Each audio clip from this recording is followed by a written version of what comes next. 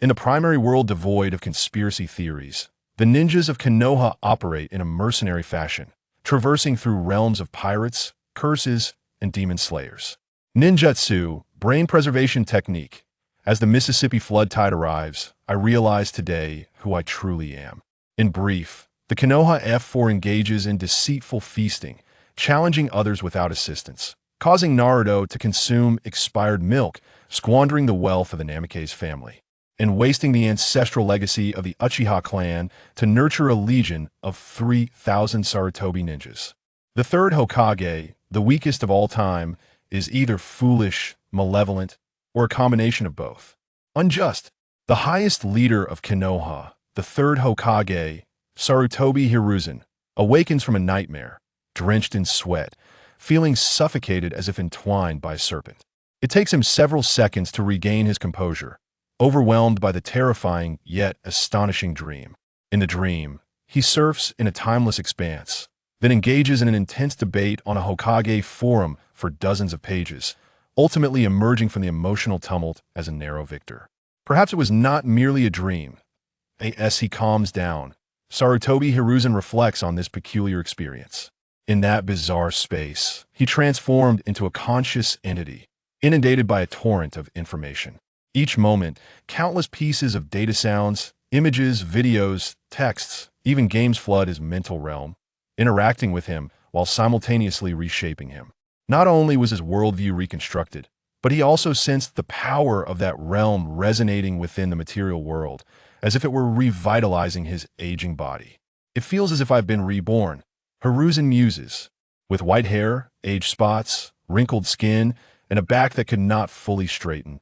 The third Hokage dons his home attire and steps out into the courtyard, leisurely seating himself on the floor. He gazes at the starry sky, savoring the aroma of tobacco. At this moment, his once rigid thoughts begin to thaw like ice under the sun. It is hard not to awaken with such an abundance of information, akin to the raging waters of the Mississippi sweeping through rural ditches. The land of waves, the Akatsuki, the burdens of this world, the ninja world war. The Akatsuki, memories of the past flooding his mind, the healthy Itachi, intel from Jiraiya, Hokage forums, Uchiha grappling, the non-mainstream aesthetics of a new generation. The eighth Hokage, the fuel for Boruto's tale, the new S-rank Susanoo Kakashi, the third Hokage foolish, malevolent, or a blend of both. Truly remarkable, the strongest Hokage's character was altered mid-story. As a master of all Konoha ninjutsu, I am left without a power-up for my final appearance. The first, second, and fourth Hokage all received significant boosts for their climactic battles. Yet I am relegated to my elderly form during Edo Tensei. Incredible! Kishimoto truly knows nothing about the strongest Hokage. It infuriates me to consider Kishimoto should have spent 20 years in Konoha's prison learning the will of fire. I would personally instruct him. Hiruzen's thoughts become increasingly vibrant. His mind races, brimming with youthful ideas. Traditional ninjas lack excitement. Victory is assured.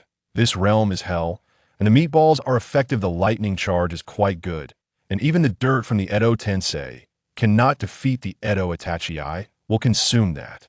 The first Hokage is the best ninja. The pirate mobile game is tedious. The Burning Legion invades.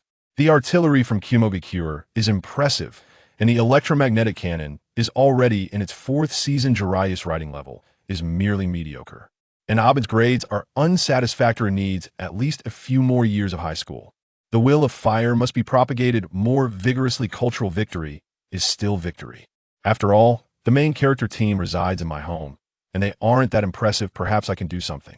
Thoughts flow chaotically without a hint of logic, galloping freely. Finally, the third Hokage, Sarutobi Hiruzen, confirms that he indeed possesses the power to alter history. The most beautiful sunsets are painted in crimson. I am in the prime of my life. If reality were a story, then I would be the child chosen by fate, or rather, the elderly man chosen by fate, Hiruzen quips to himself. At that moment, Hiruzen suddenly realizes he can fully straighten his once crooked back due to age. It is a marvelous sensation, reminiscent of time reversing within this aged shell. Hiruzen closes his eyes, savoring the remarkable condition of his body. So strong, It has been over a decade since I felt such abundant chakra. In this state, I could easily best Orochimaru. In this condition, as Hokage, I can indeed reverse the tide of fate, Hiruzen firmly concludes. Ding! A spark of inspiration flashes in his mind. Ah, I have a brilliant idea. To transform Konoha and the ninja world, I shall begin with Konoha's education. With my exceptional teaching skills, I might as well establish a Konoha Academy city. However, before that, I must attend to a certain matter. Shimura Danzo, the sinner of Konoha, a fallen ninja, the sinister puppet master, the head of the Hokage world's boss cultivation center. The treacherous ninja, Shimura Danzo, must be held accountable for the public outcry against the amiable third Hokage, which has been perpetuated through numerous posts. In the land of fire, the village of Konoha bears the name Sarutobi, not Shimura. I am the Hokage. Ahem. Suddenly, two members of the Umbu appear, kneeling on one knee. The Fox Mask Shin and the Monkey Mask Ko are Umbu directly under the Hokage, responsible for ensuring his safety. Hokage Sarutobi issues directives to his subordinates with a commanding voice. Ko officially notified that a meeting of all Jonin will be held tomorrow at 10 in the morning. Instruct the Secretariat to draft a response plan regarding potential attacks during the Chunin exams and submit it to me by 5 in the afternoon. Shin summoned 2 standard Umbu combat teams to stand by here. Then informed Danzo to meet me here in 1 hour. Understood. An ominous event is on the horizon. The Fox Mask Shin and the Monkey Mask Ko exchange glances, accepting their orders, their hearts filled with dread. After the Umbu depart, Hiruzen turns back to his room, donning his combat armor, draping the Hokage cloak over his shoulders, and placing the Hokage hat atop his head. He meticulously reviews the intelligence, strategizes, and summons his true ally, the Monkey King, to confront his long-deceiving friend the fallen ninja, Shimura Danzo. This friendship, spanning decades, is on the verge of its conclusion. At this moment, it is the 63rd year of Konoha. The tale of a ninja world is just beginning. Team 7 is currently on a mission in the Land of Waves. Naruto Uzumaki and Sasuke Uchiha engage in playful banter. Sakura Haruno teases Naruto while casting adoring glances at Sasuke. Kakashi glances at an unusual puddle on the ground. At that moment, Naruto suddenly sneezes. The winds are shifting. Chapter 2. The finality of friendship. A sigh escaped from Sarutobi Hiruzen as he exhaled a plume of white smoke from his pipe, the dim light flickering intermittently. Beneath the moonlight, his once gray hair had entirely reverted to black, and the passage of time seemed to have left no marks on this venerable elder. At this moment, both his physical prowess and chakra had returned to their peak. He awaited his friend, Shimura Danzo, to bring closure to their friendship. Ah, Danzo. The third Hokage's lament was laden with complexity. Danzo was a man beset by misfortune. In the annals of history, he appeared as a fallen ninja, corrupted by ambition and the ravages of time. From an external perspective, his fate was even more tragic. He was merely a scapegoat for the Hokage, a figure who had not even existed prior to the events of the Naruto series, with no place in the group photographs of teacher and student. Foolish Danzo, who believed that a delayed choice had cost him the title of Hokage, a torment that haunted him throughout his life and became his inner demon. Yet, from the outset, he had never possessed the opportunity. The sole candidate for that examination had been me, and the third Hokage had always been destined to be Sarutobi Hiruzen. This sense of guilt had lingered within me, contributing to the reason I had allowed him to continue. He failed to consider that when individuals like Koharu, Hamura, and Kagami stepped forward, they too would not have become Hokage. They were either lacking in strength or failed political scrutiny. Danzo, you belong to that very category of inadequacy. Even when it came to the Uchiha clan, you were not in the running. With just a watch and a Manjikyu Sharingan, you could barely qualify as a lowly ninja. Not even a formidable one. Look in the mirror, my friend. Suddenly, the sound of a door creaking open interrupted his thoughts. Shimura Danzo appeared at the entrance of the courtyard, his expression still shadowed, leaning on a cane, his gaze sharp. Sarutobi turned to face the somber Danzo, who was likely displeased at being summoned by the Umbu in the dead of night. Hiruzen, what is the urgency?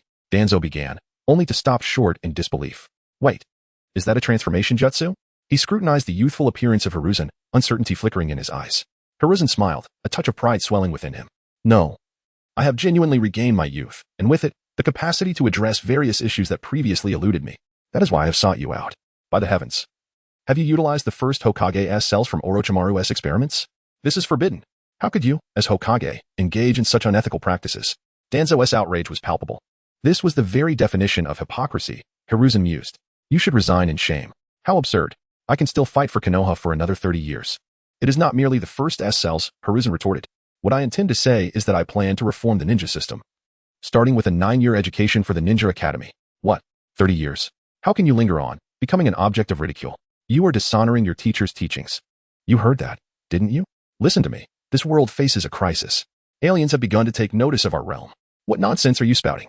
Danzo scoffed, dismissing Hiruzen's claims. You are losing your mind, and your position is ripe for the taking. In order to combat this crisis, I have devised a splendid plan. Tentatively titled Konoha Academy City, aimed at strengthening our village. Furthermore, this upcoming Chunin exam will be the last of its traditional form. Those who fail will return to school to relearn the will of fire, and root will no longer be necessary. Hiruzen continued, what Konoha requires is unity, not division. The actions of Root have exceeded the village's control and have even threatened its stability. Danzo sneered, Hiruzen, I do not agree. Are you questioning my loyalty? Everything Root has done is for the future of Konoha. Your arrogance knows no bounds. Danzo, you have cultivated several of the villains. I am utterly disillusioned with you after years of friendship, Hiruzen declared, his resolve firm. I have made my decision. Before Hiruzen could finish, Danzo interjected, you are insane. Such foolishness. Shimura Danzo, you are beyond redemption. With words unspoken, Hiruzen resolved to act, shattering the cup to signal his intent. Darkness technique. Damn it, Hiruzen. Danzo found himself engulfed in darkness, his vision obscured. Danzo could not utter another word. Hiruzen had already taken action. The mechanisms of Shursui Si and Izanagi were troublesome, yet Hiruzen, having trained under Shinju Tobarama and mastering all of Konoha's ninjutsu, was adept at handling such abilities. As long as his chakra reserves were sufficient, there would always be a technique in his arsenal to counter any threat. To Hiruzen, the brash and brutish were the most vexing opponents, and as Hokage, he had the prerogative to initiate combat. Triple seal. Danzo, frantic, attempted to activate the resurrection coin in his hand, but Hiruzen's sealing technique was swifter and more decisive. Hiruzen's body and shadow clone executed a sealing barrier resembling a green pyramid. Cough. Saru dash now. Long awaited, the summoned Saru, transformed into the adamantine prison, swiftly expanding into an unbreakable cage, completely ensnaring Danzo. When Danzo regained his sight, he found himself devoid of the will to resist. It was a moment of utter defeat, akin to being slaughtered without even a chance to reveal his skills. Hiruzen, what have you done? Danzo, trapped within the confines of the adamantine prison, growled. His expression twisted in rage. He attempted to channel his chakra, but it was futile. The double ceiling was impenetrable. This was a banquet of calamity. He felt a deep-seated resentment. Had Hiruzen not ambushed him, how could he, possessing the powers of both Shinju and Uchiha, have lost so swiftly? Reform in Konoha begins tonight. Hiruzen resumed puffing on his pipe, gazing intently at Danzo. I am the Hokage. Those words struck Danzo like a thunderbolt, shattering his composure. He opened his mouth to protest, to question, but Hiruzen anticipated his inquiry. Danzo, maintain some dignity. Consider your current condition. You should be asking why I have only taken this step today. As Danzo pondered the cells of Hashirama within him, the three-tomo Sharingan in his hand, and the Shursui Si affixed to his own, he fell silent. Realizing the weight of his predicament, your sentence will likely be a lifetime. Perhaps the next Hokage might grant you amnesty, but that would be 30 years from now. Hiruzen concluded, you are but the sunlit leaves, while I am the roots buried deep within the earth. Regardless of your reforms, without my assistance, many unsavory matters will remain beyond your reach. Lacking the means of darkness, you cannot protect Konoha, Danzo struggled to articulate. There will be no such occurrences. The era of dark and grim tales is over. The previous ninja system was flawed, and as Hokage, I must rectify these issues. Hiruzen stood tall, filled with determination. After a moment of silence, the defeated Danzo grasped the reality that his old friend was resolute. What do you plan to do with Root? The third Hokage replied. Most will return to the ranks of ordinary ninjas, while the most egregious offenders, including you, will face imprisonment for redemption. Danzo, I possess intelligence that you cannot fathom. The crisis Konoha will face is beyond your capacity as a fallen ninja to confront. So, I am to be labeled a fallen ninja? Danzo's frustration mounted. Shimura Danzo gritted his teeth in fury. You will come to regret this, he uttered. Hiruzen Sarutobi, unfazed by Danzo's ire, retorted, I am the Hokage. After delivering this line, he disregarded Danzo's continued vitriol and turned to the Umbu, instructing, this matter is entrusted to you and your team, Shin. Ensure that you handle the forbidden items on Danzo, his eyes and arm. Bring your team and follow me. At that moment, as several Umbu squads appeared, Danzo comprehended the gravity of the situation. Indeed, it was a treacherous banquet aimed solely at him. After many years of acquaintance, he noted the inexplicable transformation of the traditionally indecisive and weak-willed Hiruzen's Sarutobi. With decisive clarity, Sarutobi led a squad of Umbu directly towards the Root base. It was not a matter of mistrust in the Umbu, but rather an acknowledgement that Root harbored formidable adversaries. The Umbu's victory was uncertain, and casualties would likely be severe. However, as Hokage, Sarutobi's involvement would yield a different outcome, With the will of fire behind him, the staunch members of Root would surely yield in submission. This night, the nefarious and depraved ninja Danzo, along with his accomplices in the Umbu, would face the consequences of their actions. Chapter 3. The Konoha City Academy Urban Planning. Inside the conference room of the higher-ranking ninjas, a cacophony of voices filled the air, buzzing with speculation. The news of Danzo's arrest had spread like wildfire, notably due to the direct intervention of the Hokage himself. The assembly comprised primarily of elite shinobi, including several clan leaders, all of whom had long suffered under Danzo's machinations. While the revelation was indeed positive, the upper echelon struggled to fathom how such a dramatic turn of events could occur. How could the indecisive third Hokage suddenly exude such authority? Even Asuma Sarutobi, the Hokage's own son, appeared utterly bewildered. Not that it matters, but I have no idea either, Red replied. You know, I haven't lived in the old estate for quite some time. The last conversation with his father was a distant memory. Hey, do you know who Danzo is? Kai interjected. You've seen him, right? The one-eyed elder. Shikaku, what do you think? What? You don't know either? Impossible. How could you not know? Nara Shikaku, recognized as the most intelligent among them, turned to his friends and stated, just wait. The Hokage will be here soon. This urgent meeting must signify something significant. We should support the Hokage's decisions. After this pronouncement, he fell silent. Are we on the brink of war? A naive voice piped up, provoking a moment of stunned silence. After a few seconds, a member from the intelligence department hesitantly responded, surely not. Things have been quite peaceful lately. Indeed, the international climate is quite stable. Another chimed in. We are even preparing for the Chunin exams. Exactly, it's highly unlikely. We wouldn't be the ones to initiate conflict, right? Just kidding. The naive speaker, sensing the unfavorable atmosphere, began to chuckle awkwardly, but no one joined in. The room fell quiet, perhaps stilled by the impending footsteps of the Hokage. As the F4 entered the conference room, the attendees noted the dour expressions on the faces of Elder Mito and Elder Koharu, as if they had not slept well the previous night. In stark contrast, the third Hokage appeared invigorated and youthful, as though he had rejuvenated by decades. If this transformation were to happen to anyone else, it might evoke envy or curiosity, potentially inciting greed. However, as the Hokage, all that lingered in the minds of the assembly was intrigue. They speculated on what secret techniques might have been employed. In typical meetings, the agenda was usually proposed by the Konoha elders or the leader of the Jounin, Shikaku, who would then facilitate discussion before the Hokage made a final decision. This time, however, the Hokage took the initiative. My esteemed Konoha elites, he began, his voice resonating with authority. I have summoned you here to announce several important matters. The third Hokage, brimming with vigor, continued. First, the renegade ninja Shimura Danzo has surrendered, and the criminal organization Root has been disbanded. Clan leaders may reclaim their family members who were lured into the organization. The upper ninjas had already known this news through the night. The official announcement was merely a reaffirmation of the Hokage's authority. There was a palpable air of uncertainty among the Jounin, as they had never witnessed such a high-profile display from the third Hokage. Secondly, he continued, during the upcoming Chunin exams, all Jounin are to cease external missions and maintain readiness with combat gear. Any pending assignments will be postponed to ensure the utmost success of the exams, and all must prepare for unrestricted combat mentally. A murmur of discontent rippled through the assembly, with Jounin thinking, could it be that the naive one was right? By the way, Ibiki, the content of the written examination needs revision. Though your design was innovative, it does not adequately test the candidate's will of fire. We must amplify the emphasis on this aspect. Isn't the will of fire also assessed in the outer villages? They grumbled internally, yet Ibiki nodded in agreement, promising to redesign the examination. Thirdly, we will reform the Ninja Academy. The facilities will expand, and recruitment will extend throughout the Land of Fire. We shall invite children with ninja potential via a letter akin to those of Hogwarts, allowing a limited number of foreign students to enroll as exchange students. The academic years will be extended to 9 to 12 years, progressively granting access to all ninjutsu techniques. Only those who attain at least Chunin level will graduate as ninjas. This is quite ambitious. What on earth is a Hogwarts invitation? The Hokage seemed a stranger today, eliciting a mix of concern and surprise among the Jounin regarding this sudden transformation. Previously known for his gentleness and caution, today he projected decisiveness and even aggression, introducing terms that were unfamiliar. Hokage-sama, I must voice my concerns, began Hayashi Hyuga, the head of the largest clan and a benefactor of the village. Not that I oppose you, but the funding required for such a plan. Do not worry too much about finances, Sarutobi interrupted with a wave of his hand. The daimyo has agreed to a tenfold assistance plan.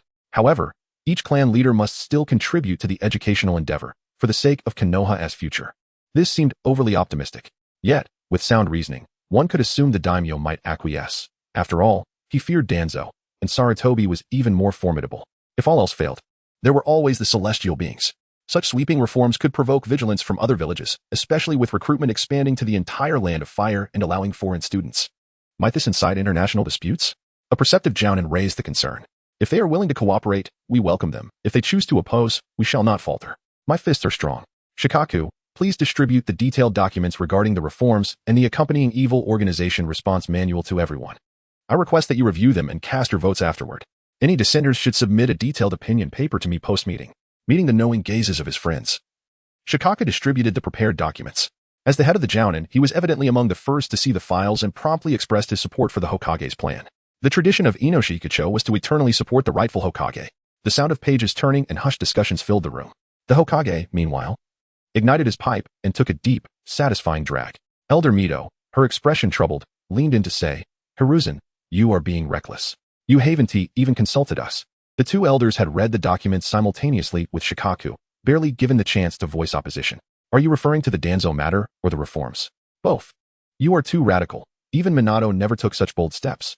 Koharu chimed in. The Danzo incident has already unsettled many, and coupled with these reforms, I fear it may provoke backlash. To cut through the chaos swiftly, we cannot afford to linger in indecision. If we continue to deliberate as before, we will be mired in endless verbal disputes. Sarutobi replied earnestly. We cannot allow this to persist. In truth, the endless disputes were not solely verbal. Danzo often acted alone in anger, creating circumstances that Sarutobi was forced to accept, such as the Uchiha incident. Now that Danzo was no longer a threat, the balance of light and dark lay solely in his hands. Sarutobi continued, Of course, you are all my most trusted allies, unlike the fallen ninja Danzo. Please continue to support me as you have always done. Chapter 4, Manual for Responding to the Evil Organization Akatsuki. As anticipated, the vote passed overwhelmingly, with only a handful of abstentions. However, compared to the content regarding the reform of ninja education, most ordinary J-nin were more concerned with the appendix titled Manual for Responding to Evil Organizations. After all, ninjas draw their power from within. Their education primarily revolves around combat skills. Rather than abstract policies, they are more focused on strength. In this document, the third Hokage thoughtfully included several case studies of Konoha J-nin who had failed in simulated confrontations with Akatsuki members, hoping that they might exercise greater caution in the future. The J-nin gathered to discuss the document. Rain Ninja Village has actually been taken over by this evil organization? Aren't they supposed to send someone to participate in this CH-nin exam? Is there a conspiracy at play?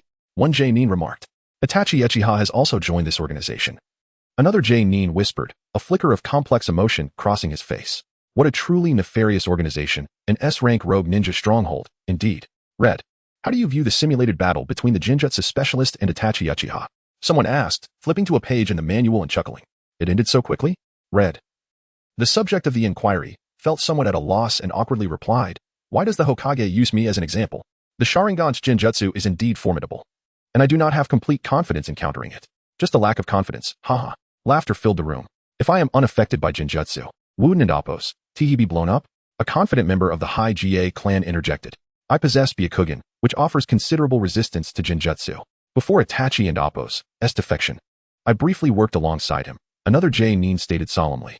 Setting aside his status as a bloodline user, he is formidable in all other respects. His combat intelligence and ninjutsu application are top tier. But according to the records, Itachi Uchiha is just an ordinary ninja, isn't he? His Jinjutsu and Taijutsu are merely somewhat superior to the average person, thanks to the enhancement of his Sharingan. The other members all possess unique skills. Suddenly, it seems that Konoha and Appo's rogue ninja lacks any significant reputation. At this rate, he appears rather ordinary. The Hokage clearly did not disclose any intel regarding undercover agents, as Itachi had always respected him. Honestly, what is there to compare when it comes to rogue ninjas? Besides, there is a former member, Orochimaru, who possesses exceptional skills. His snake ninjutsu is unparalleled in the ninja world. Doesn't it, Appo's? That mean we have two S-rank villains from Konoha? The land of lightning doesn't have any rogue ninjas. After all, they must be incompetent. The atmosphere inexplicably shifted to one of comparison. Here is a simulation of Asuma being killed single-handedly by Haiden. Someone turned to another page. Asuma, what is your take? Asuma, cigarette in mouth, grumbled. Huh? This old man looks down on me? Although immortality is troublesome, I am not so easily defeated. That is because you're a fool. If it were Kakashi, he would surely use shadow clones to probe for information. Another J-nin chimed in. I would do that too. Asuma retorted, flipping to his page while stubbornly thinking that the old man truly understood his combat habits, despite their lack of communication. Come on. You just love to clash blades. Another J-nin lamented, this organization is truly versatile. Without intelligence, encountering them would undoubtedly lead to death. Not necessarily. Mike Guy suddenly interjected, eyes gleaming with fervor. With so many strong opponents to defeat, I feel my youth burning even brighter. Let us each choose an opponent. I'll take Itachi Uchiha. Such enthusiasm. You truly are something else, Guy, a nearby ninja chuckled, patting him on the shoulder. That aside, what has to deal with the leader with the Rinnegan on the last page? Someone asked, flipping to the manual and Oppo's final page, brow furrowed. Isn't that just a legend? The power level is off the charts. Another J-Nin sighed. But I find that mysterious killer even more terrifying, akin to the fourth Hokage's space-time ninjutsu. It leaves no opportunity for escape. Regarding combat, everyone has their own opinions. How to deal with Oppo's planetary devastation and Oppo's. Its weakness lies in the core before it fully forms. It requires at least a Bijou bomb-level attack to break it. Now, let us say you were to lead an entire team of Umbu. No, take 3 teams of Umbu. How would you handle it? I'm just a regular J-Nin focused on intelligence. You are the combat specialist here. Esteemed elites. This is crucial intelligence that you must be vigilant about in the future. This evil organization is anti-human, anti-social, and devoid of humanity. If you encounter them during a mission, do not act recklessly, retreat swiftly and summon your comrades. The third Hokage, whose plan for the Ninja Academy had received unanimous approval, was in high spirits as he encouraged his talented subordinates. You are Konoha's most precious talents. The future of Konoha relies on you. Truly, the Hokage was well informed. Even knowing the minutiae of the S-rank rogue ninja stronghold, surely he must have placed undercover agents within. Who could it be? Everyone praised the Hokage's wisdom and vision. The meeting extended until evening, with lunch taken within the conference room. The elite ninjas shared their thoughts, gaining a comprehensive understanding of the Hokage's policy for strengthening the nation and enhancing the standards of Konoha's ninjas, while once again deeply learning the will of fire. Thus, the next step would be to execute their respective duties, secure funding from the daimyo, and commence construction. After the meeting, the third Hokage, Sarutobi Hiruzen, returned to his office, sinking into his chair and taking a deep drag from his pipe, finally feeling a hint of fatigue. Being younger felt wonderful. From capturing Danzo last night to leading the subjugation of the route, and then riding for an entire morning and attending meetings all day without rest. Only now did he feel a slight weariness. I'll work a little longer, finish the chapter on One Piece where Luffy battles Moria, and leave it to Sai for editing. Sai, I really don't want to be a shameless ghostwriter, but for the sake of intelligence in the ninja world, the Hokage must make the sacrifice. Sarutobi chuckled to himself. I am truly the chosen old man now. If I could return to that space where the concept of time does not exist tonight, I would learn all the postures that the various teachers left unfinished. Use the first Hokage's technique to achieve Super Shadow level, and then visit the Hokage Forum once more. I've even thought of a new post title. How can you bear to slander someone who has devoted their life to Konoha? Do you have a conscience? Looking up at the familiar office decor, he felt it was overly outdated and monotonous, hardly resembling a young person's workspace. Being an old man was one thing. But how would the future fifth Hokage endure it? Cough. Suddenly, the Umbu appeared, still wearing the fox mask and monkey mask. Let us change the office decor tomorrow. Hang photos of all the Hokages on that wall. Buy some comics for Konohamaru on that bookshelf, and in that corner, let us put a snack shelf. Buy some trendy snacks and drinks from the market. Konohamaru might enjoy them. The office can not only have tea, it must also have soda. That night, the Umbu, masked as A and Shan, vaguely overheard the Hokage murmuring in his sleep. In the first half of the night, it was phrases like, you must be sweating profusely. Old brother, how dare you use 3 summoning beasts in one match? And challenging the divine is sheer folly. In the latter half, it transformed into, how can you tarnish someone's reputation out of thin air when it was clearly Danzo's doing? And the milk truly expired because I bought too much. Along with you all must adhere to the original manga. It seemed that although the Hokage appeared unruffled after dealing with his fallen friend Danzo, the psychological pressure he bore was considerable. Reflecting on the Hokage's educational reforms, the new generation of Konoha ninjas would surely be even better. The 2 loyal Umbu quietly applauded the third Hokage's resolve. Chapter 5. Mediocre brother. The sunlight illuminated Hokage Rock, casting a resplendent golden-red glow. The streets bustled with activity. As workers diligently erected new structures alongside the thoroughfare, scaffolding and construction materials scattered about. The cacophony of machinery and the rhythmic clinking of hammers intertwined harmoniously, creating an atmosphere teeming with vitality and ambition. The members of Team 7 strolled aimlessly along the street, while Kakashi-sensei was engaged in a briefing regarding their recent mission in the Land of Waves, which had exceeded expectations. The team remained intact, as Kakashi had promised to treat them to a bowl of delicious ramen afterward. It was astonishing how lively the village had become in just a week. Naruto, with his hands clasped behind his head, grumbled in impatience. Even the faces of the elder shinobi had been freshly painted. Hey, you slackard. Haven't you heard about the ninja system reform? The announcement is clearly posted on the mission building, Sasuke remarked, hands tucked into his pockets, casting a sideways glance at Naruto. I didn't notice that. Naruto scratched his head, looking bewildered. Indeed, he was lagging behind. You're such an idiot, Sasuke. Who are you calling a slackard? You've repeated it twice now. Naruto retorted, pointing an accusatory finger at Sasuke. All right, Naruto, no need to shout. Sakura interjected, clearly taking sides, as she waved her fist. If you keep it up, I might have to step in. Naruto promptly fell silent, exchanging glares with Sasuke before turning away. At that moment, Kakashi sauntered over from the direction of the Hokage's office, lazily waving his hand without looking up from a small booklet. Oh, everyone is still here. Kakashi-sensei, Naruto exclaimed, rushing over with an excited grin. Has the briefing concluded? What did the Hokage say? Kakashi's tone remained nonchalant. Well, although you three received quite a bit of criticism from the third Hokage, I suppose you passed. In reality, the third Hokage had spent a considerable half-hour lamenting Kakashi's inability to measure up to his younger self, mixing in incomprehensible remarks about being the weakest S-rank ninja, wasting the old man's gold compared to the first Hokage. Had it not been for his luck, Kakashi, the copy ninja, might have perished in the land of waves. After discussing the will of fire for another 10 minutes, he spent the final 5 explaining the new policies of Konoha and the upcoming Chunin exams, even taking a moment to inquire about Naruto's training before departing. Why's that? The 3 young ninjas asked nervously. Because there were numerous unexpected incidents during the mission, far exceeding the original mission rank, Kakashi began to weave a tale. However, the Hokage recognized our performance, considering we successfully protected the client and dealt with Zabuza and Haku's threats. Kakashi, the mission's difficulty escalated to the level of confronting elite Jonin. Didn't you ever think to call for backup? What if the opponent had more than one Jonin? What about their subordinates? Each member of Team 7 is a potential pillar of support. If anything happens, can you face the spirits of our predecessors? The words of the third Hokage echoed in his mind. Well, in that case, we're fine, right? Naruto exhaled, patting his chest with a triumphant smile.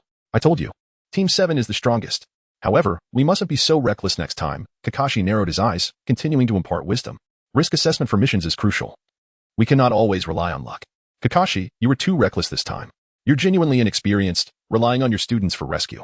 It was merely luck that you got through this time. You ought to take it more seriously. The third Hokage and Appo's words rang in his ears. Understood, Kakashi-sensei. Naruto responded cheerfully, clearly dismissing Kakashi's warning. Let us go. I'll treat you all to barbecue. Wow. The 3 young ninjas burst into joyous exclamations. Wasn't it supposed to be ramen? Kakashi-sensei is suddenly feeling generous. Because this might be the last gathering of Team 7, Kakashi maintained a light tone. I have already signed you up for the Chunin exams. They exclaimed in unison. If you fail, Team 7 might just disband early.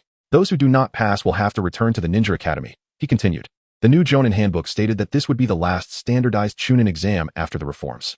If one could not become a Chunin, they would have to return to school and start anew. Kakashi waved the small booklet in his hand. This isn't a friendly gathering, it's the newly issued Jonin handbook, which contains the new policies of the Will of Fire and information on the Akatsuki organization. Naruto, Sasuke, and Sakura's eyes widened in shock, their faces etched with disbelief. Kakashi-sensei, you can't be joking, Naruto exclaimed, jumping up and pointing at Kakashi. We just completed a challenging mission. I refuse to return to the Ninja Academy. Exactly. Kakashi-sensei. Sakura chimed in, her anxiety palpable. What will happen to me and Sasuke if we disband? Though Sasuke remained silent, his furrowed brow spoke volumes. After finally becoming a ninja, returning to school was unfathomable. How could he possibly seek revenge under such circumstances? Kakashi's tone remained relaxed. Well, that and Appo's, as the new regulation from the Hokage. I have no choice in the matter. By the way, this might be the last Chunin exam. The methods of advancement in the future are uncertain. If you wish to pass smoothly, you all need to train diligently during this period. Kakashi genuinely appeared indifferent. In his view, Naruto and the others returning to school might be beneficial for their growth. After all, he might end up teaching at the high school division of the Ninja Academy himself. His decision to enroll them was also a means for Team 7 to gain experience and test their limits. Reflecting on the transformed Konoha he had witnessed upon returning to the village, he noted the third Hokage's demeanor exuded the grace of a sagacious ruler. Now, let us go eat. At the very least, look forward to the barbecue. Once we're full, I'll share more details with you. The barbecue restaurant was filled with an enticing aroma. The fat from the meat sizzled as it dripped onto the charcoal, creating swirling plumes of smoke. Kakashi-sensei, can we talk now? Naruto, having devoured his meal and rubbing his round belly with satisfaction, inquired. Well, it's somewhat similar to the Chunin exams.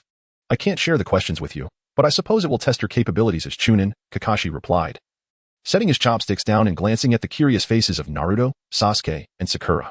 As long as you train hard, you'll surely succeed. I have faith in you. That doesn't tell us anything. Sakura interjected, explaining it would be quite tedious. Here's what we'll do. Kakashi pulled out the pristine Jonin handbook. Technically, you shouldn't have access to this, but it's not exactly a secret, so I'll let you take a look. Kakashi handed the newly issued handbook to them, casting a meaningful glance at Sasuke. Sakura, being the most academically inclined, took it first, and Naruto and Sasuke leaned in curiously to read together. What does Academy City mean? Naruto wondered aloud. It seems like Konoha plans to establish several different ninja schools. Will future students receive invitations? How cool. Ninja Elementary focuses on basic techniques and ninja tools, while Ninja Middle School covers advanced ninjutsu and modifications to their forms and properties, and there's even a specialized ninja high school. Sakura mused. Realizing her skills placed her in the elementary category. I can perform shadow clones. Naruto raised his hand proudly. I can execute several advanced fire techniques, Sasuke boasted. Still feeling competitive in front of Naruto. What about me? I can't do anything. Sakura feigned self-deprecation, though internally, her second persona was simmering with frustration.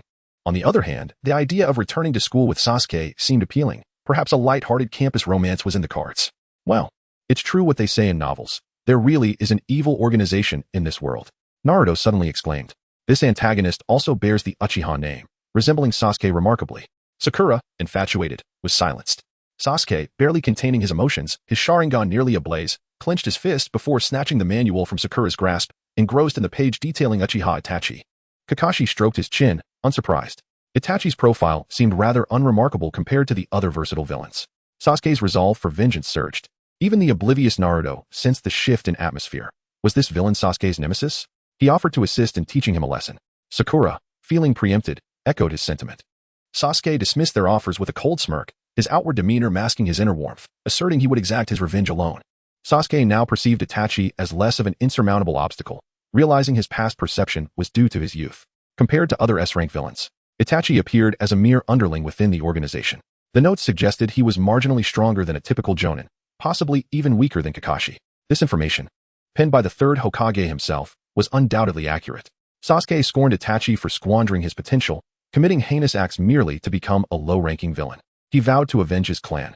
Before that, he sought to identify the most formidable Jonin accessible to him. Sasuke inquired of Kakashi, who was engrossed in eating grilled meat, whether he knew Uchiha Itachi. Kakashi reflected, stating that Itachi was once under his command. Sasuke was taken aback, realizing that the seemingly unreliable Kakashi-sensei was once Itachi's superior, reinforcing his deduction that his past perception of Itachi's strength was skewed by his youth. He impolitely questioned Itachi's strength relative to Kakashi's. Kakashi, unperturbed, pondered before replying that they were perhaps evenly matched. Sasuke begrudgingly acknowledged that he had slightly underestimated Itachi, realizing he needed considerable growth to reach Kakashi's level. He implored Kakashi to train him, resolved to become a Chunin and then a Jonin before seeking revenge. Naruto interjected, declaring his intention to defeat the villain organization. Sakura chimed in, her romantic inclinations overshadowing her enthusiasm for training. Kakashi acquiesced to instruct Sasuke and Sakura before the upcoming exam, but suggested that Naruto would benefit more from a specialized instructor. Naruto protested, desiring to train alongside his comrades, accusing Kakashi of favoritism. Kakashi reassured him that the other instructor was even more capable and that the Hokage had arranged for personal tutoring. Though still displeased, Naruto reluctantly conceded. Chapter 6. Iruka with the mindset of the Hokage. You hail from Dandong, casting a city in pure white, yearning for Guangdong cuisine. You gently sway in the brilliance of the horizon, transforming into tears as you awaken. The second floor must assuredly be built atop the first, which in turn must rest firmly upon the ground. The third Hokage is currently inspecting the extensive renovations of the Ninja Academy, providing guidance to the bustling construction site. It is well known that Sarutobi Hiruzen holds education in the highest regard. As the date of the Chunin exams approaches, representatives from various factions have largely settled in Konoha. Behind him are the Hokage's secretary, the leaders of the Ninja Academy, and several teachers, all taking notes, capturing the essence of their leader. In essence, the Hokage's message is clear: great buildings must have a solid foundation, just as the education of children must be firmly established, for they are the future of Konoha. Indeed, the words of the Hokage provoke deep reflection. Iruka, who has harbored the mindset of a Hokage since childhood, gazes longingly at the third Hokage ahead. Iruka, you truly are an educator embodying the spirit of the Hokage, Sarutobi Hiruzen acknowledges with a nod of satisfaction, inhaling from his pipe. You flatter me, Hokage-sama, Iruka responds, his face aglow with pride at the praise from his idol. Being merely an ordinary teacher is an underestimation of your capabilities. In the realm of education, Iruka, you must bear a greater burden. At that moment, personnel from the Hokage Tower approached to inform that the fourth Kazekage wishes to visit Konoha's new constructions alongside the Hokage. With a grand gesture, the Hokage agrees, expressing his welcome to the Kazekage. Observing the approaching figure accompanied by attendants, Sarutobi's expression becomes somewhat complex as he reflects, at last, I meet this wayward pupil. Recalling the treacherous act of patricide committed by this wayward disciple, Sarutobi feels a pang of anguish in his chest. Over the years, he has shown as much love for his own as for these rebellious disciples, who, in his eyes, are as dear as his own flesh and blood, with Orochimaru being the most favored among them. Such coldness grips his heart. Furthermore, since this wayward disciple disregarded the code of the shinobi and summoned the first and second Hokages for a hybrid confrontation, Rumors of a tradition of teacher slaying within the Hokage lineage began to circulate, an ill omen indeed. This generation has been marked by filial piety and camaraderie, and even the fallen rogue, Danzo, before his demise, managed to utter praise for Tobirama-sensei and the third Hokage. Truly, he is a naturally malevolent disciple, and I long to apprehend him on the spot. Yet, the time is not ripe when the enemy's plan to bring Konoha to ruin commences. The layers of encirclement will teach the rural sand ninja the meaning of despair. Currently, all of Konoha's elite shinobi are within the village. Jiraiya has already been summoned back with intelligence. Following the impending collapse of the Sand Ninja's plan, the gentle winds of the Will of Fire shall sweep towards the Land of Wind. Sarutobi takes a deep puff from his pipe, replacing his countenance with a commercial smile. Welcoming the Kazekage. Kazekage-sama, welcome to Konoha. Third Hokage, it is an honor to finally meet you. The Kazekage replies with a faint smile, his voice deep and hoarse. He surveys the vibrant construction site, ultimately resting his gaze on Sarutobi's restored visage for a prolonged moment, appearing somewhat entranced before continuing. The development of Konoha is indeed awe-inspiring, fitting for the leader of the 5 great nations. Ha ha ha, you flatter me, Sarutobi chuckles. I have heard that Sunagakure, under your leadership, is also flourishing. If Gaara were to hear this, he would surely feel the old man's sarcasm, as they are nearly reduced to mining. However, in the presence of Orochimaru, there is little reaction. He merely fixes his gaze on Sarutobi and remarks, "You are still more vigorous than ever, Hokage-sama. You seem to have regained 30 years of youth." Ha ha ha. The ninjutsu of Konoha is profound and vast. The mere youthful techniques are hardly worth mentioning. You speak nonsense. You are certainly delving into forbidden techniques. You must be researching the first S cells. You have fallen as well. You hypocritical old man of innate evil. Ah. My dear teacher, you have succumbed to the passage of time. At this moment, Orochimaru's heart is steeped in sorrow, though he is a villain, witnessing the once steadfast teacher, who once championed the will of fire, now become a shadow of that former self, evokes a poignant sense of nostalgia. To have come this far, he understands the inhumane experiments required, and seeing the fruits of the old man's labor, he knows countless souls must have suffered under his command. On the other hand, he initially intended to impress the old man. He had envisioned tearing away the human skin mask to reveal his youthful visage, showcasing the remarkable results of his years of toil. Yet now, that plan is thwarted, for the old man's accomplishments appear even more mature. Oof, old man. You too have fallen. How will you face me, the one exiled from the village? The two walk side by side, their attendants maintaining a respectful distance behind them. Irika continues to jot notes in his little book, occasionally glancing up at the back of the third Hokage, his eyes brimming with reverence. The expansion of Konoha's Ninja Academy is indeed grand, indicating the third Hokage's considerable investment in education. Suddenly, the Kazekage interjects, a hint of veiled sarcasm in his tone. Education is the foundation of Konoha. The children are the hope of the future. Sarutobi responds unhurriedly, indeed, that is the case. Ha, the third Hokage speaks wisely, the Kazekage chuckles lightly. Following this, Sarutobi unveils his Konoha Academy City plan, inviting Irika to assist in introducing the comprehensive development of ninja education, which leaves the Sand Ninja from the countryside utterly bewildered. The objective is to expand the educational region 100-fold within 5 years, while all ninjutsu in Konoha will be progressively made available at the Ninja Academy, aiming to cultivate a new generation of idealistic and capable students, ensuring that every ninja has access to knowledge and skills under the will of fire. Dame? The ninja clans? Everyone supports me. The will of the people is the will of the Hokage, and the will of the Hokage is also the will of the people. Sarutobi passionately promotes his educational initiative. Orochimaru, upon hearing this, feels as though the old man has been possessed. How could he have had such ambition in his youth, leading to the later degradation? What does it matter to stir things up at this age? Old man, reliving your youthful bravado? The Konoha attendees feverishly scribble notes. Sarutobi continues to advocate. Not only is this for the Land of Fire, but the Konoha Academy City plan also aims to recruit students from abroad.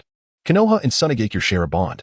I wonder if the Kazekage would be interested in sending students to Konoha for their studies. As I hear the Kazekage's children are quite promising. This remark is rather offensive, akin to offering hostages. The Sand Ninja attendants, initially impressed by Konoha's advancements and generosity, begin to feel a surge of indignation. The Kazekage raises a hand to quell the rising discontent among the Sand Ninja. Hokage-sama. You jest. Orochimaru, naturally, feels no emotional upheaval at this. He merely casts a deep glance at Sarutobi, pondering, is this old man's forbidden technique truly that effective? Did he teach me to hide my secrets back then? I have great hopes for that boy named Gaara. He truly seems to be a person of potential, possessing the demeanor of a Kazekage. The Hokage should consider the next candidate for Hokage carefully. Ha ha ha, Konoha is brimming with talent. Anyone could be a successor to the Hokage. Meanwhile, in the nearby forest of Konoha, Jiraiya, having returned early to the village, is conducting special training with Naruto. The long-legged tadpoles leap chaotically on the ground as Jiraiya and Naruto exchange wide-eyed stares. In every sense, Naruto does not appear to be the destined child. What nonsense is the old man spouting? At the same moment, the sound of crackling electricity fills the air. Chidori. Lightning shatters the rocks. Under the light, Sakura, with her headband tied resolutely, practices her hand seals while simultaneously tackling her homework at home. Kakashi provided her with a copy of A Beginner's Guide to Medical Ninjas. In his cell, the one-armed, one-eyed Shimura Danzo perused the newspaper, with the headline reading, "Teams from various nations gather in Konoha for joint examination," showcasing a new era in the ninja world. Chapter 7. Whitebeard. A man with the will of fire. Whitebeard is indeed a man who embodies the will of fire. During a moment of subspace surfing, Sarutobi Hiruzen, having scored an astonishing 6,000 points in the Super Shadow competition, left a comment under a video of the Marineford War. Ding. A notification flashed across the list. A user with the ID and Oppos, Ace and Oppos, attempted to add him as a friend. Accepted. In the Chunin joint examination, at the written exam venue. The moment the test papers were distributed, nearly all the out-of-town candidates grasped the true essence of the test. It was a quest for intelligence gathering. The first question, what is the favorite color of the third Hokage? The second question, what is the greatest achievement of the third Hokage? The third question, what are the 3 essential elements of the will of fire according to the third Hokage? And so forth. The most perplexing part was the essay prompt on the will of fire. As an outsider, how could I possibly comprehend the will of fire? Who would know such things? It's absurd that you in Konoha are inserting your own biases into the exam. The out-of-town candidates resorted to various means to cheat and obtain answers. The skilled cheaters managed to find the solutions, while the less adept were swiftly escorted away. Meanwhile, the local Konoha candidates, laden with the weight of the will of fire, were left scratching their heads, contemplating the questions. It was utterly unexpected that even in the Chunin exam alongside outsiders, one could not escape inquiries about the will of fire. Uchiha Sasuke was visibly frustrated. He had mastered the Chidori and anticipated shining in the Chunin exam, only to find himself stuck at the written stage. Not a single answer came to him. Who would know what color the third Hokage favored? This was utterly infuriating. Should he cheat? Activating his Sharingan, he scanned his nearby teammates. Sakura was riding with impressive speed, which was understandable, but why was Naruto also riding so quickly? Wasn't he at the bottom of the class? Sasuke found this incomprehensible. Even those at the bottom could manage, yet he still needed to resort to cheating. How could that be justified? With unwavering confidence, Naruto faced the questions. Although he had to guess on the earlier ones, no one understood the will of fire better than he. Having undergone rigorous training under the current Hokage and the legendary Jiraiya, he boldly proceeded to the final question. Crafting an essay titled "It is not by becoming Hokage that one gains recognition, but rather, it is those who are recognized that become Hokage." Hinata Hyuga stole a glance at Naruto. Initially, she intended to ask him for answers, but upon seeing him so earnestly writing, she felt a rush of admiration. Her cheeks flushed as she lowered her head to continue answering. Caught in a mental struggle, Sasuke closed his Sharingan and resolved to write. He could not allow himself to fall behind the bottom dweller. With determination, he pinned down his answer to the first question. The favorite color of the third Hokage, red. The fire of the will of fire is red. Nara Shikamaru was deeply shocked. He had recognized the exam as a battle of intelligence from the start. But after observing for a while, he noted that only the outsiders were cheating. Was he the only one from Konoha who had discerned this? Was the foreign village testing for intelligence while Konoha focused on the will of fire? Naruto, how could you not see the enormous burden you carry? Why are others attempting to copy him? Are they all fools? Had I drifted off during a Summa-S briefing on the exam protocols? As the spring breeze carries a hint of floral affection, may I be granted a moment of youth once more. Sarutobi Hiruzen, puffing on his pipe, stood side by side with the Kazekage, while the examiners behind them observed the written exam through a colossal crystal screen, employing the forbidden art of the long-range telescope, which Hiruzen had utilized for this Chunin exam.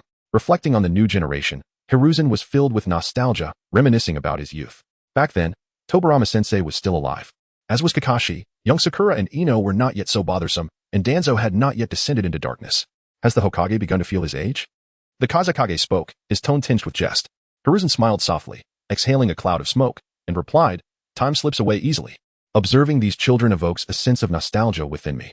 The Kazekage nodded, his gaze fixating on the crystal screen, ultimately settling on Uchiha Sasuke.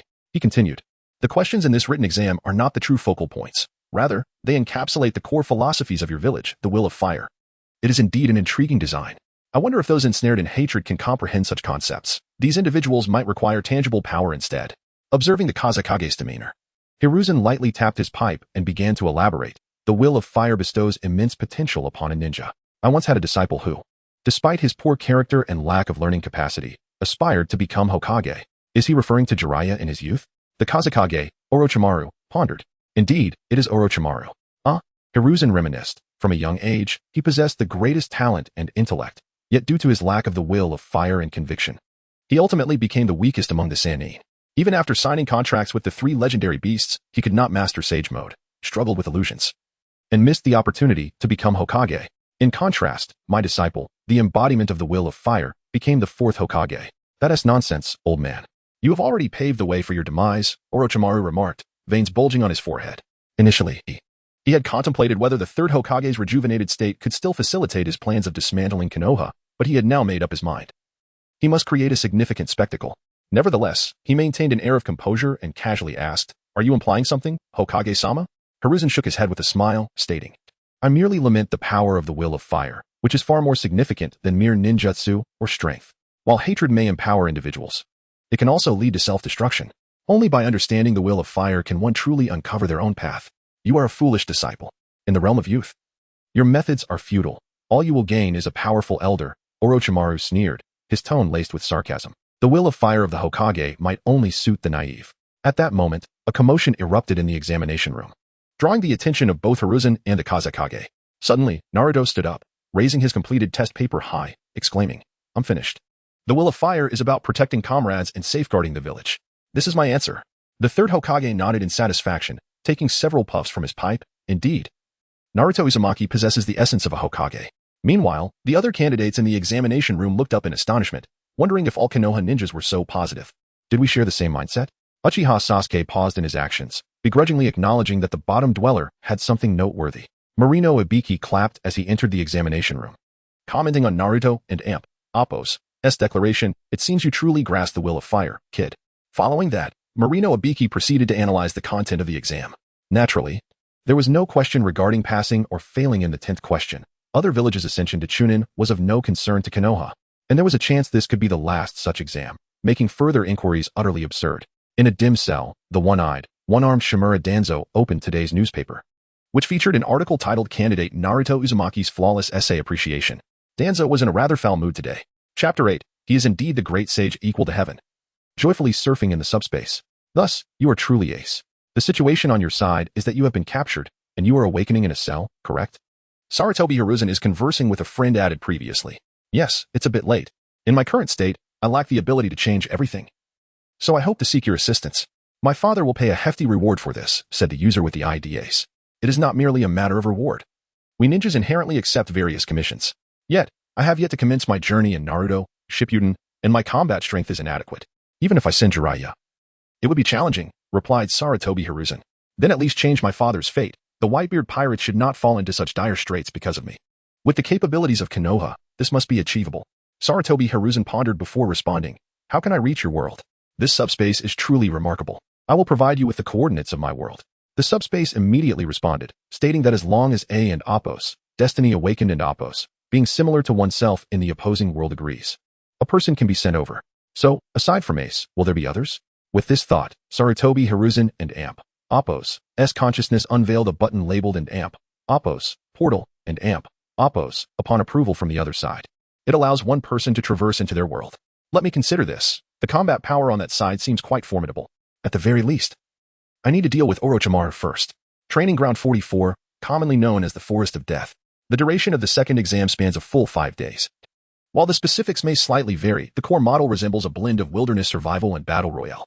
Gazing at the distant high tower, Uchiha Sasuke, hands in pockets, wore a cold expression, contemplating that the time to showcase his skills had finally arrived. This was his domain. Sasuke stood at the forefront of the small team, not turning back, stating, "We merely need to acquire the Book of Earth to complete this exam, right? Let us begin. No one here will be my match." Sakura hesitated, glancing at the aloof Sasuke ahead, and asked, "If the opposing team is from our village, should we still engage?" No need. There are enough opponents to choose from." Sasuke replied without hesitation, embodying the spirit of fire. He pointed directly at the distant tower. "I have an idea. All teams will ultimately need to head there. We shall wait at the tower. Teams lacking capability are unworthy of entering the next exam. I am the examiner." Sakura was taken aback, realizing that Sasuke intended to lay in wait at the tower, testing anyone who approached. Such a Sasuke was undeniably impressive. "But what on earth have you trained in with Kakashi?" Sakura's inner self screamed. Naruto raised his hand and interrupted, shouting, "Wait, I have something to say." Sakura felt a wave of relief, hoping the foolish Naruto could deter Sasuke. Why must we suddenly view all contestants as enemies? Turning towards Naruto, who was rummaging through his belongings, he finally produced something, a beautifully crafted letter. It appeared to be made of thick parchment. with the recipient's name Vortex Karen elegantly inscribed in emerald ink on the envelope, followed by the sender's name Sarutobi Hiruzen, headmaster of Konoha Ninja Academy in graceful, classical handwriting. Surrounded by the Konoha emblem watermark, Naruto continued, I have a secret mission from the third Hokage. Deliver this letter to a contestant named Karen from the Grass Village and invite her to join Konoha. Sakura and Sasuke took the letter, peering curiously inside. The content essentially stated that this Grass Village genin named Karen is a lost descendant of the Vortex clan and now wishes to return to Konoha Ninja Academy. Any ensuing issues would be personally handled by the third Hokage. The letter also included a photo of Karen and a pre-printed Konoha identification card. Sakura inquired, the Vortex clan? I haven't heard of it. Could she be related to Naruto? But her hair is red, which is different. Indeed, she is of the same lineage. It is said that the Vortex clan now consists solely of me and her. That is what the third Hokage conveyed to me, said Naruto, his expression brightening. Having always been alone, the sudden discovery of another member from his clan amidst this exam filled him with anticipation about living together in Konoha. He giggled, thinking that he could now refer to himself as part of a clan like the proud Sasuke. Humph, foolish and trailing behind, Sasuke coldly mocked, yet inside. He felt a deeper empathy for Naruto, realizing that this guy was also the last orphan of his clan. But how shall we find her? We can't just shout her name, can we? And wait at the entrance like Sasuke suggested, haha. Sakura joked. But her laughter faded when she noticed her two teammates seemed serious. No, that is too foolish. What if Karen fails to reach the tower and gets eliminated? Sakura shook her head frantically. I believe it's possible. I am super strong now.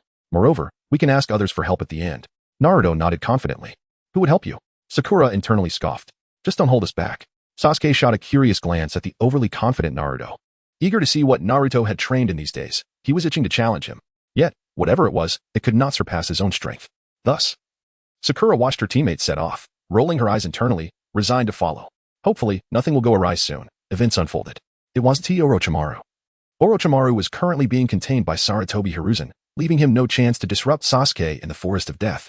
The curse seal was outdated, both ugly and weak, and had become obsolete in the later stages of Naruto Shippuden. Sarutobi Hiruzen had no intention of allowing Orochimaru another opportunity to afflict Sasuke with it, focusing instead on discussing the will of fire with the Kazekage. The trio from the Sound Village, Tosu, Sak, and Kin, had initially come to test Sasuke, approaching him right from the start of the exam. Extend, Rui bang. Tosu was sent flying by a staff as thick as a concrete pipe, his form embedded into the trunk of a tree, leaving a human-shaped indentation. That blonde kid is truly the great sage equal to heaven. Since the ambush, Tosu had only used a ninja tool, Sounding Echo, combined with sound ninjutsu to inflict a brief moment of stiffness upon Sasuke. He had merely tilted his head and asked, Are you Uchiha Sasuke? Then, the pink-haired girl retreated while forming hand seals, exclaiming, Nanny, the bandage monster is attacking. The black-haired boy suddenly crackled with lightning. And the first to suffer was the girl Kin. The boy's fist struck her abdomen, appearing as if she might vomit her breakfast, followed swiftly by a kick to her chin. Kin rolled her eyes back, knocked unconscious by the blow, and the black-haired boy, still crackling with lightning, charged towards Sak. On their side, a giant monkey transformed into an enormous club and came crashing down at high speed. Severely injured, Tosu's vision blurred. In the backlight, he could only make out the silhouette of the blonde boy, who spun the staff and seemed to comment on the one-sided battle. Though an opponent, you're not too bad. So infuriating. His blurred vision succumbed to darkness. Tosu lost consciousness. Why do you speak like that, Naruto? You're so pretentious. Sakura ceased her hand seals, lamenting how Naruto danced with his staff like a golden-haired monkey. Her teammates had grown remarkably strong. It wasn't just Sasuke. Even Naruto had become formidable. By the time she completed her seals, they had already finished the battle. Now, she felt like the tail end of the team, internally screaming in anxiety. The third Hokage had once said that those who possess the will of fire must always respect their opponents. Naruto dispelled his summoning. Humph. Let yourself be lost in the illusions of the Sharingan, he mused. After the battle, Sasuke, with his hands in his pockets, stood confidently. Sakura noticed that Sai lay unconscious at Sasuke's feet, having been taken down by a punch to the gut and a kick to the chin. In a brief moment, Sasuke had executed a double kill. The speed enhanced by his lightning-release chakra left the sound shinobi utterly defenseless. Thanks to his prior training with Kakashi, and without the need to focus on hand seals, Sasuke's strength might have already surpassed that of his original battle against Gaara. As Sakura turned to look at Sasuke, she found him trying to act cool, mimicking Naruto's so-called winner's speech. Unable to hold back, she quipped, Sasuke, you're employing taijutsu. Typically, her jabs were reserved for Naruto. Ignoring her, Sasuke sneered at Naruto, the tail end, your strength is merely borrowed from external sources. Despite his bravado, he secretly envied Naruto. Sasuke understood the significance of summoning a creature as powerful as the Monkey King. Even a ninja of Kakashi's caliber might struggle in a one-on-one against such a beast. Useless Kakashi, why didn't you have the Monkey King sign for me? Naruto chuckled. It's not just the Rui Bang. Wait until the next exam, and you'll see, Sasuke. He added with a smirk, do you think I lack other tricks? At this remark, an inexplicable rage surged within Sasuke. It was peculiar. Encountering Naruto always stirred his emotions so easily. Useless Kakashi. Clearly inferior to the direct guidance of the Hokage. It and Appos, as the Earth Scroll. Sakura exclaimed, having uncovered the scroll belonging to the Sound Trio. Now, we have everything we need. The three exchanged glances before swiftly making their way toward the tower. Inside the tower, before a crystal screen, the third Hokage observed the second match alongside the Wind Shadow. He watched as the Rui Bang, transformed by the Monkey King, was wielded powerfully by Naruto. This lad truly possesses the vigor I once had, the third Hokage mused.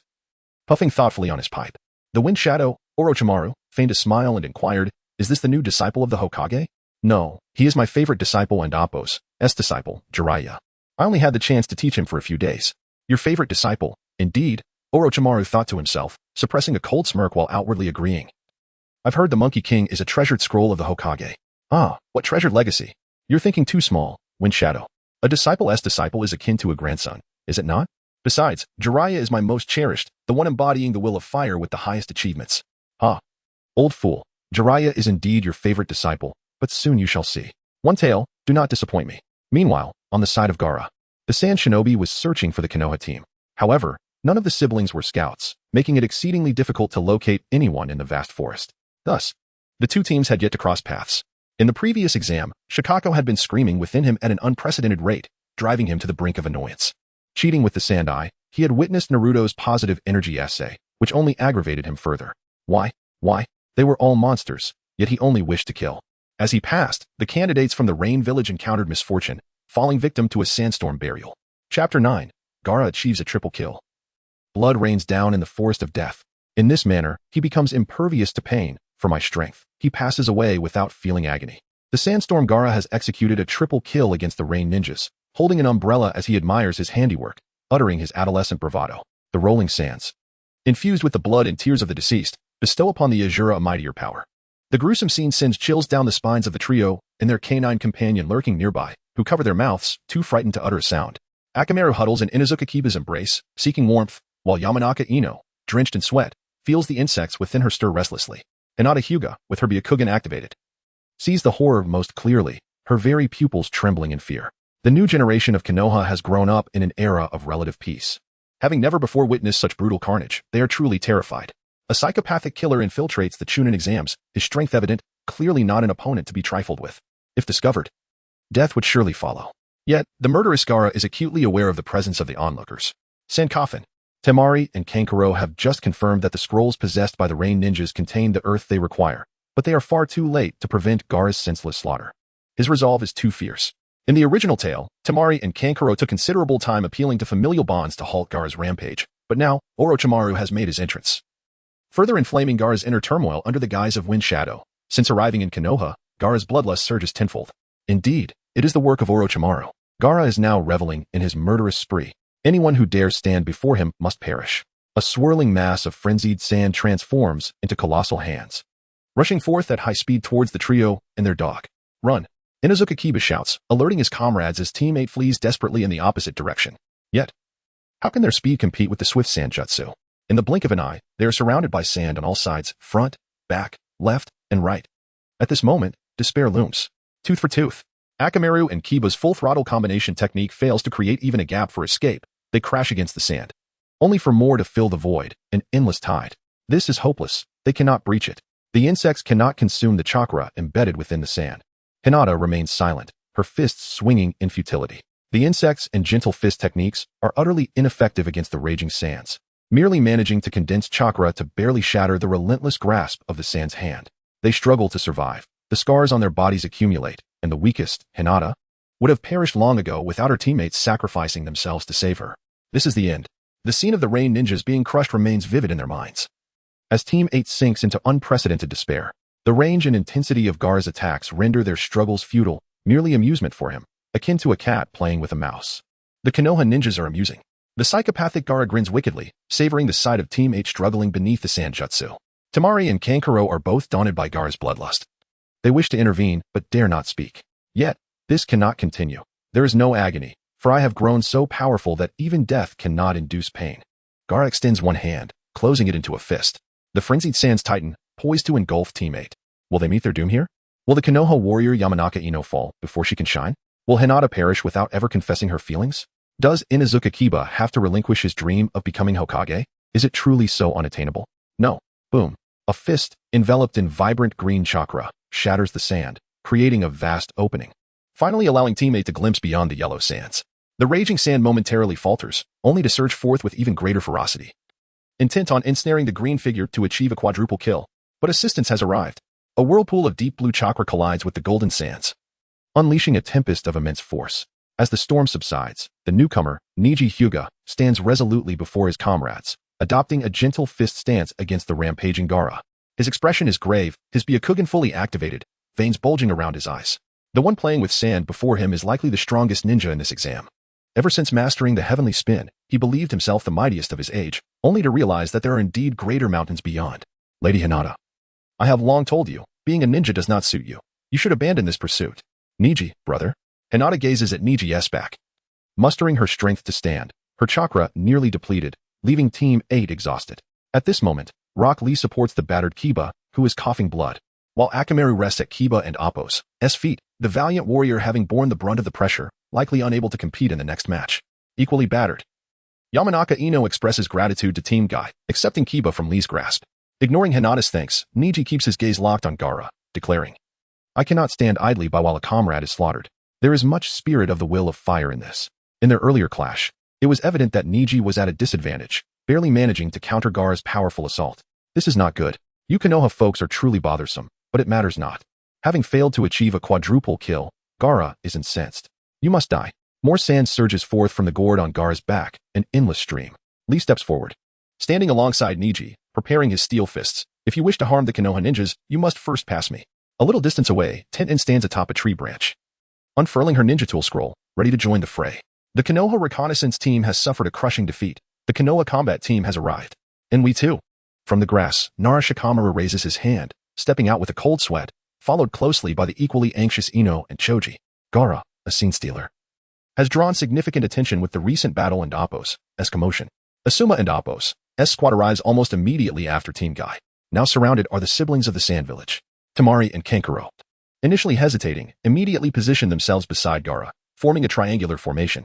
Gaara, however, isn't different. The formation is self-initiated by his siblings. Temari shouts, Are you Konoha ninjas planning to overwhelm us with numbers? Nara Shikamaru scratches his head, exhaling deeply. What a hassle. However, if you continue to make a move, don't blame us for overwhelming you with numbers. At this juncture, neither side wishes to escalate the conflict. It is time to cease hostilities. Temari and Kankuro have always opposed needless slaughter, and Kankuro wishes to persuade Gaara to stand down. However, Kankuro falls silent. Gaara's inner turmoil intensifies. The voice of Shikaka screams ever louder in his ears, as he contemplates delivering a placating remark. He cannot overlook that Temari and Kankuro may not emerge unscathed if a full-scale fight ensues. Suddenly, a sharp pain radiates from the back of Gaara's neck, an ominous Tomo-shaped chakra manifesting. The final image flashing through his mind is of the wind shadow from before the exam. What did that individual do to him?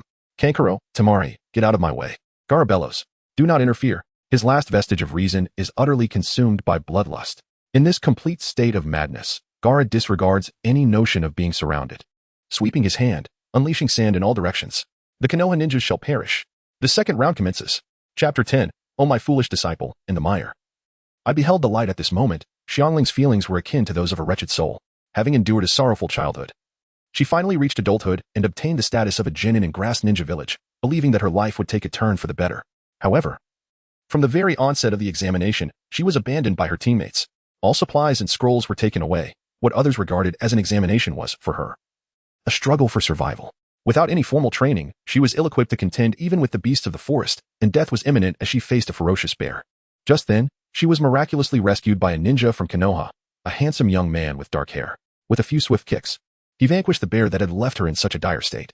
Assessing her from head to toe, he exclaimed, what a coincidence. It seems I have found you ahead of schedule. Found? Me? His teammates soon arrived. The golden-haired one introduced himself as Naruto Uzumaki and presented a letter from the Hokage of Konoha for her. So I am indeed from Konoha? At last. I can escape that place. Are you inviting me to attend the Ninja Academy? Konoha even provides living allowances. It appeared that fortune was finally smiling upon her. Naruto enthusiastically explained, that and Appo's. That's exactly it. We are the same clan, after all. If life outside is unbearable, you can always return to Konoha. I am willing. Xiangling eagerly accepted the invitation, as the memories of Grass Ninja Village were far too painful. Mission accomplished, Naruto declared, fist bumping the air with a hearty laugh. Now, let us continue toward the tall tower. Once the examination concludes, I will treat everyone to Ichiraku ramen. The 7th team temporarily transformed into a group of 4. Just as they prepared to advance toward the tower, sounds of battle echoed from afar. Sand rain. Countless sand bullets poured down like a torrential downpour. Combat was unavoidable. Rock Lee's pupils dilated, and the weight on his waist fell with a thud. Niji, you take the left, I'll take the right. Niji Hyuga Byakugan flared, veins protruding as it locked onto the trajectories of all the sand bullets with near-perfect precision. Chakra from the gentle fist coalesced in his palm, resonating harmoniously with the surge of chakra emanating from Rock Lee. The ground beneath Rock Lee's feet cracked like a spider's web, steam erupting from his pores. The first gate, the initial gate, had been opened. At that moment, the injured members of Team 8 were behind them, unable to evade. They could only confront the onslaught head-on. 2 distinctly colored blue-green chakras intertwined to form a protective spiral, the whirlwind they created nearly dispersing the rain of sand. How could this be? Kanjiro gasped, nearly severing the chakra strings of his puppet as he realized he was facing Gaara with taijutsu. Don't lose focus. Temari's fan had already unfurled. These two were on an entirely different level than before. Before her words could settle, Rock Lee had vanished. A series of sonic booms filled the air as he created afterimages that shattered the oncoming storm of sand. While safeguarding the wounded, he created an opportunity for Niji. Niji, forsaking defense, darted straight toward Gaara. As long as he entered the range for the 64 palms attack, no matter how formidable the sand ninja was, he would be helpless against the gentle fist and Appo's chakra sealing technique. The sand ninja mustn't end Appo's. Blame us for being ruthless. After all, you are a sand ninja. The duo, one on defense and the other on offense, coordinated seamlessly, launching scrolls into the air, causing a rain of ninja tools to descend from above, scattering the sand ninja siblings. The battlefield was divided. Almost simultaneously, as Suma's team entered the fray, the rotund Choji completing his hand seals. In the moment the sand spikes rained down, the chakra-infused layers of fat glimmered orange, transforming into a 4-meter-wide spherical meat shield. Shikamaru's shadow slithered toward Temari, just as he was about to seize her ankle.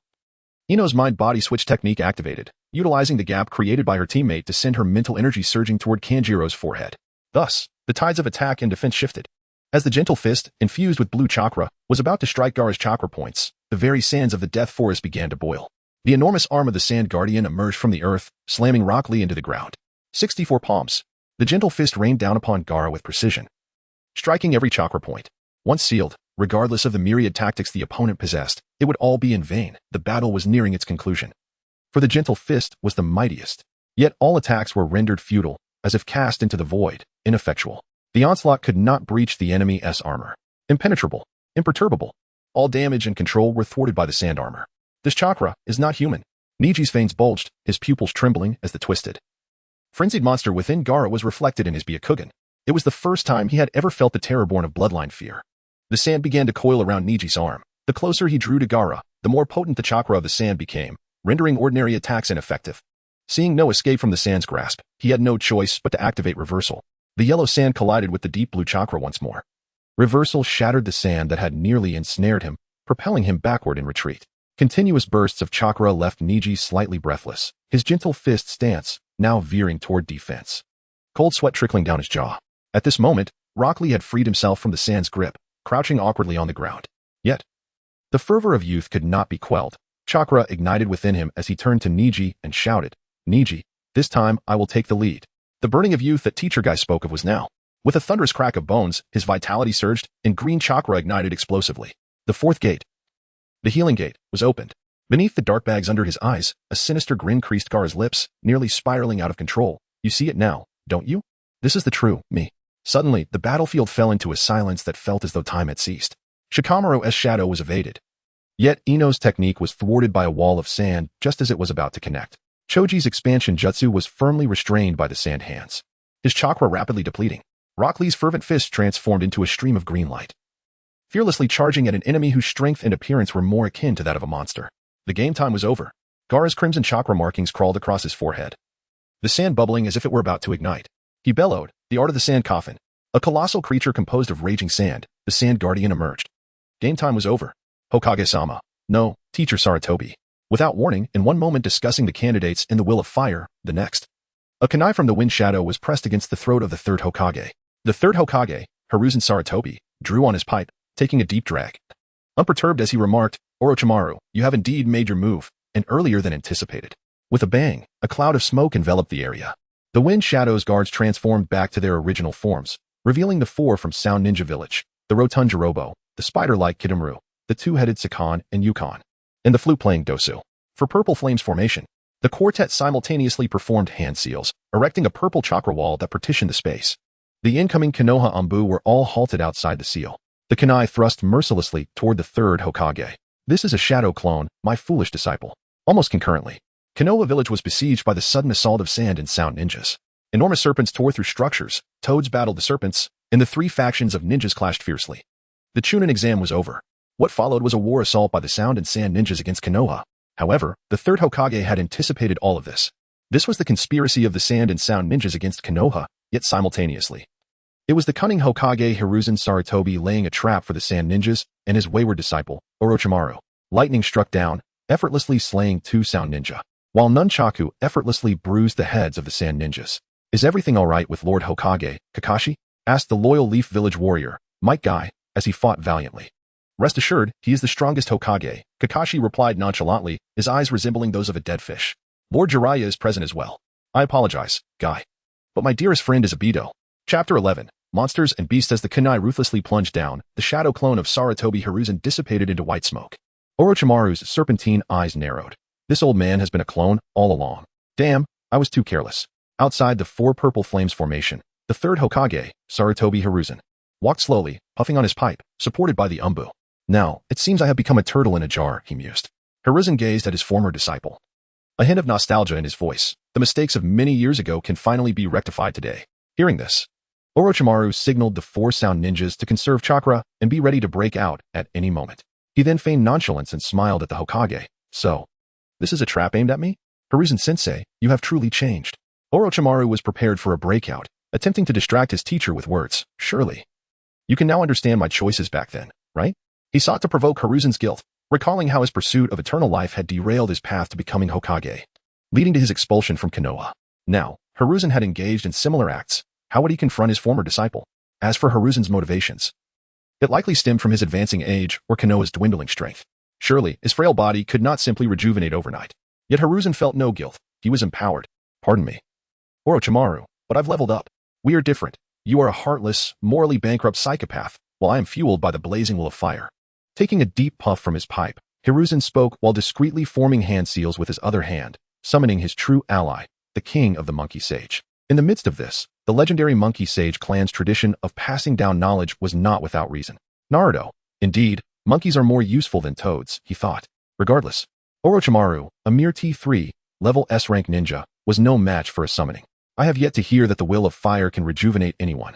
It's merely the Hashirama cells I left with Danzo, Orochimaru scoffed, deeming the old man hypocritical as he searched for a weak point to lead his team out. Foolish disciple. You haven't heard of extraterrestrials? Hiruzen replied casually. There was no point in negotiating with this wayward student, whose madness had deepened.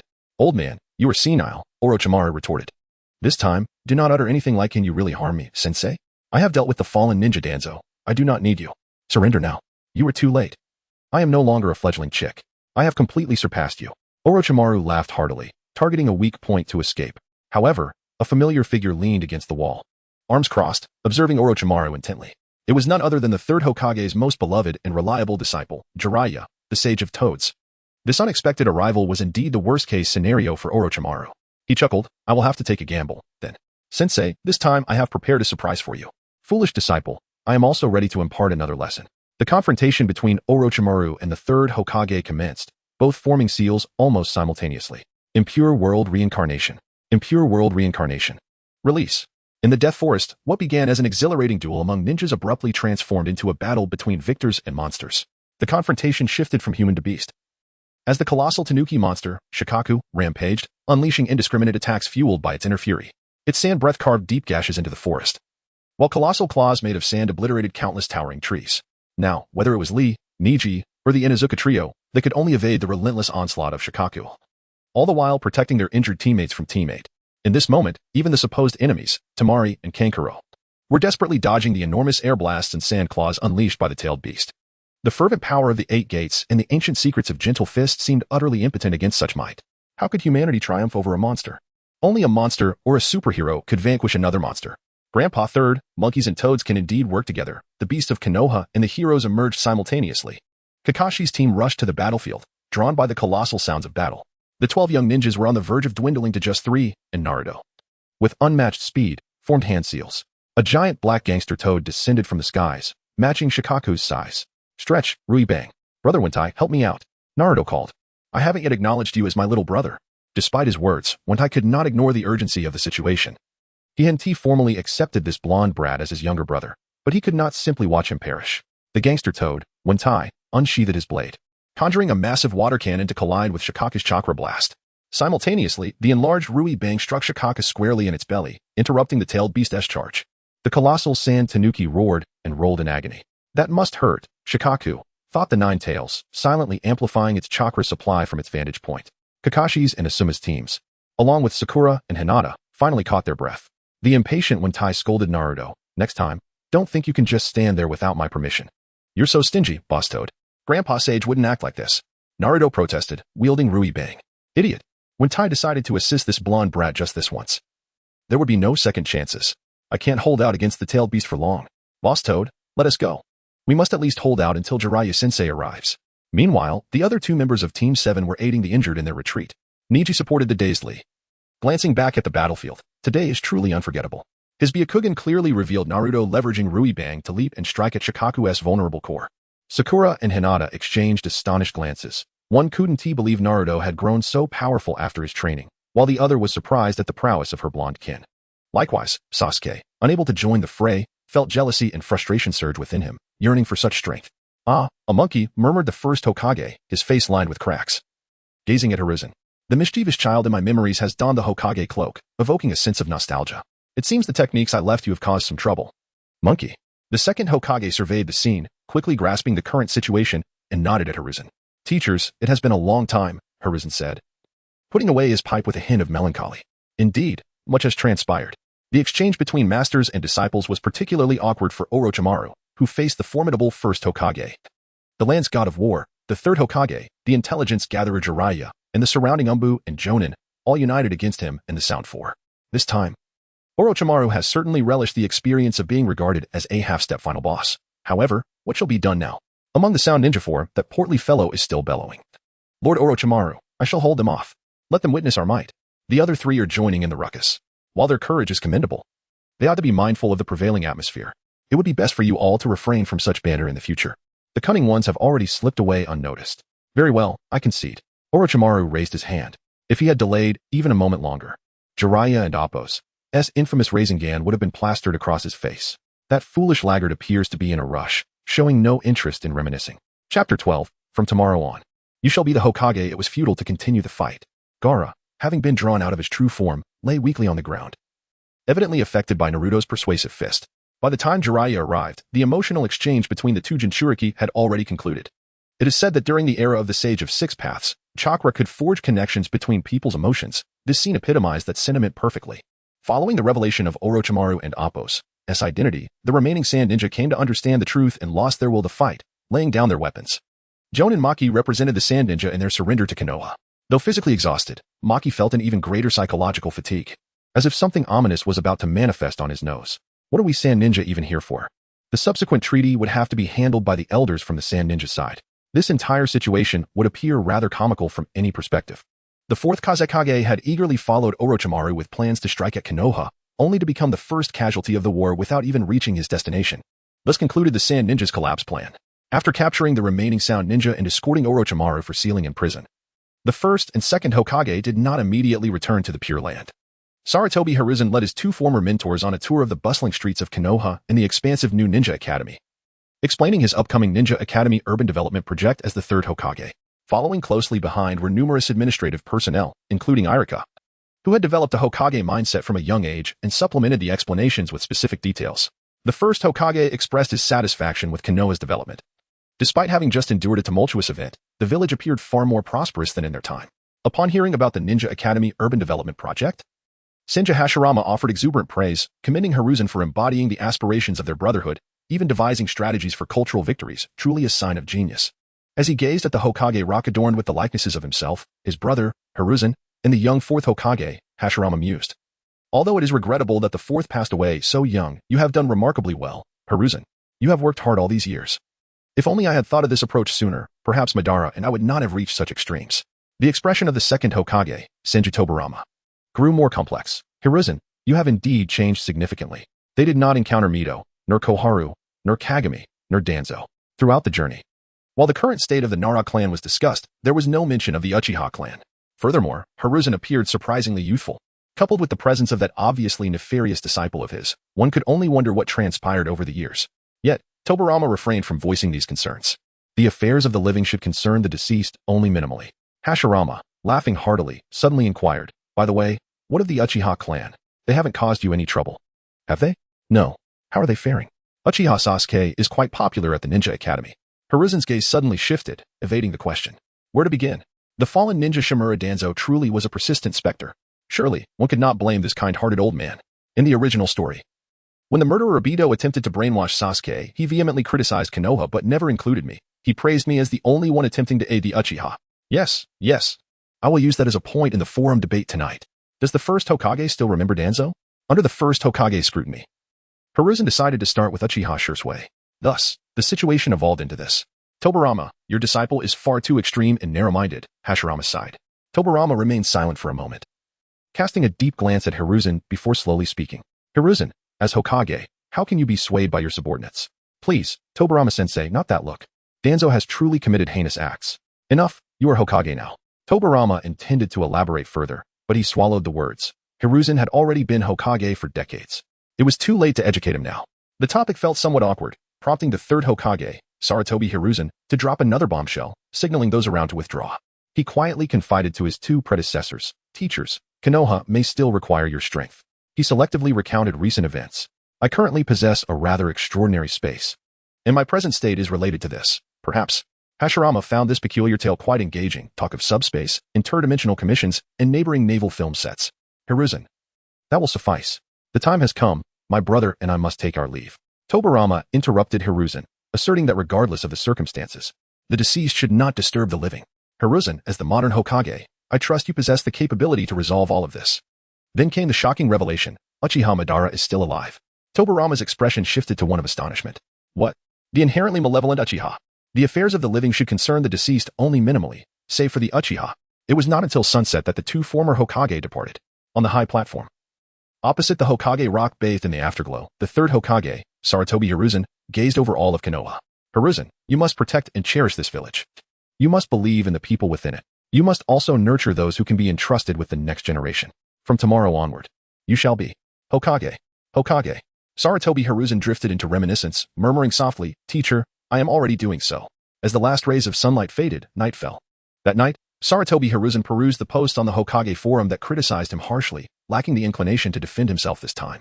His own weaknesses were indeed pivotal in many tragedies. Had he been an ordinary person or merely a jonin, he would have been considered a kind-hearted individual. Yet he was Hokage, the leader of Konoha. Sigh. He let out a breath, even liking a post titled Sarutobi Hiruzen is the root cause of Konoha's tragedies. In reflection, he found himself devoid of the will to fight. Until he stumbled upon another post. What a pathetic combat ability Sarutobi Hiruzen has. Isn't he just a mere Kankuro? Unable to contain himself, he replied, how does Orochimaru compare to Kankuro? He himself admitted he would be defeated by the third Hokage in an instant. Kankuro is merely a minor obstacle, so why compare him to the third? Just as he was about to provide more evidence, such as screenshots showing that the second Hokage needed to unleash his full power to dismantle the divine tree while the third could do so with a mere stick, his response was deleted by the original poster. His blood pressure surged. That night, in a Konoha prison cell, the one-eyed, one-armed Shimura Danzo opened the newspaper of the day, which was particularly thick. Two headlines blared. Kazekage unexpectedly dies, Sand Ninja seek peace, traitor Orochimaru captured. Hiruzen, it seems you have done quite well. Former Hokage highly praises third Hokage Sarutobi Hiruzen. Criticizes Shimura Danzo for extreme narrow-mindedness. Sarutobi Hiruzen, you. Chapter 13, The Reasoning of Aido, the best Ichiraka ramen. Everyone indulged, and I'm treating today. My wallet is bursting at the seams. After Naruto devoured 3 large bowls of tonkatsu ramen, he glanced at his companions and noticed their hesitance, prompting him to warmly invite them to join in. Sasuke and Sakura had only eaten 1 bowl, while Shikamaru and Ino from Team 10 had done the same. Hinata had barely finished half a bowl, her cheeks flushed, demonstrating how modest a girl's appetite can be. Only Choji's bowl was piled high, a testament to his hearty appetite. Kiba was still hospitalized, Shino declined the invitation, and the thick-browed member of their clan had already rushed off to train. As for his cousin, Karui, it seemed she had a plethora of paperwork to complete, whisked away by a constantly coughing Janine. They would have to invite her next time. In an unexpected twist of events, Naruto was not lacking in funds. Setting aside the incident where Jiraiya took his money to pursue women at the beginning of the story, his dorm was remarkably modern, complete with a private training room. You think everyone has an insatiable appetite like you? Sakura quipped. How did the Chunin exams turn into this? Shikamaru sipped his soup and explained, it was an attack from the Sand Shinobi and Orochimaru, who was known as one of the legendary three. Fortunately, we emerged victorious. I want another bowl, Choji exclaimed, lost in the blissful world of culinary delight. But what about our exam? Can we still be promoted to Chunin? We can't really go back to ninja school, can we? Shikamaru scratched his head and frowned. Well, under the new system, graduating normally means you're already a Chunin. Older students still need to handle village tasks. Essentially, it merely restricted the activities of Jin into the vicinity of the village. And even if we go back to ninja school, it would have to be after the new campus is established, he continued. Wow, Shikamaru, you know so much. Sakura marveled. It seems we might not get promoted to Chunin this time. I wonder if the village will arrange for a retest, Ino pondered. Naruto is truly impressive now. Hiki. That's because I have an extraordinary teacher. Naruto beamed, adjusting the forehead protector on his head. He was my father's teacher. Who was Naruto's father? Sakura asked. Intrigued. Everyone's eyes turned toward him, brimming with curiosity. The third Hokage said it must remain a secret for now. What a mystery. Sakura grumbled, her curiosity unsatisfied. Could he be someone significant? Hinata, having mustered great courage to join the gathering, felt too timid to partake in their banter, merely stealing glances at Naruto. Sasuke, feeling somewhat dejected, was reluctant to speak, his complex emotions a clutch blend of concern for his brother's struggles and envy of his successes. Forget it. I'll just train 10 times harder. One must rely on oneself. After everyone dispersed, Naruto intended to return home and further practice the balloon technique when he noticed Hinata trailing behind him. Oh, it's Hinata. What's up? He said, scratching his head with a cheerful smile. Thank you, Naruto, Hinata stammered, her face red, unable to meet the radiant gaze of Naruto. No problem. We're all friends. I'll head back now to check on Niji. I owe him a lot this time. Naruto thought to himself, Hinata is truly polite. As Hinata departed, she contemplated a second helping, as half a bowl was hardly sufficient. Within a mysterious cave. Aido. It's bad. Something has happened. Black Zetsu shouted at the enigmatic assassin. Uchiha Aido. The news of the great upheaval in Konoha and the Sand Shinobi incident during the Chunin exams had reached the distant land of rain. And the new Konoha Janine handbook had also fallen into the hands of the Information King, Black Zetsu. This evil organization response manual was utterly malevolent, completely targeting them. The abilities of the Akatsuki members had been fully exposed, along with Obito's powers. Fortunately, it hadn't been revealed that he was the original identity of Uchiha Madara. Otherwise, his disguise would have been compromised. It was incredibly challenging to convince Pain to heed his counsel. And there was a risk of the situation spiraling out of control with Kisame. Obito's identity held no intimidation at all. There must be a traitor within the Akatsuki. Obito perused the stolen Konoha Janine handbook. Is it Itachi? His information is the only one that's very vague. Black Zetsu speculated, having long suspected Itachi of harboring ulterior motives. No, Itachi cannot possibly know everyone's information. This includes detailed intel on Pain. Only 2 individuals in the organization could possess such knowledge. Could it be? Indeed, it must be Pain himself. Mr. Hans deduced. What? Black Zetsu exclaimed in shock. Obito nodded in affirmation. Only he, as the leader, would know so much, and only he understands some of my abilities. It appears he has been secretly observing me all these years. That's true, Black Zetsu replied hesitantly. It seems Pain has ulterior motives. He likely intends to test me. Obito continued. He has never trusted us, and I equally do not trust him. Black Zetsu attempted to explain that there must be something amiss, as Pain had no reason to include himself. By the way, why does it say you yearn for familial affection? Aren't you a manifestation of Madara's will? Haha. It seems Pain has some misconceptions about me. Obito chuckled. Now that our intel is exposed, we must exercise caution. Should we test his attitude? The rain in the land of rain never ceases. Water cascades down the towering steel spire, its summit obscured in the misty rain, cold and lonely. Inside the tower, Nagato's frail body was supported by intricate mechanical devices, his pale visage appearing particularly haggard under the dim light, his Rinnegan eyes filled with confusion and uncertainty. Why has the intel been so thoroughly exposed? Even I do not know all the trump cards of the other members of the organization. Conan stood nearby, holding a scroll of intelligence, its papers fluttering gently around her. It must be Uchiha Madara's doing. I've long suspected he has a scheme. Her gaze fell upon Nagato's weakened form, a complex emotion flickering in her eyes. Nagato, does this mean we must alter our plans? After contemplating, Nagato shook his head. No, even if the intel is exposed, mere mortals cannot contend with gods. Pain is invincible. He continued, let us expedite the plan to capture the tailed beasts. but the intelligence of the other members has been exposed. It's of no consequence. They were merely a bunch of traitorous shinobi to begin with. Nagato stated coldly. Prepare the body flicker technique and summon them. The tailed beast capture plan begins now. Understood, Conan nodded.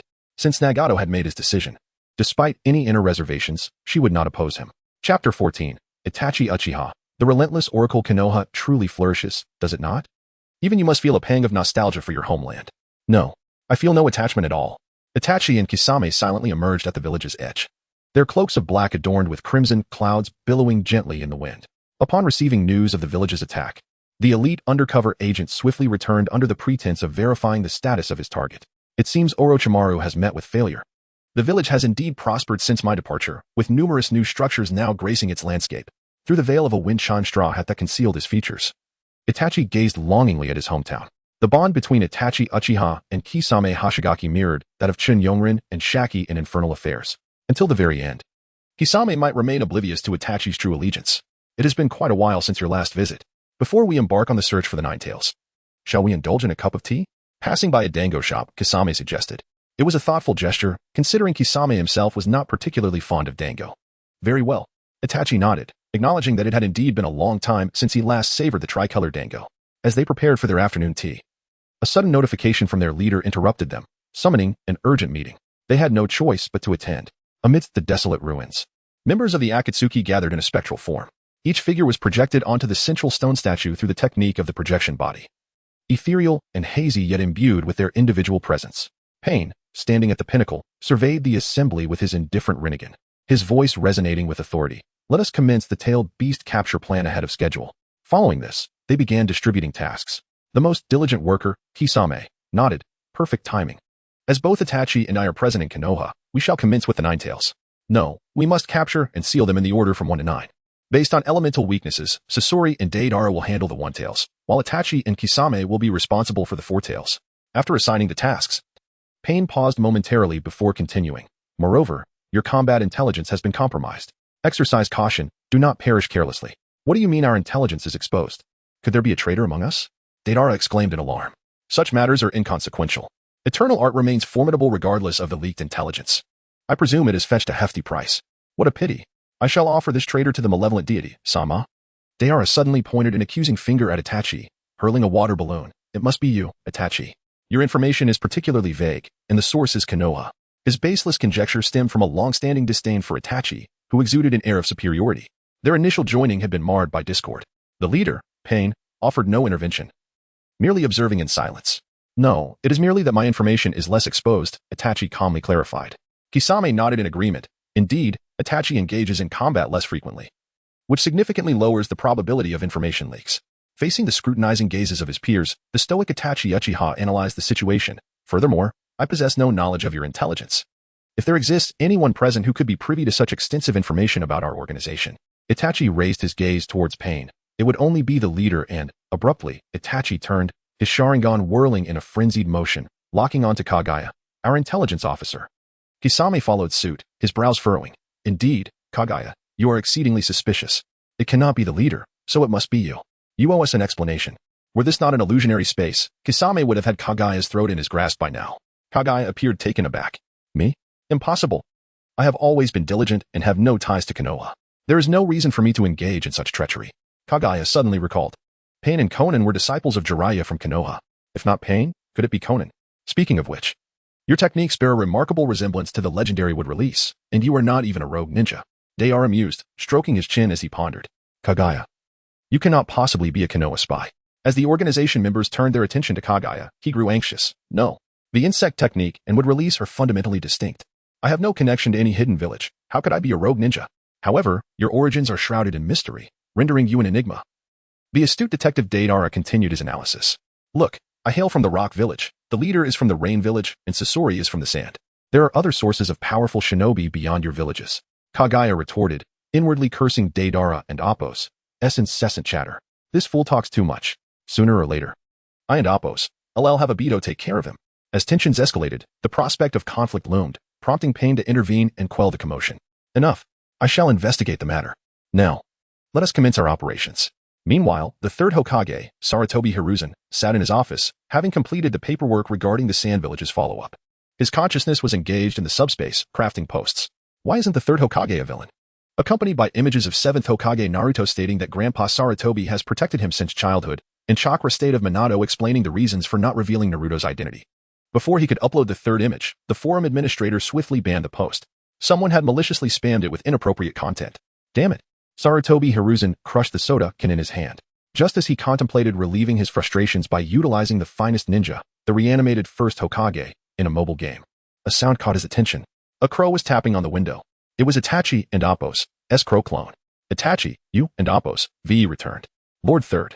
The Akatsuki is poised to make significant moves. The capture of the tailed beasts has commenced. Hiruzen inhaled from his pipe and nodded. Itachi, rejoin the ranks. Tsunade may be able to address your physical condition. Dying in a foreign land should not be your destiny. The crow shook its head. The village has changed. Danzo is imprisoned. You can return to the Umbu, or perhaps teach the new generation at the academy. Danzo will bear full responsibility for the chaos. The crow continued to shake its head in refusal, asserting that as long as the village and Sasuke were well, any sacrifice would be worthwhile. Moreover, the current state of the village was favorable, and if Sasuke could enjoy a peaceful school life, that would suffice. What a selfless and arrogant individual. Moreover, Itachi harbored an increasingly intense inclination towards self-destruction. Perhaps I should send you to the neighboring studio, Sarutobi Hiruzen pondered in silence. Since the last conversation with the Ace brothers, there had been no follow-up. The current landscape of the film industry had no viable means of contending with the 3 great generals against the 4 emperors. Surely, we cannot wait for Naruto and Sasuke to complete their ultimate evolution into Kazuru and Akainu before engaging in a crushing battle. However, given Itachi's capabilities, he might alter Ace's fate. This would also serve as a gesture of goodwill between netizens. Cough. Itachi, there is no need for such sacrifice. You are a vital elite of Konoha, embodying the will of fire, a golden undercover agent. Upon completion of this task, I shall assign you a new mission. The crow responded, Lord Hokage, my physical state may not endure much longer. After uttering this, the crow coughed a few times. Wait for Tsunade to return. Upon her arrival, you must return to the village immediately. This mission is of utmost importance. Currently, only you possess the capability to fulfill it. The crow nodded. The supply of chakra concluded, and the crow vanished. The third Hokage, Sarutobi Hiruzen, tapped his pipe, ash tumbling to the ground, feeling somewhat troubled. Itachi, it is evident you have disregarded the Hokage's orders, fully intending to atone for your sins through Sasuke. If Danzo was an independent tyrant, then Itachi must also be a solitary king in his own right. Both individuals shared a strikingly similar rationale. For the sake of Konoha, I clearly did not issue any commands back then. The orders from the Hokage were entirely disregarded. Any dissent was deemed chaos. It was said that there were treacherous advisors surrounding the Hokage. The 3 legendary Sannin did not comply. Danzo turned a deaf ear. Itachi Uchiha was unyielding, and even the Hyuga clan ignored his directives. In the realm of passionate anime, not a single character adhered to the Hokage's commands. Damn Kishimoto. Sarutobi Hiruzen picked up a pen from his desk and began drafting a new curriculum for the Ninja Academy. Perhaps he preferred the realm of education over the burdens of being Hokage. However, he had no choice. The weight of governing the Great Fire Country and the 13 provinces rested solely on his shoulders. Chapter 15. The braggart Uchiha Itachi received the message conveyed by his clone, confirming Sasuke's predicament in Konoha, which brought him a modicum of relief. After consuming the last dumpling, he addressed Kisame, saying, We must depart. Regarding the 4 tails, we need to head to the land of Earth. It seems we are somewhat delayed. Ahead lay Asuma and Kurenai, while behind them was Kakashi, who was carrying a packaged red bean cake, a gift he had bought for Aido. It was during his wait at the dumpling shop for Sasuke that Kakashi stumbled upon the 2 members of Akatsuki, while Asuma and Kurenai were inadvertently caught up in the fray during their date. The streets had already been cleared. It appeared that Kakashi had been keeping a watchful eye on them since their time at the dumpling shop. Itachi mused. How unfortunate. I have become rather dull, he remarked. It has been a long time. Asuma, Kurenai, and Kakashi. Tossing aside his wind chime hat, Itachi revealed his impassive countenance. Humph, Uchiha Itachi, accompanied by the formidable Kisame. Asuma positioned himself protectively in front of Kurenai, recalling the intelligence on the Akatsuki organization pinned by his elder.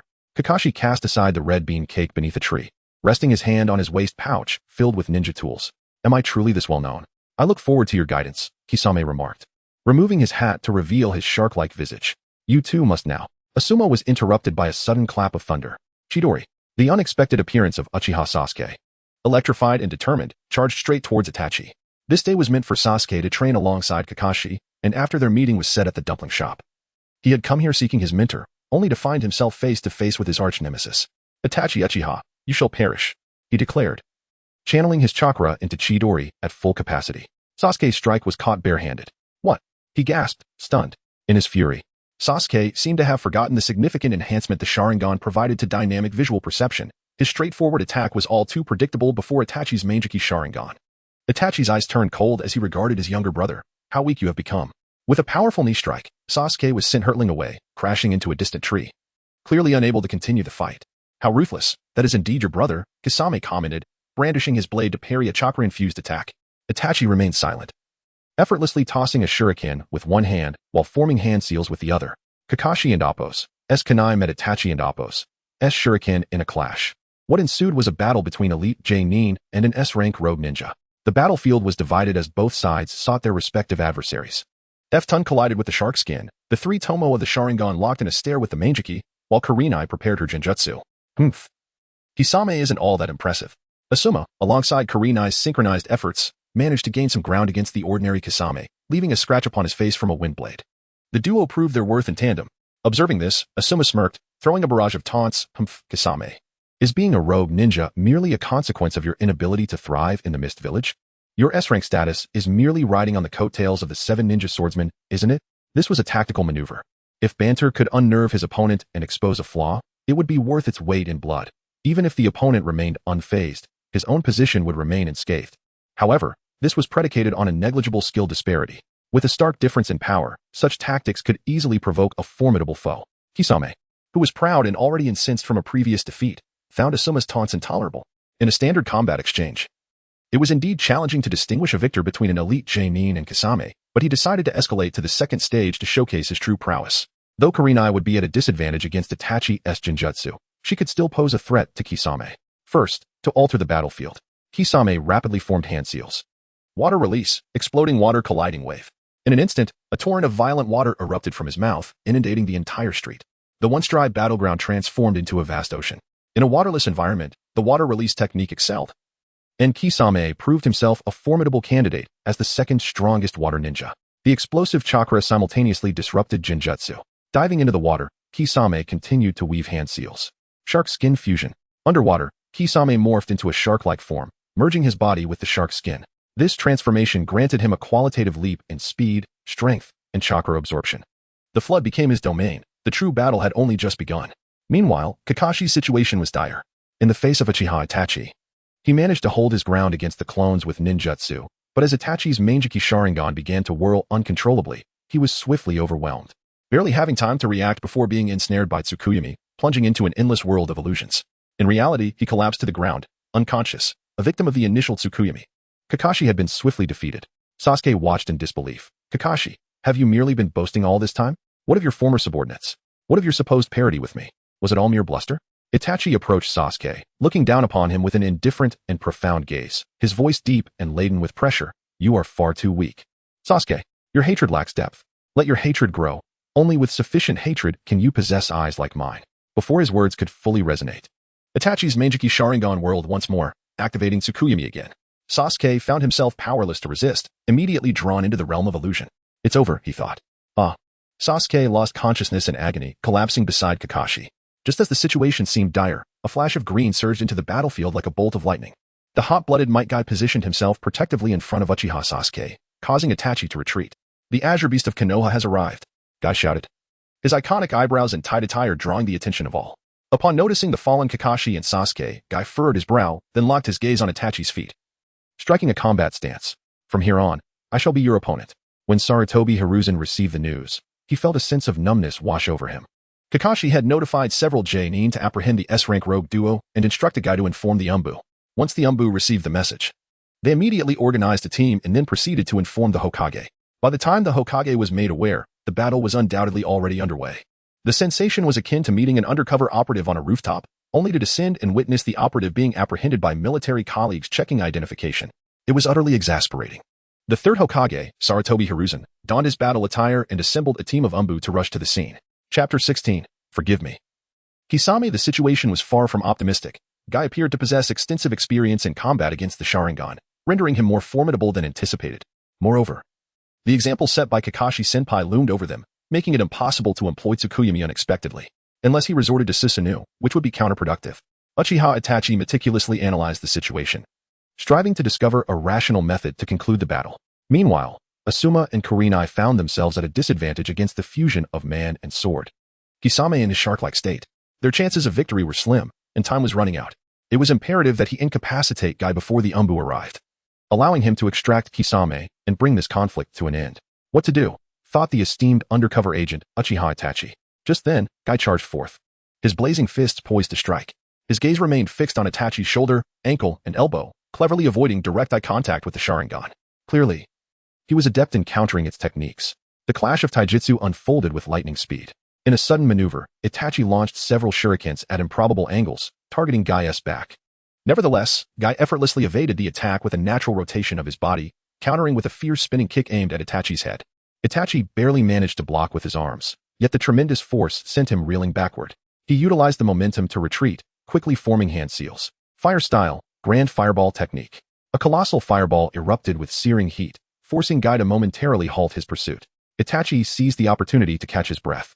The master of taijutsu had managed to suppress him, which seemed quite absurd to Itachi. Although the Sharingan could perceive Guy and Appo's every movement, his body struggled to keep pace. What Itachi did not realize was that Guy was currently adopting a highly conservative combat style. His true fighting strength would only manifest upon opening the 8 gates. All he needed to do was stall until the Umbu and other elite ninjas arrived. This was Konoha, once Kisame transformed into a shark-like state. Asuma and Kurenai found themselves somewhat restrained. The couple stood back-to-back on the water's surface, utilizing chakra to maintain their balance, each responsible for one direction. Kisame lurked beneath the surface, ready to strike with ninjutsu or taijutsu, akin to a deep-sea predator.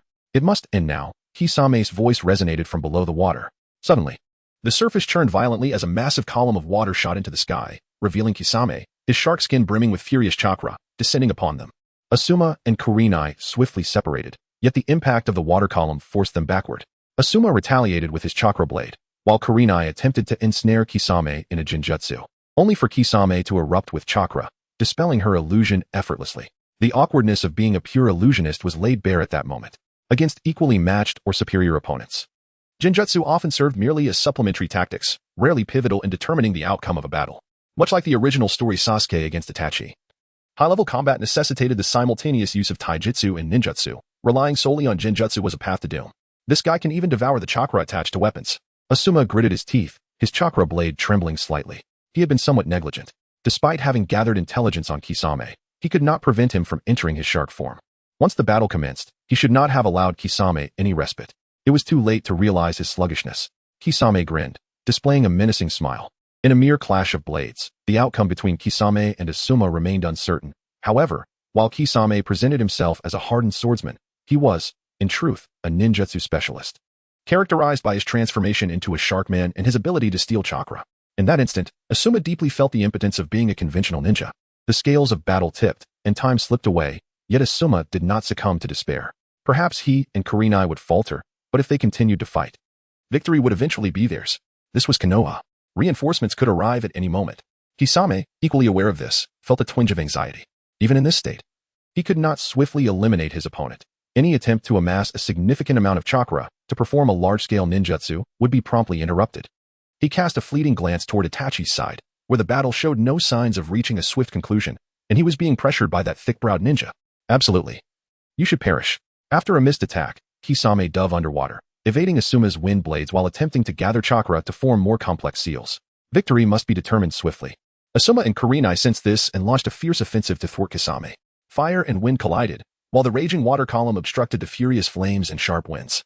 The Konoha ninjas are too late. Ha ha ha ha. Water style. Great shark bomb. The water's surface churned violently as a massive, shark-shaped water bomb coalesced in Kisame's hands, surging forth with an insatiable appetite, targeting Asuma and Kurenai. The surrounding air seemed to freeze under the weight of his chakra, and the water's surface tore apart in the wake of the bomb. The Great Shark Bomb was no ordinary water technique. It possessed the unique ability to consume an opponent's chakra and grow stronger in the process. In other words, under normal circumstances, it was nearly impossible to counter. In the original story, Kisame had suffered a setback due to not heeding Guy's earlier warning that his next strike would be a lethal taijutsu attack. Yet he had insisted on testing the waters. However, in this battle, how could a conventional Asuma contend against Kisame's overwhelming force? He could only shield Kurenai with his body. No matter what, I cannot allow her to be harmed. He gripped his chakra blade, unwavering in his determination. At that moment, both Guy and Uchiha Itachi noticed a dramatic shift on the battlefield. Guy delivered a powerful kick to send Itachi flying. channeling his chakra to enter the sixth gate and swiftly advancing to provide support. Itachi followed closely behind, but Guy feared that Itachi intended to thwart his rescue effort. However, the anticipated conflict did not transpire. Guy's mind raced with confusion. What is this guy plotting? Nevertheless, he maintained his speed. Uchiha Itachi shouted, "Kisame, be cautious. Do not worry. I will finish up here shortly and come to assist you, Itachi-sensei." Kisame turned, responding with a confident smile of a victor. "I apologize, Kisame." A fleeting complexity flickered in Itachi's eyes as he inhaled deeply. Tsukuyami. Before Kisame, the sight of the ever-expanding, blood-tear-filled eyes resembling a three-bladed windmill materialized, the Sharingan of Itachi. Time seemed to stretch infinitely, each second feeling like a century. Kisame struggled, but his body was utterly unresponsive. Caught off guard, Kisame fell victim to the technique. The great shark bomb, poised to consume Asuma, vanished without a trace, and the torrent of chakra dissipated as well.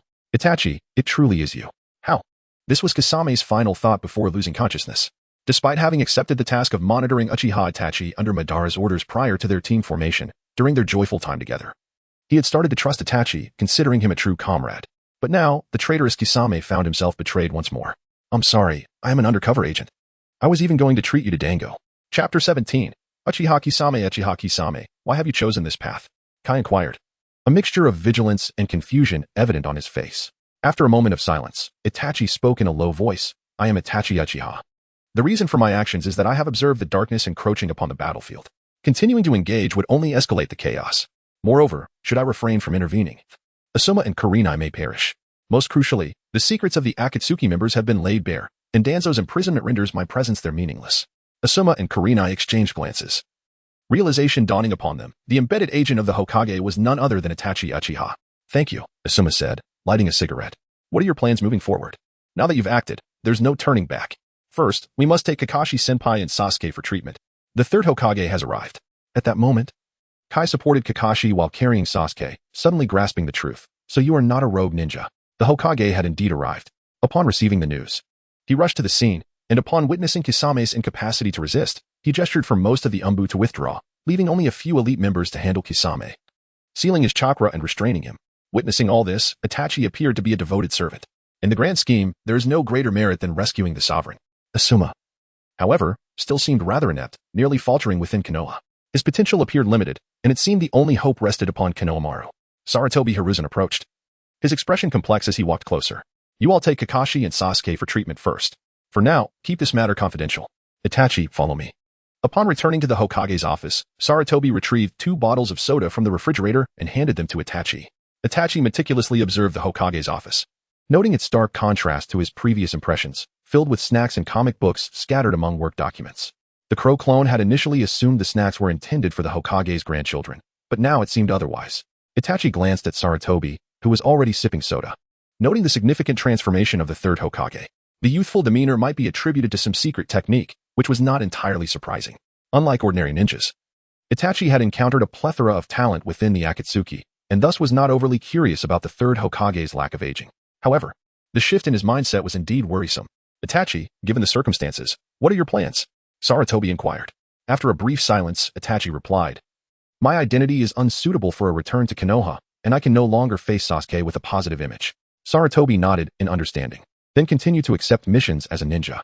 "There are numerous plans in motion, and while Konoha is undergoing reforms, we will have to forfeit a substantial portion of mission profits, leading to a concerning financial gap. Relying solely on the donations from feudal lords and ninja clans is unsustainable." Itachi nodded, attentively listening. "There is a client with an urgent request, albeit with significant difficulty. How to put it? This will be quite a challenge for you. However, the rewards are immense. If completed, one could acquire treasures worth 10 times the donations from the feudal lords. This is not an exaggeration. The territory ruled by the Whitebeard pirates is vast, and it would be more accurate to describe them as one of the largest vassals under the world government rather than merely a pirate crew." Itachi was taken aback. Is there such a wealthy employer in the ninja world? They are from another world, which is larger than the ninja realm and possesses formidable power. Of course, compared to the era of Kizaru and Akainu, it may not be that significant, but currently, the strength of the ninja world has not yet expanded. Even if you are an Uchiha with a Manjiki, it would be challenging to contend with their highest combatants. If it were Edo Tensei Itachi, it would be a different story, Sarutobi thought, his mind wandering into abyssal depths. Itachi, now visibly astonished, finally asked, "Will we need to confront their strongest combatants?" "That seems necessary," Sarutobi replied, taking a puff from his pipe and nodding. "The employer is a pirate, and he has already been captured. He has two options for the completion of our mission. A pirate? Itachi pondered, struggling to connect the term with the employer. Our two worlds have different environments. This pirate is not what you might envision. At least, he is not like Ace. They resemble large ninja clans from the Warring States period. Well, that feels slightly off. Let me elaborate further, and I will provide you with detailed documentation later. Sarutobi began to explain the background of the world of One Piece and the requirements of their employer, Ace. First, there is the task of altering the Whitebeard pirate's decision to rescue him, which is likely a formidable challenge. Second, if the first cannot be accomplished, then we must prevent Whitebeard's demise. Today, one realizes the vastness of the universe and the infinity of time and space. Even with a mind shaped by the Hokage's philosophy from a young age, Itachi was deeply astonished, sighing, "The world is vast. And I am but a frog at the bottom of a well. Do not belittle yourself. You are an elite of Konoha, my prized undercover agent." Sarutobi encouraged his subordinate. "The future of Konoha rests upon your shoulders. You bear a great responsibility. Upon your return, there will be heavy burdens to shoulder. I see in you the potential of a Hokage, and in my heart, you are among the strongest contenders for the next Hokage. Lord Hokage, your praise is excessive. I am merely a sinner. A true man should not act like a delicate girl." Sarutobi exclaimed. "Now that Konoha is thriving, the time is right for you. Uchiha Itachi, to restore your clan." This left Itachi bewildered. The third Hokage he remembered bore no resemblance to the one before him. Not only the Uchiha clan. I shall speak with the Hyuga clan tomorrow. The cage bird system must perish. The cage bird system had already influenced the Konoha elites of the Hyuga clan, who remained loyal to Konoha. To prioritize the main house over the Hokage was tantamount to being a potential traitor. The Hokage is truly different from before. Itachi remarked with a sigh. Of course, I have changed. Otherwise, how would I have swiftly apprehended the fallen ninja Danzo? Had I possessed such insight in the past, I would not have allowed Danzo to blind my eyes. Sarutobi responded, puffing a smoke ring before continuing. I have now resolved to protect Konoha. Whether it be my closest friends, my students, or even my children, should they threaten the village, I will not spare them. The more Sarutobi displayed his wisdom and strength, the more Itachi felt a sense of discomfort. Had the Hokage been in this state during his time, he would not have been torn between Madara and Danzo, struggling with loyalty and filial piety. However, such sentiments remained unexpressed. Lord Hokage, you truly dedicate yourself to Konoha. Indeed, a loyal minister of Konoha speaks beautifully, Sarutobi remarked, tapping his pipe, ash falling to the ground while embers glimmered faintly. Itachi, this matter is of utmost importance, and I rely on you. Itachi resolved to accept this formidable task. When shall I depart? In 3 days. Tomorrow, I will provide you with materials from that world. Itachi nodded, pausing before asking, what about Kisame? Do not worry. He is confined next to Orochimaru's cell, secured by my specially designed sealing team. As Itachi departed, Sarutobi vowed that Sasuke would receive the finest training Konoha had to offer. The legacy of the Dragon's Lair in the art of immortality rightfully belongs to none other than myself. Should the obstinate and unrepentant disciple, Orochimaru, remain steadfast in his folly, I shall reluctantly bestow, while the malevolent Itachi and Itachi Uchiha, a facade of bravado concealed, I would have already offered a cup of poison. Chapter 18. You two, observing the arrival of has the third Hokage taken action? His already menacing shark-like, he seemed more intrigued by Itachi. A glint of surprise flicked. He sat silently and, his fingers drumming idly against the wall, musing, to squander a finite existence in such a place. How ludicrous. Since his incarceration, only Jiraiya, that simpleton, had come to mock him. He had conceived no viable. He wondered what course of action. Knew he was now the sole survivor of the Sound Ninja. However, his reconnaissance efforts had proven fruitless and nearly compromised his identity. Consequently, he had been compelled to frequently change his disguises, even posing as a restaurant waiter, a street vendor, and a passing traveler.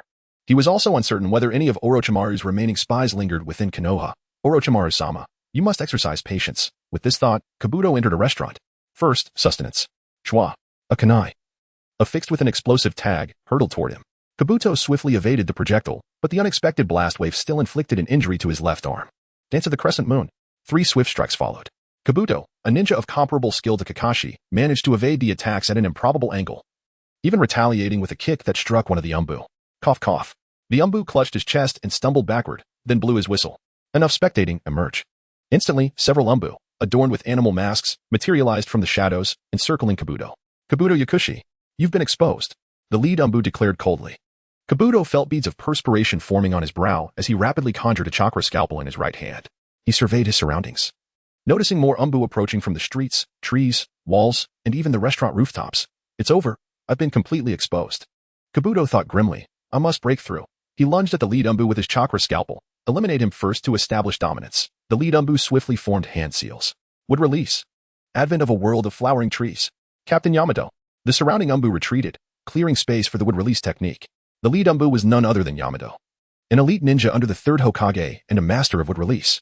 In an instant, the ground trembled violently as countless thick trees erupted from beneath, rapidly spreading to encompass the entire battlefield. Kabuto was forced to retreat, his chakra scalpel barely able to sever a few vines, but more trees continued to encircle him. Would release. This is an organized capture. It seems I was exposed sooner than anticipated. Would release. Would binding technique. The Umbu captain clapped his hands, and more vines surged from the ground, ensnaring Kabuto and Appo's feet. Kabuto gritted his teeth, severing the vines with his chakra scalpel, but Yamato was closing in. He hurled several smoke bombs, filling the area with thick smoke. Yamato retreated and formed hand seals once more. Would release. Would barrier. A wooden wall rose from the ground, blocking Kabuto's potential escape route. Simultaneously, the Umbu launched explosive tags and kunai toward another possible escape point. His escape routes were completely sealed off, creating an inescapable trap. Kabuto despaired. Will I be joining Orochimaru-sama as a fellow prisoner? Would release. 4-pillar prison. For massive wooden pillars rose from the ground, dispersing the smoke.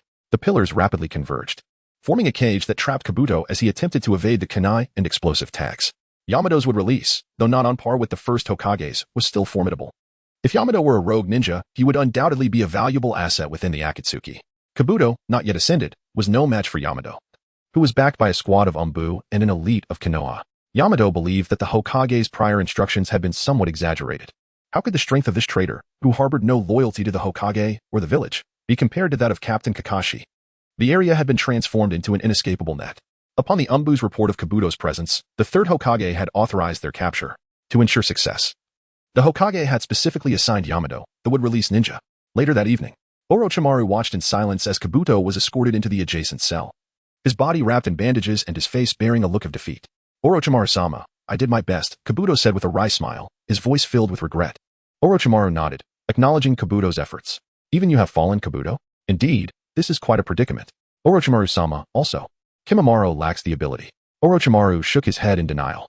Now, we can only await the judgment of my teacher. In the Hokage's office, Yamato was reporting to the third Hokage, Hiruzen Sarutobi. Hiruzen Sarutobi praised Yamato as the most vital of Konoha and Appo's elite, suggesting that he possessed the potential to become Hokage. Hokage-sama, you flatter me. Yamato replied, embarrassed by the praise. Since the third Hokage had rejuvenated himself with a secret technique, his words had become particularly flattering.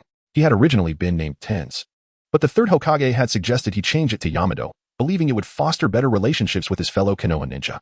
Yamato, you are truly a child who embodies the will of fire. I believe you are a strong candidate for the next Hokage.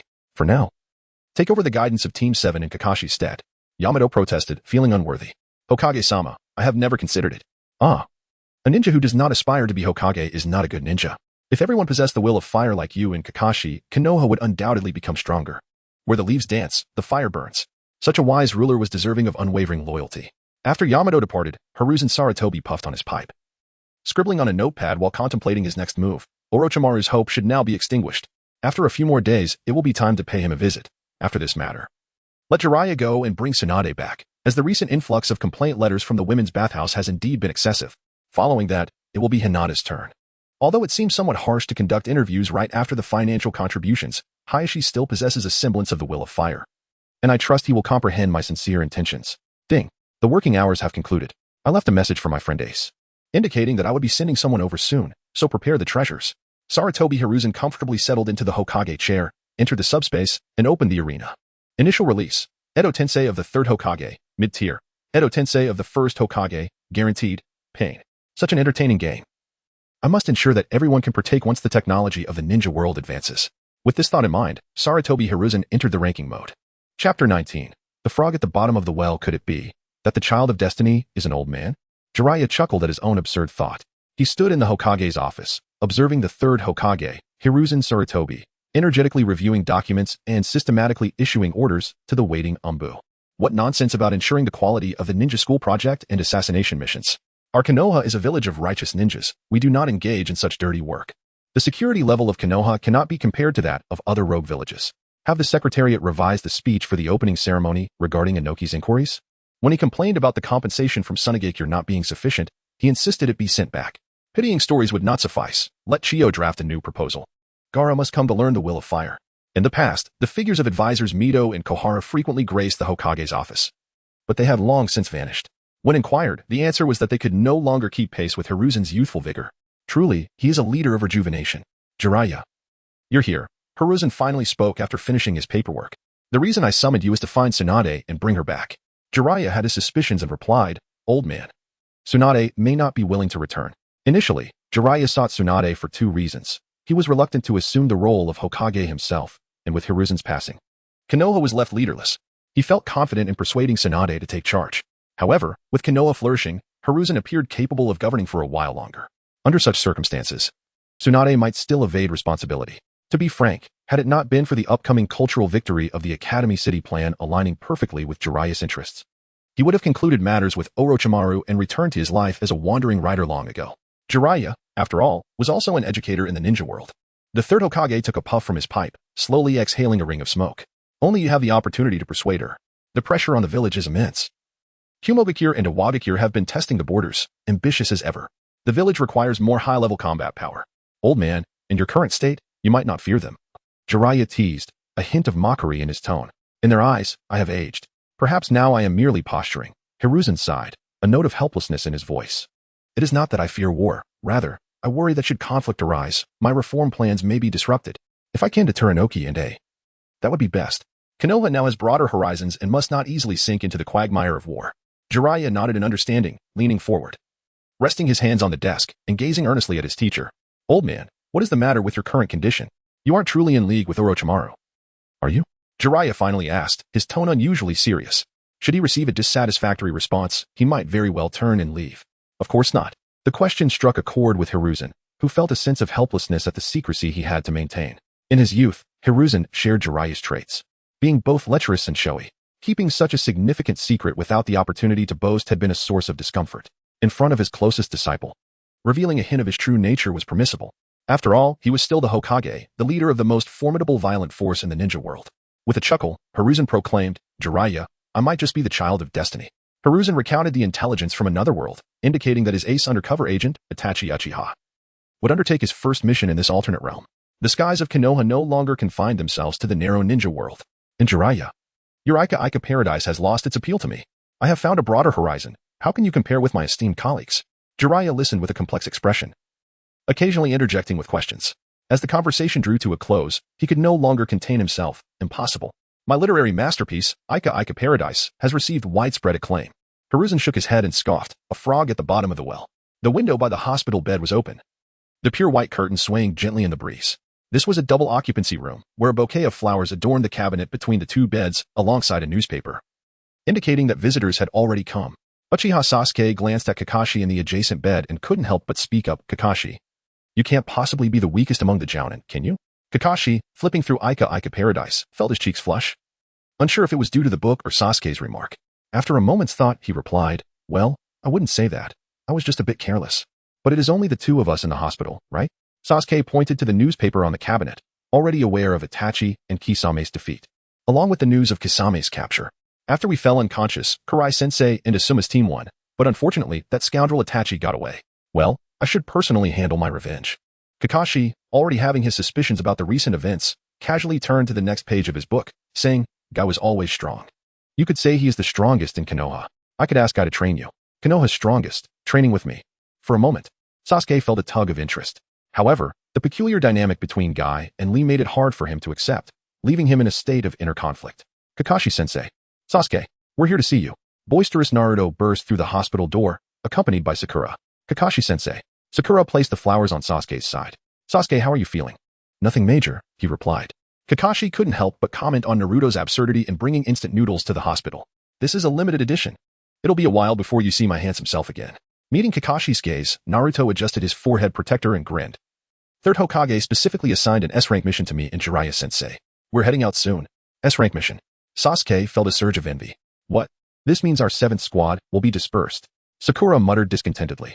The Hokage arranged for a particularly intimidating Jounin to temporarily replace Kakashi. Is it Yamato? Although he does have a particularly fierce gaze, he is quite a gentle person. Kakashi nodded in understanding. But you seem to be in good shape, Kakashi. You hardly look like someone who can't lead a team. Kakashi continued to read. Well, it's a bit more serious than it looks. The genjutsu primarily cause psychological damage. I need to recuperate for a while. Oh, is that so? Then I hope you recover quickly, Kakashi-sensei. Sakura expressed her concern. And yet you still read that book. Sakura inwardly shouted in frustration. What Kakashi did not mention was that when he was stimulated by Itachi's Manjikyu, He discovered that the gifts from friends were not limited to the 3 tomo. He also needed time to develop his independence. What about the new captain, Yamato? How strong is he? Sasuke inquired, frowning. Previously, he was somewhat my subordinate. He is probably on par with me, Kakashi praised as he accepted the apple that Naruto had sliced for him. Thanks. Naruto, you've grown considerate. Kakashi, you aren't exaggerating again, are you? How could that be? Came the sound of Kakashi crunching on the apple. Sasuke scoffed inwardly, feeling exasperated. Once more, it was about former subordinates and being on par. Sasuke felt a rising urgency to become stronger. Even in a green jumpsuit. Damn it. It still wouldn't do. My hatred is still insufficient. In 2 days, Uchiha Itachi is set to undertake the formidable task of participating in the top war. He discreetly placed his training insights along with the Uchiha clan's secret scrolls and summoning techniques in the Uchiha clan grounds. The next time Sasuke returns to peruse the scrolls, he will rediscover these treasures. Given the current circumstances, it is no longer necessary to rely on hatred to spur Sasuke's rapid growth. Forcing progress is truly a last resort. Without Danzo, the Hidden Leaf Village cannot provide him with a nurturing environment for healthy development. With Sasuke's innate talent, he is capable of becoming a formidable individual even without the Mangekyou Sharingan, a belief firmly held by Uchiha Itachi. The Mangekyou Sharingan is merely a shortcut to strength, one that demands a tremendous cost. Moreover, none of the previous Hokages attained their powers solely through the Sharingan. They could do so, and Sasuke, given adequate time for normal growth, can certainly achieve the same. The Uchiha clan has never been inferior. As Uchiha Itachi observed Sasuke's daily life, he stumbled upon Sasuke's written examination answers from the Chunin exams, and he couldn't help but reflect, my brother possesses the potential of a Hokage. As a sinner, I dare not even dream of becoming the next Hokage, yet there is no reason Sasuke cannot aspire to that role. If the 5th generation fails, the 6th is still a possibility. Let this heavily burdened brother pave the way for you. Uchiha Itachi mused. Chapter 20. The day foot in a mysterious cave, Aido exclaimed. Oh no. Itachi and Kisame are in trouble. Black Zetsu shouted in panic to the enigmatic murderer, having just received alarming news about the South Juduo's mishap. The intelligence king, Black Zetsu, deemed the incident an ominous sign. What? Aido gasped in shock. Black Zetsu elaborated, concluding that Kisame had been apprehended by Konoha, while Itachi's whereabouts remained uncertain. Although the organization had suffered significant intelligence breaches, Kisame still possessed deeper secrets that could now be exposed. Aido fell into contemplation. I suspect the situation is not as straightforward as it seems. Itachi must be involved. Perhaps Kisame was betrayed. Aido continued to ponder. Moreover, the battlefield evidence is minimal. We know that the full power of the Mangekyou Sharingan creates considerable chaos. Indeed, you have a point, Aido replied.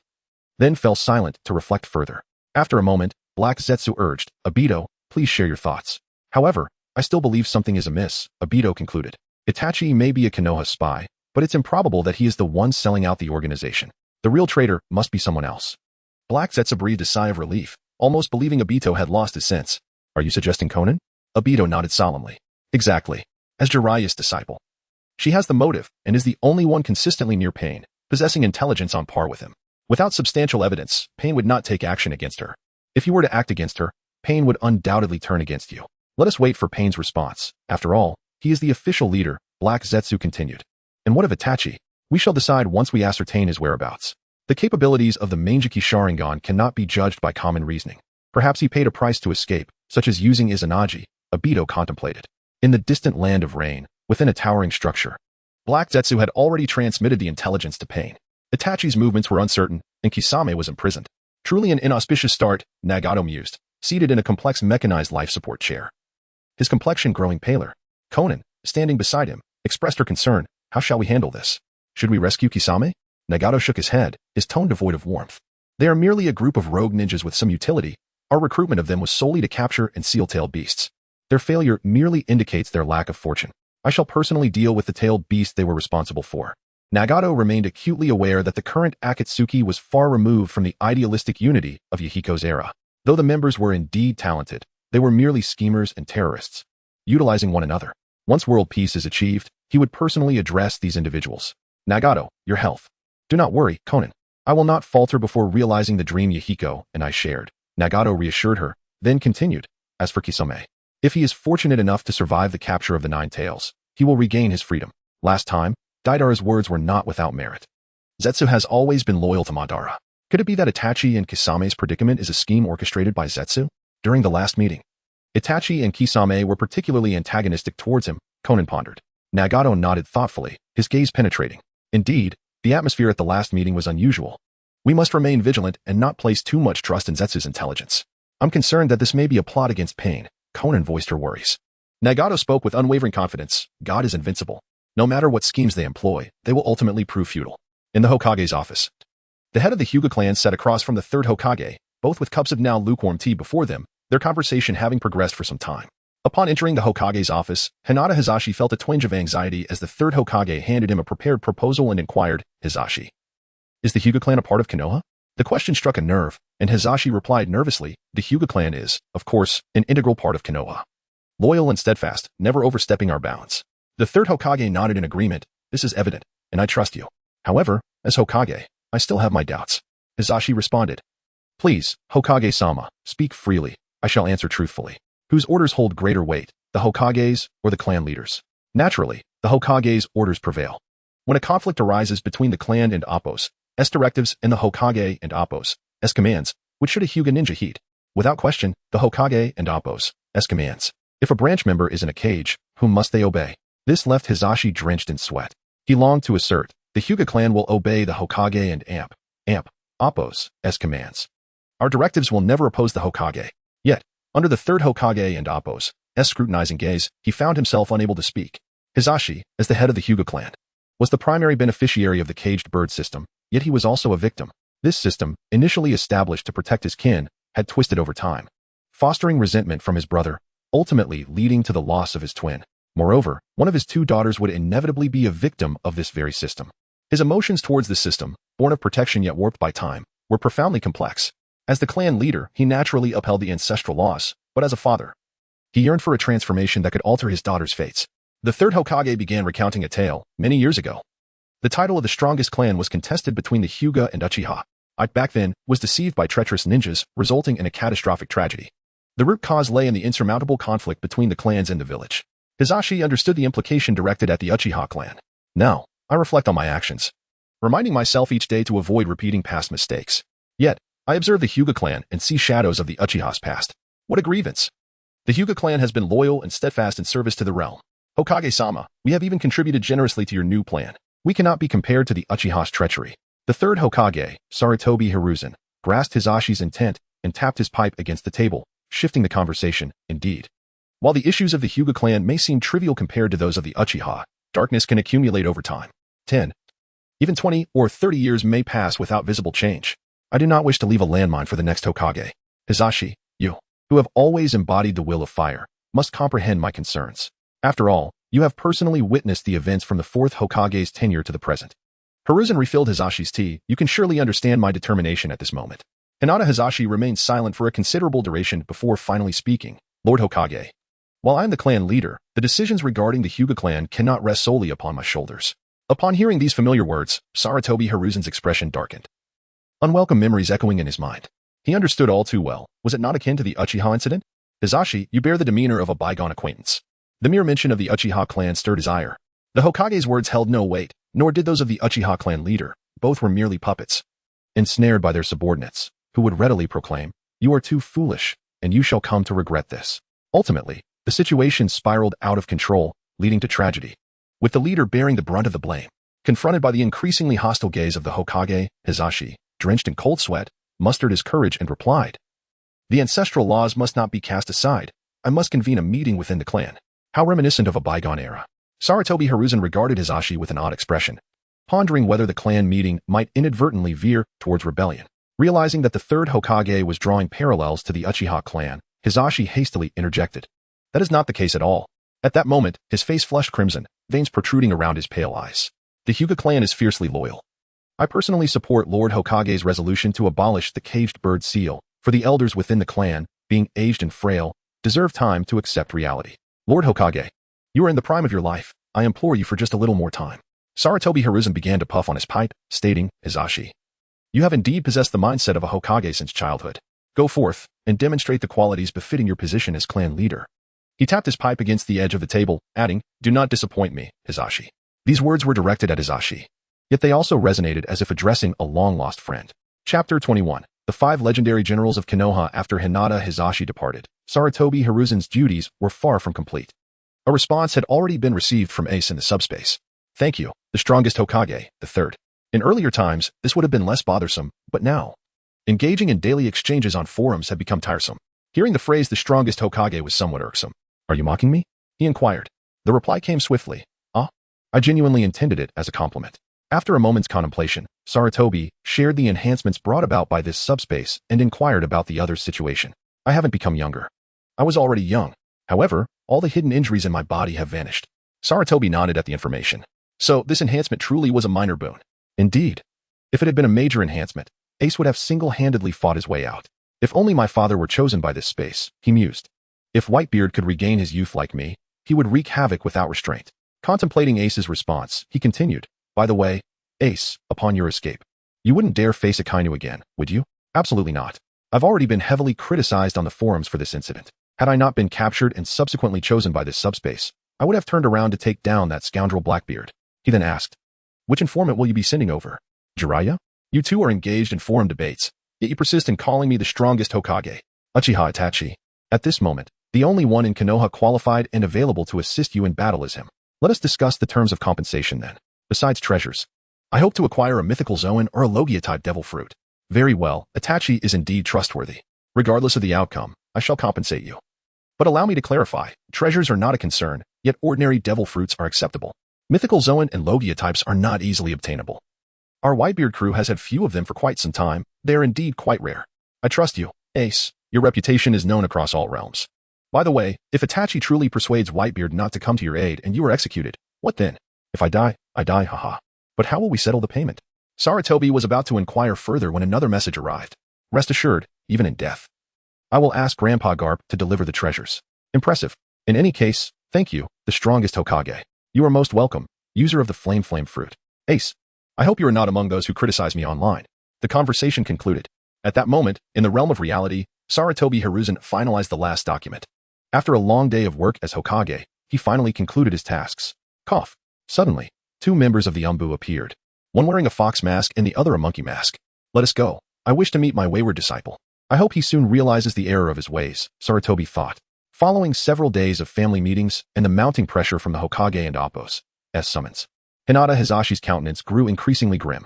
Had he been able to converse with Uchiha Fugaku, they would have found many common topics. However, his situation was far more favorable than Fugaku's. He merely needed to persuade several elders of the main branch. Yet, the phrases stubbornly unyielding, naively foolish, and recklessly bold were utterly insufficient to describe those elders. This is a matter concerning our Hyuga clan. The Uchiha are no more. Can Konoha truly afford to disregard the Hyuga? Do not concern yourself with it. If the first was unable to accomplish this, what can the third hope to achieve? Hizashi. As clan leader, you must uphold the interests of the Hyuga. Your behavior is far too negligent. Who is the clan leader, you or I? Hizashi attempted to express this more politely, only to be met with even fiercer doubts from the elders. They accused him of supporting the Hokage solely out of selfish motives. Is it because of your two daughters, Hizashi? Your actions betray the responsibilities of a clan leader. Enough, Hizashi, this matter need not be discussed further. The laws of our ancestors are not to be trifled with. If you hold such thoughts, why did you not voice them when Hizashi was still alive? Being a father truly changes one's perspective. In those years, the third had hardly concerned himself with the internal affairs of the Hyuga clan. Yet now, the third Hokage wielded significant power, and his methods of governance were no longer as gentle. However, the truth is a sharp blade. Hizashi and Appo's face flushed with indignation as he struggled to find words against the elders and Appo's barrage. He would soon agree with the third Hokage and Appo's views, primarily due to Hinata and Hanabi. He wished for neither to follow in their brother Hizashi's tragic footsteps. Furthermore, the third Hokage's relentless pressure demanded that the Hyuga family reach a conclusion. Hizashi felt like a tightly wound spring, squeezed by forces from both ends. Either he would snap or he would explode. He needed to devise a plan, otherwise, the past of the Uchiha would loom large before him. Moreover, the branch family had suffered long. Should the Hokage issue a forceful decree, how would the dwindling main family manage? How would Hizashi navigate such a predicament? Father, what troubles you today? His youngest daughter, Hanabi, inquired with concern. His eldest daughter, Hinata, though still timid, dared not express her worry directly, yet Hizashi discerned her anxiety through her gaze. In a gentle tone, Hizashi replied, Father shall undertake a task he once lacked the courage to address. You old pests, you shall not hinder me. I am not Uchiha Fugaku. Should I be the sole member of the main family, do not force my hand. Hinata, please summon your brother Niji. Hizashi suddenly declared. The father, who had always been strict in Hinata's memory, spoke with such tenderness that it struck her as unusual. She sensed something amiss. Father, go on. Simply thank him for saving you during the Chunin exams. Hizashi's voice was calm yet firm. After a while, Niji Hyuga entered the room with an indifferent demeanor. Clan leader. His tone was markedly distant. The two knelt opposite each other at the tea table, the backdrop adorned with the Hyuga clan and Appo's emblem and a screen depicting a white crane. Once Niji was seated, Hisashi expressed his gratitude. Niji merely coldly replied that he could not bear to see a fellow villager perish before his eyes. If that were all, he would take his leave. Hisashi then slowly recounted the events of years past. However, Niji remained unmoved, having not yet been swayed by Naruto's words. He was clearly not ready to forgive so easily. What of a father dying for his brother, not for the clan? Ultimately, it was the branch family system that had driven their father to despair. If Hisashi truly wished to protect his brother, as clan leader he should strive to change this reality. At that moment, Hisashi unexpectedly bowed deeply, adopting a position of supplication. Niji, child of Nizashi. As a father, I beseech you to care for Hinata and Hanabi. Clan leader, what are you doing? Niji was taken aback by this sudden gesture. Niji, please promise me.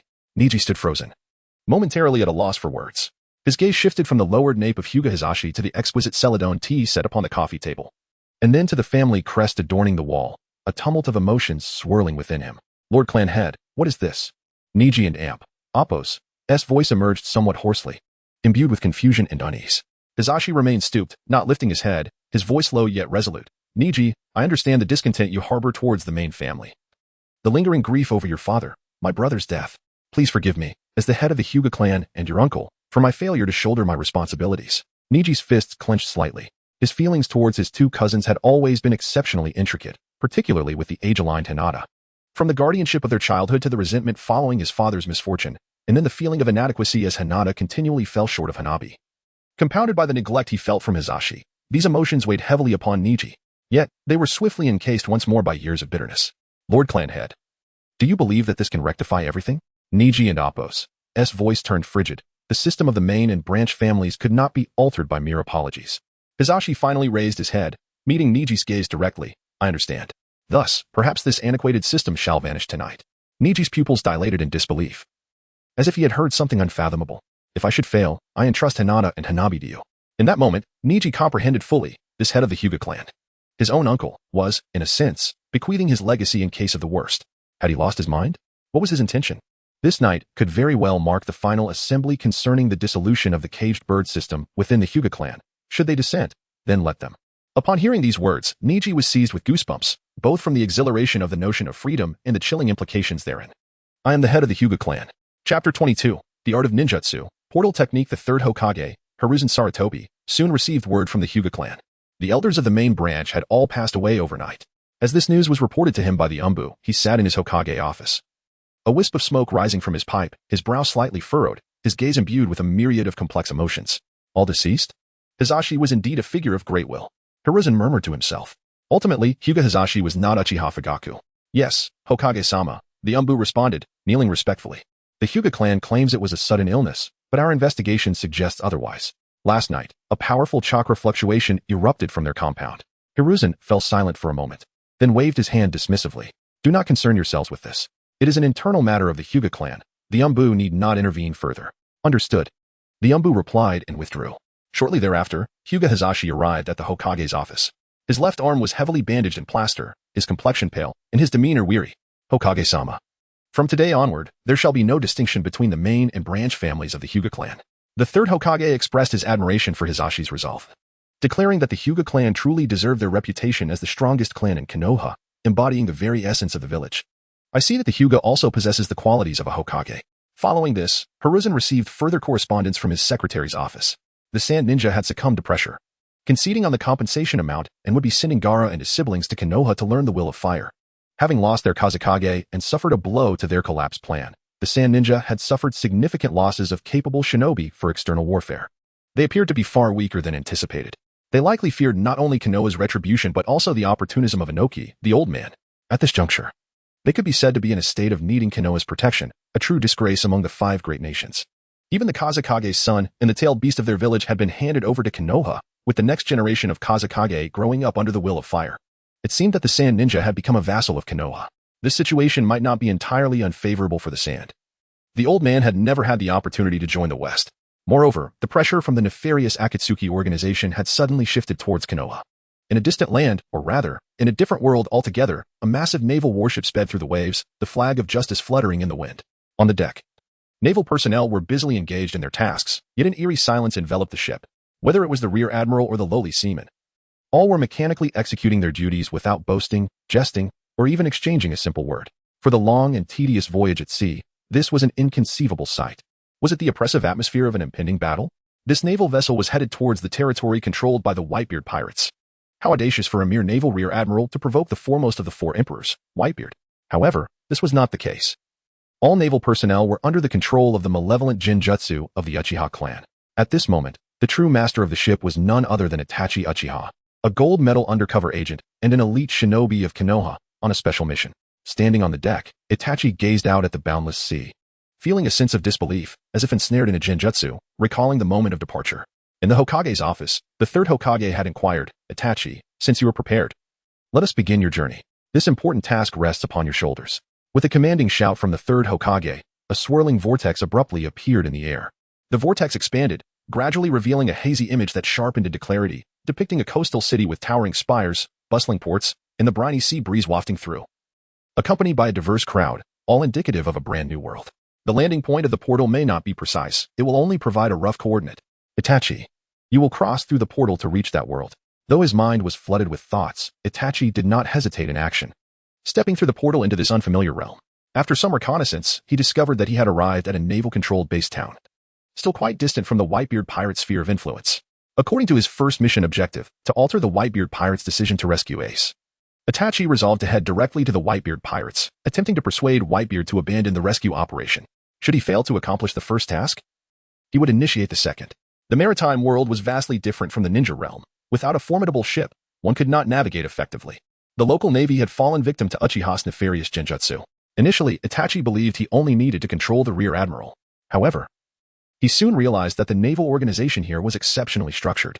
The moment the rear admiral exhibited any anomaly, subordinates would promptly report it. Thus, to avoid complications, Itachi decided to control the entire crew. Simultaneously, he assessed the strength of the local warriors. The rear admiral was not challenging for him.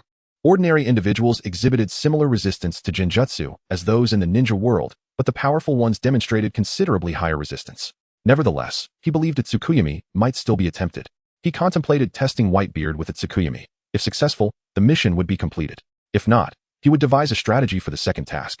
With a calm gaze fixed on the horizon, Itachi pondered this. At that moment, the genjutsu-controlled rear admiral approached him, his eyes vacant. Bowing respectfully, he reported, "Commander Itachi, we are nearing the territory controlled by the Whitebeard pirates. Continuing forward may result in an attack from them." Itachi nodded, his tone unperturbed. "Good, launch a small boat. I will proceed alone. You all may return." "Understood, Commander Itachi." Without hesitation, the rear admiral executed the command, adding, "Wishing you success in your mission." Itachi offered no reply, merely inclining his head slightly. Soon, a small rescue boat was lowered. Itachi gracefully leaped onto the vessel, forming hand seals with one hand, channeling chakra into the boat. Under his control, the small vessel sliced through the waves like an arrow, racing towards the direction of the Whitebeard pirates. Meanwhile, the naval warship turned its bow, gradually departing this perilous area. The naval crew remained expressionless, as if they were soulless puppets, until they returned to port. One by one, the naval personnel disembarked, returning to their respective posts with blank expressions. However, the moment they stepped into the base, the genjutsu quietly dissipated, as if an alarm had awakened them from a nightmare. All eyes shifted from emptiness to clarity, and the base erupted into a cacophony of confusion and commotion. The sailors exchanged bewildered glances, their faces etched with confusion and fear. What happened? How did I end up at the base? Wasn't I on the warship? Why am I here? What on earth transpired? The officers, furious and embarrassed, shouted in unison, "Report to naval headquarters. A dangerous individual has appeared at sea, capable of controlling others and Oppo's minds. Itachi Uchiha. He has gone to the Whitebeard pirates." Chapter 23. The unyielding god at the naval base. Although many sailors were impressively robust, their physiques still fell within Uchiha Itachi's realm of comprehension. However, upon reaching Whitebeard's ship, it felt as though he had stepped into a land of giants. Uchiha Itachi finally located the flagship of the Whitebeard pirates. He gracefully leapt from his small boat, transforming into a raven, and silently landed on the deck of the main ship. The sight before him left him momentarily breathless. Whitebeard, towering at a staggering 66 meters, was adorned with an array of medicine bottles, resembling a precarious giant tower. Was this truly one of the strongest men in the world? Uchiha Itachi pondered, recognizing that while this man might still possess great power, he had become akin to a setting sun, his radiance waning. As he observed the diverse members surrounding Whitebeard, Uchiha Itachi genuinely felt the profound disparity between the pirate world and the ninja realm. With the arrival of a stranger, the previously jovial atmosphere aboard Whitebeard's ship dissipated. While Ace's capture weighed heavily on the crew's minds, it did not overshadow the camaraderie present among the pirates. This exemplified the cultural divergence. If the world of ninjas was filled with individuals burdened by strife, then the pirate world was comprised of those who lived boldly and faced death with grace. Unfazed in their revelry, even in the face of mortality. The crew and Appo's collective gaze fixated on Uchiha Itachi, clad in a black robe adorned with red clouds. His demeanor was stoic. Despite his relatively diminutive stature, it was evident to all that he was a formidable presence, instantly making him the center of attention. Ravenfruit user. What brings you here unannounced? Inquired Marco, the 1st Division captain, with a quiff reminiscent of a bird. This is the Whitebeard Pirates. I am not a Raven user. I am a ninja from the Hidden Leaf Village, entrusted by Ace to carry out a mission, replied Uchiha Itachi calmly. Upon hearing this, the ship erupted in a cacophony of chatter, the crew members engaged in fervent speculation. Ninja? From Wano? Can they really transform into ravens? The ninjas I know lack such abilities. Ace? What did Ace ask you to do? Is he alright? Hey, you aren't a fraud, are you? Ace was captured by those damn Marines. Whitebeard, resting a hand on his forehead, gestured for his sons to quiet down, his voice tinged with skepticism. So, how can you prove Ace sent you? Uchiha Itachi recounted the information Ace had provided him, which served to temporarily assuage the suspicions of the Whitebeard pirates. Very well. But what was my foolish son's request? Whitebeard asked solemnly. Ace wishes for you to abandon your plan to rescue him, Uchiha Itachi replied with calm conviction. This statement set off a tempest of outrage. Like a spark igniting a powder keg, the captains of the Whitebeard pirates immediately became incensed, encircling Uchiha Itachi with an air of hostility. Clearly, in their fury, they perceived him as a deceitful agent of the Marines. Had it not been for Whitebeard's commanding gaze and presence that quelled the rising tide of violence, it is likely that someone would have already charged at Uchiha Itachi. Whitebeard's keen observation revealed no malice emanating from Uchiha Itachi. In fact, he sensed a palpable goodwill. Moreover, it was indeed something his foolish son would say. How could I ever abandon my son? Whitebeard boomed, laughter resonating like thunder. Ninja, return. Uchiha Itachi remained steadfast. His Sharingan in the form of a pinwheel began to morph. One eye distorting into a new shape characterized by 4 blade-like patterns intersecting. Konoha Tsukumi, he declared, if you forcefully assault the Marine headquarters to rescue Ace, your other children may perish, and Ace would not wish for such sacrifices. This was also the purpose of my mission, Uchiha Itachi continued, subtly initiating Konoha Tsukumi. Ordinary Genjutsu was unnecessary to attempt, for his opponent was among the highest combatants in this world. Uchiha Itachi was acutely aware of this fact. That's why I call him my foolish son. If Ace were standing here, he too would willingly sacrifice his life to save his brother. Upon hearing Whitebeard's words, the crew erupted in cheers, clearly resonating with the sentiment. In this realm, each individual was akin to family, willing to sacrifice everything for their kin. Whitebeard's laughter remained grand. This is the Whitebeard Pirates. I am Whitebeard. Yet, his gaze lacked the initial certainty. The worry for his other children loomed large in his heart. Konoha Tsukumi has taken effect. Thank you. Shursui, Uchiha Itachi confirmed. The decision to employ Konoha Tsukumi arose from his immediate assessment upon encountering the so-called strongest man in the world. Recognizing him as an individual with a will as unyielding as steel, not easily swayed by conventional means. It appeared as though the 3rd Hokage's words rang true. The mission objective seemed nearly unattainable. However, as a ninja embodying the will of fire, one must not shy away from endeavoring. On another note, the 2nd mission objective was to prevent Whitebeard's demise, rather than merely ensuring Ace's safety. This was a task of considerable complexity. According to the intelligence provided by the 3rd Hokage, should Whitebeard lead an all-out confrontation with the Marines, Uchiha Itachi would struggle to prevent the inevitable demise of a man who had already resigned to his fate. Directly infiltrating Marine prison to extract Ace was a fantastical notion. The mere location of his confinement was unclear, even to the employer. Conversely, the Whitebeard pirates were arguably the most renowned faction in this world. Yet the Marines were exponentially stronger, with at least 5 individuals of equal caliber to Whitebeard in plain sight. Considering Whitebeard's age, frailty, and serious illness, the odds were decidedly unfavorable. Even with the addition of Uchiha Itachi, the situation would not significantly improve. Konoha Tsukumi was a guiding illusion, making the afflicted unknowingly believe that the implanted thought was their innermost desire. It was immensely powerful, yet fundamentally a high-level illusion rather than an instantaneous rule-bound phenomenon. Otherwise, the Hokage of the Hidden Leaf would have long been Shimura Danzo, and the leader of the Akatsuki would have been Uchiha Itachi. Uchiha Itachi contemplated the time ahead, planning to persuade Whitebeard several more times, believing that the balance within the strongest man in the world would ultimately tip in his favor. Thus, the mission could be accomplished smoothly. You little brat, what have you done to me? Came a thunderous roar.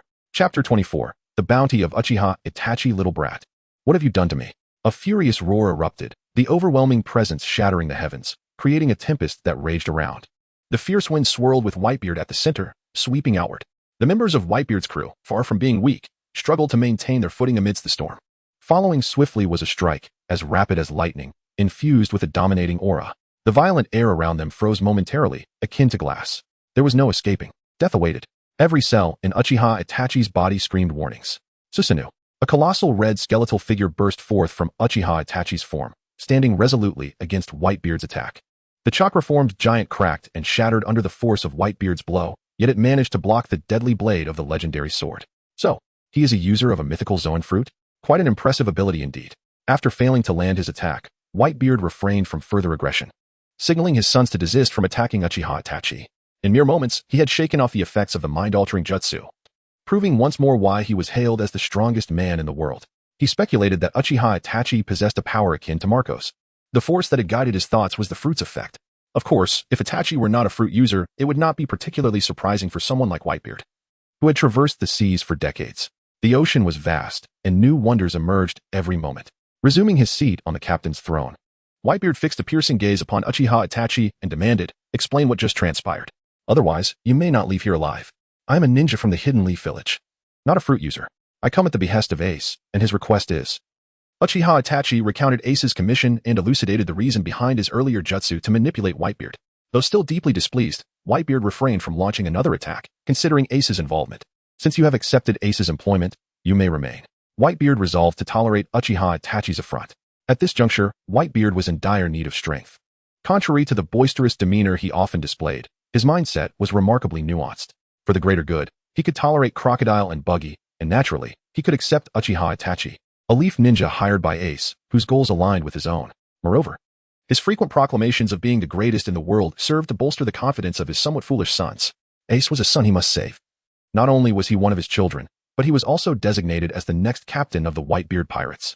Without hesitation, Uchiha Itachi acquiesced. "Very well. I had intended to do so. I will do my utmost to ensure your safety." Although an elite from the Leaf, he evidently lacked a comprehensive understanding of this complex sea, having witnessed its intricacies during his time with the Marines. Tasked solely with a mission, he had no means to assemble a crew of diverse talents or establish a pirate crew. Thus, remaining with Whitebeard's crew was the most prudent choice.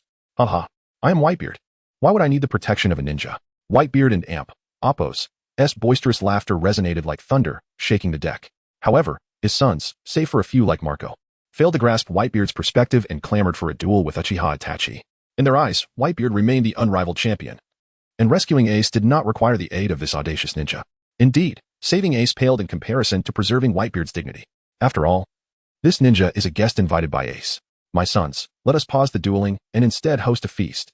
Whitebeard feigned exasperation, scratching his head as he surveyed his raucous children, his eyes filled with a mix of helplessness and affection. Under Whitebeard and Appo's guidance, the atmosphere transformed into one of merriment. "Haha, let me have the first duel with him. Ninja, let me see your drinking prowess. Are you also from Wano?" Marco, the second strongest of the crew, approached Uchiha Itachi with an invitation. "Since Dad has extended an invitation, let us postpone the fighting until after the feast." "Thank you." Uchiha Itachi nodded, analyzing the individual before him, recognizing Marco as one of the few rational members of the crew. It would be prudent to cultivate a rapport with him. "I will be the first to challenge you." "Huh?" Uchiha Itachi's thoughts were interrupted.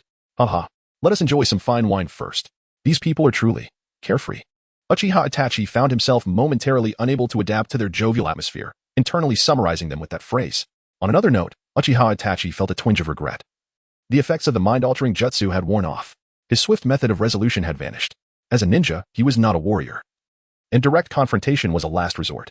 Though he possessed numerous dazzling skills and wielded the three sacred treasures, he maintained a distinctly ninja mindset. He could only proceed with the second task, likely necessitating a clash with the monsters of this world on a grand battlefield. At Marine headquarters, Sengoku sat behind a large desk, clutching urgent intelligence relayed from the New World branch. His brow furrowed deeply as he scanned the document. Feeling a sense of dread, another dangerous fruit user had aligned with the Whitebeard Pirates. The intelligence indicated that a Marine captain and his entire crew had fallen under mental control. Such an ability was far more troublesome than the wash-wash fruit of Hokage. If the strength of this ability surpassed mere mind control, it could spell significant trouble. Sengoku rubbed his temples, feeling a headache brewing. He could not fathom why someone with such abilities would choose to join a pirate crew instead of becoming a righteous Marine. Undoubtedly, the Marineford war plan was essential. Whitebeard must be eliminated. The pirate menace must be suppressed. He summoned his subordinates and issued a bounty on the suspected mind fruit user, Uchiha Itachi, tentatively set at 500 million berries. As Sengoku prepared to discard the documents into a shredder, the office door was kicked open. Sengoku. Who else could it be but Garp? He barged in, a bag of sunbae in hand. Sengoku, why do you look so glum? Garp chuckled, crunching on the sunbae. Sengoku raised his head, shooting Garp a glare. Garp, is this a time for jokes? My troubles are compounded by your family. Ha, I can't help it. Garp laughed heartily. Your grandson is the one facing execution. If you don't want him dead, you should talk him out of it. Sengoku slammed his hand on the table, his voice filled with anger and helplessness. If Ace could surrender and publicly renounce his identity as the Pirate King's son, all would be well. He would not need to take such drastic measures against his old friend's grandson. I've tried. It was utterly futile. Ha, he is already a man. Garp continued to laugh without a care in the world. How stubborn. Truly an evil bloodline. Damn you, Garp. You made a terrible decision all those years ago. Infuriated, Sengoku snatched the sunbae from Garp's hand and stuffed them all into his mouth. Chapter 25, Kakashi. The 5 elite generals of Konoha. While Uchiha Itachi was dutifully serving Konoha in another realm, the strongest Hokage, the 3rd Hokage Sarutobi Hiruzen, had successfully persuaded his wayward disciple, Orochimaru. The former rogue ninja, now rehabilitated under the guidance of his mentor, vowed to devote his life to Konoha in the next incarnation. Orochimaru lamented his youthful folly, admitting that jealousy of his talented disciple, Minato Namikaze, had led him astray, manipulated by Danzo, ultimately betraying the village's expectations of him. News of Orochimaru and Appo's return to Konoha spread quickly, eliciting a reaction akin to swallowing a fly from Sunagakure, while Danzo cursed upon reading the papers. Understanding Orochimaru's choice was not difficult. The torment of imprisonment had rendered his limited life unbearably tedious. The high-level barriers of his unique confinement rendered any escape virtually hopeless. Moreover, the only capable individual in his group, Kimimaro, was gravely ill, with uncertain prospects for survival. With no hope for rescue, he could not rely on Pain and the Akatsuki to intervene. Orochimaru's health was in decline. Having recklessly employed an unrefined version of Aido Tensei, resulting in significant aftereffects that he could only mitigate through body switching. It was akin to watching his vitality dwindle helplessly like a blood gauge in a perilous game. When the 3rd Hokage came to urge him to reconsider, Orochimaru initially intended to feign compliance, planning to mock Hiruzen later. However, the subsequent conversations profoundly altered his worldview, leading him to understand the state of his mentor. In the vastness of the cosmos, the limitless nature of time and space ignited a scientist's insatiable curiosity. The knowledge and resources from alternate realms were intoxicating, invigorating Orochimaru's aspirations. After a celestial confrontation, he penned a letter of remorse that evening, regretting his failure to recognize the true leader in the past and lamenting his betrayal of his mentor and Appo's expectations. Hiruzen merely replied, stating that whenever Orochimaru chose to return, he would always be his disciple and assigned him a research project aimed at developing a civilian-friendly communication device for Konoha. The 3rd Hokage sought to enhance the technological standard of living for the citizens of the village. With Orochimaru's transition from incarceration to parole, the same applied to Kabuto, his accomplice. While the teacher-student reunion unfolded, good news arrived from Jiraiya, signaling Tsunade's agreement to return. Konoha needed to settle her gambling debts, with Jiraiya having already committed his earnings. This was a minor issue, as Konoha's coffers had grown even more plentiful since Hiruzen's last visit to the Fire Lord. However, a more pressing concern loomed. Jiraiya detected that Kumogakure was mobilizing elite ninjas to infiltrate the Land of Fire, drawing them together. Jiraiya, often lauded as a master of intel, sensed something amiss during a casual visit to the Red Light District and upon further investigation, discovered an influx of merchants from the Land of Thunder mingling with numerous ninjas. This alarming sign warranted immediate attention. Hiruzen promptly ordered the Umbu to assist Jiraiya while contemplating the next course of action. Given Konoha's recent activities, it was uncertain whether this was merely a probe or a prelude to war. Hiruzen pondered deeply, pipe in hand, carefully analyzing the intelligence. Surely they wouldn't dare attempt an assassination against Jiraiya and Tsunade? He wouldn't bring his team into the Land of Fire, would he? Yet, he had to admit the audacity of the 4th Raikage, who had previously dared to construct a chakra cannon. The likelihood of him attempting to seize the Nine Tails and instigate war was increasingly plausible, especially since only Kumogakure possessed the capability and motive to wage war in the current ninja world. As Hiruzen recalled the past incident involving a night raid by Kumogakure against the Hyuga, he felt a surge of anger. He resolved to gather the 5 elite generals and confront the Raikage directly. Prepare the troops. I command the assembly. Hiruzen ordered, appointing Kakashi Hatake, Yamato, and Might Guy to lead 5 divisions of the Umbu, with Kakashi as the commander, Yamato as the deputy, and Guy as the vanguard. Their mission, to eliminate all Kumogakure ninjas within Konoha. The order also included unrestricted escalation of combat. If necessary, the commander was authorized to initiate formal warfare. When Kakashi arrived at the Hokage's office and received the orders, he could not help but inquire, Lord Third, are we truly on the brink of war again? Kakashi was all too aware of the ravages of war, having lost his closest friends during the Third Great Ninja War. The thought of losing another cherished companion haunted him as he recalled Naruto, Sasuke, and Sakura and Appo's smiles. Hiruzen's expression darkened as he replied, perhaps. Let us hope that the Raikage does not make a grave misstep and truly enter the land of fire. Otherwise, we may inadvertently trigger the Fourth Great Ninja War. Kakashi refrained from voicing his thoughts. He understood that Hiruzen was not jesting. After receiving confirmation, he sighed, recognizing the grave implications of the situation. As the Hokage's chosen elite, he understood the gravity of the task ahead. If a nation's foremost combat force covertly infiltrates the land of fire to observe the Nine-Tails host, it constitutes an unequivocal act of war. Konoha has no alternative, he acknowledged. Should war come, we must eliminate their greatest asset, Hiruzen stated decisively, his resolve unwavering. He continued, after this mission, I have decided to appoint you as one of the 5 elite generals of Konoha. Kakashi and Appo's eyes widened in surprise, gazing at the Hokage with confusion. To be one of the 5 elite generals, handpicked by Hiruzen himself, was an immense honor. Should anything happen to the Hokage, these 5 would govern Konoha and select the next Hokage. Promotion prior to war is only fitting. With the elder system abolished, the Hokage requires new aides. Moreover, being one of the 5 elite generals is undeniably impressive. Sarutobi Hiruzen contemplated. Who else could there be? Kakashi could not help but inquire. Tentatively, we have Jiraiya, Tsunade, you. And Might Guy? There remains one more person, yet to be determined. Orochimaru has just pledged allegiance and requires time to prove himself. This time, there were no grand proclamations of you possess the qualities of a Hokage, for Kakashi was indeed a genuine candidate for the next Hokage. As for the impending crises within the ninja world, that was a matter for the future, as long as there was ample time for growth. There was no need to dwell on Sarutobi Hiruzen and Appo's legendary prowess. With the emergence of the formidable Konoha and Appo's Yellow Flash and the Purple Hound, once they matured, there would be nothing to fear. Having earnestly verified the intelligence and the participants in the upcoming conflict, Kakashi promptly set forth to gather his comrades. Sarutobi Hiruzen, too, found himself devoid of the inclination to engage in frivolous pursuits such as browsing posts or reading manga. The turmoil surrounding the Akatsuki organization and the looming specter of war stirred a profound sense of unease. The duties of the Hokage were far from trivial. And under the constant threat of conflict, concessions regarding economic reparations from the Sand Ninja would need to be made. Furthermore, the rogue ninja, Kisame Hashigaki, had been treated with courtesy over the past few days in light of Itachi's influence. It was now time to confront him. The original course of history had veered onto an alternate path under the chaotic swings of the monkey's staff. The sun over Konoha village was destined for yet another day of tireless exertion. After Kazuki departed from the Hokage's office, he promptly summoned Might Guy and Yamato. The trio stood upon the Hokage rock, their gazes sweeping over the entirety of Konoha. Kazuki was about to deliver a battle exhortation to his close friend and subordinate, Might Guy and Yamato. The waning sunlight cast a golden hue upon every nook and cranny of the village, the streets teeming with people, and the laughter of children echoing in the distance.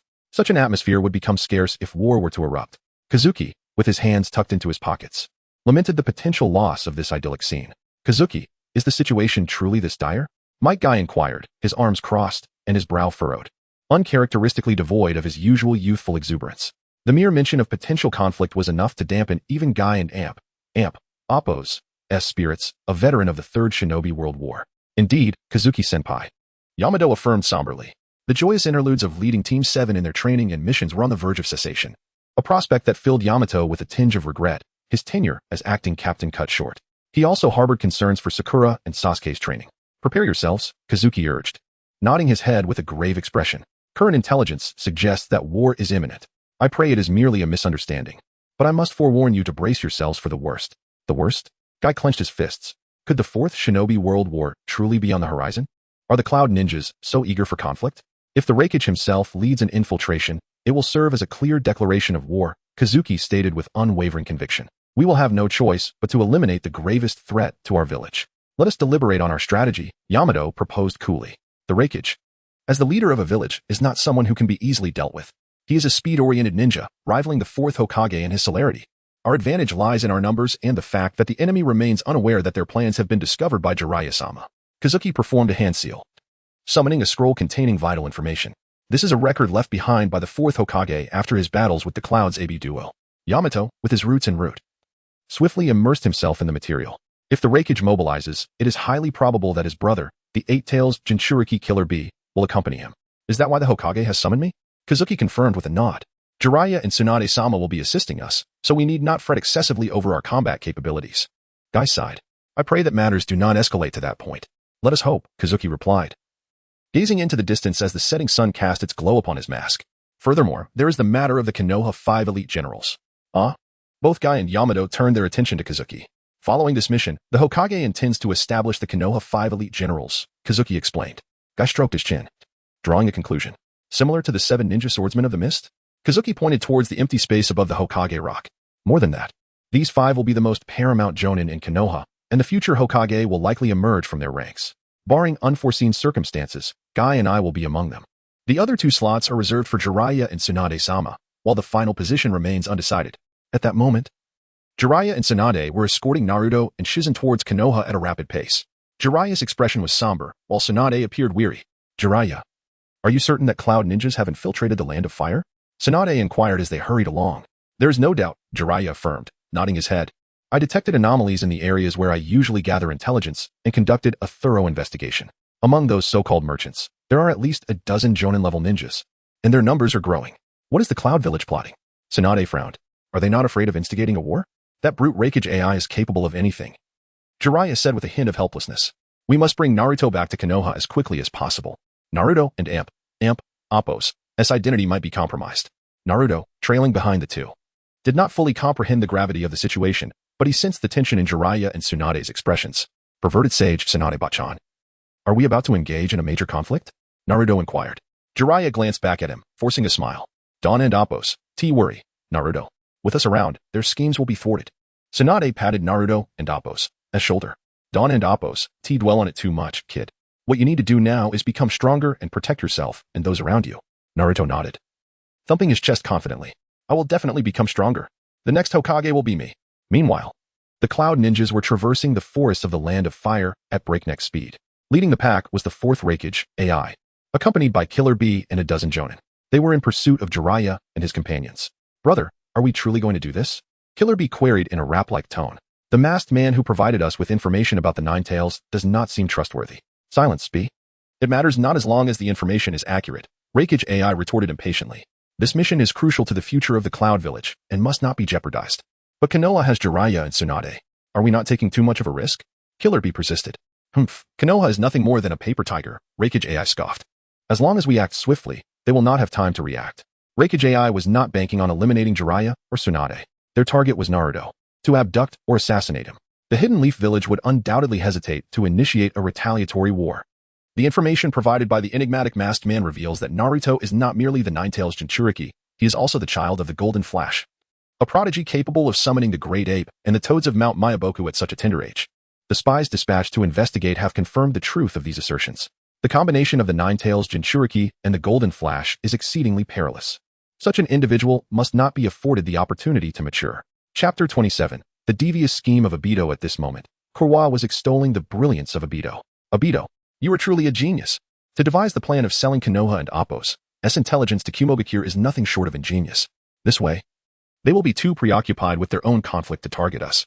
A smirk graced the face of the enigmatic masked man as he thought. Let that fool Raikage test Konoha. It has been behaving quite unusually of late. During this period, Konoha, the master of intelligence, found himself unable to trace the movements of Itachi Uchiha within the ninja world. This was indeed extraordinary, leading him to ponder whether Itachi had truly perished. No, it cannot be that simple. Itachi and Kasame could not have fallen so easily in Konoha. There must be something amiss, Konoha contemplated. Determined, Konoha sought out Aido to discuss the matter. Is it conceivable that someone as dangerous as Itachi could die in a mere skirmish with Konoha? Do you believe that? Aido, ever the cunning strategist, sensed an unsettling atmosphere. His agile mind conceived a nefarious plan, selling the identity information of the Nine Tails to Kumogakure. Surely, they could not resist making a move against Naruto Uzumaki. With the conditions that the Jinchuriki had yet to mature, was situated outside Konoha, and possessed extraordinary talent. It was only natural that Raikage A would decide to lead a surprise assault after verifying the information. Once the world descends into chaos, it will serve our purpose as schemers, Aido mused, embodying the essence of a born villain. However, a nagging concern crept into Konoha's mind. What if the Nine Tails were truly to perish? He could not help but voice his apprehension to Aido. What if the Jinchuriki is killed by Raikage? How long would it take for them to resurrect? What of Pain and Appo's nuclear deterrence plan? What of your Moon and Appo's plan? And my own scheme to save my mother? With a wave of his hand, Aido confidently replied, the Nine Tails will not die so easily. Konoha, well aware of Aido's nature, inquired. You cannot possibly have considered what would happen if the Nine Tails were to die, could you? Aido's expression darkened, masked from view, yet he coldly retorted, it matters not. Everything is as I have planned. I shall also take part in the battle. What is your plan? Kuwa pressed, sensing further stratagems at play. Whoever loses shall assist the other. As long as Konoha and Kumogakure engage in conflict, that is all that matters to you. Indeed, in a state of war. Konoha could not conceal its hidden cards. Kuwa gazed deeply at Aido and remarked, "You have truly become more astute." Internally, he thought, "Even fools can grow wiser. I must tread carefully and placate this fool." In truth, Aido had not overthought the matter. His plans had always been impulsive, akin to swinging a hammer here and there, acting on whims. Just like during the Uchiha incident, Aido's inherent attitude was that of idleness. Truly, he was an officially recognized genius. Meanwhile, the artist duo of the Akatsuki, Deidara and Sasori, were en route to capture the One Tail, while the immortal duo Haiden and Kakuzu advanced towards the Two Tails, aiming for the Seven Tails at Takigakure. The leader of the Akatsuki, Pain, along with Konin, had arrived at the secluded hideaway of the Four Tails, where even a shadow-level powerhouse could not escape the fate that awaited him under the Rinnegan. The same fate awaited the Five Tails and Six Tails as well. The long-standing peace in the ninja world was on the brink of chaos. In a nearby thicket, Kakashi's team was rapidly approaching Jiraiya's squad when they encountered a fully staffed elite team of Kumogakure's Jonin, leading to an intense battle. With their numbers and home field advantage, Konoha and Appo's ninjas emerged victorious. The lightning-fast Raikiri pierced through the chest of the last enemy, and as war demanded no mercy, the Konoha ninjas quickly extracted intelligence from the fallen foes. "Thank you, Aido," Kakashi murmured after the battle, sealing his Sharingan and covering his left eye with his forehead protector. Tired, he opened his ninja tool pouch to swallow an energy pill. The ground lay strewn with the corpses of Kumogakure's ninjas, yet Konoha's Umbu had also paid a price. They tended to their wounded comrades, adjusting their states while a few gathered the remains of the fallen. Despite having the numerical advantage, Konoha still sustained casualties, for the Kumogakure ninjas were undoubtedly elite. Confirming the intelligence gleaned from the minds of the fallen, one Umbu approached Kakashi, whispering, "Captain Kakashi, we lost several comrades in this battle. The list is as follows." Kakashi nodded impassively, calmly issuing commands for the team's status adjustment. Preparing for departure in a quarter of an hour, each name echoed in his mind, for he knew that after this mission, more names would be added to Konoha and Appo's memorial stone. Among the fallen in this brief skirmish was one who could be called Kakashi and Appo's friend, Yukimaru, the one who always coughed. A fellow student from Kakashi and Appo's Ninja Academy days. War now seemed inevitable. Kakashi turned to his subordinates, Yamato and Guy, seeking confirmation. Guy nodded solemnly, his silence betraying his inner turmoil as he clenched his fists upon hearing Yukimaru's name. Yamato calmly inquired, "Kakashi-senpai, what is our next course of action?" At that moment, Kakashi and Appo's gaze sharpened. He had fully transitioned from his everyday demeanor to one of war. As commander, he realized he must set aside sentimentality. Weighing the lives of the familiar on the scales of strategy, his thought process irrevocably altered. Though he had been mentally prepared, the reality of casualties awakened memories of war within him. With the impending battle, it was imperative to achieve optimal results. "We split into two teams," Kakashi issued coolly. "Yamato and I will lead a team to eliminate the Kumogakure ninjas in the rear, blocking Raikage's escape route. Guy, you will lead a separate Umbu team to support Jiraiya's squad. Finally, we will converge and eradicate Raikage within the Land of Fire. Yukimaru's death cannot be in vain. Kumogakure must pay the price." Yamato and Guy exchanged glances, both nodding in agreement. Understood. Before departing, Guy could not resist expressing concern. "Kakashi, be careful." With that, the three men set off with their respective teams. Chapter 28. Jiraiya's team versus Raikage. On Jiraiya's side, the team had already sensed that the Cloud Shinobi were drawing near. The four of them quickened their pace. As one of the legendary Sannin, Jiraiya did not fear a direct confrontation. Rather, he was burdened with heavy equipment, which restricted his ability to engage freely in battle. This could lead to a significant disadvantage, especially considering Tsunade's less than optimal condition. Although Tsunade had not voiced her concerns, Jiraiya, as one of the foremost intelligence operatives, could not fail to notice her unusual state. However, the battle on their side was now unavoidable.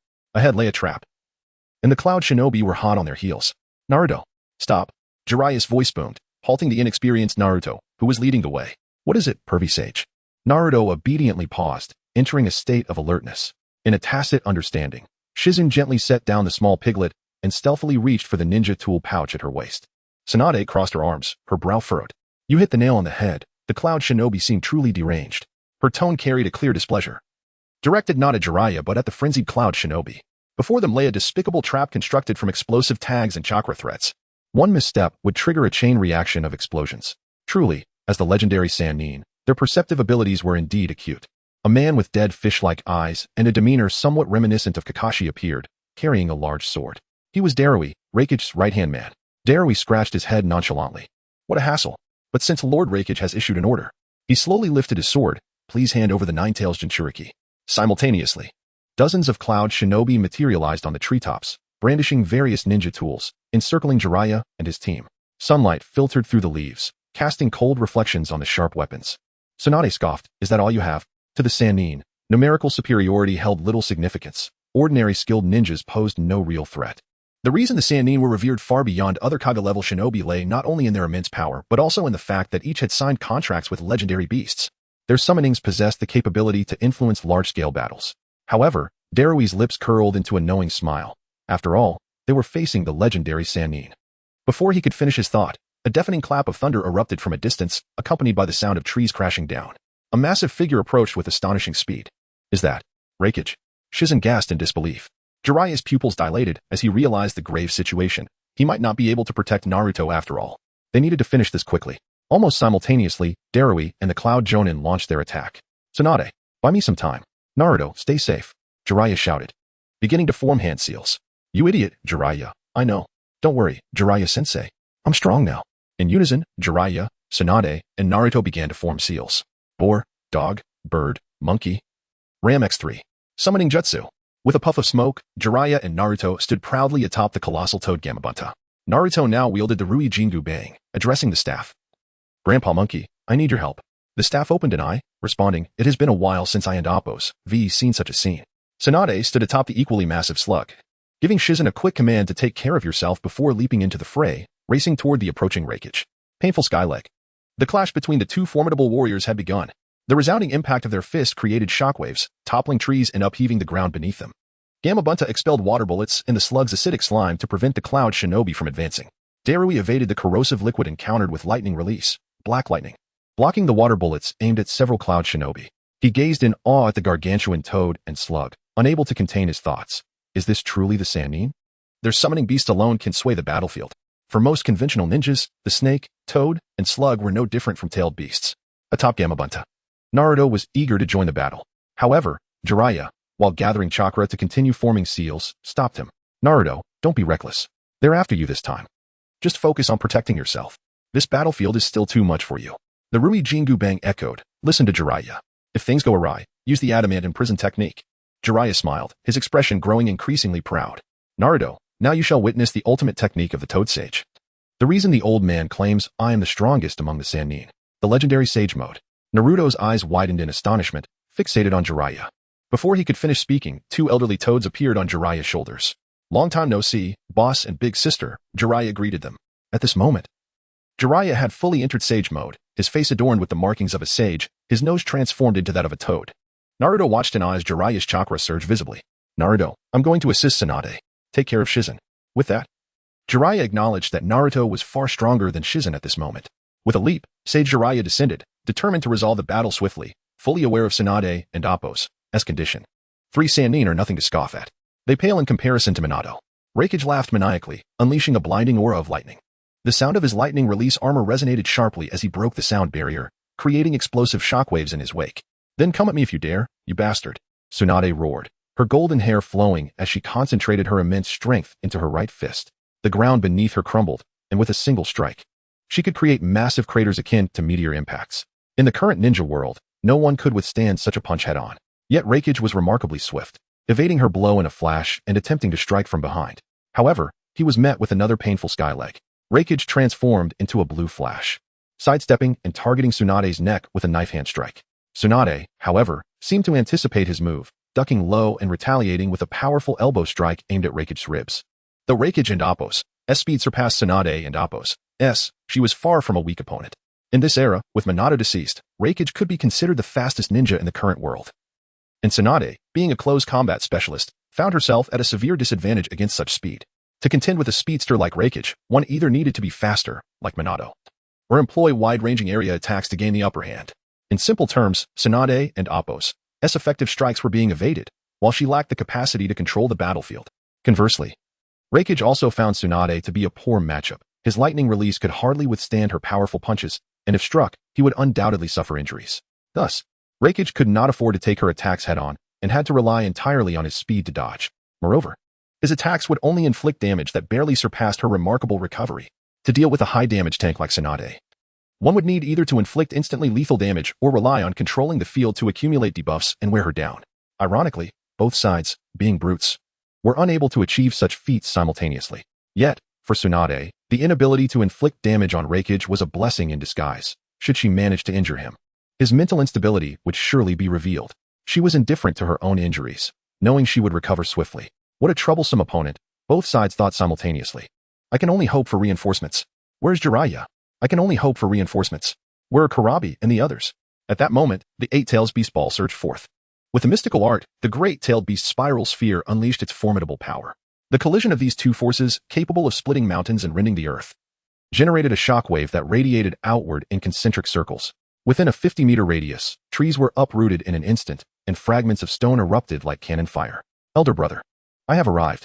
Tsunade, it's time to switch. Chapter 29. The Frog's Dominance, Sage Jiraiya and Tsunade versus the Raikage brothers. The advantage lies with us. In Sage mode, I shall not be defeated. With our brotherly bond, we are invincible. At this moment, both sides harbored these thoughts simultaneously. Sage Jiraiya. After colliding with the tailed beast form of Killer Bee using the Sage art, Super Giant Rasengan retreated alongside his comrades. In this evenly matched scenario, both parties entered a standoff. Jiraiya, you have indeed mastered this mode, Tsunade remarked, observing the frog-like Sage Jiraiya with a hint of nostalgia. As a signatory of the three great Sage lands, Tsunade was well aware of Sage mode and Appo's capabilities. She never expected that the underdog of yesteryears would achieve this, especially considering her lineage as a Senju and the fact that even Orochimaru, the prodigy of his youth, had not accomplished it. Well, my mastery is not quite perfect, Jiraiya replied, his focus unwavering as he scrutinized the Raikage brothers, his frog-like eyes narrowing as he spoke in a low tone. Raikage, you are provoking a war. The Raikage, shaking off the numbness in his right hand, adjusted his stance and shouted, there's no point in idle chatter now. Bring it on. With that, the Raikage surged forth like a bolt of lightning. Whoa, big brother, you're so impulsive. After a fierce battle, the brothers joined forces to confront the three legendary ninjas, declaring, today we shall topple you. In a rap-like cadence, Killer Bee joined the fray, coordinating with the Raikage to attack from another angle. Absolute lightning plow. The two brothers transformed into intertwining streaks of lightning, their speed leaving afterimages in the air. This fervent brotherly combination technique surged towards Jiraiya. Sage Jiraiya leaped high into the air, his reflexes in Sage mode extraordinarily sharp. Simultaneously, he shouted, Tsunade, leave this to me. You go deal with those cloud ninjas over there. The two Sage companions, Shima and Fukasaku, began forming hand seals in unison. Together, the two frogs unleashed a devastating area control technique. Sage Art, 5 right gates. The combination of wind, fire, and oil infused with Sage Chakra far exceeded the ordinary 3,000 C temperatures of fire release, instantly engulfing the forest in flames. The Raikage brothers and Appo's fervent combination technique was interrupted. Even in lightning release mode, the Raikage and Killer Bee in tailed beast form had to retreat to evade the inferno. Tsunade's expression darkened as she swiftly approached the Raikage brothers, who were trying to avoid the flames, and shouted, fools, let's deal with these two bastards together. Unlike the duel-like confrontation on this side, the battle on the other side was primarily between conventional cloud ninjas and summoned beasts, where casualties had already begun to mount. If not for Darui's timely assistance, the cloud ninjas would have suffered severe losses by now. The intimidation factor of the three legendary ninjas was significantly derived from their summoned beasts, and with casualties now appearing, Tsunade's mental affliction was likely to be triggered. Despite Jiraiya's proposed strategy being rejected by Tsunade, he appeared unfazed, laughing heartily. All right, let us engage in a long-awaited joint battle of the three ninjas. At the same time, with his inner thoughts confirmed, Jiraiya felt a twinge of concern. Tsunade's condition. It truly is as I feared. Tsunade slammed her fist down with tremendous force, creating a massive crater in the ground. Concurrently, Jiraiya's Sage Fire surged towards the area the Raikage was trying to evade. The Raikage brothers were forced to rapidly dodge to either side. In this scene, while Sage Jiraiya acted as a cannon, and Tsunade balanced between tank and healer, the trio evidently held the upper hand. If this confrontation continued, it was only a matter of time before the three ninjas triumphed. However, at that moment, the Raikage bellowed. Killer Bee. Understood. Killer Bee responded. The Raikage transformed into a flash of lightning, instantaneously escaping the battlefield towards Naruto in the distance. This reckless Raikage was both audacious and treacherous. How could he not realize the difficulty in subduing the renowned Jiraiya and Tsunade? From the very beginning, his goal was Naruto. With his speed, as long as Killer Bee could temporarily hold him back, he could undoubtedly seize the Nine Tails. If not, he could at least take Naruto's life. That Jinchuriki was the child of the fourth Hokage, Minato Namikaze. If the strongest tailed beast and Appo's Jinchuriki were to master a dangerous technique, like Flying Thunder God, the Cloud Village could not afford such a risk. Just the thought of Killer Bee mastering Flying Thunder God sent shivers down the Raikage spine. as he envisioned the chaos that would ensue if Konoha's Jinchuriki gained such power. This was dire. Both Jiraiya and Tsunade's expressions changed. But Killer Bee had already completed his full transformation into a tailed beast, morphing into a colossal octopus with a bull's head, generating a tempest. The surrounding forest, ablaze with fire, intensified in its fury, as if fueled by the storm. Against the backdrop of raging flames, the massive form of the Eight Tails completely obstructed the pursuit route. The bull-headed octopus monster gathered an extraordinarily high concentration of chakra in its mouth, preparing to unleash devastating energy. Tail Beast Bomb. On another battlefield, dozens of Cloud Ninjas found themselves overwhelmed by Winta and the giant toad, suffering significant casualties. Darui, feeling anxious, attempted several times to ascend the toad to reach his target atop its head. However, this giant toad exhibited impressive taijutsu. Every time he sensed Darui's advance, it would leap away. With a wit that seemed almost beyond that of a summoned beast, it taunted, "Ha ha ha, little Naruto, watch me dominate this battlefield. You are far from earning my recognition." The current generation of Cloud Ninjas was nowhere near the caliber of those he fought alongside Minato in his day. "Ha ha, little Naruto." Take note. When he swung his massive short blade, creating violent gusts of wind, as this generation of Cloud Ninjas was unworthy even to warm up against him. A flash of blade met with another unfortunate Cloud Ninja, leading to his demise. Darui and Imp, Appo's pupils dilated. He had to stop this giant toad. At the very least, it must be on par with Jiraiya, before I would acknowledge you. Winta leaped to evade a lightning release attack, countering with a downward slash. I and Appo's am not as easy to deal with as that old monkey. A massive water cannon dispersed several Cloud Ninja and Appo's combination techniques. Following that, another strike shattered Darui and Appo's lightning release technique. This combination of a great sword and ninjutsu was overwhelming, making it difficult for him to raise his defenses. Thus, while Darui was indeed the future fifth Raikage, he was essentially a secondary version of Kakashi, and a conventional one at that. In this unconventional ninja battlefield, he was exceptionally outmatched, while self-preservation was not an issue. Breaking through against a top-tier summoned beast that could contend with tailed beasts was a formidable challenge. Raikage-sama, you need to hurry. As this thought crossed his mind, Darui hastily formed hand seals, storm release, thunderstorm lock. Countless lightning water lasers surged towards the toad Winta, forcing it to leap back and save a Cloud Ninja on the brink of death. You are the most troublesome, Winta muttered midair, simultaneously slashing down at Darui with his blade. It seemed he was too late to evade, and Darui was forced to block with his sword, making it feel as if he were using a toothpick against a broadsword due to their enormous size difference. He struck true, like a hot knife through butter. Darui was cleaved in two along with his blade. Have I grown stronger? I have one before Jiraiya even returns. Winta reveled in his triumph. Fool. It was a shadow clone. An eye emerged from the Rui Jingu Bang in Naruto's hand, exclaiming loudly, Naruto, defend yourself. The Darui on the ground had transformed into lightning and vanished, revealing it to be a lightning clone. Meanwhile, his true self took advantage of Winta's momentary lapse as he landed, swiftly ascending along the toad's body to its head, bringing his blade down towards Naruto. Sorry, kid Darui. Not a killer by nature. Internally apologized to the seemingly youthful Naruto as he struck down with force. Naruto. The silent voice atop the giant toad cried out in urgent alarm. Chapter 30. The master of nested dolls in a swift motion, Naruto, merely a lowly Chunin, was struck down by the cold-hearted Darui with a single blow of his blade. The Rui Jingu Bang in Naruto's grasp was rendered useless, slipping from his fingers and falling freely, poised to dissolve the summoning upon its master's demise. At that moment, Darui thought to himself, I've finally succeeded. Time to retreat. Extend, Rui Bang. As Naruto was sliced in two, he transformed into a puff of smoke. It was but a shadow clone. The true Naruto emerged from the falling Rui Bang, utilizing the transformation technique. Now, having trained diligently under Jiraiya, Naruto officially entered the fray. With a flourish, Naruto's Rui Bang extended and struck at Darui's midsection. In a crucial moment, Darui swiftly turned and barely managed to block the blow with his formidable sword. Had it not been forged from a special metal, both he and his weapon might have been shattered. The attack continued as the tip of the Rui Bang morphed into the fearsome visage of the Monkey King, opening its maw wide to reveal sharp fangs, ready to bite down on Darui's neck. Lightning release, instant explosion. Darui, unwilling to suffer internal damage, forcibly unleashed his chakra, narrowly avoiding the Monkey King's fangs as he was propelled backward by the shockwave. He tumbled through the air, landing on one knee to steady himself. However, at the same time, he was knocked from the head of the giant toad, Fukasaku.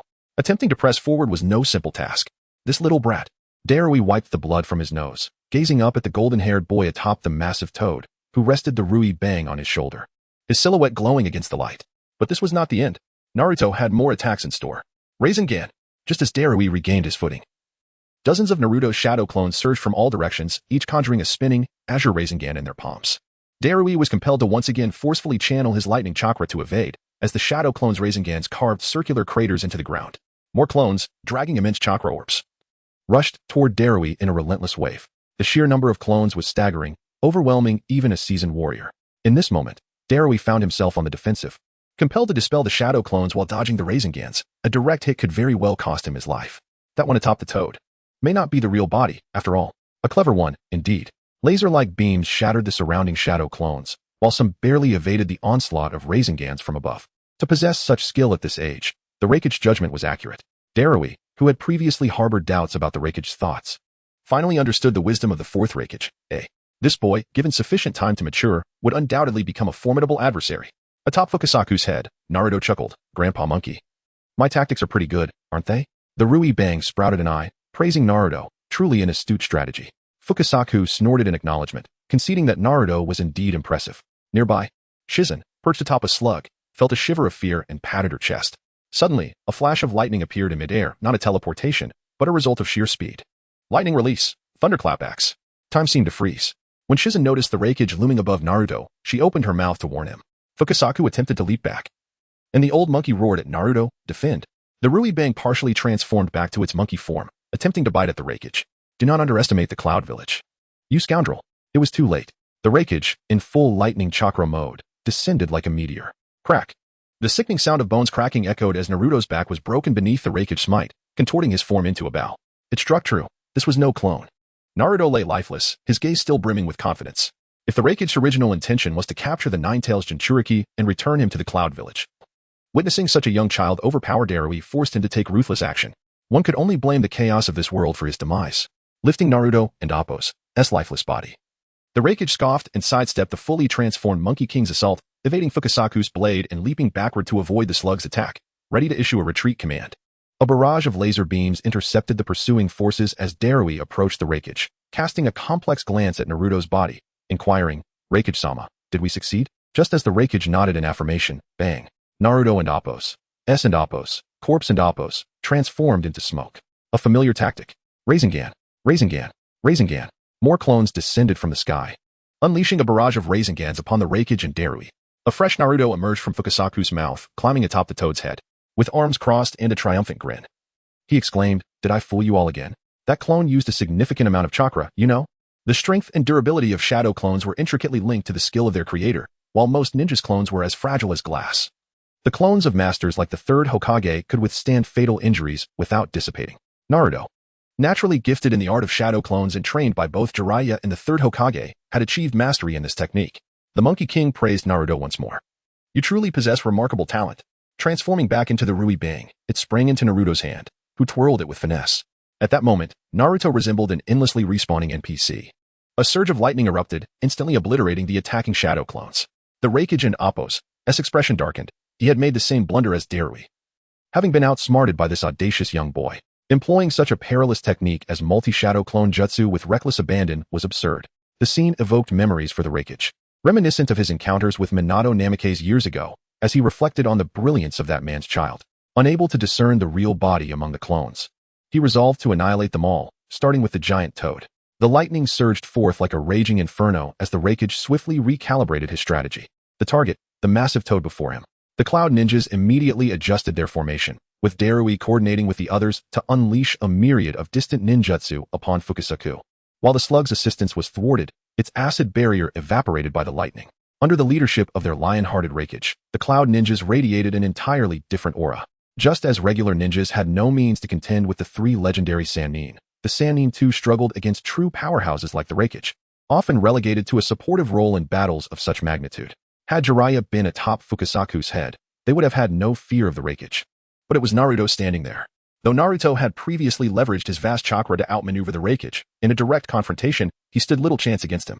The Raikage seized Naruto's incoming Rui Bang, regardless of whether it was the real body or a clone, and brought the boy crashing down upon Fukasaku's head like a hammer. The impact left the giant toad staggering under the force of the blow. As the formidable toad sustained a devastating blow, the Raikage's heart began to fill with anxiety. Where were the reinforcements? What calamity had befallen the rear? Yamato sheathed his blade, surrounded by the lifeless bodies of the Cloud Shinobi. Kakashi-sensei, this is the final batch, he announced. The Umbu of Konoha were diligently clearing the battlefield, collecting the remains of their fallen comrades. Kakashi, weary, popped a soldier's pill into his mouth and responded. Let us proceed with the final step of our plan, eliminate the Raikage. Chapter 31. Naruto's choice. This little brat possesses some cunning, but the larger scheme is already determined, thought the Raikage as he nonchalantly kicked Naruto aside. Indeed, the kicked Naruto transformed into a puff of smoke. The Raikage delivered a final blow to the fallen giant toad. And in a moment of desperation, the wounded toad Montai cried out, "Naruto, hold on until Jiraiya returns," forced to dispel the summoning. On another front, the slug, under Darui's coordinated assault, could no longer protect Shizune and was compelled to dispel its summoning as well, leading to Shizune's capture. Surrounded by the cloud shinobi, Darui pressed Shizune underfoot, a blade poised at her throat, shouting to the surrounding crowd, "Brat, if you don't reveal your true self, I will be forced to execute her." Shizune attempted to shout for Naruto to disregard her, but before she could utter a word, Darui, seemingly clairvoyant, forcefully pressed down, burying her head in the dirt, rendering her voiceless. Were it not for the current dire circumstances, Darui might have been a commendable man. However, as a ninja of the cloud, he would do whatever it took. Despicable. You cloud ninjas are truly vile. Naruto gritted his teeth, stepping out from behind a large tree. Being so young, he perhaps did not yet grasp the futility of negotiating with kidnappers. Darui sighed internally, his expression icy as he stated, "If you care so much for your comrades, then surrender." Naruto, planting his Rui Jingu Bang firmly in the ground, crossed his arms defiantly and declared, "Even if I surrender, you want to spare Shizune, will you?" This brat, though often clueless, exhibited a keen understanding of human nature when it mattered. During the Chunin exams in a timeline where the third Hokage did not intervene, Sasuke had contemplated surrendering to the disguised Orochimaru, but Naruto had immediately perceived that Orochimaru would not let Team 7 go, thus deciding to thwart Sasuke's surrender and confront Orochimaru directly. "That's uncertain. It's only upon surrender that one can confirm such matters," Darui replied, lifting his eyelids nonchalantly. "Make a decision swiftly." The Raikage coldly interjected, "I will break your limbs and take you back to the Cloud Village. I'll heal you afterward." Naruto, filled with indignation, shouted, "Who would allow you to break my limbs?" In this dire situation, Naruto's mind raced, desperately searching for a solution. Yet, the thought of cold sweat trickled down his brow. He could not devise a way to rescue Shizune. "Naruto, they are deceiving you." The Rui Jingu Bang blinked an eye as the Monkey King roared. "The Cloud Shinobi have no integrity, having fought alongside the third Hokage for many years." The Monkey King was well aware of the Cloud's reputation. Clutching his head in anguish, Naruto finally despaired and shouted, "Let us settle this one-on-one." All eyes turned towards him. With a desperate gamble, he pointed at the Raikage, "One-on-one. If I win, take me with you. If I lose, let her go." The illustrious Raikage, "Wouldn't he fear me?" "Would you? I am the son of your past defeat." The Raikage, infuriated by the audacity of this brat, felt rage boil within him. Yet, despite his brutish nature, as the leader of a village, he would not be easily provoked. He promptly commanded, "Darui, kill her." Darui, obeying the order, raised his blade, ready to strike Shizune's back. Shizune closed her eyes in despair, thinking, "Am I to die here?" Realizing that the plan had fallen apart, Naruto's expression shifted in panic, and he transformed into a cloud of smoke, vanishing. "Stop. This time it's really my true self." A flustered Naruto emerged from behind another large tree. "If you kill Shizune, I will escape this instant. You're after me, right? Jiraiya-sensei and the others might be back any moment." The Raikage and Darui exchanged glances, and Darui halted his action. She is alive." The blade's tip grazed Shizune's clothing, halting at her skin, allowing her to feel the blade's warmth. The Raikage stepped forward, locking eyes with the turquoise gaze of Naruto. "Brat, you better keep your word." This operation aimed at the Nine-Tails Jinchuriki, and the Raikage was acutely aware of this fact. Maintaining eye contact, Naruto mustered his resolve. "I, Naruto Uzumaki, always keep my promises. Unlike you despicable adults." The Raikage's hair bristled. A low hum resonated around him as blue lightning chakra surged to life. "Defeating a brat like you will take but a moment. But if this is merely a shadow clone, she will perish." The Raikage did not transform into the lightning blur typical of battle. Instead, he approached the blonde boy with a formidable aura, seeking final confirmation of his identity. The towering figure loomed like a mountain, pressing down upon Naruto, who was now drenched in sweat. Beside him, the Monkey King, now transformed into the Rui Jingu Bang, urgently shouted, "Naruto, don't believe them. Retreat." But Naruto would never abandon his comrade. Bearing the immense pressure, he gathered all his chakra, preparing to fight, his eyes fixed on the Raikage. "Jiraiya-sensei, hurry. I can't hold out much longer." As Naruto contemplated this, Jiraiya did not disappoint. Just as the Raikage advanced, a voice rang out from the distance. "Your scheme has failed, Raikage." Startled, the Raikage turned, his pupils constricting. He could hardly believe that he was on the verge of success, seeing Jiraiya and Tsunade approach, accompanied by a burly Konoha ninja and a squad of AMBU donning animal masks. The burly ninja bore the incapacitated Eight-Tails Jinchuriki, Killer Bee, on his shoulder. How could the fully-tailed beast Killer Bee have fallen so swiftly? Moreover, Konoha's reinforcements had arrived so promptly. What of our cloud reinforcements? Has our intel been compromised? Is it him? The Raikage pondered, sensing impending doom as he thought of the mysterious masked man. The life of the Eight-Tails Jinchuriki is surely more valuable than that of a mere girl, Jiraiya stated, locking eyes with the Raikage. The Raikage's expression darkened. Humph. Hand over Killer Bee to me, and we will return this girl to you. Naruto sighed in relief, collapsing against the tree trunk, transforming into a puff of smoke. A leaf fell from the tree, midair reverting to Naruto's original form. This was his true self. Naruto rushed to join the Konoha forces, greeting his acquaintance, Gai-sensei. Seeing this, Jiraiya smiled in relief, while the Raikage's expression grew even grimmer. Naruto, well done. This brat is truly cunning. As initially noted, Naruto may often seem foolish. Yet at critical moments, his acuity shines through, as he never truly believed a word spoken by the Raikage. At this moment, Darui genuinely admired the young blonde before him. His mastery of transformation and shadow clone techniques was extraordinary. He mused, what a pity he is not from the Cloud Village. Chapter 32, the spark of the great ninja war. Moments before, the tide of battle had turned. Might Guy's daytime tiger had pulverized the Eight-Tails tentacles, and Tsunade's monstrous strength had slammed the tailed beast form of Killer Bee into a mountainside. Jiraiya seized the opportunity, unleashing a Sage Art Sealing technique. Jiraiya, in Sage mode, in conjunction with Guy's seventh gate and Tsunade's brute force, had finally reverted the fully transformed Killer Bee to his human state. The Eight-Tails Jinchuriki was battered and bruised, carried on Guy's shoulder, and utterly incapacitated. The 8 gates, truly astonishing, Jiraiya murmured, watching the azure steam emanating from Guy's body. Guy wiped the sweat from his brow, grinning. Kakashi and the others are clearing out the Cloud Ninja in the rear, preparing to encircle the Raikage. Guy elaborated on Kakashi's team's mission to eliminate the remaining Cloud Ninja and the subsequent plan to corner the Raikage. Tsunade scoffed. The ninja world. After all these years, it hasn't changed a bit. War? Huh? Jiraiya was suddenly reminded of the war-torn streets of Amigakure, the orphans he had encountered, and his own Frog Squad disciples. After a moment of contemplation, he shook his head. Enough. With the Eight-Tails secured, this conflict can be contained as a border skirmish. The Cloud Ninja have suffered heavy losses, and the Raikage will be unable to act for the foreseeable future. Pursuing them further would risk igniting the Fourth Great Ninja War. Had Kakashi and Yamato been leading the team, they might have clarified the advantages and disadvantages and persuaded Jiraiya, but Guy lacked the eloquence. Jiraiya was arguably the most war-averse of the Sannin, the inherently wicked scientific anomaly that was Orochimaru aside. Tsunade's aversion to war stemmed from the personal pain of losing her lover and brother. In other words, had Dan Kato lived, or had Nawaki become a Konoha hero, Tsunade and Appo's stance might have been different. But Jiraiya and Appo's abhorrence of senseless bloodshed ran deeper. Regardless of his tactical acumen and battle-hardened experience, Jiraiya remained, at heart, somewhat naive. Thus, Jiraiya intended to agree to a prisoner exchange, for in his mind, the value of Shizen could not compare to that of the Eight-Tails, Killer Bee. Let us exchange hostages. Raikage, Jiraiya stated gravely. The Raikage considered the plan a fruitless endeavor. He was greatly displeased, but he coldly agreed. Securing Killer Bee was the best outcome at this juncture. Fine, the Raikage conceded, his lightning cloak dissipating as he returned to his normal state. But Konoha will relinquish Killer Bee first, despite being in a weaker position. The Raikage acted as if he held the upper hand. Save face at all costs. Do you think you're haggling at a marketplace? Tsunade roared, shattering a nearby boulder with a furious punch. One more word and I and Appo's LL snap his neck. Jiraiya was exasperated. You release Shizen first. Otherwise, so be it. We'll continue the war, Raikage. Might makes right, and the Cloud Ninja reinforcements had yet to arrive. Something must have happened. The Raikage was already contemplating a retreat. With a click of the tongue, the Raikage reluctantly gestured to Darui. Return their hostage. The exchange was made.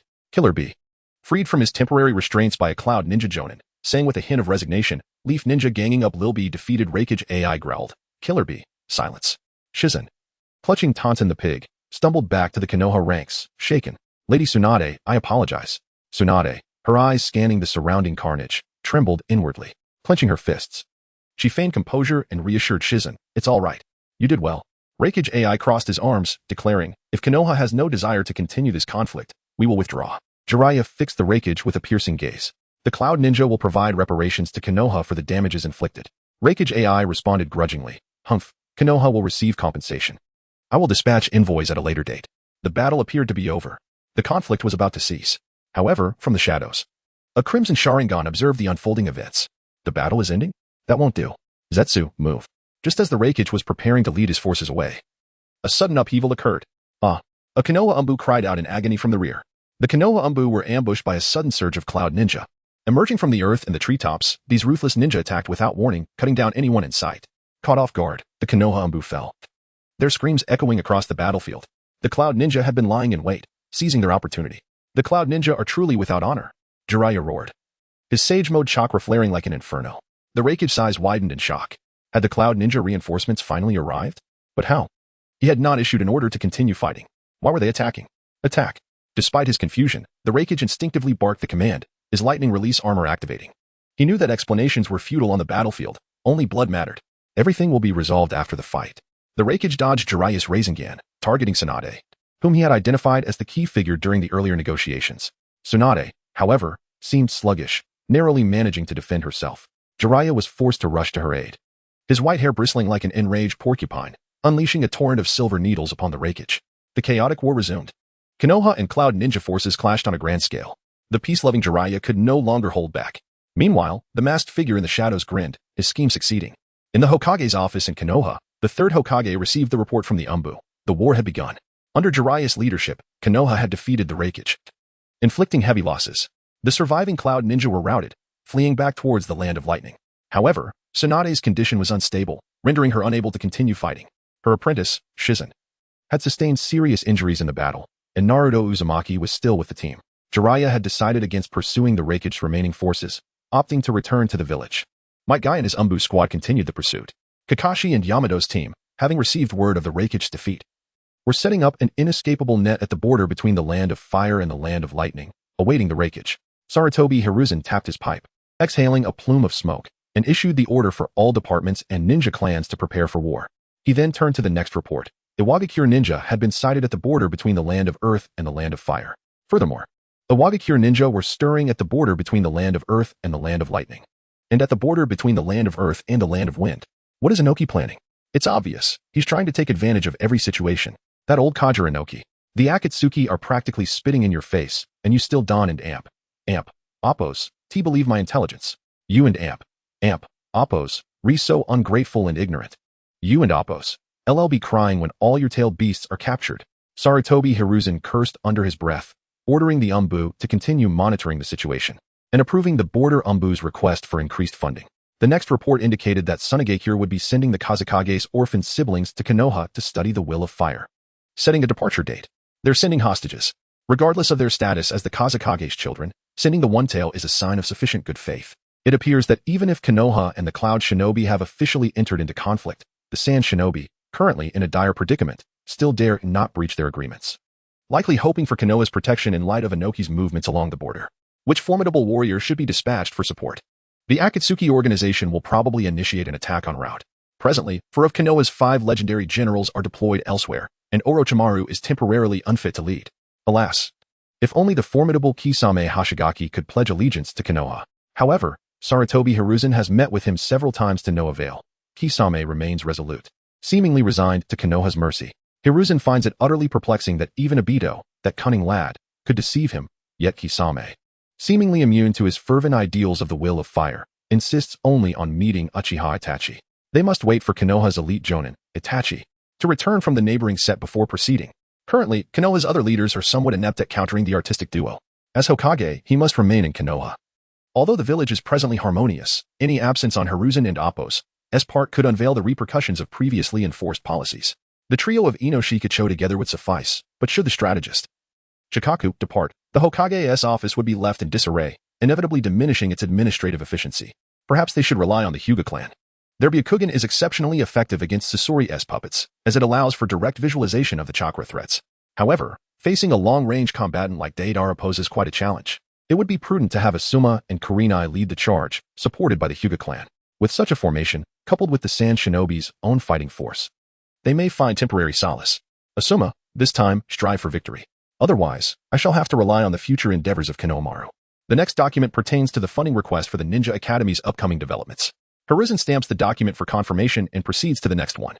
At this moment, seated in his office issuing commands, Sarutobi Hiruzen resembles a commander in a strategic sandbox game, meticulously analyzing the streams of intelligence from Konoha and dispatching orders accordingly.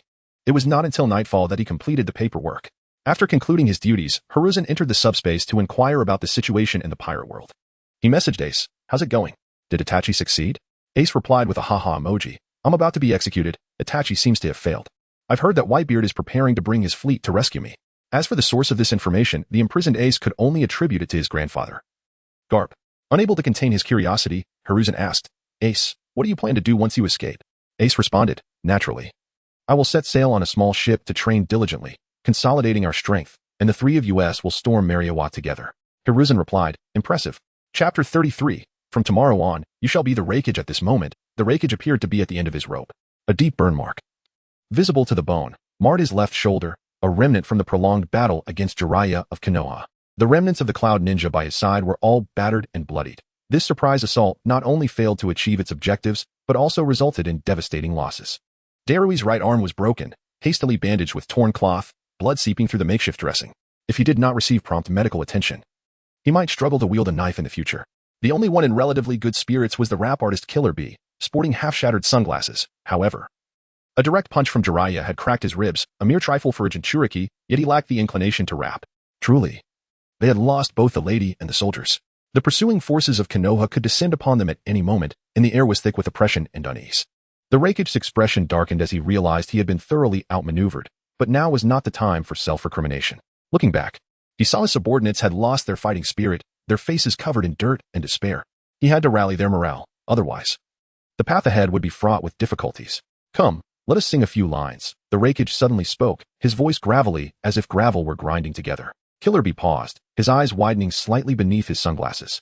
Darui, clutching his fractured arm, looked up, blood trickling from the temporary bandage. Big brother you. I said to sing. The Raikage slammed his fist against the rocky wall beside him, sending debris cascading down. His gaze swept over each of the weary soldiers. Shall the ninjas of Kumogakure flee like lost dogs? Killer Bee abruptly tore off his broken sunglasses and spat. He then began to clap his thighs in rhythm, his hoarse voice echoing through the canyon. Yo, at the end of the road, this isn't the end. The spirit of Kumogakure shall never perish yet. What of broken blades and shattered armor, fool? The Raikage shall carve the path, bastard. We shall return to the land of lightning and fight again, yeah. Typically, no one in Kumogakure appreciated Killer Bee's raps, but at that moment, they invigorated the despondent atmosphere among the Cloud Ninjas. A temporary setback meant little. Kumogakure would not be brought down by a single defeat. The shadow of the village stood together in adversity. As long as he remained, hope persisted. Seeing the morale of the Cloud remnants slightly uplifted, the Raikage suddenly threw his head back and laughed, his joyous sound startling the birds from their perches. Why does the Raikage laugh? Darui asked, grimacing in pain. The Raikage pointed toward the mountains on either side. Speaking with pride, I laugh at that fool Hokage Saratobi Hiruzen and the dim-witted Sannin Jiraiya. Were they to lay an ambush here, we would all be captured. Ahead lay treacherous terrain, a narrow canyon flanked by sheer cliffs.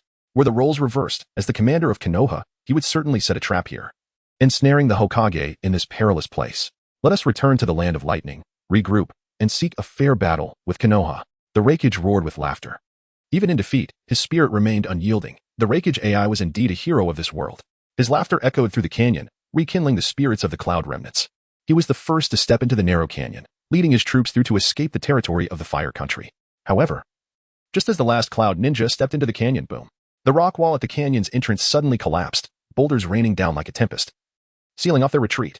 An ambush, Darui shouted, but his voice was instantly drowned out by another thunderous roar. From the cliffs on either side of the canyon, countless explosive tags detonated simultaneously. Doton, rock collapse. Katon, great fireball technique.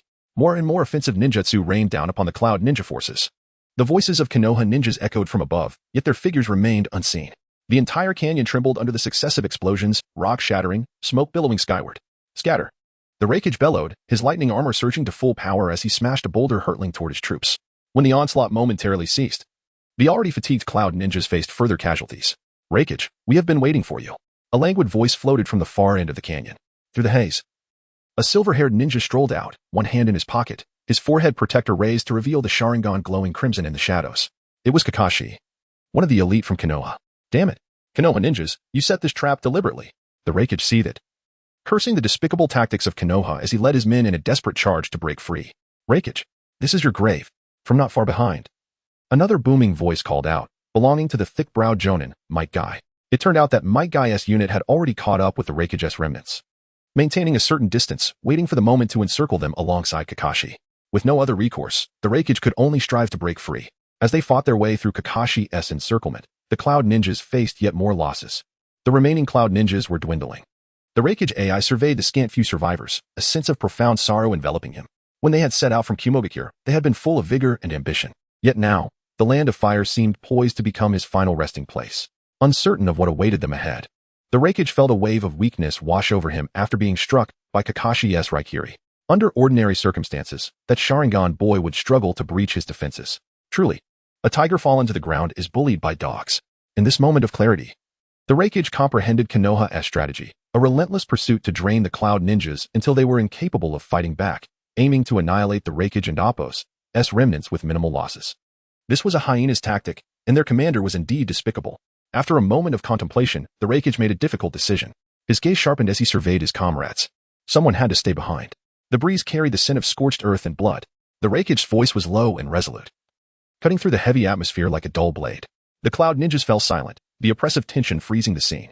Darui's broken arm hung limply, blood droplets falling to the ground. Killer Bee's eyes narrowed slightly, the chakra of the eight tails stirring restlessly within him. The Raikage offered no explanation, for none was needed. Everyone understood that, in their current state, without someone to impede Kakashi's pursuit, none would escape the land of fire. Killer Bee pondered for a moment, preparing to accept this arduous task and bid farewell to his brother. At that moment, Darui stepped forward with renewed determination. I will do it, Darui declared firmly. Raikage-sama, you lead everyone away. My Rantan can still. The Raikage raised a hand, interrupting Darui's words, his tone unusually serious. From tomorrow on, you shall be the Raikage. Chapter 34. The three heroes of Konoha battle the Raikage. Darui, you must protect this village and its people. You must also cultivate the next generation that can be entrusted. From tomorrow onward, you shall be the Raikage. With these final words, Raikage A became a defiant figure on the battlefield. How could Darui, Killer Bee, and the Cloud Shinobi make their escape while their leader remained behind? A resolute A waved his hand without looking back and bellowed, "This is the last command of the fourth Raikage. Get out of here." The final flash of lightning erupted, transforming into a meteor that surged towards the malevolent ninjas of Konoha. O was prepared to expend his last chakra, determined to claim the head of that wicked white-haired man. Watching the lightning fade away, the Cloud Shinobi were filled with tears. The image of the third Raikage, who had perished while protecting his subordinates, intertwined with that of the resolute fourth Raikage. The Raikage family truly embodied loyalty to the end. Killer Bee wiped away his tears, tossed his shattered sunglasses into the air, and rapped. The lightning transforms into a meteor. Father's silhouette etched in my heart. The foolish brother's final rap, sung by the old man for you. Listen well. White-haired ninja of Konoha, this grudge will be settled in the Eight Tails ledger. The fifth Raikage, Darui, wiped away his tears, his eyes now bloodshot, and commanded loudly, we move out. Kakashi waved his hand. The Konoha ninjas halted their advance. Kakashi's ears perked up, and narrowing his eyes, he observed the front with a hint of confusion. There's a sound ahead, Tsuru. Activate your Byakugan. Immediately, a Konoha Umbu wearing a crane mask adjusted his chakra, his eyes gleaming as he peered into the distance. He must be an elite from the Hyuga branch. Tsuru exclaimed in surprise, Captain Kakashi, the Raikage is approaching us alone. Kakashi stroked his chin, deep in thought, and soon understood. The Raikage had chosen to stand alone against them. Under normal circumstances, Kakashi would have admired such bravery. But now there was no room for sentiment. Kakashi concluded, this place is called Lightning Falls. It shall be the Raikage's grave. He then coldly ordered, set traps on the spot. Hyuga informed Guy's team to converge with me and eliminate the Raikage. An Umbu with a sword akin to that of the knight, Guy swiftly took his leave. After a brief contemplation, Kakashi continued, Nico, inform Yamato's team ahead. Disregard the situation here and focus solely on intercepting the remnants of the Cloud Shinobi. Kakashi intended not only to eliminate their general, but also to ensure the remaining troops would not escape. Another Umbu in a cat mask vanished in an instant. Moments later, the Hyuga Umbu, Tsuru, suddenly cried out, Captain Kakashi, it's too late. He.S. accelerating. As soon as Tsuru's words fell, an explosive thunderclap echoed from afar. The Hyuga Tsuru warned sharply, this is bad. The Raikage has sped up. Distance, 2,000 meters. 1,000 meters. Too fast. It's over. Nico collided with him. No, it was the Raikage who sought out Nico. The dust from fallen trees filled the air, and in an instant, the battle on that side was decided. Kakashi had no time to issue a rescue command. The Konoha Umbu Nico fell. No need for the Byakugan now. Not far away, a massive black-skinned man, akin to a thunder beast, flung aside the body of the Konoha Umbu and roared into the heavens. Do Konoha scoundrels dare to fight? Another comrade had perished. Kakashi, expressionless, raised his forehead protector to reveal his three-tomo Sharingan, its crimson hue spinning wildly until it formed three sides, and coldly commanded, prepare for battle. At this moment, Kakashi too shone with the brilliance of lightning, leading the Konoha forces to encircle and slay the enemy general, Yamato's team. As the last line of encirclement lay in ambush on the inevitable path of the retreating Cloud Shinobi, they finally detected the remnants of the Cloud soldiers. Waiting for them to step into the trap, Yamato was poised to strike. However, a reconnaissance Umbu wearing a bug mask reported, Captain Yamato, Kakashi, and Guy's team are engaged in fierce combat with the enemy. Upon receiving the intelligence, Yamato gazed at the distant retreating Cloud Shinobi. No Raikage, he murmured softly, his brow furrowed. So, Kakashi's team was locked in a fierce battle with the Raikage himself. Had the Cloud Shinobi divided their forces? Yamato pondered. Should they launch a direct attack on the remnants of the Cloud Shinobi? Or should they turn back to support Kakashi? The value of the Raikage and the Eight Tails, as well as the potential casualties from joining or splitting their forces, weighed heavily in his mind. After a moment of contemplation, Yamato ordered, immediately shift towards the southwest and accelerate to support Kakashi's team. It was far more valuable to take the Raikage's head together. Kakashi and Gai's teams had now converged, surrounding and slaughtering the Raikage. Despite being severely wounded, the fourth Raikage appeared undeterred. He had long since burned his life as fuel for chakra, each attack imbued with the spirit of mutual destruction. The fierce battle between Kakashi, Gai, and the Raikage reached a decisive point where no further Umbu lives needed to be sacrificed. Every direction was sealed off by Konoha's Umbu, with skilled control ninjas from the Nara or Yamanaka clans launching surprise assaults on the Raikage. The Raikage aimed to prioritize the elimination of these control-type ninjas, but would soon be intercepted by Kakashi and Gai. The sealing ninjas worked together to create a powerful sealing technique that could alter the tide of battle, erecting a sturdy, transparent barrier. Even a high-speed ninja like the Raikage, in his prime, would have no chance of escape now, let alone in his current desperate state. This place was the site of his demise. This was where he would meet his end. During the fight, Kakashi taunted, "Surely, history will remember you as a fool, slain by an external enemy." Though his words were harsh, Kakashi secretly admired the Raikage's solitary stand. Taunting the enemy was merely a tactic. If you think that by coming here to stop us, you can allow the remaining Cloud Shinobi to return home safely, you are gravely mistaken. Kakashi ducked to evade a strike from the Raikage while thrusting Raikiri towards his kidneys. Yamato's team lay in wait in the Land of Water's forest. The remaining Cloud Shinobi must also perish. The Raikage's pupils constricted. No Cloud Shinobi would return home alive, all because of you. At that moment of distraction, Gaia's flying kick struck the Raikage's back like a battle axe. Blame only your ambition. The already exhausted Raikage could not evade successfully. Stumbling forward from the force of the kick, history would remember that the Raikage fell victim to his own greed. The chakra, fueled by his life, would eventually run dry. And the lightning was no longer fierce. Not for glory. A perfect opportunity. Would release, silent binding technique. Out of nowhere. Countless spiked vines coiled around the Raikage's limbs like colossal serpents. Yamato, who had been lying in wait, seized the moment to attack. Kamui. Kakashi concentrated chakra in his left eye, aiming for a lethal strike at the Raikage's head. The Raikage summoned his last strength to twist his head aside, narrowly avoiding a fatal blow. His entire arm was twisted by spatial power, blood gushing forth. Yet, he laughed heartily. The last Konoha team is here. Yamato and Appo's final ambush did not bring despair to the Raikage. It instead filled him with a sense of survival against all odds. For Darui and Killer Bee, they could return safely. His own death was now inevitable. Let the last of his chakra be reserved for himself. The Raikage gathered his lightning chakra towards his head, and in an instant, the lightning scorched his brain from within. Thus, the intelligence of the Cloud Village was preserved. The fourth Raikage fell. The battlefield plunged into silence. A flicker of lightning dancing upon his charred body for the final time. The three formidable generals of Konoha exchanged glances, and for a moment, silence enveloped them. After several seconds, Kakashi, appearing somewhat fatigued, issued the command. "Victory is ours. We have triumphed." Gai nodded in acknowledgement, while Yamato dispelled the wood release. Commencing the sealing of Raikage and Appo's corpse. Chapter 35, The Ninja Arts Academy in Konohagakure. The Jiraiya team is returned. Naruto leisurely strolled down the familiar streets, his hands resting behind his head. After experiencing life and death battles, even the most mundane sign of a ninja tool shop appeared extraordinarily endearing. This is what rapid growth feels like. While Jiraiya-sensei and Tsunade were briefing the Hokage in his office, aboard Naruto decided to wander around Konoha, also checking if the fourth Hokage needed a touch-up. Of course, this time it was not with paint, but rather to see if any colors had faded. Using his hands as a makeshift telescope, Naruto peered through the hollow. Measuring the space beside the fourth Hokage, he chuckled, "Hee, I am the future fifth Hokage. Naruto, what are you doing?" Sasuke's voice called from behind, as Sakura stood beside him, hands on her hips. As Naruto turned, the setting sun cast a golden hue on the two, embellishing their reunion with a radiant glow. "Let me treat you to Ichiraka ramen," Naruto exclaimed cheerfully, eager to share his recent experiences with his friends. "I'm busy. I need to train," Sasuke flatly rejected. While revisiting his family's old residence to sift through documents, he unexpectedly discovered a significant number of training scrolls, and he had been quite occupied lately, reveling in the joy of increasing his strength. "Is the reward for an S-rank mission really that substantial? Treating us upon your return?" Sakura inquired, arms crossed, curiosity piqued. What exactly happened? Was it more troublesome than the Wave Country incident? Well, that's a well-timed question, Naruto thought, feigning mystery as he waved his fingers in front of him. "Then let us head to Ichiraka ramen. I'll tell you all about it. I even battled the Raikage."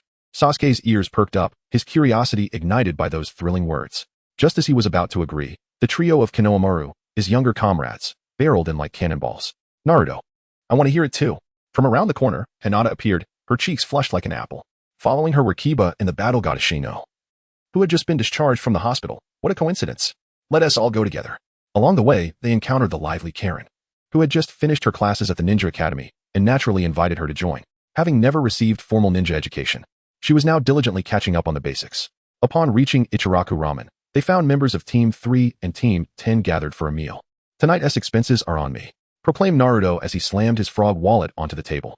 He then began to recount his recent adventures with animated flair, enhanced by his well-honed storytelling abilities. His experiences were truly a roller coaster filled with twists and turns. The Konohamaru Corps applauded enthusiastically. And then I did this, bang. Naruto slammed his hand on the table, causing broth to splash onto Akamaru, prompting the small ninja dog to bark in annoyance. The 12 young ninjas' expressions shifted from curiosity to admiration. They had previously thought Naruto was at the bottom of the class, yet here he was, having made such incredible progress. After finishing his tale, Naruto felt a surge of pride, thinking to himself, now they'll surely acknowledge my strength. Becoming the 5th Hokage is just around the corner. So, Guy-sensei isn't in the village because he is supporting Naruto. Lee exclaimed, tears brimming in his eyes. Neji rolled his eyes, while Tenten shot Lee a disdainful look as he wept. Naruto, you're so impressive. Hinata blushed at the part where Naruto rescued Shizen, perhaps imagining herself as the heroine. Sakura gasped in realization at the end. So Naruto is actually the 4th Hokage's child. Immersed in his storytelling, Naruto only then realized he had inadvertently revealed a secret. Cold sweat broke out as he gestured for silence. Sasuke's expression became complex. His brother had truly hit the ground running, strong enough to challenge the Raikage. Even if he was boasting, he had substantial grounds for it. Initially, Sasuke had thought that finding those family training scrolls would allow him to catch up to Naruto quickly, but instead, the gap seemed to widen. I can't let this continue. I must train harder, he declared, slamming his hand on the table to leave. However, Shikamaru's analysis halted him. Shikamaru's focus was not on Naruto's lineage, but on the impending threat from the Cloud Village against Konoha's Jinchuriki. Perhaps, we must prepare for war, he stated gravely. The arrival of a village leader to launch an assault on the Land of Fire was indeed war. Shikamaru revealed some sensitive information to caution his companions. The situation with Tsunagakure is far from resolved. Asuma and Kurenai took a team there recently, and it wouldn't require so many ninjas if it were merely to escort someone. That is true. Lord Hayashi is accompanying them, Neji interjected. Preparations are being made according to battle standards. Indeed, Hinata replied, her tone suddenly melancholic. Father only mentioned going out for a while. Neji continued, eating his noodles, responding in a flat tone. He probably didn't want to worry you, Lady Hinata. Are we going to join the battlefield? The girls, raised in a time of peace, couldn't help but voice their concerns. As ninjas, they weren't fearful, but rather felt a momentary sense of confusion. Karen, having just found stability, felt anxious about the future. After sipping some broth, Shikamaru sighed. Our teachers were already on the battlefield at our age. Upon hearing Shikamaru's words, the atmosphere grew somber. The expressions of the Konohamaru Corps dimmed, and Naruto gently patted Konohamaru's head. Suddenly, Neji, who harbored a deep-seated grudge against the Cloud Village, slammed the table, exclaiming, then let us fight. The Hyuga clan will take on the Cloud Village. He was practically ready to enlist in the Umbu to combat the Raikage. You want to be joining this war. You each have your own battleground. Jiraiya's voice cut through the tension as he entered, lifting the curtain and plopping down beside Naruto. I've spent all my money repaying Tsunade, so Naruto, you should treat me. Without waiting for Naruto's agreement, he began ordering for himself. I've already discussed with the Hokage. The first pilot program for the Ninja Academy is ready for use, Jiraiya continued. You all, about a dozen of you, will be among the first batch of students. Previously, it was called Ninja School. From now on, it will be known as the Ninja Arts Academy, he announced. Ninja Arts Academy?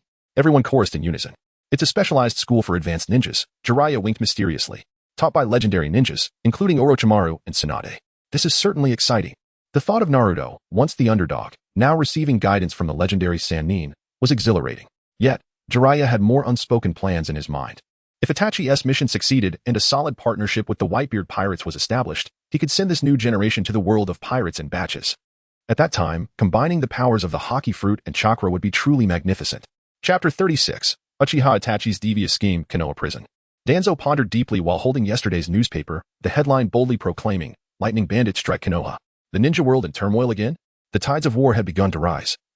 And it seemed that the world was on the brink of chaos. Thus, Sarutobi Hiruzen would likely have to reactivate the root organization. Danzo speculated that soon. The 3rd Hokage would request his assistance once more. At that moment, a rhythmic knocking echoed from the iron door. A freshly delivered newspaper slipped through the gap, its front page glaringly announcing Kakashi's expedition against the Raikage. battling for 10 days, soon to triumph. It was merely a temporary victory. Greater turmoil awaited. Danzo snorted disdainfully. When the time came, they would still need his intervention. Meanwhile, Sarutobi Hiruzen was oblivious to Danzo's thoughts as he busily scrolled through a forum. A post read, "The monkey sage aids Orochimaru's escape, betraying the third Hokage. To restore the plot." The mobile game studio included an Easter egg where the monkey sage cannot deal critical hits. I always wondered why the monkey sage never crits. That studio is clearly a hidden supporter of the third Hokage. The monkey sage wielding a sword is actually Jiraiya in disguise. His hair is identical. It's heartbreaking. Jiraiya ambushed the third Hokage, who, in his final moments, entrusted the will of fire to Orochimaru, only to be labeled a traitor by the Raikage. No, you all are delusional. The third Hokage replied to the post, "You can criticize me, but why not spare even a monkey? Jiraiya is quite popular, isn't he?" Immediately, someone responded, "You and Amp. Amp. Oppose. Re the Raikage, Arin and Amp. Amp. Oppose to you?" Jiraiya defected from Konoha and met his demise in Amigakure. It and Amp. Amp. Oppose, as common knowledge. The third Hokage, somewhat speechless, was about to compose a lengthy response. At that moment, there was a knock at the Hokage's office door. Entering was none other than Jiraiya, who had perished in Amigakure. "Old man, you called for me?" The third Hokage snapped back to reality, gazing at Jiraiya with a complex expression. "Jiraiya, I've summoned you as a final precaution." "What is it, old man? Why that look?" Sarutobi lit his pipe and waved his hand dismissively, saying, "Asuma is leading a team to Sunagakure to retrieve Gaara, the Jinchuriki of the sand." Jiraiya nodded, indicating he was listening. "The Akatsuki organization will likely strike when the One Tail leaves Sunagakure, so you should provide support. If the opportunity arises, take them out. Also," Sarutobi continued, "have you given thought to how to handle Nagato?" The leader of the nefarious Akatsuki, Nagato, was Jiraiya's former disciple, and he had naturally understood the gravity of the situation during their last heartfelt exchange. However, Nagato was now consumed by his twisted ideals. And even Jiraiya felt powerless to intervene. Fighting would be futile.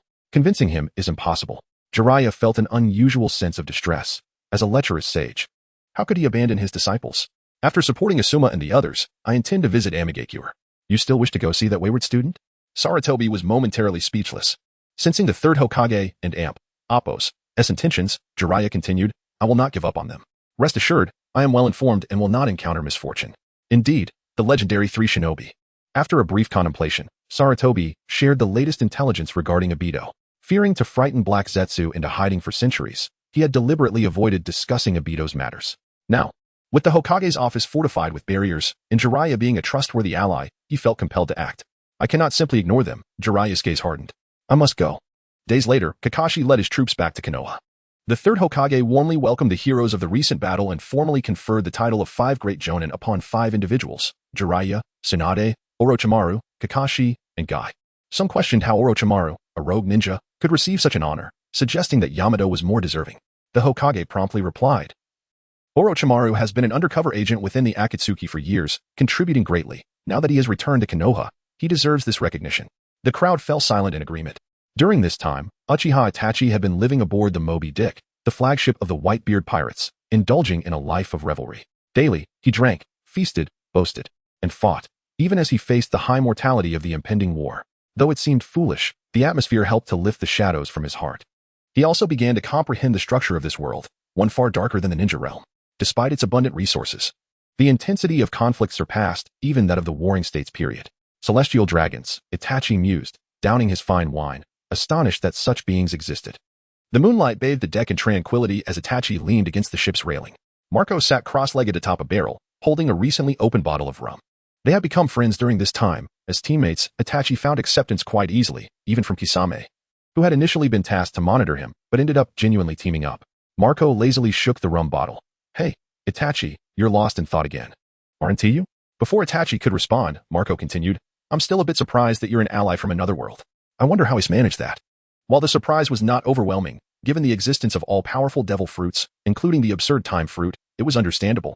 "So, has the Navy gathered all their forces and high-level combatants?" Marco nodded, opening the rum. "If the information from red-haired Shanks is accurate, not long ago, another king of the seas tried to persuade Whitebeard, and the clash of their wills was indeed a physical confrontation.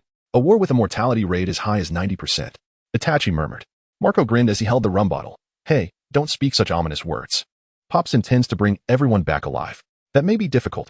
Each of the Navy's 3 admirals possesses the capability to contend with Whitebeard." Marco, unperturbed, laughed. "Are you trying to persuade me again? I've told you, men of the sea are not the same as ninjas." Besides, we're going to save people, not fight to the death. He stood, stretching lazily, gazing into the distance. Pops always says, in this vast ocean, the most terrifying thing is not death, but losing family. Thus, no matter how many times you try to persuade us, you will not succeed. Family. After a moment of silence, Itachi replied, no. I have given up on persuasion. I am merely contemplating the essence of this war. Executing a pirate who possesses a Logia-type devil fruit is meaningless, in most cases. They should be imprisoned indefinitely. But Ace is different. He is the bloodline of the Pirate King. Marco's smile faded slightly as he said, that is indeed true. If I were captured by the Navy, I probably wouldn't be executed. If that is the case, why is the Navy giving us time? Itachi concluded. The Navy does not seek Ace's life. They desire the complete annihilation of the Whitebeard pirates. Marco fell silent for a few seconds before he began to speak. Even if it is a trap, we will go. If it is a trap, why not use someone of sufficient value to exchange for Ace? Itachi interrupted Marco, for instance, the Celestial Dragons. In your world, their value is likely more esteemed than the bloodline of the Pirate King. Chapter 37. Do you know who my father is? To the Navy, the lives of the Celestial Dragons hold more significance than Ace's. Marco pondered this, then fixed his gaze upon the shinobi raven, Itachi. You understand the Navy even better than we do. The Celestial Dragons are their Achilles heel. The unspoken words lingering on Marco's tongue were, you are even more strategic than Sengoku. Itachi Uchiha continued, since it and Appos, as feasible, should we inform Whitebeard? Itachi mused, the next thing you and Appos, I'll say is, and Appos, no need, and Appos, for Whitebeard would reject this method. Not out of fear of the Celestial Dragons, but out of apprehension that the Whitebeard pirates would face relentless pursuit from the world government without his protection. During this time, Itachi Uchiha had thoroughly grasped the character of the hero who always laughed and asked, Itachi, won't you become my son? This conversation with Marco was a carefully orchestrated act of persuasion. Marco slowly rose, casually placing the wine bottle on the wooden barrel, ceasing to focus on Itachi Uchiha, and turning to gaze at the brightly lit cabins, where his brethren were reveling in drink and merriment. He now clearly understood that Itachi Uchiha's words were not a mere suggestion, but rather a personal entreaty to him, the vice-captain of the Whitebeard pirates. What answer would Whitebeard give? Marco knew very well. He declared, no need. Azure flames erupted around Marco, transforming him into a majestic blue bird, hovering in the air. Itachi, get on. We're leaving now. A slight upturn graced the corners of Itachi Uchiha's mouth, and with a flicker, he leaped onto the phoenix's back. The night wind howled as their figures swiftly vanished into the clouds, speeding towards the Sabaody archipelago. Sabaody archipelago, outside the slave auction house. Charlas Saint was dragging a mermaid girl by her hair with a chain, his blubbery lips beneath the bubble helmet stretching into a grin, revealing uneven yellow teeth. Filthy scum. Hurry up. With a sharp tug of the chain, blood beads instantly seeped from the mermaid's delicate wrist. The surrounding world government officials offered obsequious smiles, while the CP agents' eyes behind their sunglasses remained impassive. Suddenly, a roar like a low-flying plane cut through the air. Following it was a phoenix composed of azure flames. It hovered in the air, gazing down at the celestial dragon and his entourage, who were forced into a half-kneeling position by the wind pressure. Marco bellowed, found them. As the second-in-command of the Whitebeard pirates, Marco's reputation preceded him. The leader of the CP agents on the ground broke out in a cold sweat. Raising his head to issue a warning, pirate, attacking a celestial dragon is an unforgivable crime. Marco ignored him, descending rapidly. From below came the agent's shouts, get Charlas Saint out of here. Notify the Navy. At the same time, a black shadow leaped down first, launching a barrage of shurikens at the attacking CP agents. Compared to bullets, the shuriken's attack speed was not fast, and the CP agents, unconcerned, were about to dodge when their bodies stiffened, momentarily losing control. It's that mind fruit user. The agents screamed inwardly, but their eyes turned vacant. The shurikens sliced through their throats. Blood splattered. The excruciating pain awakened their consciousness, but it was already too late. At that moment, Itachi Uchiha landed. Marco transformed into a blue firebird, swooping down, his fiery feathers incinerating the surrounding world government officials, his claws tearing apart the last two agents guarding the celestial dragon, and smashing Charlas Saint's bubble helmet in one fell swoop. The celestial dragon's face, twisted with fear, was finally exposed to the air. Still spewing nonsense. Do you know who I am? Do you know who my father is? Shut up, we're pirates. Can pirates disrespect celestial dragons? Yes. Marco, reverting to his human form, merely left A and Appos, gentle and Appos, footprint on his face. As a celestial dragon, he had never experienced such pain. Charlas Saint collapsed on the ground, no longer daring to speak. Subsequently, the chain in his hand clattered to the ground, and the mermaid girl, unsure of what fate awaited her, also fell to her knees. Marco lowered his eyes, confirming, that should be right, that's a celestial dragon. The image was too easy to confirm. Itachi retrieved the shurikens, finding the replenishment of ninja tools rather troublesome, and inquired, what about this fishwoman? Let's take her with us. The Fishman Island has always been under our protection. Let and Appos see this rescue through to the end. Marco glanced at the mermaid slave, blue flames igniting in his hand. Can you still move? When the mermaid girl timidly nodded, the phoenix flames melted the explosive collar around her neck. Itachi Uchiha agreed. From afar, the sound of sirens grew louder. Marco clicked his tongue, lifting the limp celestial dragon with one hand. Hold on tight. The Navy's top brass might be coming. Before the words had left his mouth, he had transformed into a blue bird. Itachi Uchiha helped the mermaid girl up and leaped onto his back. Navy headquarters. Sengoku received the distress signal, and a wave of dread washed over him. That mind fruit user had actually joined forces with Marco, the commander of the Whitebeard Pirates and Oppos, 1st Division, to attack a celestial dragon. How audacious. Sengoku could guess what they were planning with his eyes closed, and this was a major headache. Bang! His fist slammed on the desk, veins popping on Sengoku's forehead. When did the Whitebeard Pirates learn to play the hostage card?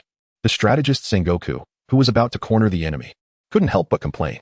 He had thought that he had set up this grand scheme of the Summit War, and with his understanding of Whitebeard, he would definitely accept the challenge. But he had resorted to such a despicable tactic as kidnapping a celestial dragon. We must rescue the celestial dragon. Sengoku took out a din mushi and immediately issued an order to Kizaru. The celestial dragon has been kidnapped by the Whitebeard Pirates. Intercept them on their way back and rescue him. If Marco and his crew managed to escape back to the Whitebeard Pirates' territory, it would be very difficult to rescue him, and the situation would become extremely complicated. Oh, how frightening. They actually dared to attack a celestial dragon. A lazy voice came from the other end, sounding almost mocking. Sengoku's blood pressure rose just hearing the voice, and he roared, Borsellino, I don't care if you're slacking off or drinking tea. Go and complete the mission now. If something happens to the celestial dragon, the Summit War plan will definitely be affected. The din mushi imitated Kizaru picking his ear, but Sengoku-san that and Oppos, as too scary. The opponent is a master of mind control. Let Sakazuki go. He clearly didn't want to go. Then you can explain it to the Gorosei yourself. Sengoku's roar made the window panes vibrate. After hanging up the din mushi, Sengoku raised Itachi Uchiha's bounty to 1 billion berries. This suddenly emerging powerhouse was more dangerous than he had imagined. The Whitebeard Pirates' unusual actions must be related to this man. At that moment, the din mushi rang again, and the Gorosei were calling to question him. Sengoku, are you an imbecile? He really wanted to challenge the person on the other end of the line to a duel. Sengoku took a deep breath. This damn fleet admiral is such a drag. Just then, the din mushi rang again. It was a call from the 5 elders, demanding answers.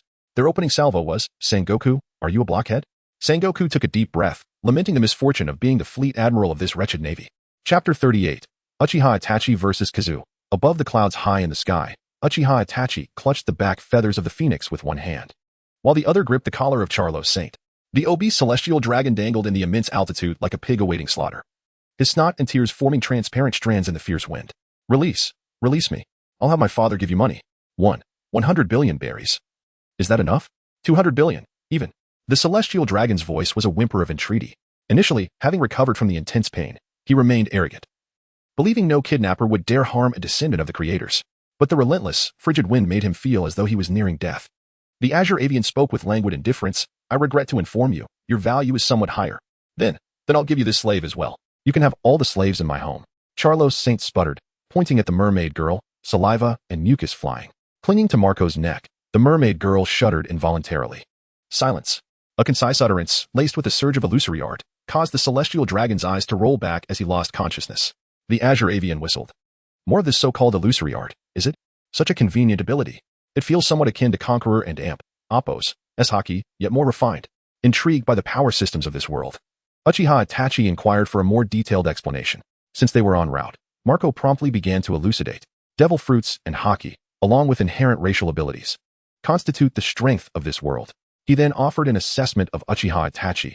Itachi, although you possess formidable strength, your physical constitution is rather frail. If you were more robust, you would undoubtedly be even stronger.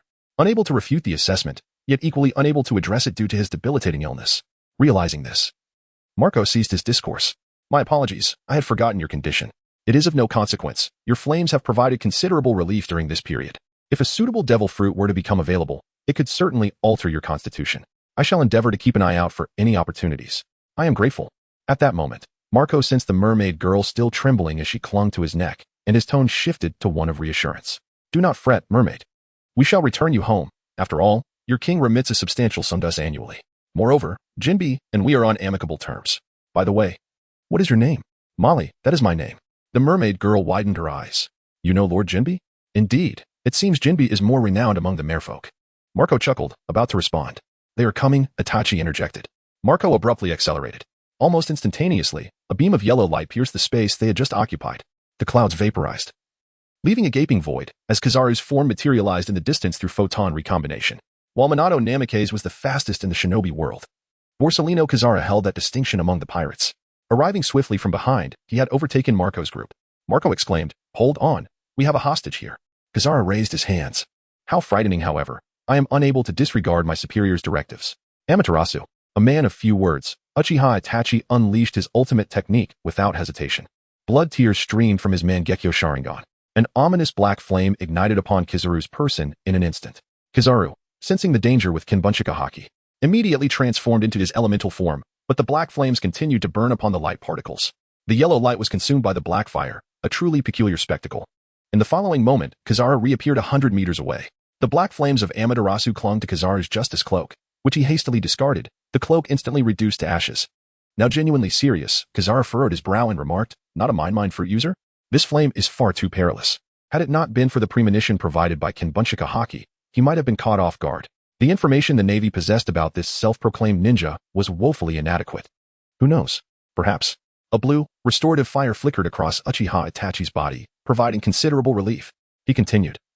An attack of that magnitude would have surely resulted in the demise of that celestial dragon. Marco's tone was somber. "Itachi, it seems the celestial dragon's value is not as high as we had anticipated. If that is the case, then it appears we cannot exchange him for Ace. Nay, were he of no consequence, the Navy's highest echelon of power would not have materialized." Uchiha Itachi analyzed calmly. Era, this young man is quite astute." Kizaru adjusted his sunglasses.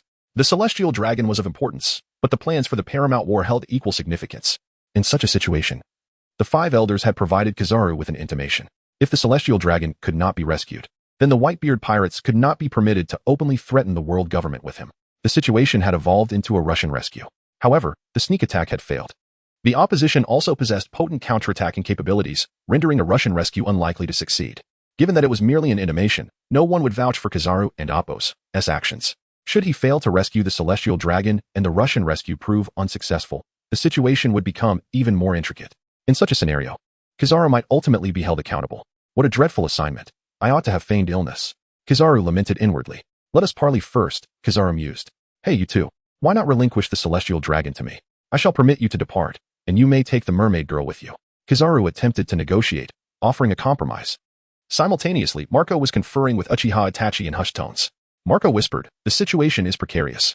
I can, at best, impede an admiral, but I cannot prevail." "Indeed." Itachi concurred placidly, his gaze sweeping over the trembling mermaid girl and the unconscious celestial dragon. "As matters stand, we have become the protectors of the hostages."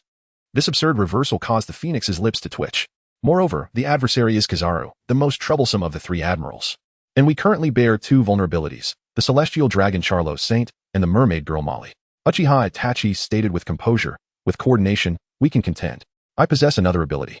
Marco's avian eyebrows arched. "Very well."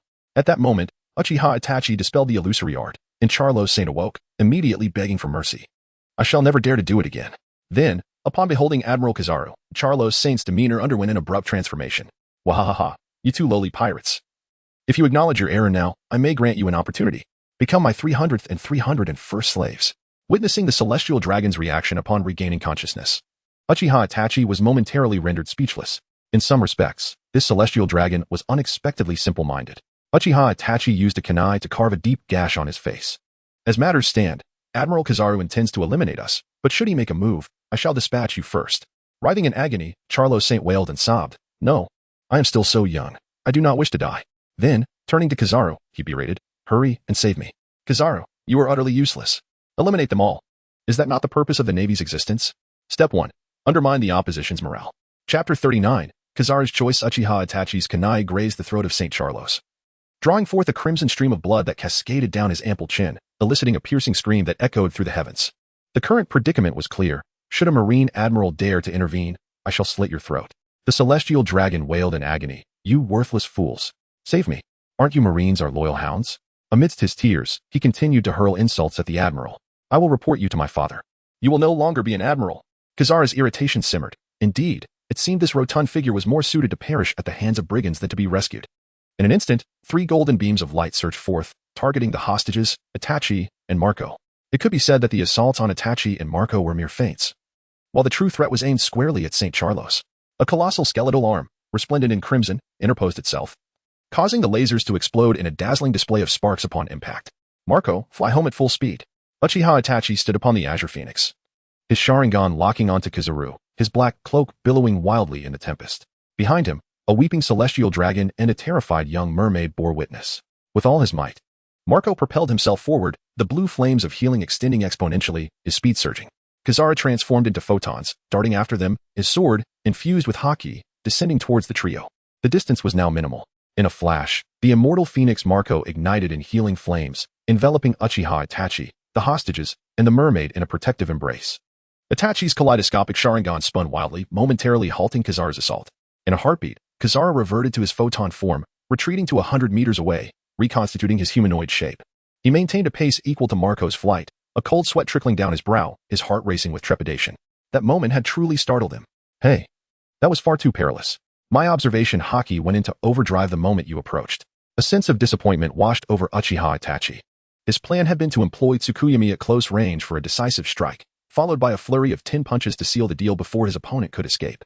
With Marco's healing flames bolstering his condition, his state would remain stable. In this world, the existence of observation haki posed a significant nuisance. Marco, soaring through the air, laughed heartily. Itachi, it appears you've genuinely frightened Kizaru. The haze in Itachi's vision cleared rapidly under the healing fire.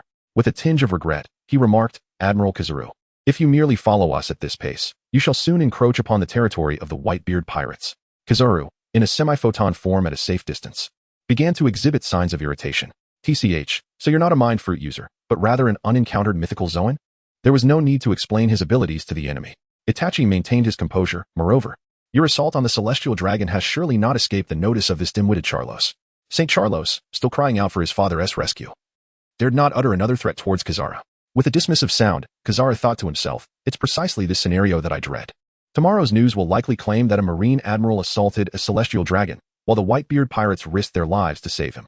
Kizaru's expression darkened as he stated, no newspaper would dare publish such a tale. Internally, he felt a rising agitation. That news magnate Morgans truly feared nothing. What is your plan now? At this speed, we are nearing the territory of the Whitebeard pirates. Itachi spoke calmly, his Sharingan fixated on the hesitant Kizaru, as the blue flames of healing steadily restored his health. Though the opponent was formidable, he was far from resolute. Kazara fell silent. Should he allow them to escape, or should he take the risk of a confrontation? As the Navy and Appos, as premier combatant, the odds of victory in a full-blown clash were still considerable. Yet, was it worth the gamble? Ultimately, he decided against it. He had done his utmost, and the 5 elders could no longer reproach him. Having reached this conclusion, Kazara found himself devoid of the desire to continue the fight. The adversaries before him were no mere novices, and under their protection, even the swift execution of that rotund swine seemed unattainable. Kazara chose to retreat, his form coming to a halt. Adjusting his sunglasses, he reverted to his usual nonchalance. Fighting you is rather perilous, Uchiha Itachi. If you were to join the Marines, it would be far better than remaining with the Whitebeard pirates. I could recommend you as a candidate for Admiral. Marco, should you have similar thoughts, the offer extends to you as well. Uchiha Itachi settled cross-legged, a serene smile gracing his face. If you have the same mindset after perusing the newspapers in a few days, we may speak of it then. Marco, flying at full speed, erupted into laughter at this remark. Kizaru clicked his tongue in frustration. The battle had reached an impasse. He remained still, watching the blue flames gradually fade into the horizon, until they became a mere pinprick at the juncture of sea and sky. The three descended onto the Moby Dick. Uchiha Itachi held the unconscious St. Charlos in one hand, his body thudding onto the deck like a deadweight, while in his other hand he supported the shaken yet grateful young mermaid. Whitebeard sat resolutely in the captain and Appos' seat, his massive sword resting beside him. His gaze, tinged with complexity, shifted between Marco and Itachi as the crew awaited their return. Cheers erupted from the surrounding captains and crew members. Marco, you were incredible. Why didn't you take me along? Why didn't I think of such a brilliant idea? You've stolen all the glory. Was this your plan, Itachi? Truly bold. A mermaid? We shall arrange for someone to escort you home shortly. A hero saving a damsel. Whitebeard, knowing full well the price to be paid for Ace's reckless pursuit of Blackbeard, was equally aware that Marco's daring rescue of a celestial dragon would incur its own consequences. Thus, he refrained from chastising the moment. Raising a colossal bowl of liquor, he guffawed heartily. Marco, you have truly accomplished something monumental. Marco stood beside Whitebeard, a hint of remorse in his expression. I apologize, Pops, for acting without permission. Whitebeard harbored no resentment towards Marco. While he did worry about the future of his crew after his demise, at this moment, he only laughed boisterously. What a splendid idea. We shall use this celestial dragon as our bargaining chip. Casting a glance at the composed Uchiha Itachi, whose demeanor starkly contrasted with the revelry around them, he added, Itachi. Ace has indeed found a reliable ally. Children. He raised his large bowl, the amber liquid rippling in the sunlight. Let the feast commence. Cheers erupted, resonating across the vast ocean. Chapter 40. The Hokage's ailments. You should encourage him. Marine headquarters. Marshal's office. Admiral openly attacked the celestial dragons. Sengoku. Are you intent on bringing disgrace upon the world government? Once again, Sengoku was berated by the five elders, his face darkened with fury. He longed to unleash a torrent of curses upon the lazily reclining Admiral Kizuru, who was nonchalantly grooming his nails. Yet, before Sengoku could utter a word, Kizuru, without raising his gaze, drowsily remarked, the newspaper will publish the news about the Admiral's attack on the celestial dragons tomorrow, right? Morgans clearly disregards the world government's orders. Questioning if they wish to end my life with such a monumental news piece, Kizaru continued to leisurely tend to his nails, adding, how terrifying. Perhaps by tomorrow, I shall no longer be an admiral. Sengoku and Appo's reprimands evaporated as his face flushed crimson. Ha ha ha, Borsellino, I never expected you to be this audacious, chuckled Garp. Reveling in the moment, he too was astonished by Kizaru's boldness. Akainu's expression darkened. You've brought shame upon the Navy, Borsellino. Kizaru finally finished with his nails, blew on his fingertips and feigned helplessness, saying, how terrifying indeed. I had recommended you for the position, but Sengoku opposed it. I was even suffering from a cold that day. Akainu fell silent, realizing he couldn't catch up. Sengoku slammed his palm on the table, exclaiming, enough. It is time to devise a solution. His gaze swept to the corner, where Akiji was reclining on the sofa, sitting upright with his hands folded on his abdomen. Akiji had remained silent, prompting Sengoku to call out, Kazan, what is your opinion? Zzzz. He had fallen asleep. Due to his sunglasses and composed posture, no one had noticed. Sengoku's veins throbbed with anger, beads of sweat forming on his forehead. Kazan. Huh, I agree, Akiji murmured as he awakened, sensing Sengoku's barely contained fury. Admiral Tsuru interjected, that's enough. An admiral's attack on the celestial dragons cannot be tolerated. Sengoku frowned. Tsuru, what do you mean by that? So the ones attacked weren't the celestial dragons, Tsuru clarified. The office fell into sudden silence. After a few moments, Kizaru's languid voice broke the stillness. Would the five elders accept such a thing? Calmly, Tsuru replied, let Sengoku give it a try. Losing an admiral over this matter would be absurd. After contemplating, Sengoku nodded. Very well, I shall call the five elders now. The Marineford War cannot afford any losses. Konoha Village. Hokage's office. Hokage Sarutobi Hiruzen summoned his beloved disciple. Asuma. Hiruzen's expression was complex as he gazed at his second son. Asuma, feeling awkward, averted his eyes. So, you lost again, Asuma. Hiruzen sighed in resignation. They had intelligence regarding the Akatsuki duo, and if not for Jiraiya's timely arrival, there would have been a calamity. Asuma offered an excuse, I wasn't feeling it that day. Hiruzen was left speechless, thinking that ordinary Asuma simply could not measure up. He needed to be either more rebellious or more romantic to possess true combat prowess. You should spend more time with Kurenai. While escorting the Sand Ninja siblings, Asuma indeed encountered an ambush from the Akatsuki. It wasn't entirely his fault. Who could have anticipated that the few jonin accompanying the Sand siblings were Scorpion's undercover agents? During the fierce battle, a sudden attack from behind injured Hyuga Hizashi. With the advantage of Byakugan's insight and the absolute defense of Gaara, Konoha was already in an invincible position. Gaara could not breach their defenses. Forced to evade under the onslaught of Hyuga and Appo's air palm and sand techniques, Scorpion fared no better. Byakugan was his natural nemesis, and with chakra threads precisely severed. The team also had medical ninjas. In close combat, Asuma proved superior. Just when they seemed to have the Akatsuki art duo firmly in hand, he was unexpectedly ambushed. The Sand Ninja truly lived up to their reputation as the weakest among the 5 great ninja villages. Despite the advantages still lying with Konoha, Deidara became increasingly reckless. He was on the verge of self-detonation, shouting, Scorpion, let me show you my ultimate art. Fortunately, Jiraiya arrived just in time, using genjutsu to disrupt Deidara's chakra and halt the explosion. However, amidst the chaos, their enemies managed to escape. After dismissing Asuma, the ineffectual, Hiruzen summoned Uchiha Sasuke. Sasuke was surprised to receive a personal summons from the Hokage, unable to comprehend why he was being called. To his surprise, the office was not occupied solely by the Hokage. A dangerous figure with snake-like eyes, Orochimaru, was also present. Hiruzen, reviewing documents, acknowledged Sasuke and Appo's arrival. Sasuke, how have you been? After a brief inquiry into Sasuke's recent life, he transitioned to the main topic. Sasuke, Orochimaru seeks a disciple to inherit his Ri-Chi cave legacy. Would you be willing to accept? Of course. Sasuke's heart screamed with excitement. He had long envied Naruto for summoning toads and monkeys. But why was it him? Naruto was favored for being the 4th Hokage's child, with Jiraiya as the 4th's teacher, and Hiruzen being Jiraiya's mentor, an orderly lineage. But Sasuke was merely an orphan of the Uchiha clan. Seemingly sensing Sasuke's thoughts, Hiruzen continued. It is precisely because of the Uchiha clan's loyalty and your embodiment of the will of fire. I believe the sixth Hokage lies between you and Naruto. Is this a decree? Aren't Hokages chosen? After signing the summoning scroll, Sasuke felt a surge of exhilaration, his face flushed with excitement as he shouted, Orochimaru-sensei. Orochimaru nodded. Not overly enthusiastic, as his attention shifted from the Sharingan. Compared to the Sharingan, Sarutobi-sensei's tangible abilities were far more appealing.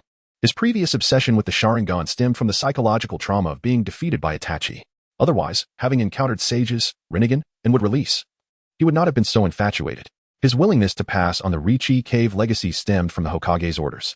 Hiruzen continued, Sasuke, have you recently discovered a collection of Uchiha scrolls? Focus your training on those. Summoning beasts are merely supplementary. Those scrolls were left by Itachi, more suited to Sasuke's evolution. Orochimaru's teachings, detached from the Riichi Cave series, were still lacking. After years of training, he could not even defeat an old man Hokage. Sasuke nodded in agreement, pledging to train diligently and swiftly eliminate the traitors. Hiruzen was unsure how to respond to this declaration. Hiruzen coughed, momentarily caught off guard, then said, train hard. I have faith in you. After Sasuke departed, Hiruzen regarded his beloved disciple, Orochimaru, with satisfaction over his agreement to continue the Riichi Cave scrolls. He remarked, it seems you too possess the will of fire now, Orochimaru. In the future, you may yet embody the Hokage's spirit. Orochimaru, speechless, reflected that for years, he had painted dreams for others and now found himself on the receiving end of familiar aspirations upon returning to Konoha. With the Hokage's ailments, you ought to encourage him. This routine was one he had endured long ago. Orochimaru interjected, years ago, I lost my chance. Among the 5 Tiger Generals, I was merely a participant. I do not mind this. There is no need for you to continue this topic, sensei. Hiruzen coughed a few times, feeling awkward after his habitual encouragement, and shifted the subject. By the way, how is the research task I assigned to you progressing? After evading the uncomfortable topic, Orochimaru replied, the experimental models will be ready soon. Sarutobi Hizashi nodded in satisfaction, realizing that the people of Konohagakure would soon be able to indulge in the most entertaining mobile games. At that moment, the Umbu arrived to deliver news that Kakashi and his team had returned to the village.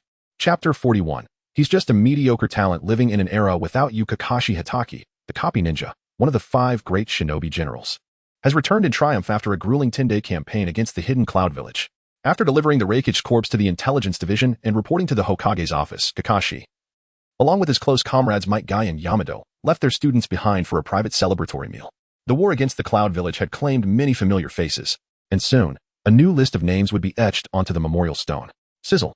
Inside a private room at the Konoha barbecue queue, the red glow of the charcoal fire illuminated 3 weary faces.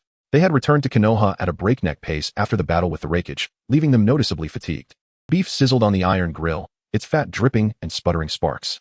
The 3 of them were yet to fully disengage from the tension of war, and no one dared to take the first bite. How long would this precious normalcy last? Ultimately, Kakashi, the de facto leader, broke the silence. Let's enjoy a few drinks while we have the chance and ignore those troublesome brats for a while. We managed to win this time, after all. Taking down the Raikage should count as a significant achievement. His words roused Yamato and Guy, who looked up at their friend. Kakashi raised his sake cup. To celebrating our safe return. The porcelain cups clinked in the air, producing a resonant sound. Yamato took a delicate sip from his cup, a hint of regret in his eyes. I truly didn't end Appos. Expect Lord Orochimaru to actually return to Konoha. Might Guy downed his cup in one gulp and began devouring the meat. Well, he is one of the Sannin. Speaking of which, what's the Hokage's plan from here? Kakashi refilled his cup and said nonchalantly, Guy, there was something off about the corpses of the cloud ninjas you took down. Guy was taken aback. Huh? They weren't real cloud ninjas, but rather some kind of disguised bioweapons. What? Guy's eyes widened. Even he immediately grasped the gravity of the situation. Is someone trying to incite a war between our nations? The Hokage suspects it's the work of that mysterious assassin in the Akatsuki and the plant like Zetsu, Kakashi said. Draining his cup, intelligence operatives in the Land of Lightning reported that the masked man was the one who sold the Raikage information about Naruto. Yamato was astonished. That notorious Akatsuki organization truly lives up to its reputation. Does the Cloud Village know about this? Kakashi replied, we've already sent the information to the new Raikage. Who knows what those brutes will choose, revenge against Konoha or against Akatsuki. If they continue to play into their hands, knowing it's a conspiracy, then they're utter fools, Kakashi mused. Hopefully, the new Raikage isn't an idiot. Guy remarked wistfully, it's truly a shame that the Raikage died in the Land of Fire because of this. The warm-blooded Guy. Despite the 4th Raikage being an enemy, Chunin and Appos, he helped but feel a sense of respect for his valiant rearguard action. Yamato glanced at Guy and said earnestly, the information that the masked man provided was accurate. Even if he had to choose again, he would still come. Kakashi-senpai was right. The Raikage died because of ambition. not honor. Yamato, ever the devoted follower of Kakashi, remembered everything he had said during the battle. Kakashi remained silent, thinking that he had only wanted to influence the Raikage's mindset at the time and hadn't put much thought into it. However, if Lord Jiraiya hadn't detected the Cloud Ninja conspiracy in time, Konoha's losses would have been far greater. Guy nodded knowingly, indicating his agreement. Chivalry is wasted on the battlefield. The enemy's hero is our foe. I understand. The three continued to drink and chat idly until the charcoal fire began to wane, casting long shadows on the wall. They were all quite drunk. Guy, his face flushed, stood up and raised his cup, shouting, "Let's toast to that idiotic Raikage." The cups clinked together, and the clear sake splashed in the air. Yamato, with one hand holding his cup, covered his face with the other and sobbed. "Wah! I really thought I could become one of the 5 great shinobi generals this time. I, Yamato, also have what it takes to be Hokage." Kakashi, his face red and eyes brimming with tears, roared, "I'm going to kill that masked man's entire family. That kid Hate Gecko shouldn't have died. He was planning to get married after this mission." Far away, in a mysterious, dark cavern, the villainous Obito Uchiha said, "With this, the ninjas of the 5 great nations will be preoccupied with war." Black Zetsu, with an expression of admiration, said, "Obito, you're amazing. Even Madara can't compare to you." Madara Uchiha is nothing but a relic of the past. How can he be compared to me? Obito scoffed. "It was just a small trick. Now, we've captured 6 of the 9-tailed beasts. Deidara and Sasori were truly useless." Zetsu, who had always disliked Deidara, agreed. Yes, only their group failed to complete their mission. They're such failures. But it doesn't matter. After all, the One-Tail will be heading to Konoha. We can capture the One-Tail and 9 Tails together. Is that also part of your plan? You're truly amazing, Obito, Black Zetsu chimed in. Obito continued to explain his plan triumphantly. Now, while the Cloud Village is weak and in internal chaos, we'll have Akatsuki capture the strongest Jinchuriki, the 8 Tails. Genius, in my opinion. Madara is more than just inferior to you.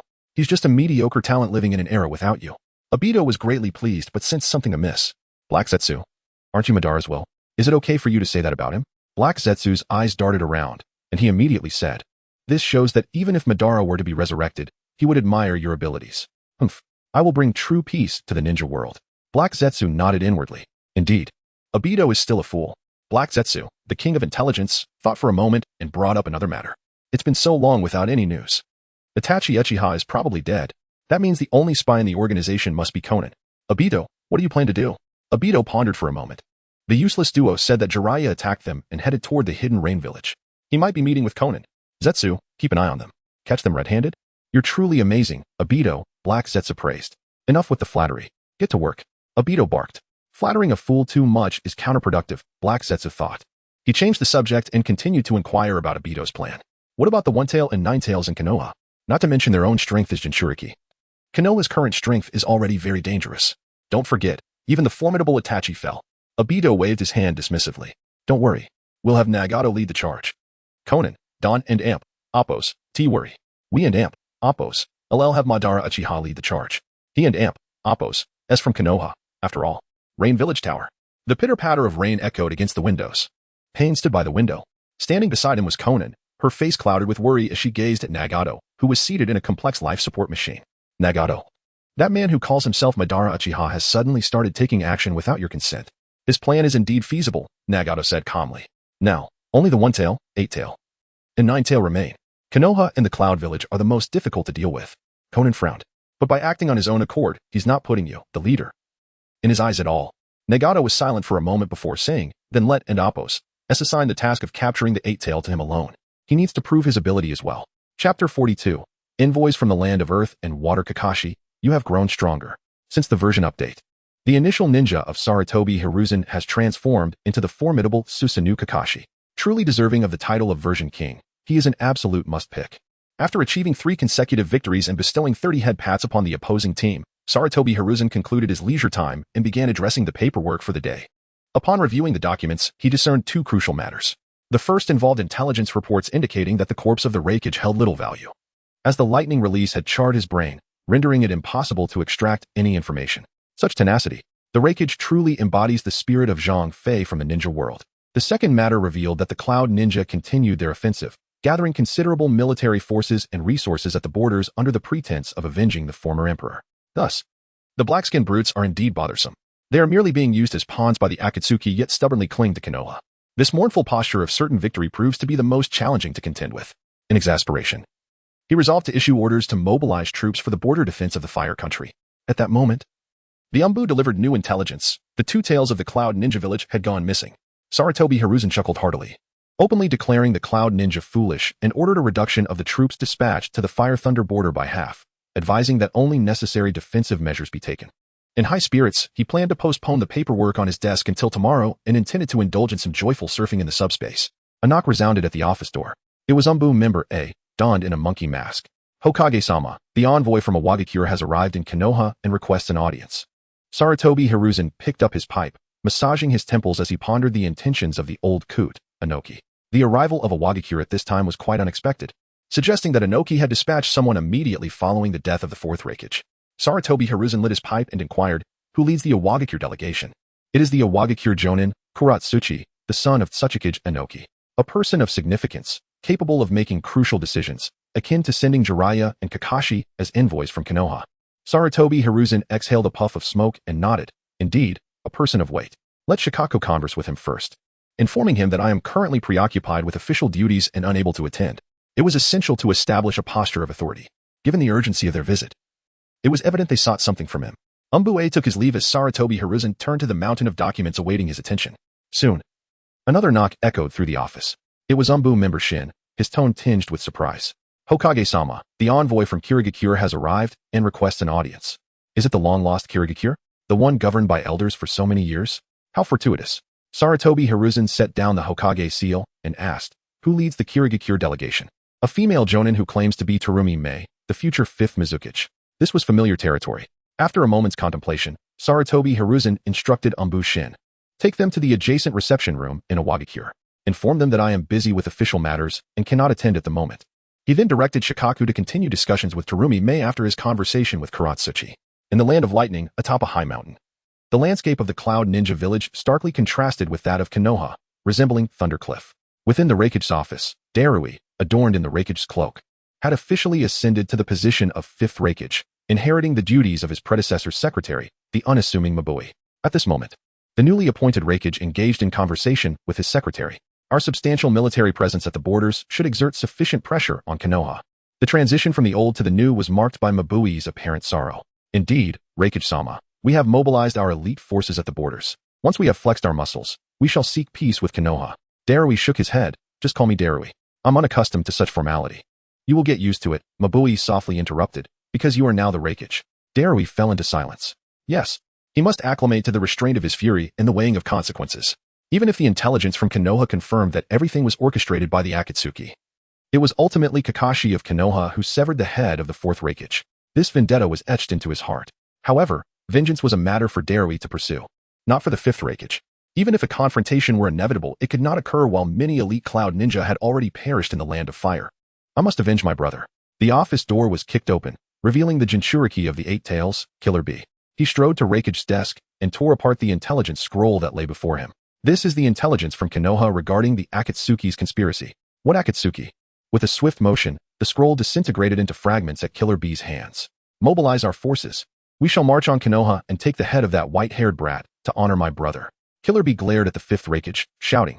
The whole ninja world is whispering that it was Kakashi of Konoha who severed the Raikage's head. Mabui interposed herself in front of Killer Bee. Killer Bee, hold on. Step aside. Killer Bee shoved her aside, glaring at Darui. And you just sit there. Darui lowered his head, his gaze shrouded in shadow, rendering his expression obscured. He spoke in a low voice. I am the Raikage. Killer Bee, I command you to remain steadfast and recuperate. Enough of this. Killer Bee's fist trembled, poised to strike Darui in the face. Darui met Killer Bee's gaze, showing no intention to evade. The punch ultimately slammed against the wall instead. Killer Bee seized the collar of Darui's Raikage cloak, the chakra of the 8 Tails surging around him. My brother regarded you as a trusted confidant and nurtured you. He bestowed upon you the illustrious name of Raikage. As Mabui prepared to intervene, Darui continued to fix his gaze on Killer Bee, gesturing for Mabui to remain quiet. He is not yet cold in his grave. Killer Bee abruptly shoved Darui away, causing him to stagger back into the Raikage's chair. You wear his cloak, don his hat, and mimic those politicians with their empty rhetoric? Darui inhaled deeply, striving to maintain a calm demeanor. Killer Bee, now is not the time for this. There is no point in further discussion. Killer Bee produced a bloodied bandage, the very one used by the 4th Raikage to bind his wounds. He tore off a long piece and wrapped it around his forehead. If you do not seek vengeance today, who will recognize you as Raikage tomorrow? He slammed the remaining bloodied bandage onto the desk. I shall gather the old guard. Those willing to march on Konoha, don this white cloth. Without waiting for Darui to respond, he turned towards the door, shouting a battle cry as he crossed the threshold. Yo-yo, the men of the cloud, don white garments, we shall not break Konoha, and shall not return. Darui leaped to his feet, shouting, Killer B. You. Crash. The door of the Raikage office shattered. The following day, at the gates of the Cloud Ninja village, the morning mist lingered as a dozen Cloud Ninja, willing to follow Killer B to their doom, wrapped white cloths around their heads and draped simple mourning garments over their shoulders, standing like a funeral procession. At the forefront stood Killer B, ready to lead the charge. Kakashi of Konoha has slain our Raikage. Killer B bellowed, if we do not avenge this grudge, how can the Cloud Village endure? The crowd pounded their fists against their chests, shouting in unison, revenge. A flash of lightning struck down. It was Darui, the fifth Raikage, his expression dark and thunderous. Enough, Killer B. Killer B, intent on ignoring him, prepared to lead the charge for vengeance. Darui's voice, suppressing his fury, echoed. The Jinchuriki has been attacked, and the two tails have been taken. The druid removed the Raikage's hat, revealing the blood-soaked bandage that was wrapped around his forehead. The Akatsuki. Chapter 43. Observing Terumi-me, who also possesses the will of fire in the Hokage's office, Nara Shikaku appeared somewhat fatigued after enduring several lengthy meetings. He gently placed the scroll of intelligence detailing the meeting's contents on his desk and wrapped his fingers against his temple. The proposal from Awagakure was quite explicit, to ally with Konoha in a campaign against the Cloud Shinobi, thereby dividing the northern mineral veins of the Land of Lightning. As Saratobi Hiruzen perused the meeting notes, he listened to Shikaku's analysis, pausing to exhale a plume of smoke from his pipe. Indeed, Noki was ambitious despite his advanced years. He sought to take advantage of the situation, intending to plunder resources while his own ranks were thin. It was evident that, following Konoha and Appos, S expected victory in the ongoing conflict. And with Tsunegakure firmly allied with Konoha, Noki had set his sights on Kumogakure. Hiruzen, after a moment's contemplation, reached a decisive conclusion, to decline the offer.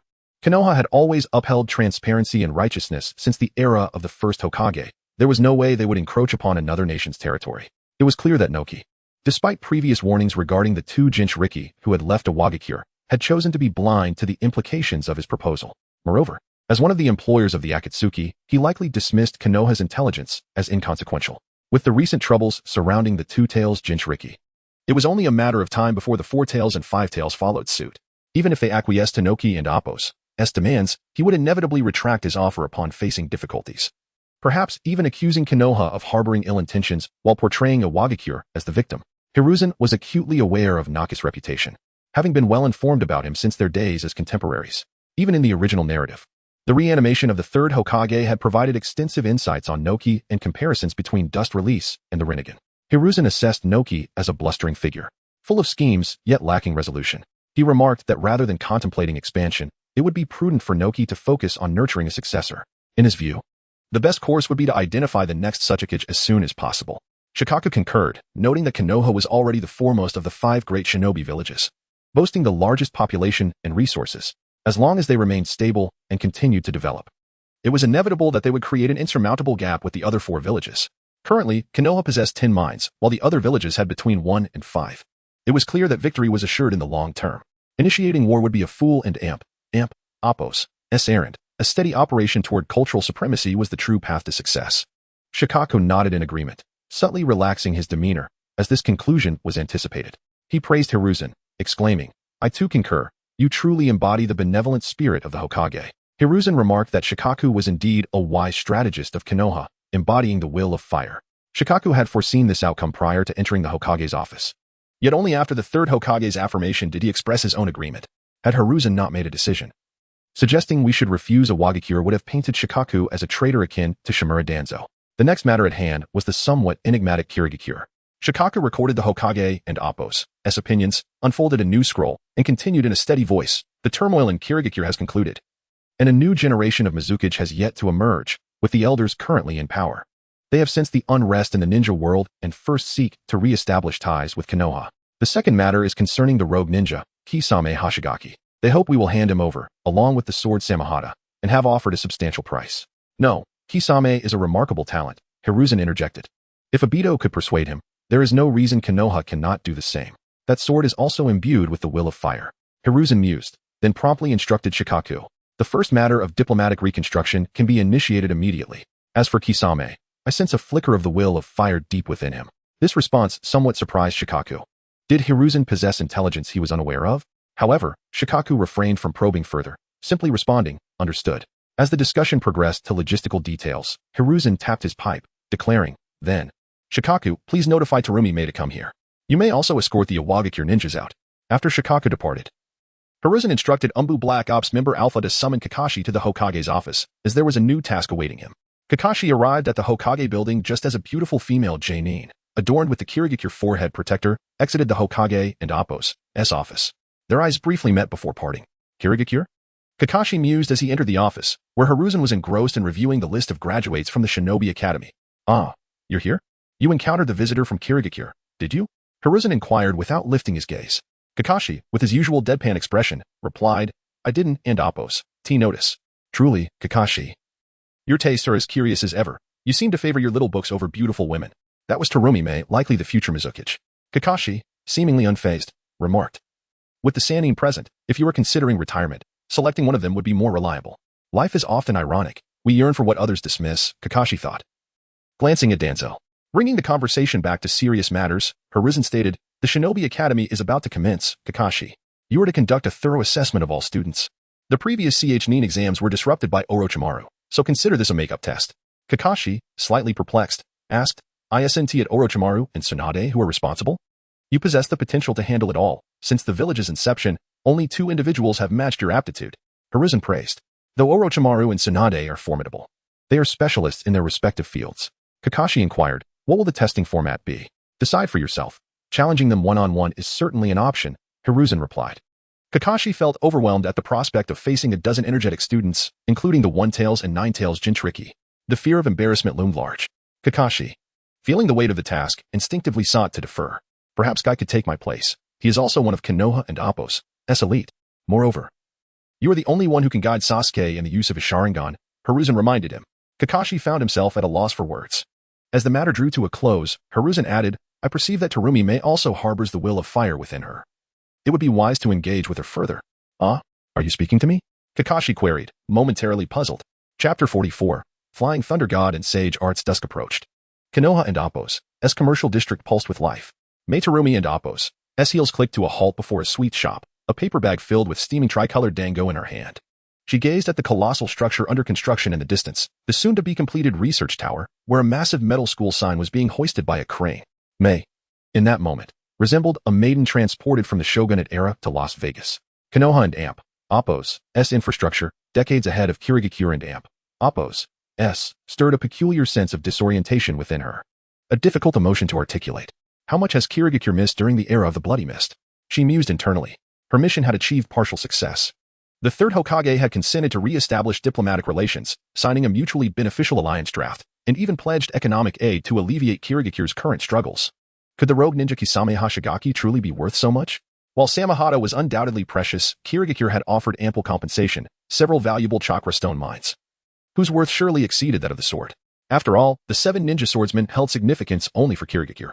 Furthermore, the third Hokage had specifically requested that a commoner Kirigakure ninja named Chojuro study in Konoha. The stated reason, to foster bilateral amity and cultural understanding. Was Chojuro a hidden Kekkei Jinkai user? Why would the third Hokage, from so far away, take interest in him? Perhaps Kirigakure's isolation had lasted too long.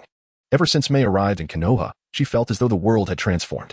The third Hokage's unexpectedly amicable demeanor also left her somewhat overwhelmed. She had clearly witnessed the envoy from the neighboring Iwagakure depart with a dark countenance. All of this information left her perplexed. May and Appo's thoughts were interrupted. Would you care to sample our new confection? After paying for her dango, the shopkeeper smiled, offering a honey-colored rice cake. Made with honey, a specialty of the tea country.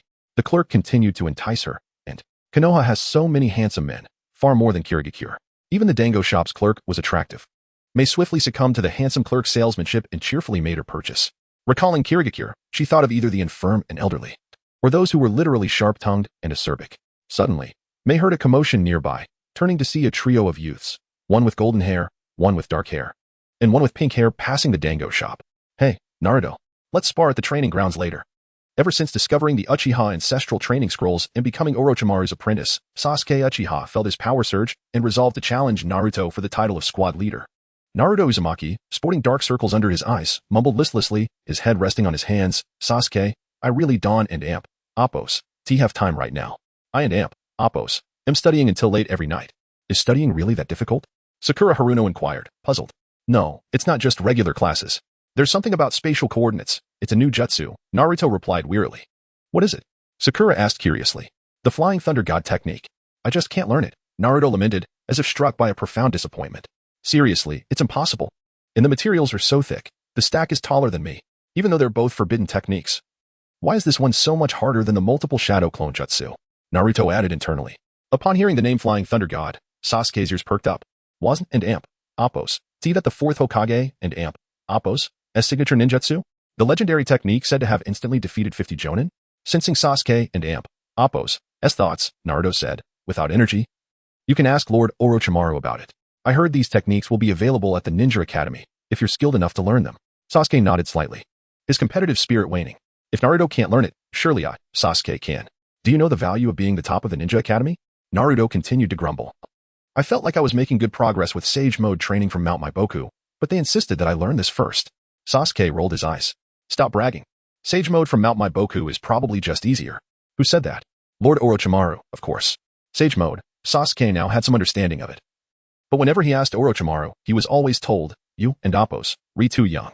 Orochimaru claimed that Dragon Cave Sage Mode was far riskier than Mount Maiboku and Appos. And even he was unwilling to take such risks. TCH, so cowardly, Sasuke inwardly criticized Orochimaru's timidity. No wonder the third Hokage called you the weakest of the Sannin. During this exchange, Sakura had long drifted into her own thoughts, her mind wandering. Tsunade had suddenly given her a stack of medical ninja materials, telling her to study them on her own. If I learn these, will that mean I'm on par with them, and that I've caught up to them both? Mei took a bite of the rice cake, the fragrance of tea and honey melting in her mouth, as she watched the three youths bicker and walk away. The Ninja Academy that the boy named Naruto mentioned, the colossal structure under construction, the metal school sign suspended by a crane, reflecting a golden hue in the setting sun. Have Konoha and Appos' new generation reached this level? Flying Thunder God, Sacred Sage Arts. Are these things being taught at school now? Could it be that Konoha is staging this specifically for me? Mei couldn't help but wonder, hoping that this was the answer. The reason for Sarutobi's exceptional courtesy toward the future fifth Mizukage, Mei Terumi, was that he had essentially bought the Xia in Mei Terumi, his consciousness immersed in the subspace. The third Hokage concluded his day of managing Konoha and began his leisure time. There and Appos, there's no logic to this. Why would you vote out the witch in the first round? Sarutobi, having tried a new game, was utterly baffled, finding that this werewolf game offered no enjoyable experience. Deciding not to play anymore, Sarutobi noticed that Ace was online. In the vast expanse of subspace, they appeared to be the only two conscious entities capable of communicating, although they had never truly met face-to-face. They had become online acquaintances over time, and their interactions were increasingly casual. Hikuden and Appos, resist inquiring about what the pirate was doing in his prison. Unlike himself, the Hokage managing Konoha, Ace, under the highest level of guard in a marine prison, could do nothing in the real world. All he could do was wait for his execution date. He sent a message, Ace, what do you do in prison all day? After a moment, the other party replied immediately, I and Appos, am reading fanfiction on a website. Fanfiction? If the Konoha forums were a nightmare, then fanfiction was Sarutobi and Appos' abyss. But having reached this point in the conversation, Hikuden and Appos, simply let it die. Sarutobi continued, what kind of genre? Pirate-themed? Naruto fanfiction. A slight sense of foreboding arose. The other party continued, I've read almost everything worth reading, so I'm planning to write one myself. You certainly have a lot of free time in prison. Haha, I look forward to it. Sarutobi thought, what will your title be? I've already decided on the title. Ace reincarnated as an Uchiha, starts by berating the Konoha F4. Hokage-sama, you don't mind, do you? I knew it. I don and Amp, Appos, mind at all. Why would I mind? A Hokage wouldn't and Amp, Appos, care about such things. I don and Amp, Appos, even care when Naruto draws on my statue. After ending the conversation, Sarutobi, who had also developed literary aspirations, began preparing to write a pirate-themed fanfiction titled Marine King Domination, starts by arresting Ace. At that moment, in the boundless subspace, from nothingness, from a single point of light to a patch of light, a new star of consciousness flickered into existence. Chapter 45, I will strike 10. The rain fell incessantly. Jiraiya stood atop a rusted iron bridge, his specially designed Maiboka mountain raincoat shielding him from the chakra-laden droplets. He gazed upward at the towering steel edifice shrouded in the downpour, contemplating that Nagato might be situated within. The village of Amigakure was a chaotic landscape of towering metal structures and countless pipes, exuding a distinct cyberpunk aesthetic. At last, I have returned here once more. Memories surged forth like a tidal wave. Yahiko's hearty laughter, Konan's focused profile as she folded origami, Nagato's shy smile, and his legendary eyes. In those days, Amigakure lacked these cold, metallic conduits. It was merely 3 children and an unreliable teacher, sharing modest yet delectable meals in a dilapidated wooden hut. Jiraiya's expression turned pensive. His experiences with the Frog Squad were an invaluable treasure. Konan, Nagato, Yahiko, wait for me. With a sudden burst of speed, Jiraiya dashed into the bustling red light district. He flung open the door of a lively tavern, the vibrant lights and boisterous music transforming the desolate atmosphere into one of revelry. His gaze swept over the scantily clad waitresses who blew him flirtatious kisses, causing a faint blush to rise on his cheeks. Hee, let's gather some intelligence. The old man's information is both precise and muddled. Amigakure certainly boasts a plethora of beauties, hee. Approaching the bar, he slammed down a wallet snatched from Naruto, bellowing, "Bring me 10 lovely models." Jiraiya had already arrived in Amigakure, yet Pain had yet to make a move. Aido, lurking in the shadows, appeared to be the archetype of villainy. It's somewhat absurd. Despite being in a cave, he insists on hiding himself. The Rain Tiger Freedom technique should have immediately detected intruders, yet it remains dormant. Aido and Appo's single red eye flickered ominously as he murmured. It seems there is indeed an issue with Nagato and Konan. If it is not Nagato and Appo's fault, then it must be Konan who is causing the disruption. Kuro and Appo's skepticism lingered. Could it be that Jiraiya has nullified the Rain Tiger Freedom technique? Aido contemplated this possibility, responding, "There is a chance, albeit a slim one. The Rain Tiger Freedom technique is a barrier-type ninjutsu, and without prior knowledge, evading it is exceedingly difficult. Yet, our Akatsuki and Appo's intelligence has been riddled with holes, has and Appo's it?" Kuro was about to voice his thoughts when Aido continued, "In Amigakure, aside from Nagato and us, the other Akatsuki members remain oblivious to the Rain Tiger Freedom technique. After all, the other members have been on prolonged missions, relying on shadowy communications, and may not even know the exact location of the leader's base. The intelligence regarding the torrential rain of Amigakure as a reconnaissance barrier ninjutsu was not a piece of information Nagato willingly shared. It was uncovered by the intelligence king, Kuro. Thus, if the information is compromised, the traitor must be among the 4 of us." Hearing this, Kuro nodded in slight agreement with Aido. "You make a valid point." Aido commanded, "Kuro, go notify Nagato. We must ascertain whether it is Konan or Nagato himself." Kuro thought to himself, "Why do you always suspect Nagato? If it were Nagato, he would have led the charge to Konoha, Wooden and Appo's. It must be Konan."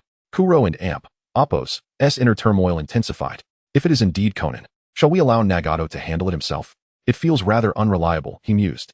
No, Nagato would not act against her. If he confirms their connection to Konoha, then... Aido turned, stepping out of the shadows. It is time to reclaim the Rinnegan.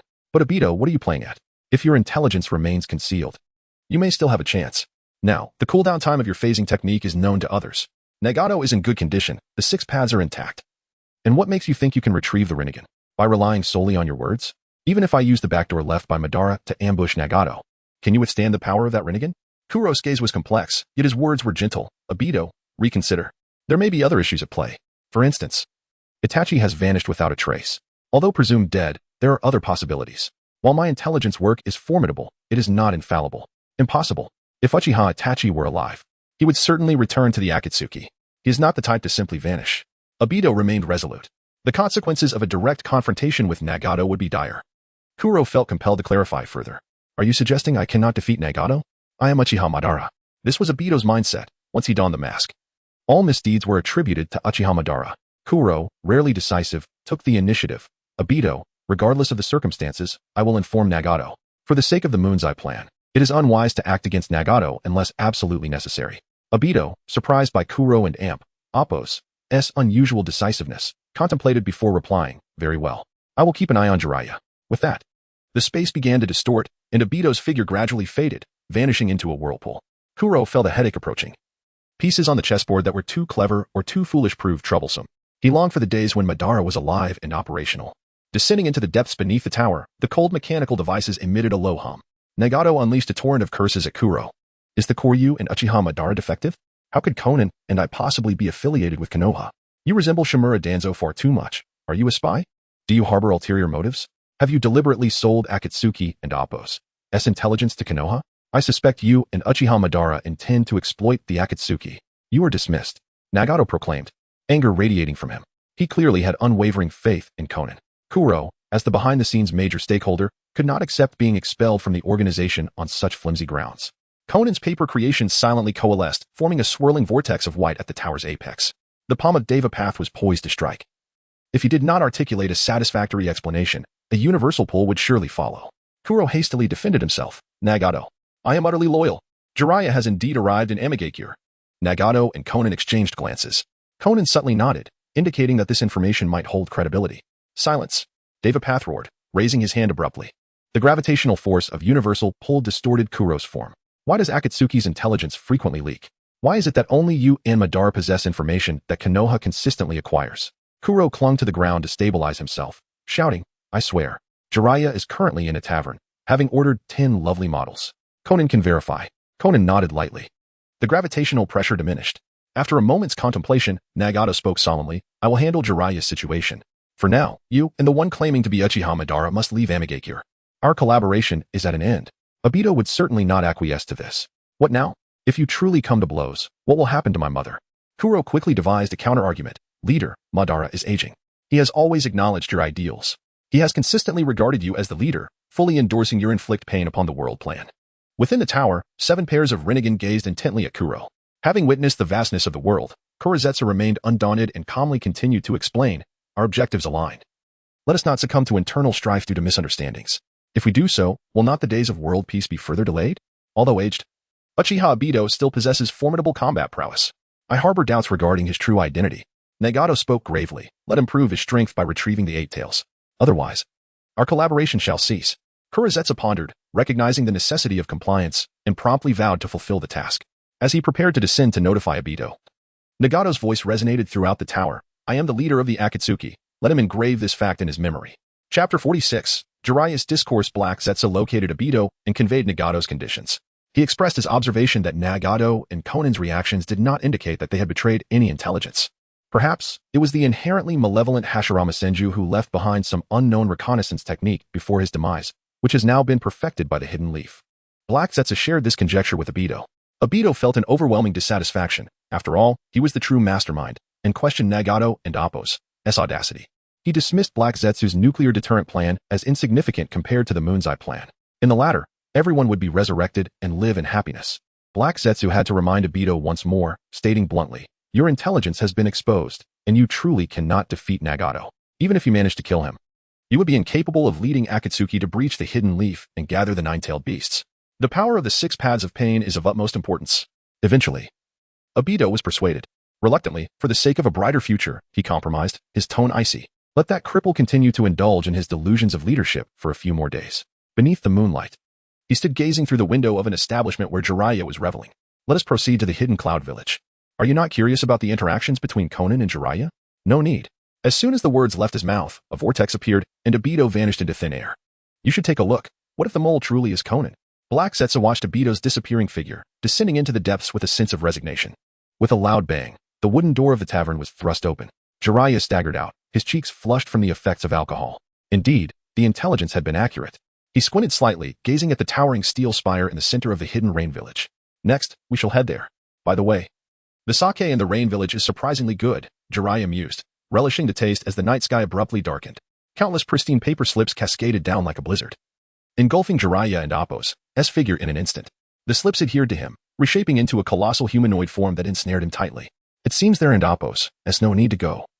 Konan has arrived, Jiraiya thought, realizing that her visit was not for a confrontation.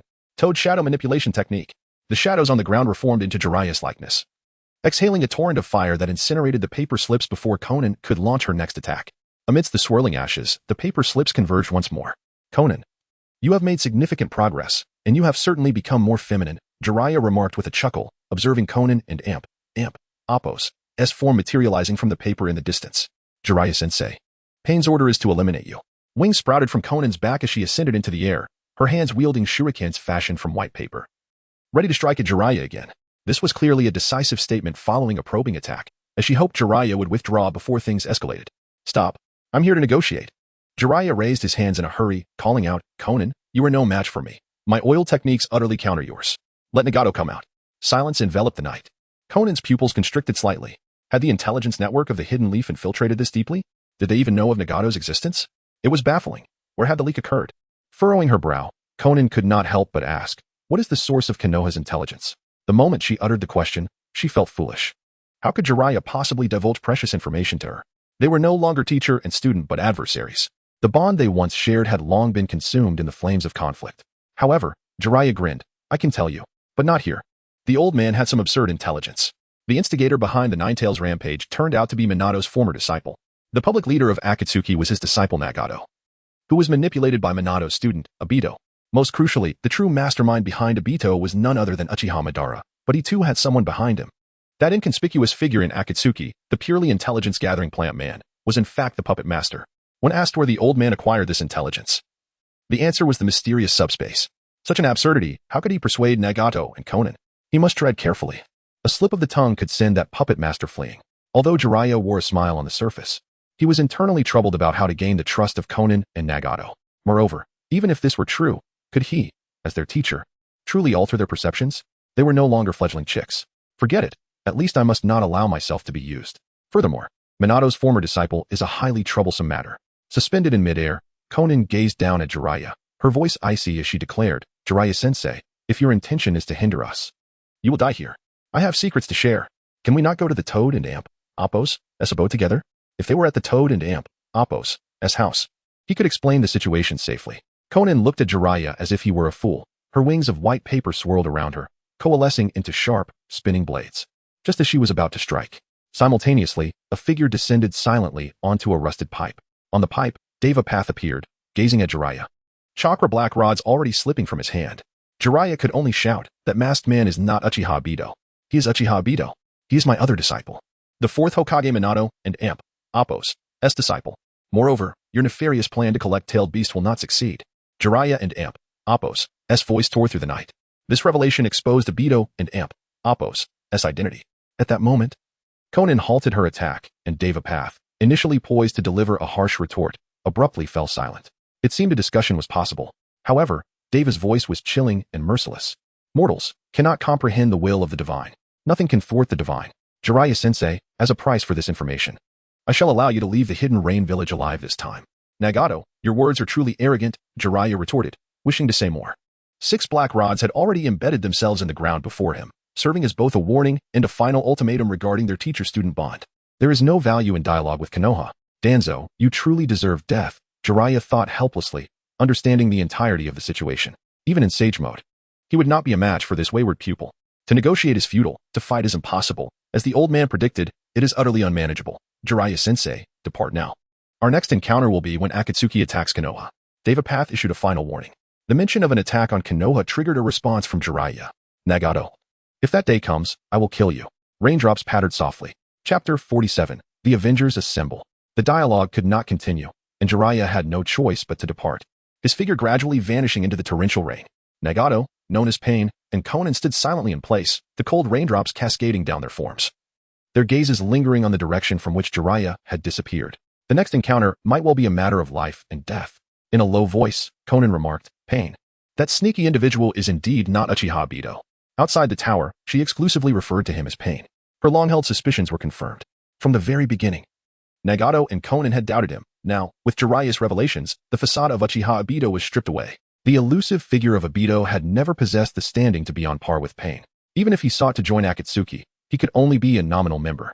In terms of strength, he was mediocre, and in lineage, he was merely a disciple. What right did he have to impersonate Uchiha Aido?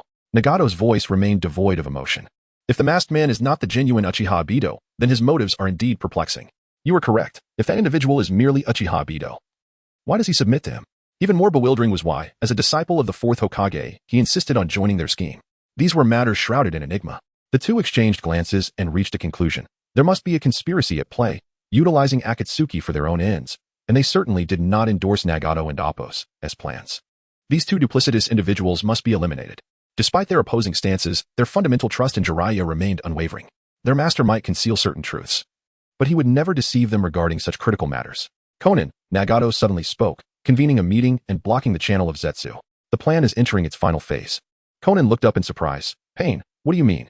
Now only the 1 tail, 8 tails, and 9 tails remain. Nagato's tone expressed a newfound resolve. All members assemble. First, we will capture the 8 tails, then attack Konoha. Since they no longer trusted Uchiha Aido and Kagaya, the 8 tails need not be handled by their hands. Should Uchiha Aido succeed, they would simply drive him away. If he failed, they would expel him directly. In any case, Akatsuki would not harbor a deceitful wanderer. As long as Pain was present, Akatsuki remained invincible. Konan understood Nagato and Amp, Appos, S intentions and transformed into paper, scattering away. Very well, I will prepare the body flicker technique. Her form gradually faded in the rain, while Pain remained standing, the raindrops sliding down his cheek. Oh no, Abito. Upon receiving intelligence from Black Zetsu, who was monitoring Pain, Abito hastily informed Kagaya. Kaguya, upon hearing this, felt a wave of anxiety wash over him. He understood that without the end Amp, Oppos, Uchiha Aido and Amp, Oppos, disguise, it would be challenging for him to negotiate any cooperation with Nagato. He could either obediently serve as a subordinate or be cast aside. As for Pain's suspicions about him, Kaguya had seen countless scenarios over the years and was not afraid of providing explanations. He could always fabricate another story. What he truly worried about was Aido. Tentatively, Kaguya inquired of the traveling Aido, Aido, what if the entire world learns your identity? For instance, Pain from Akatsuki. Aido pondered momentarily before responding calmly, humph. Then I shall temporarily bow my head. Achieving my goals is paramount. He is merely a broken puppet. Once the 9 tails are gathered, his time will come. Kaguya let out a sigh of relief and added, and what about Kakashi from Konoha? Aido paused for a few seconds. Humph, it matters not. After the Eye of the Moon plan, everything will start anew. His voice was chilling. No one can stop me, be it my family, my teacher, or even my closest friend. If they threaten the Eye of the Moon plan, I shall show them no mercy. Kaguya relaxed, feeling reassured. That's good, that's good. Aido cast a curious glance back at Kaguya. Why do you ask? Ha ha ha, Jiraiya just revealed your true identity to Nagato. I'm off to help you apologize to him. Kaguya turned and continued. Don't worry, Nagato still needs our combat strength. As long as I speak patiently. Where are you, Aido? The space before him abruptly warped, and Aido's figure vanished into the vortex, leaving Kaguya shouting at the empty rain-soaked void. Aido, Aido, the Eye of the Moon, true peace. Against the backdrop of the Outer Path's golem, ethereal figures began to illuminate at the fingertips of the statue, amidst the mottled light and shadow. The conspicuous absence was striking. Has there been a reduction in numbers? Gaara glanced at the vacant spot, feeling an unexpected sense of joy. Uchiha Itachi is finally dead. After the last battle, red-haired Scorpion, having been forced to reveal his true form, surveyed the space. It seems that the task of capturing the tailed beasts is indeed most intriguing. The dangerous duo of Uchiha Itachi and Kisame had fallen. Even the informant Zetsu was no longer present. Kakuzu and Appo's green eyes flickered, and he proudly declared, one team has perished, another has failed. Yet only my team and the leaders succeeded in capturing. Haiden dug at his ears, thinking he knew what Kakuzu would say next. Only I, who have battled the first Hokage, and the leader, who possesses the Rinnegan, can successfully complete the task of capturing the tailed beasts. Kakuzu looked up at the visage of Pain above. Recruiting me was indeed a wise investment by the leader. Kakuzu subtly signaled to Haiden. Haiden picked up on the cue, shouting, indeed, leader, we are so exceptional, we deserve a raise. Upon hearing this, Deidara grew displeased and shouted, why is the old man boasting again? Besides the one tail. Scorpion and I faced several elite Konoha ninjas. You were 2 against 1. Humph, an excuse is nothing but an excuse. Kakuzu was well aware of this. But raising his own value was evidently more crucial. Frustrated that his rare patience in explaining was not being acknowledged, Deidara yelled, where are you? Reveal your positions. Scorpion recognized the 2 oddballs were well suited for puppetry but remained silent, knowing that the next round of research funds might need to be drawn from Kakuzu and Appo's side. Enough. Pain finally intervened, interrupting the members' friendly exchange. All eyes were focused on his Rinnegan. Itachi and Kisame have fallen in Konoha. Zetsu is a traitor. Regardless of whether or not it was Zetsu, we shall place the blame upon him. It and Appo's essential to stabilize the morale of the troops. The Akatsuki members were astonished. After a moment, Deidara laughed heartily. Haha, I said that the carnivorous plant was suspicious. He then patted Scorpion's shoulder. My analysis was accurate. His origins are so dubious. And his techniques so strange. Pain continued. Furthermore, the plan has changed. Conan interjected, in 3 days. We will launch a surprise attack on the Cloud Village to capture the 8 tails. Haiden, who revels in violence, immediately became excited, brandishing his scythe. May the Lord of Evil bless me. This time, I shall offer 100 sacrifices. Gaara, appreciating the grand spectacle, immediately applauded. Watch closely. I will give them a magnificent fireworks display. Kakuzu had already pulled out an abacus, calculating the number of Cloud Ninja heads. Scorpion remained silent, clearly anticipating an expansion of his puppet collection. Pain and Amp, Appo's voice continued. After we succeed, we will march against Konoha. Chapter 48. I have heard your tale as previously mentioned. After Uchiha Aido donned his mask, he could effortlessly sever ties with his true identity. The hero of the Uchiha clan, Aido, had perished beneath the rubble, and his will was inherited by another hero, Kakashi Hitaki. The one who survived was Uchiha Madara. It was Madara who had slain the 4th Hokage and his spouse. And it was also Madara who had mercilessly executed the Uchiha clan. All the malevolence was wrought by Madara. Aido was no more. Only when the Moon Eye plan came to fruition would Aido be reborn in a world of genuine peace, accompanied by Rin, Kakashi, and others. However, at present, Madara's mask had been torn asunder by the malevolent Jiraiya. At this moment, Aido resembled a rat caught in a sewer, exposed to the harsh glare of light. He felt akin to a circus clown, a monkey in a zoo, or the 2 highest cards in a deck. Until he could adjust his mindset, he was unable to escape the Kamui dimension. How wicked Jiraiya was, Aido mused. A note floated through the Kamui space. Aido, is that truly you? Kakashi uttered in disbelief. Is it really you, Aido? In the Hokage's office, the third Hokage, Sarutobi Hiruzen, puffed on his pipe, the smoke curling around him. He finally disclosed to Kakashi that the orchestrator of the Nine Tails incident was indeed Uchiha Aido. Since Jiraiya, in his capacity as Hokage, was already aware of Aido's identity as the masked man, it was only fitting for Kakashi, also of Hokage's stature, to be informed. Hiruzen hoped Kakashi would soon come to terms with it. As he pondered, Kakashi remained silent for a long while, surprisingly not overly astonished. Upon awakening his Kamui, the information regarding the mysterious masked man had become glaringly apparent. Now, as the third Hokage revealed the identity of the masked man, Kakashi felt a sense of as expected. Third Hokage, allow me to attempt communication with Aido. If all is true, I shall personally bring him to justice. Kakashi and Appo's voice was chilling. Hiruzen was momentarily at a loss for words. The world of Hokage revolved around bonds. Even he had a fallen ninja, Shimura Danzo, who had committed numerous atrocities. These matters were difficult for outsiders to comprehend, and Hiruzen hoped the esteemed Kakashi would soon emerge from this turmoil. Kakashi, perhaps you should take a moment to rest. Aido may also have been manipulated, Hiruzen said with resignation. Kakashi departed in silence. Hiruzen stood and gazed out the window, contemplating the Hokage rock in the distance. Minato. What am I to do about Aido? No, why am I even fretting? I am a stalwart man who has traversed the subspace. As the new third Hokage, Aido, let me see if the will of fire still burns within you. After regaining his composure, Hiruzen returned to his desk and assumed a commanding demeanor. Intelligence Report 1. The Jinchuriki of Awagakure has vanished from their hideout. Intelligence Report 2. The 6 tails from Kirigakure and the 7 tails from Takigakure have also gone missing. Old Inoki must be losing sleep over this, Hiruzen chuckled to himself. You should have believed me. Kirigakure is of no concern. They lack the capability to thwart pain. In my view, they will inevitably become the next Sunagakure. I hope Jiraiya can persuade him. My wayward disciple should cease his aggression toward Konoha, or he shall witness the depths of our clan's strength. Next, he reviewed Kakashi's previous report on the ninjutsu proficiency test. Evidently, without considering summoning beasts, Gaara received the highest score, followed by Neji Hyuga, and only then Naruto. It appeared that Hayashi Hyuga had fully opened his family and Appo's records to Neji. Hiruzen acknowledged Hayashi and Appo's will of fire, nodding as he continued reading. Kakashi remarked that Naruto was still severely lacking in theoretical knowledge, a sentiment echoed for Lee as well. Furthermore, it seemed Naruto was ill-suited for the Flying Thunder God technique, showing no progress. Hiruzen felt a tinge of regret for Naruto's inability to master the technique. Yet it was not entirely unexpected. Once Jiraiya returned, it was time to introduce Naruto to the Nine Tails. The Yellow Flash was also a viable option. Sasuke, on the other hand, was overly impulsive and prone to traps. He required further training. Conversely, Gaara's demeanor was markedly different from his first visit to Konoha. He exhibited a calmness and a renewed will of fire. Hinata and Appo's physique was exceptionally suited for medical ninjutsu, and Hiruzen recommended she train under Tsunade alongside Sakura. Following this were evaluations and suggestions for the other candidates. Lastly, he received Sasuke's application to learn the Flying Thunder God technique. Hiruzen pondered briefly.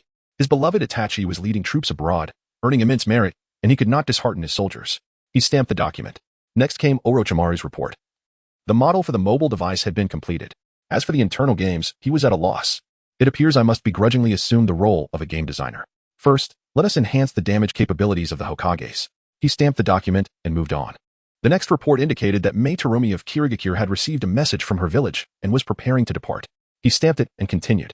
The Raikage was dispatching envoys to Konoha, seeking to re-establish friendly relations to jointly combat the terrorist organization Akatsuki, as well as to retrieve the remains of the fourth Raikage.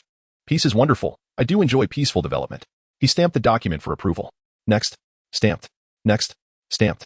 After numerous stamps, night fell, and the sun set over Konoha. As consciousness descended into subspace, Ace logged on and immediately noticed the third Hokage online. Unable to resist sending a message. Third. You seem to be spending an increasing amount of time here. Is Konoha not busy at the moment? He quickly received a reply. Ever since the fallen ninja Shimura Danzo was imprisoned, Konoha has been peaceful, with far fewer troubles to contend with. The third Hokage seemed quite pleased. I even bested that barbaric Raikage in 3 rounds. The remaining foes, Nagato and Aido, are merely insignificant players, while Kurizetsu is akin to mere weeds. In my view, the myriad realms can only barely contend with my operational prowess. Third Hokage, you are growing increasingly boastful. Speaking of which, how is my beloved Uchiha Itachi faring? As the third Hokage continued to boast, Ace replied with a hint of sarcasm. The usual. I often engage in banter with Garb, telling him I will soon ascend to Mariewa and inviting him to join my crew. He doesn't end Appo's, believe me. Meanwhile, I am here watching videos and writing. The execution day is drawing near. What a coincidence. I have been writing as well. I shall share it with you for your critique. As the two isolated consciousnesses exchanged banter in the vast expanse of subspace, a message simultaneously arrived in both Ace and Appo's, S and Hiruzen and Appo's, S inboxes. Greetings, I am Yukinari Kagaya. Before Ace could respond, the third Hokage had already created a small group chat. I have heard your tale. Ace replied, I too. Chapter 49. Prison turmoil. The moss-covered stone walls bore witness to the fading words of redemption penned by the third Hokage. Why has Hisashi not come to see me yet? As he fixated on the faint light streaming through the ventilation, Shimura Danzo felt an increasing sense of oppression and unease in his monotonous prison existence. The ninja world is on the brink of chaos. I have relayed the situation regarding the Akatsuki organization clearly to Hisashi. Now is the time for me to reignite the flames for Konoha. In the dim confines of the prison, Shimura Danzo struck the specially crafted chakra metal bars with his shackles, unable to restrain his voice. Has the third Hokage not yet responded to me? Does he ignore the classified intelligence I provided? Silence ensued. Are you conspiring against me? Danzo's voice escalated, his emotions surging. You are jeopardizing the opportunity for battle. You shall bear the consequences. The guards evidently wish to dissociate themselves from this political prisoner. Listen well. I am Shimura Danzo, the disciple of the second Hokage. With a furious roar, Danzo suddenly surged, the clanking of his shackles echoing. I am the darkness of the ninja world. I have earned my merits on the battlefield in the past. I demand an audience with the Hokage. If I do not receive a reply, I will resort to hunger strikes. Seemingly unable to endure Danzo and Appo's outcry any longer, the sound of footsteps finally approached. The Hokage has not replied, came the guard and Appo's indifferent voice. The Hokage advises you to take your anti-hypertensive medication on time. I refuse. Let Sarutobi Hisashi come to see me. Danzo bellowed. Have my letters been intercepted by Mito Gate and T-Kan Nishikigoi? The guard replied. Elder Mito and Elder Nishikigoi have officially retired. Here is today's newspaper. As he spoke, a newspaper slipped through the bars, landing lightly on the ground. Danzo picked it up with one hand. The headline read, Fire, Wind, and Water Nations sign a friendly alliance, with a subheading stating, New Raikage Akatsuki takes a noble stand, soon to visit Konoha for peace talks. Meanwhile, Sarutobi Hisashi's pipe exhaled wisps of smoke in the interrogation room, marking the fourth time he wrote the words refusal to cooperate on the documents. The shark-like figure, Kisame Hashigaki, remained silent, head bowed. Kisame, think carefully. Konoha treats you with such kindness merely because I value talent, and I see that you still possess the will of fire. Hisashi sighed deeply, lamenting the senselessness of this world. It was the fourth meeting with Kisame, pondering why the esteemed Hokage was so earnest yet met with obstinacy. Even revealing that the masked man was not the ancient Uchiha Madara but the younger Obito Uchiha, failed to sway him. The so-called savior plan is merely a deception. You are but a pawn. Hisashi's competitive spirit ignited. What merit is there in Obito's infinite Tsukuyami? He passionately spoke of the will of fire and how Konoha and Appo's ideals would soon radiate throughout the ninja world. ISNT that plan more credible than Obito and Appo's juvenile scheme? Suddenly, an epiphany struck Hisashi. The food in Konoha. How does it compare to the Akatsuki and Kirigakure's military rations? After a prolonged silence, Kisame finally spoke. Much better. He continued. Regardless, I must meet Itachi once. Otherwise, my doubts will remain unresolved. He lapsed back into silence, evidently haunted by Itachi's specter in his heart. Much like Orochimaru before him, the Hokage sought to persuade him further when suddenly, two Umbu members appeared, one in a monkey mask, the other in a fox mask. Hokage-sama. The new students at the Ninja Academy are awaiting your lecture on the history of Konoha's founding. Hisashi cleared his throat and replied, Understood, I will attend immediately. Kisame, please consider your stance further. The first lesson, obviously, required the Hokage and Appo's personal touch, as he felt compelled to impart some lessons on Konoha and Appo's history. As he left, Hisashi wondered about Itachi's circumstances. Before departing, the third Hokage glanced back at Konoha's prison, pondering that it might soon hold many more souls. Since there exists a prison in the Navy, let Konoha and Appo's prison henceforth be known as Merit Mountain Prison, hoping that those within will have the opportunity to repent and start anew. The Umbu all praised the Hokage's benevolence. In the world of pirates, impel down. I'm logging off now. Garp is coming again. Separated by iron bars, Ace chuckled lightly, having regained his composure. So, what have you thought about the matter we discussed last time? Garp clenched his fist, growling softly. You fool. The gallows are prepared, and the date approaches swiftly. Ace laughed lightly. I will not die here. My brothers and I still have dreams to fulfill. Garp, would you like to join my ship? Since entering prison, Ace had become a stark contrast to Garp and Appo's memory of him as someone always questioning his presence in this world, a true awakening of the dragon and Appo's spirit. Garp's temples throbbed as he shouted, You brat, you're already recruiting while still shackled. Hearing his grandson invite him aboard a pirate ship left Garp speechless. The previously somber atmosphere was shattered. Garp spoke softly. Why wouldn't you live as I advised, Ace? Though uncertain of Ace and Appo's confidence, Garp continued, Whitebeard cannot win. If you do not intend to join my ship, there is no need for further discussion. Ace replied earnestly, I am Roger's son, Whitebeard's adopted son, a grand pirate. The destined savior, and the future conqueror of Mariehua, capturing the Gorosei. You are a fading naval hero, a terror of this era. This place cannot hold so many. Ace, what are you trying to prove before your grandfather? Since Ace and Apos, S imprisonment. The boy who always called Garp an old man occasionally slipped in the word grandfather, softening Garp's heart. Initially, Garp thought Ace was feigning submission, but now he realized he was trying to persuade him. With the sorrowful atmosphere dissipated, Garp grew irate, forcefully yanking open the prison door. The guards in the distance panicked. Garp shouted, do not interfere. I will teach this scoundrel a lesson for the Navy. The guards, intimidated by Garp and Apos' reputation, were at a loss for how to respond. Garp charged at Ace, who was bound by sea stone, delivering a powerful blow.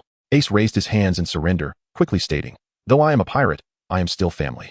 Hearing this, Garp was even more exasperated, about to land a punch on Ace and Apos' face. Surprisingly, Ace, who should have been restrained by sea stone, swiftly dodged. He broke free. Garp looked at Ace in confusion, then at his own fist. Observation hockey? Finally, with a stern expression, he muttered, the execution day is just 3 days away. No matter what you plan, you cannot escape, you scoundrel. Had Ace not encountered the waves, he might have struggled to grasp the underlying meaning. But now, having been enhanced, Ace understood at once. 3 days until execution. Whatever method you have, employ it swiftly, lest you truly perish. Chapter 50, The Alcoholic Itachi and the Resolute Aido as dusk fell. The ocean shimmered under the moonlight, heralding fine weather. Perched atop the mast of the Moby Dick, Uchiha Itachi sat alone, a bottle of rum in hand. After spending numerous days in this world, he found himself increasingly fond of the sailors and Apos, libation. When intoxicated, the torment within would momentarily wane. Is it to your liking? Marco's voice drifted from nearby.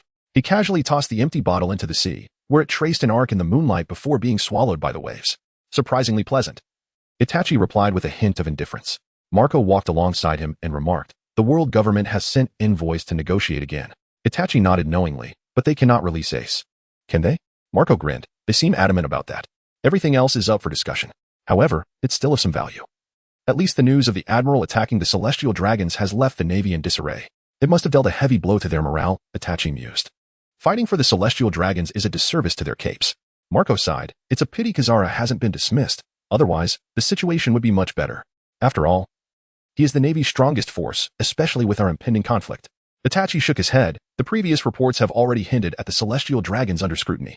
They are preparing for the eventual breakdown of negotiations. Marco exclaimed, I didn't realize Ace's identity held such significance. GOLD, Roger ushered in this era, Itachi replied, taking a sip of his drink. They wish to end it with the blood of his son. After a moment of silence, Marco suddenly chuckled, how foolish. Such a world government lacks the right to conclude this era. As matters progressed, it appeared that a perilous war was inevitable, Itachi noted with resignation. Marco laughed heartily. It seems our Whitebeard pirates are in for a tough time earning money. Itachi nodded. Indeed. There are few tasks as troublesome as this. Curiosity piqued, Marco asked. Is there something even more troublesome? Yes, there has been, Itachi admitted, finishing his drink and tossing the glass bottle overboard. Silence enveloped the two. The distant sounds of the crew mingled with the lapping waves against the ship. If negotiations collapse, Itachi broke the quiet, can we still reinforce our combat capabilities? Marco shook his head. The Whitebeard pirates do not require external assistance. Itachi scrutinized Marco, who surrendered. All right, there are no trustworthy forces available for combat. Shanks might lend a hand, but his stance is rather ambiguous. Itachi inquired, do Ace's father's former subordinates have the potential to assist? Shanks himself emerged from Roger's crew. Marco tilted his head back and took a swig of rum. The others either perished or have retreated to some corner to live in seclusion. Rayleigh, Itachi's voice was soft, yet it caused Marco to pause mid-drink. Moreover, the Navy is not entirely united. Not everyone is an enemy. Marco's eyes widened in surprise. Aren't you from another world? How do you know all this? Itachi could only state the truth. The information comes from the mission data provided by our Hokage. Quite astounding, Marco contemplated before continuing. I wonder if they would be willing to intervene again. In any case, let us send word. As the night wind swept through, the sails billowed, creating a harmonious sound. After concluding the matter, the two raised their glasses of liquor and shifted to lighter topics. I've organized the hockey training materials you asked for last time. Thank you. Are you planning to take it back to your village? Indeed, Marco replied. It seems the village holds great significance for you. I initially intended to invite you to stay after this matter concluded, haha. At this, Marco shook his bottle, paused, and teased, speaking of which. Do you remember that mermaid from last time? I heard she kept asking about you after leaving. Uninterested in such trivial talk, Itachi redirected the conversation to serious matters. It seems the Navy intends to broadcast the execution process live. Marco's attention shifted, his displeasure evident. TCH, then let us execute the celestial dragons simultaneously. I'll construct a gallows aboard the ship tomorrow. That would indeed signal a definitive rupture between the Whitebeard pirates and the world government. Ha ha ha, who cares about them? Cheers. Aido. Aido, where are you? After the last encounter, Aido had gone missing and Kagaya was deeply concerned about his mental state. Each time Black Zetsu caught a glimpse of Aido, he would vanish almost instantly. At this moment, Black Zetsu resembled a lost father, scouring the entire shinobi world for traces of Aido. Don't break down, Aido. Remain resolute. He thought, your demise is inconsequential, but what of my mother? What a predicament this was. Jiraiya was inherently wicked. After much contemplation, Black Zetsu realized that the only way to keep the plan alive was to return to Nagato. He would concoct a story to persuade him. Sighing in resignation, Black Zetsu reflected on the multitude of worries since Uchiha Madara's death. Aido's erratic plans were utterly vexing. The Moon Eye plan was already in motion, yet he insisted on complicating matters. Aido, do not think for a moment that I am unaware of your intentions. You never planned to resurrect Uchiha Madara. With a scowl, Black Zetsu couldn't help but voice his grievances about Uchiha Madara as well. Look at the company you've chosen. It's befitting of the reincarnation of Indra, utterly lacking in foresight.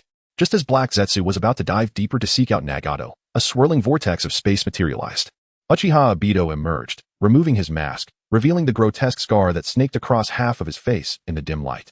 Black Zetsu, to Konoha. His voice resonated as if it were unearthed from a grave. Retrieve my other eye. Aido's gaze was a lifeless gray, his expression resolute. He was no longer the enthusiastic youth clamoring to create a world with Rin, nor the gloomy actor portraying Uchiha Madara. Now, he was a completely despondent individual, eager to initiate the second round of a game fraught with failure. For him, there was little left to cherish in this world. He simply wished to hasten the activation of the Moon Eye. With that, Aido severed his final ties to fate. Black Zetsu thought, this lad is indeed an Uchiha. Aido, you finally awakened. Black Zetsu exclaimed. Once the Moon Eye is realized, true peace shall descend, and every sacrifice shall be worth it. Chapter 51. Is it truly the authentic Konoha? At the original Ninja Academy, now the Junior Ninja School, the playground was densely populated with new students. The third Hokage stood upon a raised platform, squinting as he surveyed the children below. Sarutobi Hiruzen nodded in satisfaction, exclaiming, behold, my 3,000 Sarutobi troops are gathered here. Ha ha ha. This will surely overwhelm the other 4 villages. With the new semester of the ninja school underway and enrollment expanded, the number of students had surged to 10 times the usual amount. The student body was diverse, comprising local ninja families, rural commoners, and even children of traveling merchants from afar, alongside a handful of exchange students from the land of wind and the land of water. They were all astounded by the sheer volume of students at Konoha and Appo's ninja school. The exchange students pondered, are we not all part of the 5 great nations? Is the disparity truly this vast? Next year, even more students were anticipated. The daimyo of the Land of Fire is indeed commendable, providing unwavering support and resources for Konoha. Mused Hiruzen. The third Hokage solemnly welcomed the new students and emphasized that those facing financial hardships could apply for assistance from the school, clearing his throat into the microphone. Hiruzen began his speech, with Irika promptly presenting the prepared notes. In an era before the existence of ninja villages, war was a curse woven into the very blood of ninjas, with their average lifespan barely reaching 30. It was only through the turmoil of war that the awakened ones emerged, and the first Hokage never ceased his quest for salvation. The spot where Hokage Rock now stood was once nothing but empty land. It was here, when 2 former adversaries clasped hands, that the era of ninjas truly began. Hiruzen gestured toward Hokage Rock, reflecting on how new educational content had been added to the legacy of Uchiha Madara's founding of the village. Contributions must not be overshadowed by subsequent misdeeds. After all, he too once embodied the will of fire. The children before him were the new sprouts of Konoha. Wherever the leaves of Konoha fluttered, the fire of life would continue to burn. This is the will of fire. Applause erupted, as all present hailed the Hokage. After concluding his remarks, Hiruzen turned to Irika with a hint of nostalgia and said, you shall be the new principal. Take good care of these children. Recognizing the increasing demands on his time, Hiruzen decided to entrust the school's operations entirely to the educator Irika. Initially believing Hiruzen's words to be mere jest, Irika was astonished to find himself genuinely entrusted with the mantle of leadership. Overflowing with joy, he vowed to fulfill his duties to the best of his abilities. Hiruzen commended Irika, stating, you truly embody the spirit of a will of fire educator. Perhaps one day, you too will assume the role of Hokage. Irika humbly expressed his desire to focus solely on his responsibilities. As Hiruzen and Irika engaged in lively conversation, an Umbu operative discreetly reminded them that the Advanced Ninjutsu Academy awaited the Hokage for his inaugural lesson. Adjusting his straw hat, Hiruzen lamented, time is short. I must be on my way. Arriving at the new campus, which Hiruzen had designated as the Advanced Ninjutsu Academy, he looked upon the future pillars of Konoha with satisfaction. The 12 young heroes, including Sarada and the Sand siblings, were present. Hiruzen delivered an impassioned speech about the perpetual flame of life, announcing that the legendary Sannin, Orochimaru, and Tsunade would impart their wisdom to these students. Perhaps the next Hokage resided among them. Kankuro sharp-eyed, sensed a flaw in the Hokage's words and hesitated to voice his concern. Hokage, we are from the sand. Can we really aspire to become Hokage? However, he refrained from speaking outright, casting a glance at Gaara, who appeared genuinely inspired, as if he were contemplating becoming Kazekage instead. Struggling internally, Kankuro finally managed to ask, Hokage-sama, do you think I have a chance? Hiruzen paused momentarily, then nodded approvingly. Kankuro, I did not expect such high aspirations on your first day. Kankuro and Appo's eyes widened in surprise. You possess the makings of a Hokage, Hiruzen continued. Upon hearing this, Inuzuka Kiba abruptly stood, a hint of shyness in his demeanor, and queried, Hokage-sama, what about me? Hiruzen readily affirmed Kiba and Appo's potential. Kiba, you too exhibit the qualities of a Hokage. Upon hearing this, Sasuke was momentarily taken aback, recalling that just previously, Hiruzen had declared that he alone was destined to be the sixth Hokage. It seemed that everyone was being told they had the potential to lead. Third Hokage. How did you become Hokage in the first place? Uzumaki Naruto raised his hand, his curiosity piqued. The question ignited the interest of all present, who turned their gazes toward the third Hokage. Hiruzen coughed lightly, replying, it's not a secret, allow me to share. As he delved into reminiscence, Hiruzen reflected, in those days, we found ourselves surrounded by the rogue ninjas of the Cloud Village, feeling as if we were at the end of our ropes. My teacher, the second Hokage, Senju Tobarama, gazed at the 6 of us present. These were all his disciples and students. Wherever the leaves of Konoha fluttered, the fire of life would persist. He resolved to remain behind to provide a chance for the new generation of Konoha. However, before that, a new Hokage had to be chosen. He posed a question, asking, we need one person to stay back and divert the enemy. Who was willing to go? It was a perilous path, and the others trembled at the thought. Among them was the fallen ninja Danzo Shimura, along with others. Yet, without a hint of fear, Hiruzen stood and declared, I will go. Among us, I am the strongest. Seeing this brave soul, the others breathed a sigh of relief. Danzo even remarked, we owe you much, Hiruzen. The second Hokage praised Hiruzen, declaring, you shall be the next Hokage. And thus, this was how it came to pass, a tale from long ago. With a hint of subjectivity, Hiruzen remarked, these events are detailed in your new Konoha history textbooks, including the specific experiences of the first Hokage in establishing Konoha, as well as the tumultuous history with his rival, Uchiha Madara. Their entanglement can be traced back to the origins of the ninja sect a millennium ago. A millennium ago? The crowd below was filled with questions. The legendary sage of 6 paths established the ninja sect. Kankuro watched the third Hokage speak with fervor and thought to himself, indeed, Konoha is the true lineage of the sage of 6 paths, while we other villages are mere outsiders. Chapter 52. Let the world feel pain. In the outskirts of Yunin village, near the border barrier, 2 cold gleams flashed. The poisoned Senbon darts precisely pierced the hearts of 2 Yun shinobi guards, who fell to the ground without even a chance to raise the alarm. Birds descended, and Scorpion leaped down, surveying the barrier's formation before nodding and stating, this is the spot. Once cleared, we can advance unimpeded. By the time the Yun shinobi receive the signal of intrusion, we will have reached the core.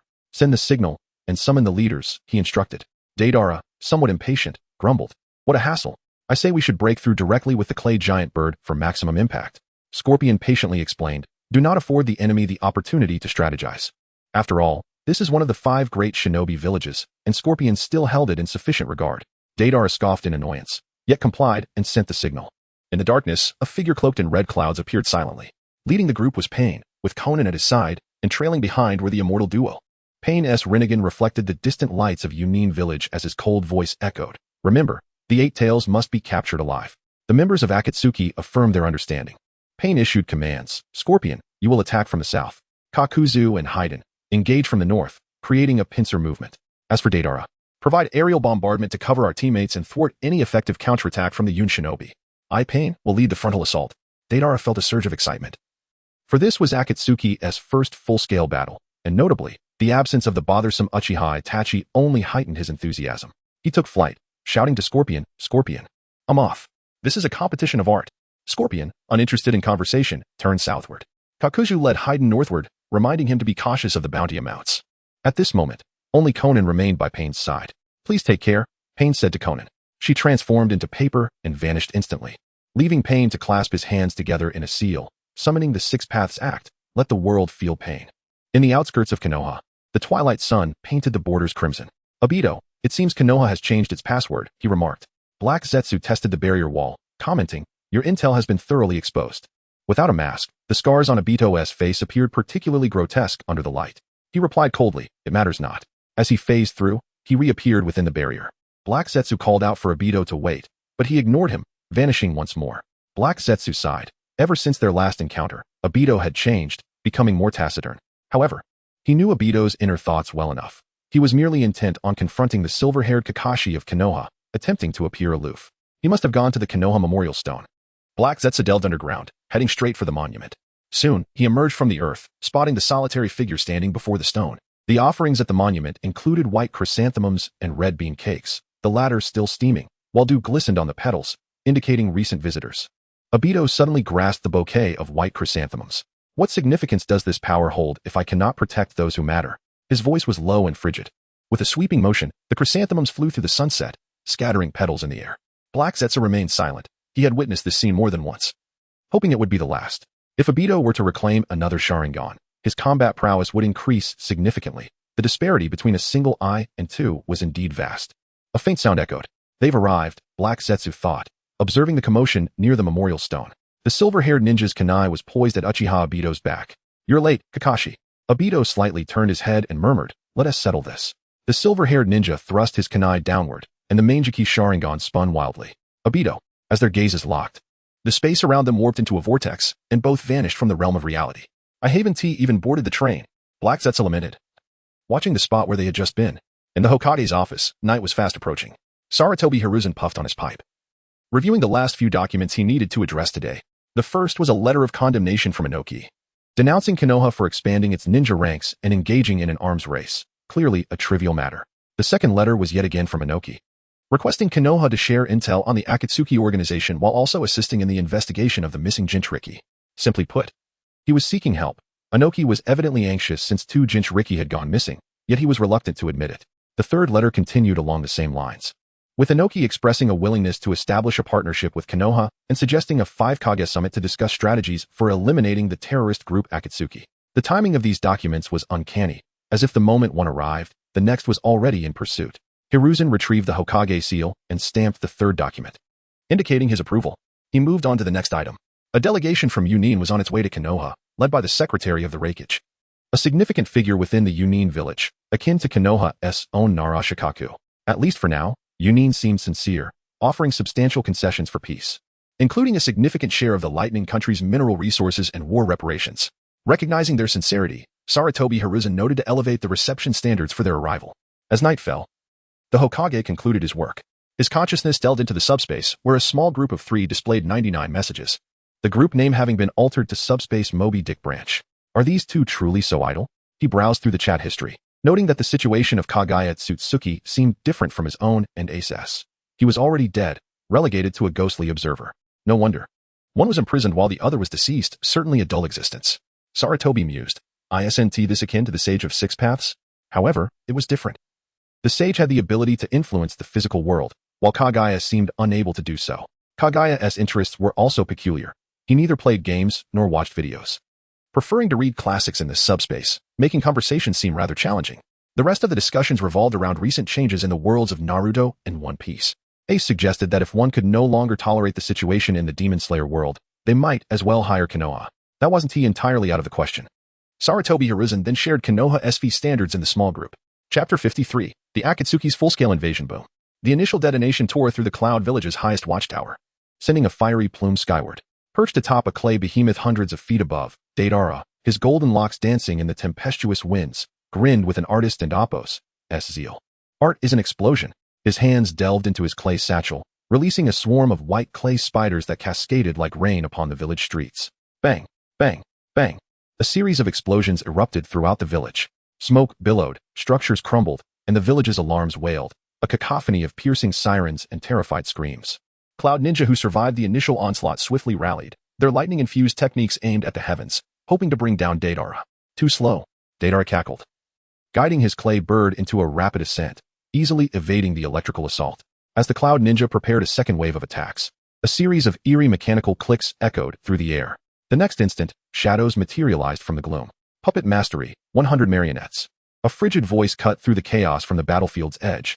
The emotionless, crimson-haired youth stood amidst the ruins to the south. Behind him, A dense formation of human puppets simultaneously raised their heads. With subtle finger movements, chakra threads extended, issuing commands. Hundreds of red-clad puppets surged forward, brandishing blades, poison needles, and concealed weaponry, like a relentless tide crashing against the cloud ninja forces. It's Sasori of the Red Sand, the S-rank rogue ninja from the Sand Village. A dark-skinned cloud Chunin cried out in terror. Dawn and Appos, falter. Target their joints with lightning. The cloud ninja captain roared, weaving hand signs. Heeding the call, his comrades immediately turned their attention to the puppets, prioritizing their destruction. Several taijutsu specialists, wreathed in crackling lightning, attempted to close the distance to Sasori himself. Their efforts were futile. The third Kazekage puppet rose slowly behind Sasori, its ebony iron sand flowing from its form, instantly transforming into a myriad of fine sand needles. Magnet release, iron sand drizzle. Shoo, shoo, shoo. A torrential rain of iron sand pierced the cloud ninja ranks, eliciting cries of agony. Damn you. The last cloud Jonin roared, cleaving through a red-clad puppet before him. Determined to take the puppeteer with him, he charged forward, only to be impaled from behind by another puppet. His body slumped, his strength failing, and his blade clattered to the ground. TCH, is Sasori more renowned than I am? They are amused from his avian perch, casting a disdainful glance at the carnage below. Humph, Sasori's art is mediocre. Instantly, dozens of poisoned Saban needles hurtled toward Deidara. Humph, Deidara scoffed, maneuvering his clay bird into a sharp roll before climbing higher, unleashing a series of spider bombs below. The iron sand detonated the spider bombs mid-air. Sasori, glancing upwards, bellowed. Deidara, get out of here. You're not needed. Don't be a hindrance. With that, Sasori ignored Deidara, leading the third Kazekage puppet and his 100 marionettes deeper into the cloud village from the south. To the north, the charred streets were littered with corpses. Nearby, Haiden faced off against a dozen cloud ninja, led by an elite Jonin tasked with protecting civilian evacuation, though his scythe dripped with crimson. Haiden's Jashin robe bore scorch marks from lightning strikes. Haiden parried the cloud Jonin's katana, dodging a bolt of lightning, and yelled at Kakuzu, are you still counting money? You cheapskate. Kakuzu ignored Haiden's plight, clutching a stack of bounty slips in one hand while calculating the value of the corpses with an abacus. 200,000 for this one, 300,000 for that one, and this pathetic one is only worth 100,000. He then assessed the remaining cloud ninja engaging Haiden. Mere riffraff. No big fish. Kakuzu sighed with slight disappointment, attempting to console himself. Even a mosquito's blood is still blood. Having completed his tally, Kakuzu advanced slowly. 5 grotesque earthgrudge fear masks writhed and rose from his back. Haiden, you're wasting time, Kakuzu hissed, swiftly weaving hand signs. Water release. Water formation wall. Murky water gushed from the first mask's maw, instantly transforming the battlefield into a swamp. Haiden and the cloud ninja were submerged to their knees. Hey, what are you doing? Haiden's outraged cry was cut short as the second mask unleashed a torrent of lightning. Lightning release. False darkness. Blinding lightning snaked through the water, creating a lethal web across the surface. The cloud Jonin reacted swiftly, bellowing, find cover. He then grabbed Haiden by the scruff of his neck, using him as a shield. The remaining cloud ninja scattered, but in the blink of an eye, it was too late. The violent electrical explosion consumed Haiden's curses and the cloud ninja's screams. Kakuzu continued weaving hand signs impassively. Wind release, pressure damage. Fire release, searing migraine. A cyclone of fire erupted from the third and fourth masks, coalescing into a massive fire dragon. Steam mingled with the stench of burning flesh as the surviving cloud ninja, who had sought cover, were vaporized before they could even scream. Cough, cough. That hurt like hell. Haiden crawled from the charred ruins, his pale skin now blackened and blistered. He tore off his smoldering Akatsuki robe, complaining loudly this was a brand new one. Kakuzu scanned the scorched earth, searching for targets before weaving hand signs. Earth release, earth spear. Dozens of stone spears erupted from the ground, impaling the cloud Jonin who had leaped from behind Haiden, poised to decapitate him. Blood streamed down the stone shafts. The cloud Jonin's last words were, damn it. 8 million. Finally, Kakuzu said with satisfaction, watching his twitching prey as black tendrils of the earthgrudge fear ensnared him. Kakuzu turned to Haiden, his voice stern. Hurry up. There are few valuable targets here. Haiden clicked his tongue, grumbling, I don't even like money. Suddenly, a rain of spider bombs descended from the sky. Kakuzu and Haiden sensed the danger instantly, dodging swiftly. The spider bombs detonated upon impact, reducing the entire street to rubble. A voice echoed from the distant heavens. Ha ha ha, no need to thank me. I'm here to lend a hand. The cloud village's main gate collapsed in a cataclysmic explosion, sending a cloud of dust billowing into the sky as 6 figures emerged from the wreckage. The Deva Path of Pain raised his hand, a black chakra receiver piercing the chest of the last resisting guard, pinning him to the shattered wall. The guard coughed up blood, still alive, before the Deva Path casually flung him, wall and all, into the distant buildings. The human path silently appeared behind another critically wounded cloud ninja, placing a pale hand upon his head. Mind rip. The cloud ninja and Appos, pupils dilated, his eyes rolling back as his memories were extracted. Moments later, the human path released him, leaving his empty shell to collapse to the ground. The Eight Tails is not currently in the Cloud Village. Then let destruction force him to reveal himself. Surely some Cloud Ninja know the Eight Tails' location. The animal path rapidly weaved hand signs. With a burst of white smoke, a massive menagerie of summons appeared on the battlefield. The multi-headed Cerberus, the giant centipede, and the grotesque bird, the eight-span crow, charged into the Cloud Village. The Akatsuki's full-scale invasion of the Cloud Village had begun. Chapter 54. I shall protect the hidden clouds Jinchuriki in the office of the Raikage. The teacups upon the desk trembled slightly. The Umbu had already reported the incursion of the Akatsuki organization to the fifth Raikage, Darui. In truth, there was no need for such a report. Even within the confines of the Raikage's office, one could faintly hear the sounds of fierce combat. Darui turned to his aide, Shi, and remarked, "The Akatsuki has truly reached an alarming level." At that moment, Darui's secretary, Mabu-e, was en route to Konoha. And she was assisting Darui with administrative duties in his stead. The intelligence previously received from Konoha had proven to be devoid of exaggeration. Every member of the Akatsuki was classified as an S-rank threat, each possessing the power to annihilate a nation single-handedly. Their leader was said to possess eyes akin to those of the legendary Sage of Six Paths. Their objective was to gather the nine-tailed beasts to enact their nefarious plan for world domination. Currently, the two tails through the seven tails had been captured by the Akatsuki, leaving only the eight tails of the hidden cloud and the one tails and nine tails of Konoha. She, standing nearby, wore a grave expression as he gazed out the window. In the distance, the roars of summoned beasts intertwined with the thunderous eruptions of ninjutsu. As a versatile ninja endowed with sensory abilities, he could feel the loss of lives in the hidden cloud village with each passing second. "The situation is worse than we imagined," she said somberly. "Darui, you must make a decision. How had the hidden cloud fallen to such depths?" Darui's sorrowful gaze swept over the portrait of the fourth Raikage on the wall. The steadfast warrior who had always charged to the forefront, now reduced to mere likeness. The current state of the hidden cloud was dire. Following the substantial losses of elite shinobi during the fourth Raikage's campaign in the Land of Fire, the village's upper echelon of combatants had been severely depleted. To fulfill their obligations as one of the five great nations, nearly half of the village's elite Chunin were deployed on missions. It could be said that the hidden cloud village was at its weakest moment since the rebellion of the Gold and Silver Brothers. Furthermore, as the fifth Raikage, Darui and Appo's strength paled in comparison to that of the fallen fourth Raikage. The Akatsuki and Appo's target could only be Killer B. What should I do?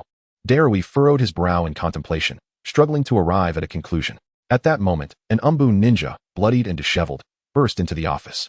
Ignoring decorum, he exclaimed urgently, "Latest intelligence. The invaders have breached the final line of defense and are rapidly approaching the Raikage Tower. A decision must be made." Darui inhaled deeply and addressed Shi. "Send Omo, Karui, Aoi, and Samui to locate Killer B."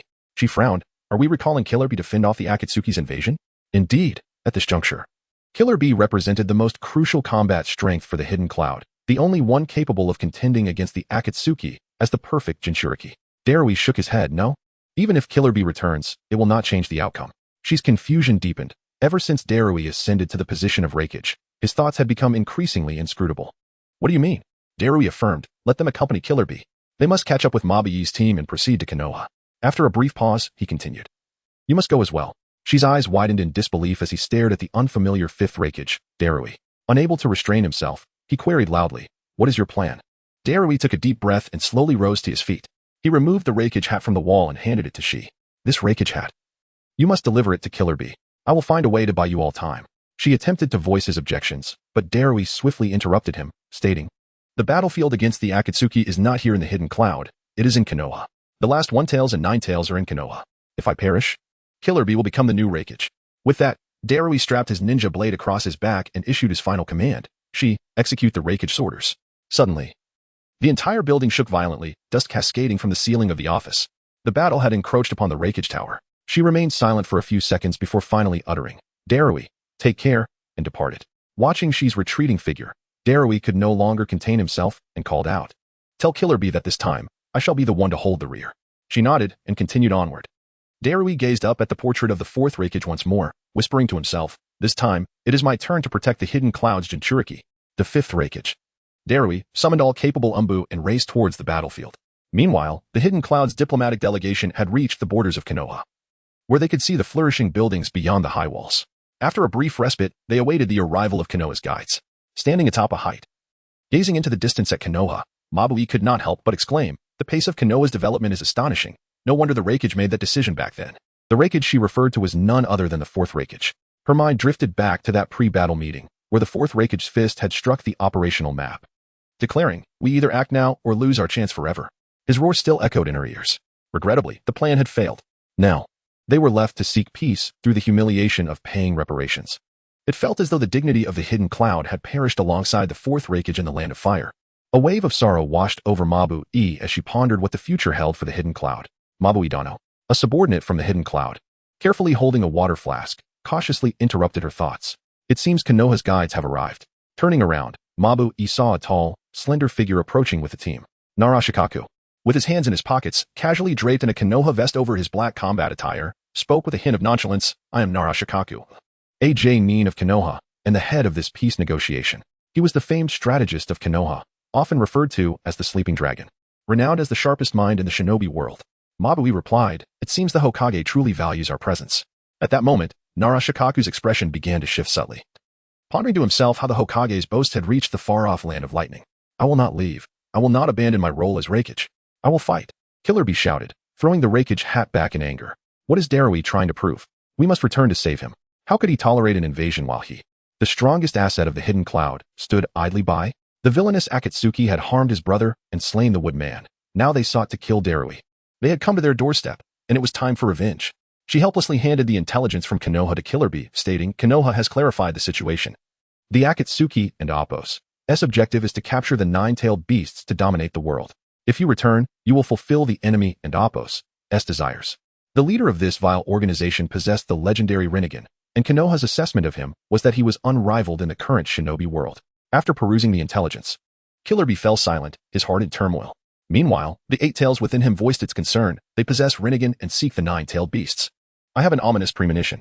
She reiterated, "Killer Bee, this is the Raikage and Appo's command." Chapter 55, Is that not the straggler? In this world, I shall sever the ties of cause and effect. In the realm of Kamui, countless cubic stones suspended in midair created a battleground where Kakashi Hitaki and Aido Uchiha stood on opposing sides. "Why? Silence, you worthless fool. I apologize. I failed to protect Rin, but, I know, I saw it. It was indeed you back then, Wazd and Appo's, T. If you had and Appo's, T intervened, you would have perished. Why not return? This world is an illusion, and so are you, Kakashi. Once my plan is realized, everything can be reset." Their dialogue echoed among the cubes, racing with urgency as if vying for the last breath of air. "The Eye of the Moon, is it? You even know about that?" Aido's pupils dilated, genuinely questioning Kaga's intentions. He felt an irresistible urge to converse further with Kakashi, but Kakashi's next words pierced him like a dagger. "The dream is the true illusion." This declaration struck Aido's heart with brutal clarity. His kaleidoscopic eyes spun wildly as his voice escalated. "You speak nonsense. Come, Kakashi. Try to stop me." Aido's desire to continue the conversation evaporated.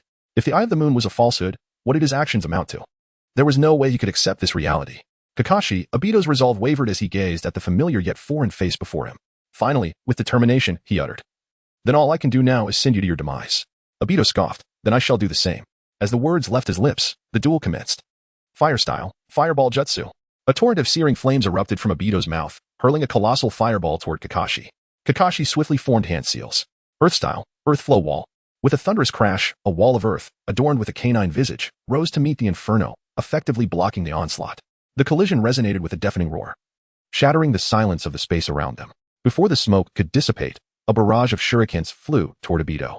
He deftly unfurled chains from his sleeve, effortlessly deflecting the projectiles, and coldly remarked, "Kakashi, I have long surpassed you." Emerging from the explosion's haze, Kakashi, cloaked in blue lightning, pierced through Aido's chest with ease. Boom.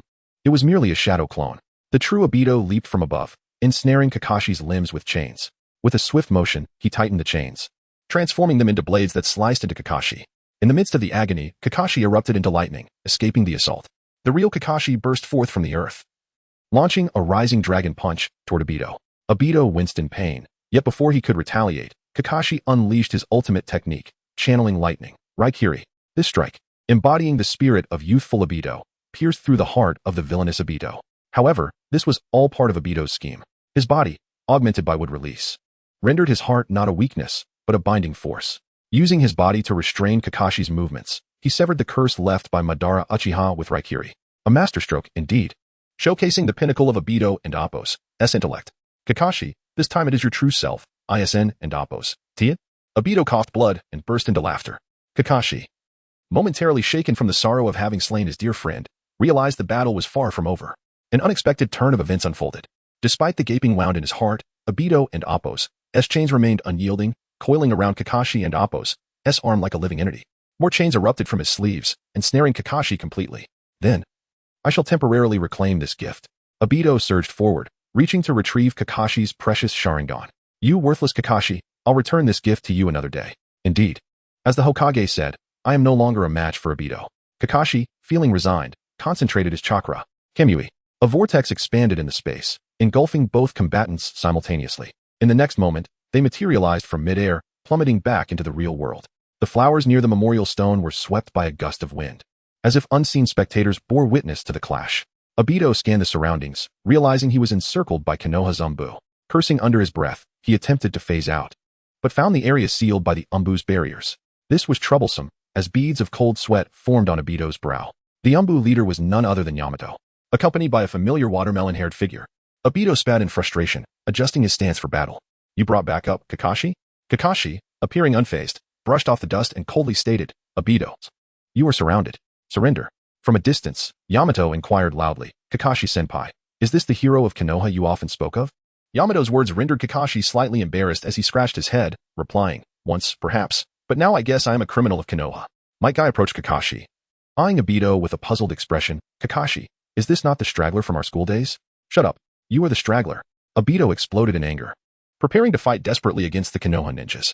Yet, in this dire situation, a one-eyed Aido stood little chance against the three elite ninjas of Konoha. Despair began to creep into Aido's heart. Was the Eye of the Moon plan coming to an end? Run, Aido. Dozens of white zetsus erupted from the ground, launching a suicidal assault against the Konoha Umbu. Chaos ensued. Black Zetsu seized the opportunity to emerge from the earth, urgently calling out to Aido. Leave this to the white zetsus. This is Konoha's conspiracy. Kakashi is too treacherous. With unwavering loyalty, Black Zetsu latched onto Aido, reiterating, do not despair. Run, Aido. You still have the dream of world peace. Move. Yes, that direction has the weakest barrier. Well done, Aido. You are the best. Now. The only ally standing by Aido's side was Black Zetsu, a true testament to loyalty. Before the decisive battle at the memorial stone, Kakashi had confidence in their bond, yet the third Hokage could not help but summon Kakashi to his office. Sarutobi Hiruzen solemnly advised. Aido is not the same as he was in childhood. He is truly formidable. Do you need backup? After a moment of silence, Kakashi declined. He harbored faith in his current abilities, and Aido's Kamui had little effect on him. Severing the ties of fate was a task he felt compelled to undertake himself. Sarutobi was forthright. Kakashi, you genuinely cannot defeat Aido. He possesses not only the Mangeki Sharingan but also would release. He may also have Black Zetsu enhancing him again. Has Aido truly grown to this extent? Kakashi pondered. Very well, I will assign Guy and Yamato to you. Let us see if you can subdue Aido this time. Whether by death or imprisonment, the choice is yours. Chapter 56, A Sack of Rice on Which Floor? The blazing inferno of the hidden cloud village, the Raikage building, crumbled amidst the thunderous roar, cascading rubble and plumes of smoke. The six paths of pain traversed the slain bodies of the Umbu, their renegade eyes reflecting the last standing figure. The hidden cloud's last bastion of resilience was their leader. The fifth Raikage, Darui, knelt on one knee in the heart of the ruins, his fractured ninjat embedded deep within the earth, a precarious support for his faltering form. Crimson droplets cascaded down the hilt, staining the scorched ground. Where's the Eight Tails? The chilling resonance of the Deva path of pain echoed. Cough, cough, cough. Darui sputtered, expelling a torrent of blood flecked with fragments of internal organs. Akatsuki, you villains, you shall not prevail. He mustered the last vestiges of his chakra, forming a hand seal, poised to unleash a final surge of lightning. Folly, the Deva path of pain intoned, extending a hand. Almighty push. To defy a god is an exercise in futility. Darui's body was violently wrenched into the air, three black chakra receivers piercing his chest in swift succession. Lungs ruptured, blood gushed forth. Darui's lips parted, yearning to utter a final sentiment, but he was rendered mute. The human path advanced with measured steps. A pallid hand enveloping Darui's brow. Mind probe. Darui's memories unfurled like a fleeting panorama. The fourth Raikage's final decree. From this day forward, you shall be the Raikage. Killer Bee's clumsy rap echoed in his mind. Lazy Darui as Raikage. Yo. Killer Bee ain't serving. No. Mabui presenting him with warm tea in the office. Raikage-sama. It is time to rest. The final image and sound coalesced from moments prior. Let them accompany Killer Bee to the leaf. You as well. Found it. The human path declared, retracting his hand. Also in the leaf, is it? Darui's pupils began to dilate. The Deva path of pain coldly regarded the expiring Kage. The black rods slowly withdrawing. Your sacrifice is rendered meaningless. Our next quarry is the leaf. The fifth Raikage's body slumped lifelessly upon the ruins. Northern battlefield of the hidden cloud. Amidst the smoldering debris, an alabaster paper crane pierced the haze, landing gracefully upon Kakuzu's blood-soaked hand. Mission accomplished. Evacuate within 5 minutes. Kakuzu's verdant orbs narrowed, his abacus-like calculations faltering, as he retorted with palpable dissatisfaction, "White Tiger, grant me 10 more minutes, lest my efforts be in vain." Haiden, however, was jubilant, the carnage having long lost its allure. He promptly urged Kakuzu to hasten their departure. "Dare you defy the leader and Appos' command? Let and Appos' go, let and Appos' go." Kakuzu disregarded Haiden, awaiting the crane's reply. The crane transmuted into text, "Bear the consequences yourself. Such haste?" Kakuzu scoffed, black tendrils snaking forth from his back, ensnaring his chosen spoils and flinging them upon Haiden. Southern battlefield of the hidden cloud. A crimson puppet, wielding a sharpened blade, impaled a hidden cloud shinobi. Sasori, beholding the newly arrived paper crane, elicited a cacophony of clicks and whirs from his puppet's joints. "Conan, I require reinforcements for my puppet brigade." The crane dissolved into ash in his palm, the same admonitory message of "and Appos, bear the consequences yourself, and Appos," materializing. Akasuna no Sasori remained silent for a moment, casting a sweeping gaze across the remnants. A hint of regret lingered. "Perhaps in the leaf, I shall procure finer specimens." Above the inferno of the hidden cloud, a clay behemoth unfurled its wings. Deidara perched atop its back, surveying the conflagration below. The spectacle ignited Deidara and Appos' senses, affirming his decision to join the Akatsuki. Yes, explosions are the ultimate art. He spread his arms, as if to embrace the fiery hellscape he had personally wrought. Another C3 to elevate the entire hidden cloud. A pristine paper crane suddenly pierced the smoke, landing squarely in his palm. And Appos, mission accomplished, evacuate within 5 minutes. And Appos, Deidara and Appos' smile evaporated. "Huh, now, boss, grant me 3 more minutes." He frantically retrieved his clay, exclaiming, "I have several new techniques yet to unveil." The paper crane issued its warning. Deidara clicked his tongue, running a hand through his hair in frustration. "When will I ascend to leadership?" He glanced back at the hidden cloud, a tinge of regret in his voice. "Another time. Perhaps I shall unveil even grander art." As the Akatsuki members gradually withdrew, the ravaged hidden cloud village was left to the mournful wail of the wind. The Deva path of pain levitated above the hidden cloud village, his black cloak billowing in the tempestuous winds. The Rinnegan eyes, emblazoned with the 6 paths, indifferently surveyed the burning village below, as if scrutinizing a colony of insignificant ants. "Feel pain." His voice, though not loud, reverberated across the battlefield like a muffled thunderclap. The surviving hidden cloud ninja craned their necks, beholding the godlike figure slowly extending his arms. "Contemplate pain." Chakra surged uncontrollably, the very air distorting and quivering under the immense power. Debris levitated, flames recoiled, even light itself began to collapse toward the figure. "Accept pain." The final syllable resonated as the ultimate technique was unleashed. Almighty push. The world stood still. Then, a cataclysmic wave of destruction erupted from Pain and Appos' epicenter. An invisible repulsive force pulverized space itself, reducing structures to ash and collapsing the earth in concentric layers. As the dust settled, the once thriving hidden cloud village was nothing more than a gigantic, radial crater. The Deva path of pain's mission was complete. Only through experiencing pain can true peace be conceived. In the distance, Deidara straddled his clay behemoth, his golden locks whipping wildly in the shockwave. He gripped the bird's back with white knuckles. His pupils contracted violently. Deidara was dumbfounded. Could the leader also be an artist? Regardless of whether he could be heard, Deidara excitedly shouted in that direction. "Leader, leader. Next time in the leaf, let me go first. I have big ones too." At this moment, it could be said that Deidara completely identified with Pain as an artist. Kakuzu ceased his counting, the spectacle evoking memories of his battle against the first Hokage many years prior. Destructive power of this magnitude. The leader is perhaps even stronger than the first Hokage. Haiden guffawed. "Kakuzu, you and Appos, reboasting again." Kakuzu and Appos' countenance darkened, unleashing a gust of wind pressure upon Haiden. Haiden was blasted into a rock wall, still cackling. "The first Hokage is half as strong as the leader. You wouldn't have survived, Kaku." Sasori silently observed the distant ruins, contemplating the possibility of transforming the Rinnegan leader into a puppet. However, he had not anticipated such overwhelming power. Moreover, during the battle, Sasori discerned that the 6 paths of pain were puppets, employing a novel technique that did not necessitate chakra threads. Curiosity and a thirst for research welled within him. At that moment, paper fragments cascaded like snow. The Deva path of pain and Conan descended from the heavens. He coldly announced, "This mission is concluded. 3 days of respite." The next target, the leaf.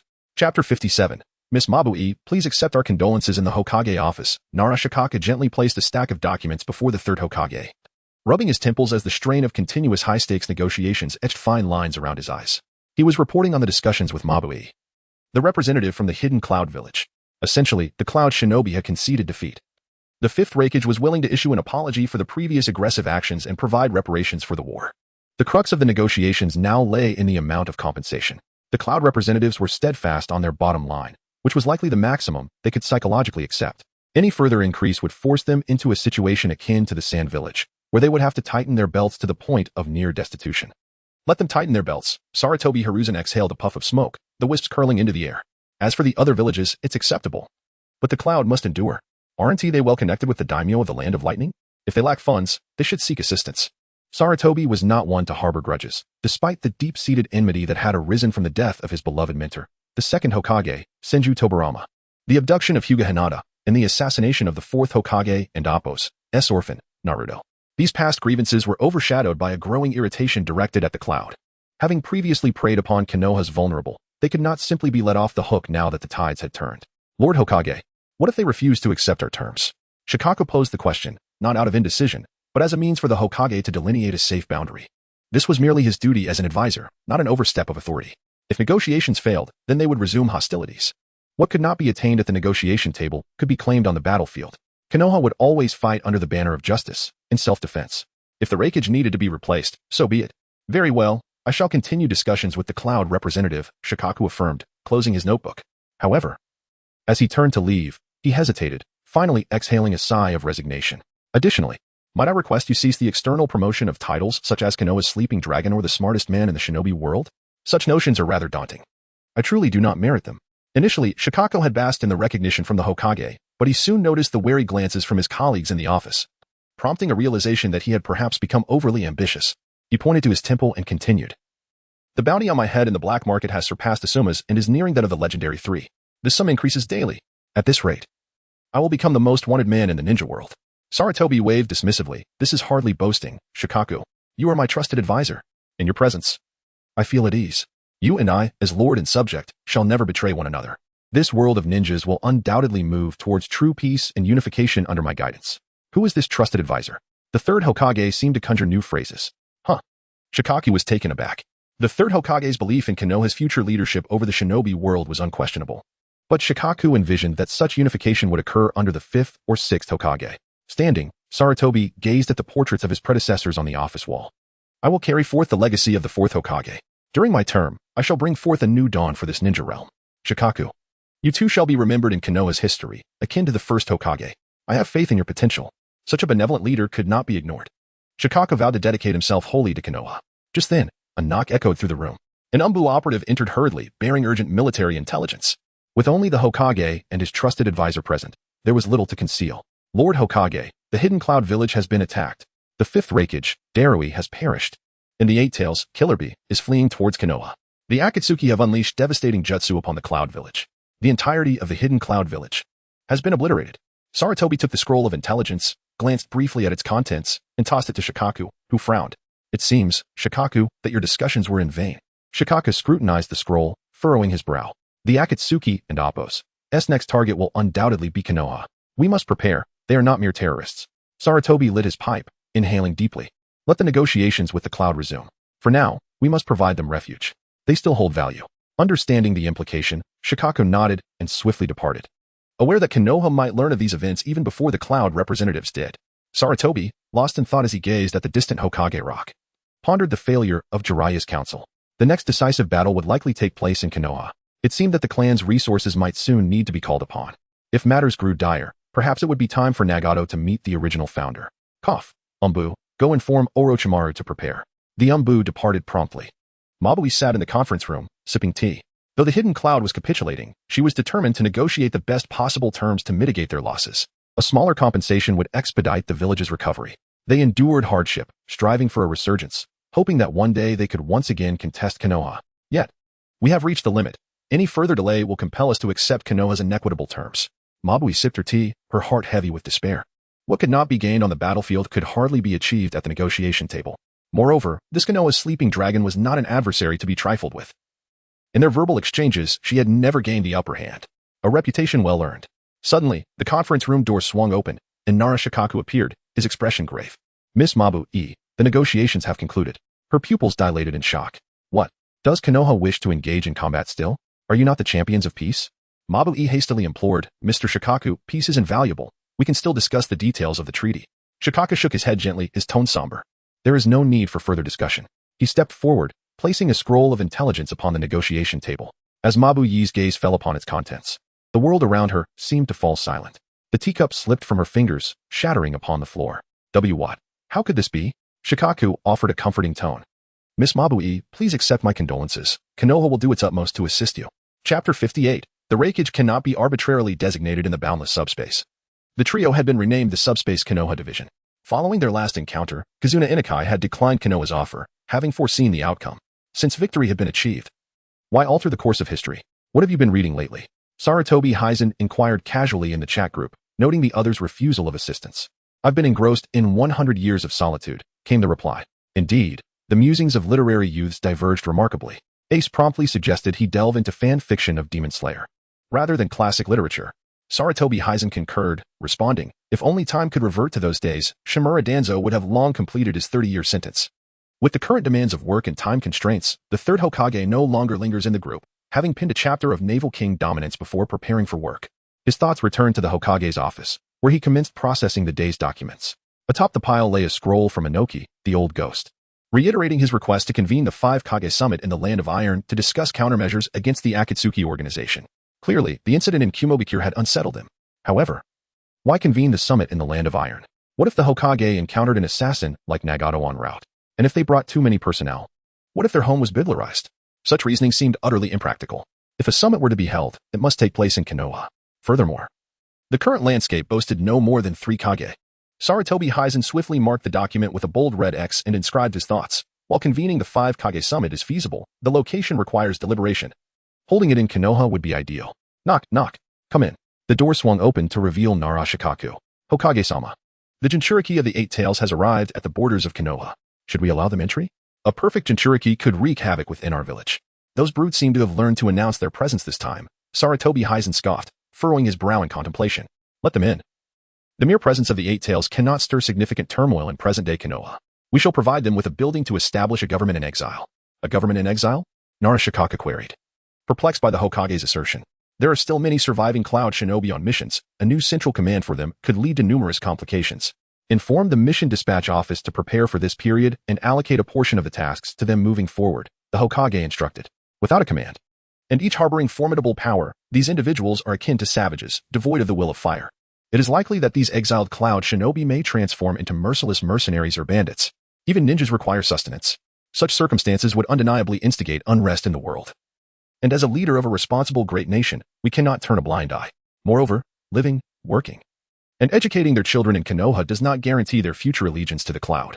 Sarutobi Hizen continued. Subsequently, we shall dispatch a cadre of Konoha advisors to assist their newly elected Raikage. This brought Nara Shikaku to a pivotal point, prompting him to question. The 5th Raikage has designated the 6th Raikage as the Eight Tails Jinchuriki, Killer Bee. Do we need to endorse this decision? How can a proper Raikage be appointed so casually? Does he consider himself a disciple of Tobarama? Certainly not. Moreover, it is perilous for a Jinchuriki to assume the role of Raikage. It is not the title that earns recognition, but rather the recognition that begets the title. Clearly, the rap artist cannot gain acceptance from the villagers of Kumobikure. The Hokage concluded swiftly. Taking a drag from his cigarette, Sarutobi Hizen remarked, this candidate is unacceptable. Nara Shikaku nodded in agreement with the Hokage's assessment. I believe that Mabu-e would be quite suitable. Shikaku, inquire whether she is interested in becoming the new Raikage. I shall support her. Nara Shikaku promptly praised the Hokage's benevolence, calling him a truly righteous ruler. Nara Shikaku gently rapped on the door. Mabu-e sat at the window. The steam from her teacup long dissipated, her gaze fixed on the bustling commercial street of Konoha, starkly contrasting the rugged cliffs of Kumobikure from her memory. This was a commercial tea house in Konoha. After some contemplation, Nara Shikaku felt it better to privately persuade her to assume the role of Raikage. Mabu-e. He placed a stack of documents on the low table but refrained from unfolding them immediately. Regarding the reconstruction of Kumobikure, Mabu-e perceived the absurdity of the situation. This hidden dragon of Konoha, upon receiving news of Kumobikure's destruction, exhibited a far more amicable demeanor than during previous negotiations. Was it sympathy? Or was there an ulterior motive? Discussing reconstruction for a village that had been entirely obliterated seemed ludicrous. Mabu-e retorted coldly. How can we speak of reconstruction when the village's very foundation has been eradicated, though Kumobikure has been utterly annihilated? The Raikage of the Land of Lightning may have once been on good terms. However, their current sentiments are difficult to ascertain. We can extend our assistance, providing economic support, a building for temporary operations, and even a portion of Konoha's task quota to you in the initial stages. Furthermore, We promise that the daimyo of the Land of Fire will assist in persuading the daimyo of the Land of Lightning to continue cooperation with the new Kumobikure. Mabu Yi's wariness heightened at the extent of their goodwill. What are Konoha's conditions? Nara Shikaku, unhurried, poured a cup of fresh tea, the steam wafting between them. Moreover, given the perilous circumstances facing Kumobikure, there is a need for someone to step forward. Mabu Yi felt a flicker of confusion. Nara Shikaku fixed his gaze on her resolutely. You are the only one capable of making the exiled ninjas heed the call of thunder. Outside, the laughter of Konoha's children contrasted sharply with the silence within. Mabu Yi suddenly scoffed. Konoha plays a clever game. You wish for me to become a puppet rakeage to facilitate the control of Kumobikure's remnants? Nara Shikaku immediately refuted her claim, explaining that without a central authority, the cloud shinobi could spiral into chaos. This was the very reason behind Konoha and Appo's benevolent assistance. Yet, Mabu Yi found a flaw in the argument. The new rakeage has already been chosen. It is Lord Killerbee. This choice is unacceptable to us in Konoha. Nara Shikaku firmly asserted, the rakeage we can accept is certainly not a hot-headed individual consumed by vengeance. Mabu Yi fell silent. Those verses of vengeance against Konoha's white-haired shinobi are known even to me. Nara Shikaku reasoned, surely one cannot seek refuge in Konoha while harboring thoughts of retribution. Ultimately, Mabu Yi shifted the conversation, stating, the Akatsuki's next target is Konoha. What you are saying to me now is devoid of significance. Clearly, she implied that if Konoha faltered, it could very well become the next Kumobikure. Upon hearing the term hidden dragon, Nara Shikaku recalled the ever-increasing bounty on his head, responding somewhat uneasily. Konoha boasts a formidable military force and the strongest third Hokage. We have no reason to fear the Akatsuki. Chapter 59. I truly am a celestial dragon in the depths of the Moby Dick. A makeshift prison is permeated with the briny sin of the sea and the metallic tang of rust. Uchiha Itachi tosses a newspaper towards Charles Saint, who has fallen from the ranks of the celestial dragons to that of a prisoner. Regrettably, the negotiations have collapsed. It seems, dear celestial dragon, that you are destined for death. Charles Saint, oblivious to the newspaper, collapses in despair, his corpulent body racked with sobs. No, I'm still so young. I truly do not wish to die. I will agree to any terms. I possess great wealth. My father is immensely wealthy as well. I beg you, do not kill me. Were it not for the bars that separate them, he might have thrown himself at Uchiha Itachi's feet in supplication. In response to this display, Uchiha Itachi, somewhat exasperated, advises, you should first read the newspaper. Despite his habitual use of psychological tactics as a ninja, it seems futile against this unexpectedly naive celestial dragon. It is best to speak plainly. The world government has placed immense importance on the celestial dragons and had been negotiating with the Whitebeard pirates until just prior to this moment. However, the talks ultimately broke down.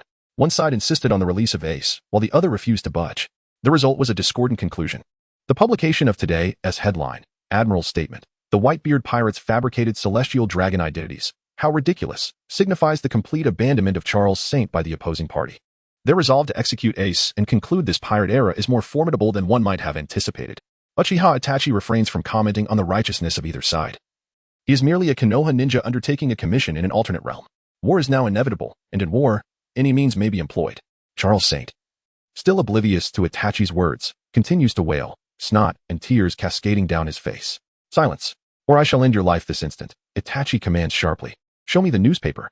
Startled into silence, Charles Saint trembles as he picks up the paper, reading its contents, which only deepens his despair. I truly am a celestial dragon. How could the Navy be so cruel? The flicker of hope he previously harbored now succumbs to the engulfing darkness of despair. I say, remember this, Itachi instructs. Charles shudders, unable to resist nodding. You are Charles Saint, a celestial dragon. Your father is Roseward Saint, and your sister is Charlia. I am well aware of who I am and who my father is. Charles Saint starts to retort. You are the authentic noble of the world, not the counterfeit the Navy claims you to be. You will declare to the world that the celestial dragons annihilate an innocent nation every 3 years due to the slave hunting games. What, pray tell, is the justice that your Navy purports to protect? You shall announce on behalf of your family.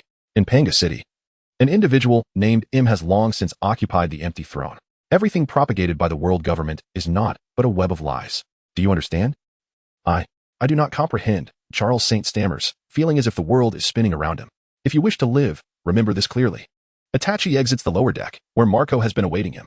Clearly, this operation is a collaborative effort between Marco and Uchiha Itachi. During their time together, Itachi has nearly ascended to the role of the Whitebeard pirates and Appo's shadow strategist. The intelligence from your Konoha is truly unsettling, Marco remarks, hands tucked into his pockets. Keeping pace with Itachi, the conversation in the cell had left even him feeling shaken. Marco continues, such matters ought to remain secrets within our world. Itachi replies, his steps unwavering, the intelligence originates from our Hokage. However, to be candid, even I find his current methods rather unfamiliar. Having broached this topic, Itachi adds, Perhaps your ace will surprise you as well. The commission was initiated by Ace on behalf of the third Hokage. Raising the question of how Ace managed to connect with the Hokage, Itachi speculates that he too may have undergone an unknown transformation akin to that of the third Hokage. Ha ha ha, that would be splendid. Marco laughs heartily. Itachi, after this, you should stay. Having a strategist in the Whitebeard Pirates would be incredibly cool. Marco extends yet another invitation to Itachi, but as a loyal servant of the Hokage, he cannot acquiesce. Thus, he chooses to ignore the topic and ascends the staircase. Marco clicks his tongue in mild annoyance. The two walk side by side onto the deck, where the invigorating sea breeze carries the lively spirit of the celebration, the laughter of crew members, the clinking of glasses, the aroma of roasted meat. In stark contrast to the oppressive atmosphere of the lower deck, Marco shifts to a more pragmatic topic. Will this be effective? Itachi responds, it will undermine their morale. If we can instill doubt in the enemy regarding the purpose of battle, our resistance will be significantly diminished. Indeed, the Navy is riddled with its fair share of naive idealists. Marco praises Itachi. You must be the wisest among your ninja village. Itachi humbly retorts, not at all. The true sages of Konoha belong to the Nara clan. Will that celestial dragon follow our directives? Itachi replies calmly, I cannot say for certain. But prior to entering the battlefield, I will employ genjutsu to enhance his survival instincts. Marco expresses his astonishment, thinking to himself how cunning ninjas can be. I must visit your village someday. You are most welcome. Now, let us return to the celebration. This is the final party before we retrieve Ace. Agreed. At the feast, Whitebeard laughs heartily, affectionately observing the children below while resolutely rejecting the nurse's insistence, downing a large bowl of drink. Do you think a minor ailment can compel me to abstain from alcohol? At that moment, Marco and Uchiha Itachi appear at the ship's railing. Oh, our strategist has returned. Aizo raises his cup in greeting, while a tipsy Bista leans over, draping an arm around Itachi's shoulders. A bottle of rum is thrust into Itachi's hands, who adeptly clinks glasses with the others. Marco, arms crossed, comments, Itachi, you are growing increasingly accustomed to our way of life. Haha. Clearly, Marco is still intent on poaching the third Hokage's trusted aide. However, the loyal Itachi pays him no mind, moving closer to Whitebeard to discuss their plan. Seeking the captain's final confirmation. After all, executing this plan would invite the world government's greatest scrutiny upon the Whitebeard pirates. But at this point, retreat is no longer an option. Whitebeard chuckles derisively. Do you think if I refrain from such actions, they will let us be? The Whitebeard pirates have maintained their audacious bravado due to their sheer strength. Now, however, the Navy believes they can ensnare them, perceiving Whitebeard as aged and weakened. Chapter 60. Whitebeard pays the ransom ace. Has the conflict commenced on your end? The delay is excessive. I am on the verge of engaging Nagato. After an impassioned debate on the Hokage forums, Hiruzen Sarutobi dispatched a message to Ace within their private group. Swiftly, Ace responded, soon. It is scheduled for tomorrow, the execution. Your composure is remarkable. What is there to fear? I may have been apprehensive previously, but considering Yorichi Tsujikuni and Amp, Appo's, estate, I can simply observe as a spectator if I meet my demise. You pirates possess a certain nonchalance. Ace, Hiruzen, I assure you. I will land a blow on Akainu during the Battle of Marineford. Mark my words. Do not be reckless. You are no match for him. I would not want my prodigy to falter as well. Hiruzen Sarutobi was about to reply. The subsequent message arrived. I shall demonstrate that Haki reigns supreme. Moreover, I had devised a plan. Hiruzen Sarutobi, you have a plan? Rather than futilely attempting to exonerate yourself through daily posts, why not infiltrate the Hokage forums? Ascend to the position of moderator and silence any dissenting voices? This would allow you to reverse the situation. Ace, you possess the qualities of a Hokage. The title of Phoenix Fledgling of the Leaf is rightfully yours. Heeding the advice, Hiruzen Sarutobi promptly created a new account and commenced posting. The third Hokage is the most villainous of the Leaf's F4. Upvote for rewards. Orochimaru's battle against the third Hokage was a deliberate act of leniency. Observe closely. I, a humble author, have penned a fan fiction titled Ace reincarnated as a Uchiha. Incensed at the F4 from the start, I implore you to read it. Biding my time. Marine Headquarters, Fleet Admiral's Office. The final high-level meeting concerning the Battle of Marineford was underway. However, Sengoku surveyed the room, his brow furrowed in exasperation. One was napping, bubbles emanating from his nostrils. Another feigned wakefulness behind sunglasses, and a third nonchalantly manicured his nails. Only Akainu and Staff Officer Tsuru were attentively listening. Sengoku could not help but reprimand Kizuru, who was manicuring his nails. Show some diligence. Consider the negotiations I have had with the 5 elders on your behalf. Kazara blew on his nail clippers and casually replied, then I shall engage Whitebeard in a one-on-one duel tomorrow. Sengoku's mind momentarily blanked before he regained his composure. And then, if victorious, I shall claim his head. And if you are defeated? Sengoku was about to ask. Naturally, I shall clock out. After all, he is the world's strongest man. Defeat is to be expected. Ceasing his jesting, Kazara put away his legs and said seriously, in addition to Whitebeard, we must pay close attention to Itachi Uchiha. Our previous encounter was perilous. It was the first time in Kizaru and Appo's career that his observation haki had issued such a dire warning, akin to having 1,000 blades pressed against his throat. Akainu crossed his arms and coldly scoffed. Regardless, they cannot impede the execution of justice. I shall deal with that scoundrel. Observing Akainu's attitude, Kazara solemnly cautioned, Sakazuki. My observation haki was not entirely clear, but that individual possesses an ability that can conclude a battle in an instant. Concluding a battle against an admiral in an instant? Even Whitebeard in his prime may not have been capable of that. Hearing Kizaru and Appo's grave assessment, Akainu could not help but frown, elevating the threat level in his mind. As a strategist, Sengoku analyzed the situation and swiftly concluded, it must be a special ability with limitations. Exercise caution. Sengoku then rubbed his forehead in vexation. Longing for retirement after this ordeal, he approached the large map and re-examined the battlefield layout. Sengoku rapped the table and exclaimed, Kazan, it is your turn. Hokage removed his sunglasses, indicating his attentiveness. As for Garp, Sengoku had disregarded him throughout the meeting. Simply refraining from causing disruption was sufficient for his position. Sengoku's arrangements were meticulous, leaving Tsuru with no need to interject. She regarded Garp, who was napping, with a hint of apprehension, while Garp's composure was reassuring. His excessive ease seemed abnormal. What is amiss? Tsuru could not help but ponder. Following the meeting, only Sengoku and Garp remained in the Fleet Admiral's office. Garp was still sound asleep, bubbles emanating from his nostrils. Sengoku could not resist rousing him. Garp. Tomorrow is the day of the execution. Although cruel. Sengoku had to reaffirm Garp's allegiance. As a marine hero, any action on his part would create a chaotic scene. Garp groggily awoke and inquired, Sengoku, is it time to clock out? Witnessing his placid demeanor, Sengoku grew more concerned. His expression darkened, and he sternly rebuked, Garp, refrain from any unnecessary actions. Ace is a criminal. Garp opened Sengoku's desk drawer, retrieved senbei, and began devouring them. I am aware. He is Roger's son. He acknowledges it as well. Sengoku coldly snorted. Is that so? Indeed, it is the bloodline of sin. He even proclaims himself to be the savior destined by fate. Ha ha ha. He does not seem to be nearing death. Ace, what is your plan? Do not overstep, or your grandfather will be compelled to intervene. Garp consumed all the senbei from Sengoku's desk drawer. On the placid sea, the Whitebeard pirates had assembled. All 43 ships had been coated. This was to be the final battle. On the deck of the Moby Dick, Marco led Itachi Uchiha to the treasure chamber. The war was imminent. Marco swung open the heavy oak door, revealing chests upon chests of gold and silver treasures gleaming in the morning light. Father said that promises must be fulfilled in advance. Evidently, Whitebeard feared being unable to honor his commitment after the fierce battle and chose to pay the reward beforehand. Itachi Uchiha did not refuse. This was his purpose in coming to this world. Itachi opened the sealing scroll, channeled his chakra, and performed hand seals to pack away all the treasure. This sight prompted Marco to exclaim, You ninjas possess a plethora of skills, as if you have consumed numerous devil fruits at once. After speaking, Marco produced a small wooden box and handed it to Itachi. This is our token of appreciation. Within the box rested a fruit with a spiral pattern. Its dark purple rind radiating an eerie glow.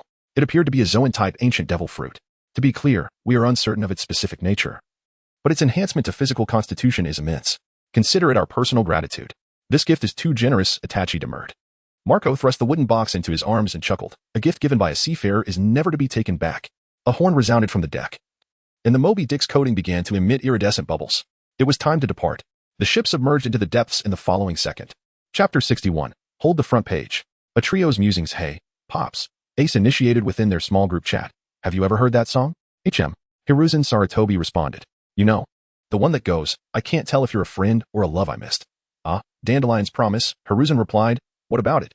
Well, I'm already at the execution platform, with Wano country as my next destination. And Hiruzen inquired. So, I'm definitely going to survive this time. Hiruzen initially wanted to retort with a don't set up flags like that, but instead offered, then I wish you the best of luck. Itachi Uchiha, who had been lurking silently, chimed in, good luck. The sea breeze carried the scent of gunpowder and blood across Marinefort's plaza. As the sun glinted off Sengoku's glasses, the execution drew nigh, now less than 3 hours away. The Navy headquarters had deployed 100,000 elite troops, with the entire spectacle broadcast live to the world. This operation would ensure Ace's demise, crush the Whitebeard pirates, and restore order to the seas. The 3 admirals and 5 of the warlords had convened. Atop the execution platform, Sengoku, the strategist, fixed his gaze on Garp and declared, then it and Appo's settled. I'm going to make everything public. Garp cast a profound glance at Ace and grunted, do as you please. He then leaped off the platform to join Tsuru, the Grand Staff Officer. Tsuru attempted to console Garp, but noticed he was indulging in rice crackers. She scrutinized him, saying, Garp, you don't seem too upset. Huh? It's because I'm too sad, so I need to eat more rice crackers. Ha ha. Garp crammed the entire bag into his mouth, the sounds of mastication unusually loud. Really? I doubt it, Saru said, frowning. Garp, don't you dare do anything foolish. Sengoku stared at Ace, who seemed devoid of spirit, wondering if he had completely lost his will. Ace's head was bowed, the shadow of his orange cowboy hat concealing his face, as if he had given up. Good, Sengoku thought. This will make the execution smoother. Sengoku raised the golden din mushi, his voice amplified across the world. I have an announcement regarding the profound significance of Port Yasti, Ace's execution today. He raised his voice. Ace, reveal the name of your father. Ace suddenly seemed to snap back to reality, his eyes gleaming. Ha ha ha, all right. The stark contrast caught Sengoku off guard, but he regained his composure, thinking, this is the Navy headquarters. It's Whitebeard, Edward Newgate. Incorrect. Sengoku roared, preparing to educate the world on Ace's past. But unexpectedly, Ace eagerly interjected, Sengoku, you're right. My true father is Gold. Roger, the former pirate king. So cooperative? Sengoku thought, surprised. Ace lifted his head, laughing boisterously. I am the son of the pirate king Roger, the adopted son of Whitebeard, the terminator of the celestial dragons. The liberator of fate, the nemesis of the five elders, and the person most loathed by the fallen navy, Sengoku. So many titles? Sengoku thought. Fallen navy? Silence. Sengoku and Appo's face contorted. Ace glanced at Sengoku, thinking, you and Appo's, not cutting it. Watch me steal the spotlight. Ace and Appo's voice grew even louder. And one more thing. One Piece is real.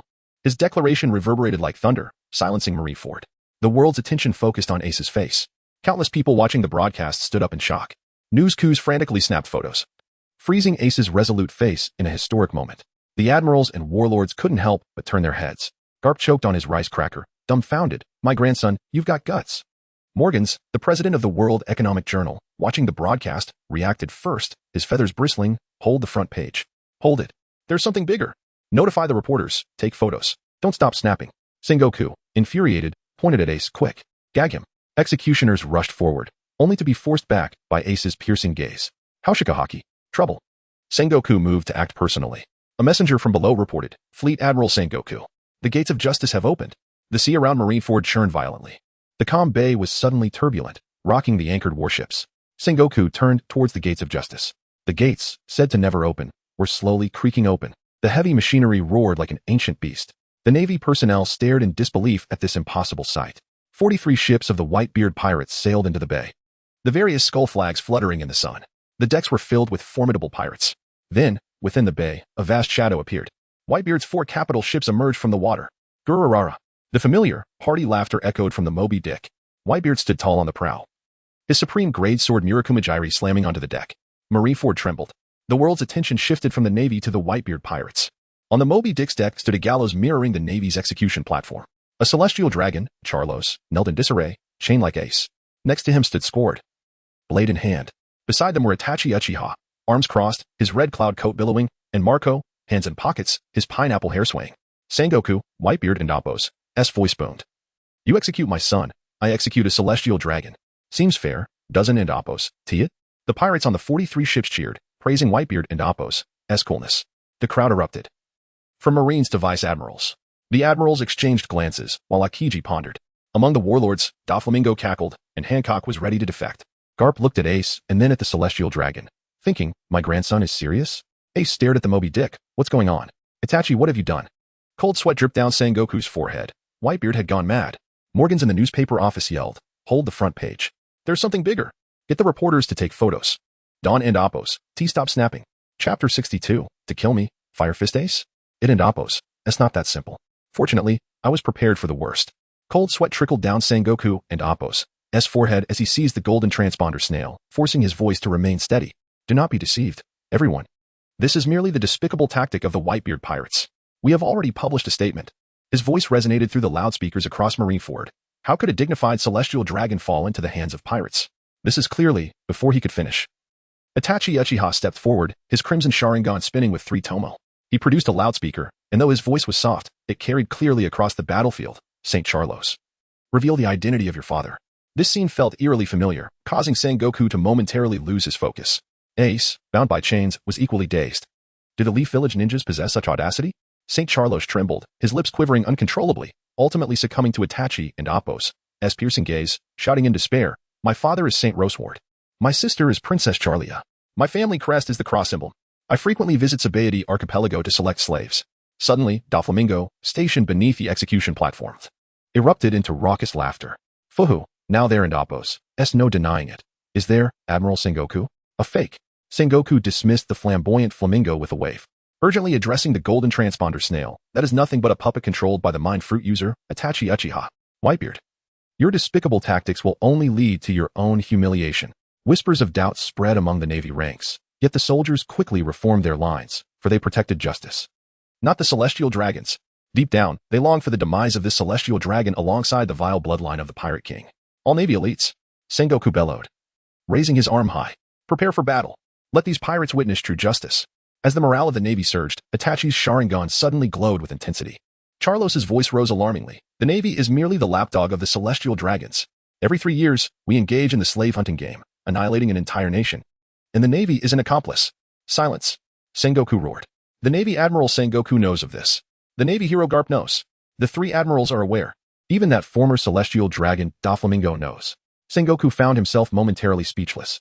The 3 admirals exchanged uncertain glances, their expressions betraying a sense of foreboding. Doflamingo, having been directly named, wore an expression of frozen surprise. Charlos and Oppos' frantic screams echoed through the loudspeakers. Last year, in a non-member kingdom, we just finished a new round of hunting, slaughtering a staggering 100,000 people. Here, Charlos was adding embellishments. He had no opportunity to partake in the hunting games. The live transponder snail's camera shook violently, capturing this world-shattering moment. From afar, Morgans at the newspaper office could no longer flap his wings, urgently shouting, "Change the headline again. Make tomorrow's paper 3 times thicker." Suddenly, Sengoku's golden transponder snail vibrated violently. The frantic voice of the 5 elders erupted from it. "Damn it, Sengoku. Cut the broadcast immediately." Now, this frenzied roar reverberated throughout the square, stripping the Navy admiral of his dignity. Sengoku was still reeling from the shock when he attempted to execute the order. Charlos's voice delivered another bombshell. Moreover, someone is already seated on the empty throne of Panga City. His name is I'm. The words of the world government, the justice of the Navy, are all lies. Sengoku was drenched in sweat, his heart racing, as the transponder snail slipped from his grasp and fell to the ground. The 5 elders on the other end fell silent, their situation likely in disarray. Sengoku realized in despair that this execution had spiraled entirely out of control. Marineford was engulfed in an eerie silence, as if even the sea breeze had frozen. The Navy soldiers exchanged glances, their weapons instinctively lowering. All eyes turned to the hero Garp, hoping that he would rise and vehemently denounce these lies. However, Garp stood with his arms crossed, turning away in silence. Far away, Morgans clutched his heart, shouting to his staff to change the headline once again. Feeling as if it were a festival day, Ace on the execution platform was dumbfounded. Who was this commander? Such audacity. At that moment, Whitebeard and Oppos' booming voice shattered the silence. "Kahahaha. Navy brats, are you still intent on continuing this farce?" His great splitter slammed heavily onto the deck, shaking the entire harbor. "Do you see? The so-called justice you protect is merely a plaything of the celestial dragons." The Navy ranks began to stir, confusion and doubt filling the soldiers and Oppos' eyes.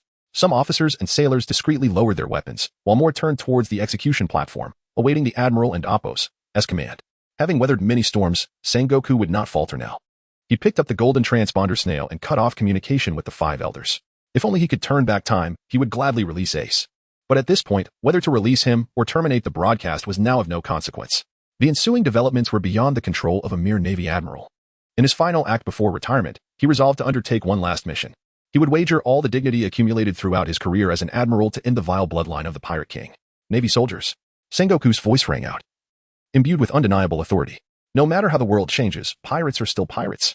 He pointed fiercely at the chained Ace. Portiasti, Ace, bloodline of Pirate King Roger. Must be executed today. Kuhahaha. So it will come to blows. Whitebeard's muscular arms tensed as he unleashed the full power of the tremor fruit. The sea surface of Marineford instantly caved in, subsequently unleashing a terrifying tsunami that soared 1,000 meters high, rushing towards the execution platform. As if in unison, Hokage soared into the air, releasing an icy blast. Upon contact with the tsunami, the water froze instantly, transforming into 2 towering icebergs. Simultaneously, the entire sea surface solidified into land. The Whitebeard pirates surged forward, emboldened, charging towards the execution platform with unstoppable momentum. Meanwhile, the Navy's morale plummeted as they struggled to resist. Desertions began to occur. Justice had been forsaken, so why fight to the last breath? As the situation rapidly deteriorated, Sengoku decisively commanded, "Proceed with the execution ahead of schedule." Garp clenched his fists, ready to shout at Sengoku, "The time isn't right." Sengoku shot Garp a glare, bellowing, "Do not forget your position." 2 elite soldiers on the execution platform raised their long blades, advancing towards Ace, poised to sever his head. Haha. Ace suddenly burst into laughter. "To kill me, Fire Fist Ace? It's not that simple. A surge of fierce haki erupted from him, shattering the sea stone chains binding him. Flames ignited across his body. After all this time of rigorous training, he was finally ready to unleash his power. Chapter 63. You are wasting lives. The executioner's blade of the Navy has yet to fall. However, with Sengoku's declaration, the blade of the great whirlpool spider has indeed descended. St. Charlos awakens from the nightmare of the Sharingan, recalling his actions, nearly wetting himself. Before he could utter a sound, a long knife has already claimed his life. Snap! Snap! Countless flashes erupt. The cheers of the pirates wash over the battlefield like a tsunami, the atmosphere reaching a fever pitch. This is no longer a war, but a carnival. Well done. This is what a real man is. Astonishingly, scattered cheers also erupt from the Navy ranks. A young sailor suddenly shatters his sword. Kneeling on the ice, weeping, what are we truly protecting? A righteous voice cries out, stop. No more fighting. Stop. You are wasting lives.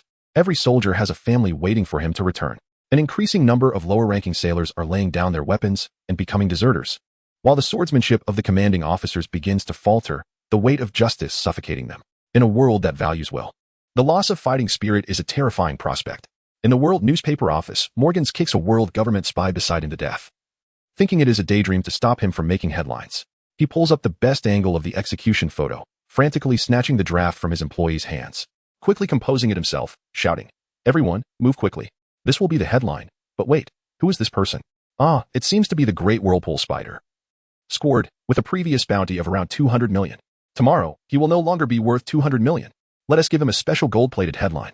The true journalist Morgans yells, urging his staff to work faster, and then they all joyfully flee. Across the world, the live broadcast erupts in chaos. Did he really kill him? Did a celestial dragon die just like that? The sacred undergarments worn throughout the years of domination are completely torn away. The great whirlpool spider raises the head of the celestial dragon, shouting, Celestial Dragon Charlos has been slain by me, scored. Images from around the globe flicker wildly, faithfully transmitting the scene to every corner. From this day forth, the great whirlpool spider scored shall be recognized as the bravest man in the world. The bravest man, scored, roars at the three admirals in the distance. Akainu, I will kill you. He then turns to Uchiha Itachi beside him, saying, I owe you a favor. I will repay you for this survival. Clearly, under the guidance of the temporary strategist Itachi from the Whitebeard crew, Scored has seen through Akainu and Appo's schemes. Scored leaps down from the execution platform, bearing the blade of redemption, and joins the fray, his swordsmanship unmatched, leaving no rival in his wake. Truly a man of passion. Itachi once again feels the simplicity of the local customs in this film set. Itachi, join me. Just like last time. Marco extends the invitation. Itachi hesitates slightly. My mission is to hell with your mission. Marco laughs heartily, interrupting. Forget about that broken mission of Ace. He is the employer. But I am the one paying. All right. After a moment's hesitation, Itachi agrees. Just a moment, the fighting style of ninjas is different from yours.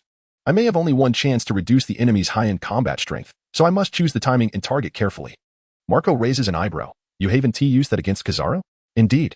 Boom. In the distance, Kazara transforms into golden light, launching an attack on Whitebeard.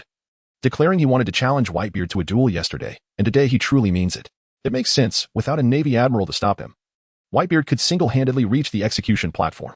Following closely is Akiji, shouting, I'm here to assist you. Akiji engages with Whitebeard just as Ace breaks free from his chains. A timing that is quite delicate. Yet, with Akainu present, no one can say anything. I'll go down to support Dad. I'll come back for you shortly. Marco transforms into the blue flames of the immortal bird and rapidly flies towards Kazara. Itachi scans the battlefield with a Sharingan, searching for a suitable opportunity to strike. If one were to argue who is the best at water release in the ninja world, perhaps there would be some debate. However, in the world of pirates, Whitebeard undoubtedly holds that title. The colossal waves frozen at the Navy headquarters truly evoke awe at the might of the Tremor fruit. If the Navy did not possess an admiral with the ice fruit, one strike could have ended the war amidst a tsunami. This is why Sengoku is so wary of Whitebeard. In this oceanic world, Whitebeard and Appo's fruit abilities are more troublesome than he himself is. The attitude of the opposing Ice Admiral is as ambiguous as the intelligence suggested, simultaneously preventing Whitebeard's apocalyptic tsunami while constructing a land that facilitates Whitebeard's fleet's offensive. The battlefield of the Navy headquarters is divided into three parts. The outermost area is where various pirate crews under Whitebeard clash with the peripheral Navy, rapidly converging towards Whitebeard's flagship, as the Navy's morale is low, and their combat effectiveness barely reaches half of its potential. In the middle section lies Whitebeard's main fleet, consisting of the captains and elite members of Whitebeard's crew, whose combat strength surpasses that of the peripheral crews. Conversely, the Navy's vice admirals and warlords of the sea, under the Navy's currently low morale, can be said to be shouldering half the pressure, with Mihawk, the strongest warlord, exerting the greatest pressure. However, the valiant Vista holds steadfast with his rose sword. At the innermost area lies Ace's execution platform. On the platform stands Sengoku, while below him is Akainu, one of the Navy's highest combat powers. At this moment, Akiji and Kizaru are entangled with Whitebeard and Marco, the intensity of the battle not high, and no clear victor is discernible in the short term. Meanwhile, the Navy hero Garp has already positioned himself beside Sengoku. Ace unleashes his Conqueror's Haki, stunning the nearby executioners, and breaks free from the Sea Prism Stone shackles, casting them aside.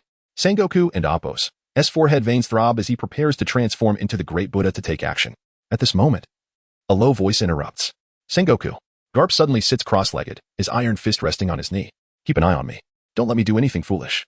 He then closes his eyes and remains silent. Garp. You rascal. Sengoku feels as though the entire world is opposing him today. Garp, Ace, Whitebeard, Uchiha Itachi, the Celestial Dragons. And those 5 old fools. You Celestial Dragons have done so many wicked deeds and yet cannot keep your secrets safe? You have utterly sabotaged my perfect Marineford plan. And those 2 admirals in the distance, battling Whitebeard as if in a turn-based game. Have you given it your all? I've done my best, I really have. Sengoku wants to curse, his fists cracking, but ultimately he slumps down beside Garp. With matters reaching this point, he cannot personally tarnish the Navy's reputation. Sengoku bellows into the den mushy in despair. Akainu, execute the sentence. Nearby the execution platform. An old Navy officer has not focused on the distance, but rather on the platform. Seeing Sengoku sit down, he breathes a sigh of relief. But upon hearing Sengoku call for the execution to continue, he tenses again. Admiral Tsuru glances at him, snorting coldly. Rayleigh, you've come too, huh? Seeing through his disguise. Rayleigh tears it away and laughs heartily. There is no choice. If I didn't know, it would be one thing, but Whitebeard specifically sent word to notify me. I simply couldn't miss it. Don't cause any trouble, Rayleigh. The agile Kazara must make his timely appearance, drawing his Amaterasu sword. Chapter 64. The trials of the Phoenix. In this climactic battle, the attitudes of the 3 admirals diverged sharply. If Akiji was a concealed, neutral entity, then Kizaru was the enigmatic, leisurely figure who navigated the chaos with an almost whimsical grace. Kizaru's good intentions were only subtly expressed towards Luffy amidst the turmoil. In stark contrast, Akainu epitomized the raw, unyielding force of a skeletal boss figure, harboring an unabashed hatred for pirates. Beneath his absolute justice, he showed no mercy to Garp, let alone to Ace, the grandson he sought to eliminate, alongside Luffy. In the original narrative, Ace met his demise at Akainu's hands. A deep-seated enmity that led to countless disparaging posts against Ace on pirate forums. Had it not been for the multitude of female admirers, he might have shared the same fate as the 3rd generation. At this moment, Akainu intended to execute the rebellious pink-haired fugitive on the ice below. Even if Ace broke free from his restraints, he would surely perish at the hands of Admiral Sengoku. Yet, that old dog Garp, unashamedly, stood defiantly against Sengoku. When I ascend to the position of Admiral, I shall reassign that old relic to guard a watering hole. Moreover, there was the ancient figure, Rayleigh, lurking below, unwilling to retire and prepared to perish alongside Ace. Among the 3 admirals, one was an actor, another a slacker, leaving all the burdens of the Navy resting squarely on Akainu's shoulders. His body partially transformed into magma, he glared ominously at the defiant Ace on the execution platform. Instead of fleeing at his approach, Ace bore an expression of eager anticipation. Did he presume his Logia fruit could protect him? The upper-tier capabilities of the magma fruit utterly countered Ace's flame fruit, and surely, a high-ranking admiral would not cower before him. Akainu, I have labored in the depths of the prison for 200 times the effort, awaiting this day. Upon hearing this, one might have expected Ace to flee. Yet both Garp and Sengoku observed the tense standoff. A Logia user could easily escape if they so desired. I have reached this juncture. Why do you not run, Ace? Garp screamed internally, his knuckles turning white from tension, while Sengoku shook his head, restraining him. With each step, Akainu's military boots shattered the ground, leaving behind scorched trails of molten rock. The magma churned within his fists, and Akainu's murderous intent was almost palpable. On the execution platform, however, Ace ignited with fierce flames, refusing to flee, instead adopting an offensive stance. It was not arrogance. He understood the nature of Akainu and recognized that turning his back was not wise. Fool. Akainu scoffed as his magma-infused fist expanded, declaring that Ace's flame fruit would forever remain inferior. Just as he was about to mock Ace and the Whitebeard pirates, Ace's words came forth, even more cutting. A broken-backed dog dares to bark. Old dog, will your absolute justice endure beyond today? The justice you cling to is no better than dog food. You are merely a hound for the Celestial Dragons. I have never encountered such shamelessness. If you possessed any sense of shame, you would not hesitate to yield in this moment. Preserving the name of justice and uniting for a grand cause to conquer Mariehua and capture him. How exhilarating that would be. Garp and Sengoku's eyes widened in disbelief. A sinner dared to insult him, and Akainu could no longer contain his fury. In a fit of rage, Akainu unleashed his attack. A mere flame fruit. A mere tainted lineage. How audacious. Let me take your head, you infernal dog. Magma fist. Sunfire.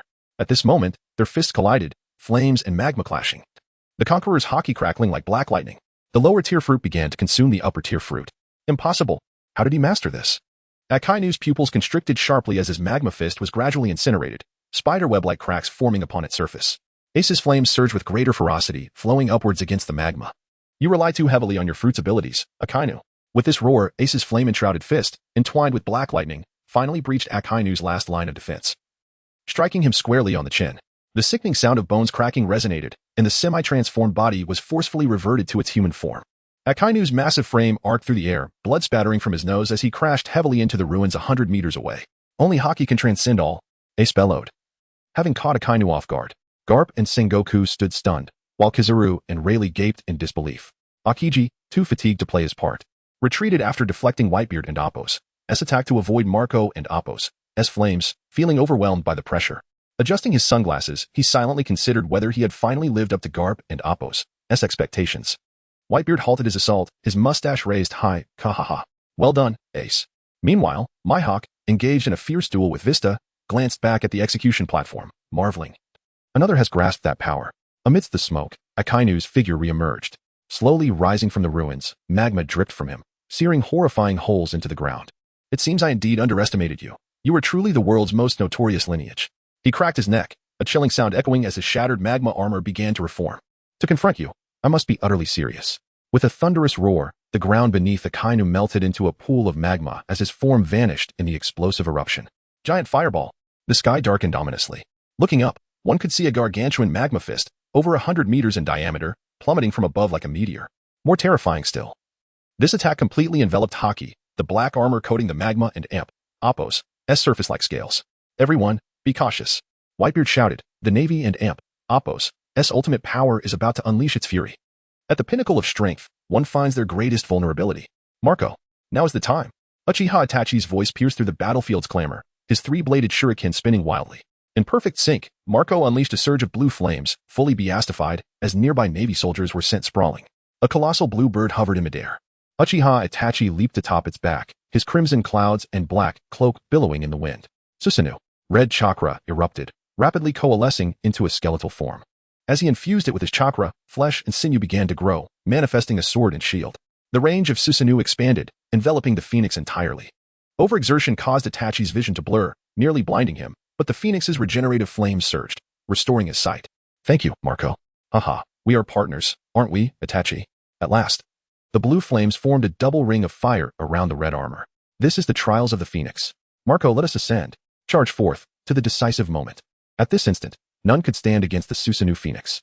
Any adversary attempting to obstruct their advance was cleaved asunder by the chakra-infused sword. The war god surged towards Admiral Akainu with unparalleled speed. Chapter 65. I can still operate. The three-person chat group. Ace suddenly flooded the chat. Well, the third generation is incredible. Itachi is truly formidable. He captured a celestial dragon for execution, and many in the Navy are no longer inclined to fight. He even used Susanoo as armor for Marco. What a creative guy. Hey, can you stop mimicking the first Hokage? He rode on Marco to save me. Wielding Susanoo with a sword and shield. When will this dreadful group get a screenshot function? I really want to share this with you all, to be honest. I even posted some negative comments about him before, but from today onward, I'm a fan of Itachi. Is he really that reckless? Is Itachi truly like this? His fighting style isn't that wild, is it? What kind of enchantment have you pirates cast on my beloved general? The third generation pondered and couldn't help but ask, how did your battle at the top go? I just clashed with Akainu, and it was a fierce showdown. Justice prevails. And I slightly gained the upper hand. You can actually go one-on-one with Akainu? As if guessing what the third generation was thinking. Ace's next message quickly followed. I only received a slight advantage from a preliminary version of his abilities. He underestimated me during our confrontation. A set of Haki knocked him off balance. Third Hokage. And you? I initially planned to flaunt my skills and then escape. But now, I can still operate. A colossal lava fist, exceeding 100 meters in diameter, descended from the heavens like a meteor. Even more terrifying, this attack was entirely enveloped in Haki. The dark armor-like coating covering the surface of the lava. Ace crossed his arms over his chest, and flames mixed with black lightning instantaneously coalesced into a mirror-like fire barrier. Haki, mirror flame. The two similar forces of flame collided, the shockwave nearly overturning the execution platform. Even the observing Carp and Sengoku had to shield themselves, releasing their Haki to protect the nearby Navy soldiers. Sengoku roared. Did you teach him this in secret? You fool, Carp. Carp replied loudly. I have no idea how this happened. The lava giant's fist spun wildly against the surface of the mirror flame. the dark Haki clashing violently with the black-red lightning, forming a terrifying energy vortex in the air. I can hold my ground. Ace gritted his teeth, then unleashed a furious roar. The black electric flames and the fully serious magma clashed fiercely, ultimately turning to ashes. The recoil forced Ace to stumble back several steps, each footstep leaving deep scorch marks on the ground. Ace looked up and saw Akainu, unwavering amidst the dual onslaught of abilities and Haki, showing no signs of relenting. The advantage was clear. Ace clicked his tongue and adjusted his stance. Indeed, he realized that facing the strongest navy alone was still a bit beyond him. But he felt no discouragement. Just wait until I return and train twice as hard for a few months. I will surely crush him. Akainu's figure slowly rose from the lava pool, magma dripping down and dissolving the ground beneath him. His voice echoed against the molten backdrop, like a world-ending demon. How many more attacks can you muster? I can fight for 10 days and nights. Not fleeing at the first sign of danger is a testament to your foolishness. Now, you shall die. Akainu's voice resonated through the boiling magma, and with every word he spoke, new lava surged forth from the earth's fissures. The entire execution platform seemed to transform into a hellish inferno. If it weren't for Carp and Sengoku's protection and command, the nearby Navy soldiers would have perished. Sengoku commented, "Carp, it seems Akainu has surpassed you." Carp's expression darkened, clearly conflicted with emotions of familial ties and responsibility. He said, "Perhaps. Ace. Things have come to this point, so please don't die." At that moment, the armored Susanoo, like a war god, charged across the battlefield towards the execution platform, shaking the air with its presence. Within the arena, there were no rivals to oppose him. Akiji restrained Whitebeard, Kazara was held at bay by Rayleigh. Sengoku had to keep an eye on Carp, and Mihawk was engaged in a duel with Vista. The remaining generals were mere weeds. Are there no experts to confront him? Akainu and Appo's peripheral vision caught sight of the situation, momentarily distracting him. But at that moment, the voice of the evil bloodline resounded in an exceedingly arrogant tone. "Akainu, let me tell you, my refusal to flee means I am unafraid of you. My flames have surpassed your magma. You can fight for 10 days. But I can fight for 11. You can do nothing against me. Come again. You, who cannot master Haki, will forever be unable to keep pace with me. TSK. It is crucial to eliminate this evil bloodline. I was careless before, allowing this scoundrel to grow to such an extent. Truly, there are limits to patience." Akainu redirected his focus, acknowledging that Ace was no longer someone who could be dismissed lightly. He must be dealt with seriously to ensure resolution. This scoundrel has inexplicably grown strong, now qualified to contend for the highest combat power. Thankfully, the strongest version of myself is present. If it were Kazan or Borsellino, the situation would be even more troublesome. Akainu's molten body erupted with even more terrifying heat, instantly vaporizing the granite beneath his feet. His arms entirely transformed into lava, morphing into two fearsome magma hounds, each entwined with supreme Haki, magma dripping from their fangs and eroding the ground into deep pits. Dogbite, Crimson Lotus. Ace, however, revealed a maniacal smile, his fists colliding. Yet at that moment, he had not elementalized at all. This time, he relied solely on Haki. Ordinary Haki, fist of the ruler.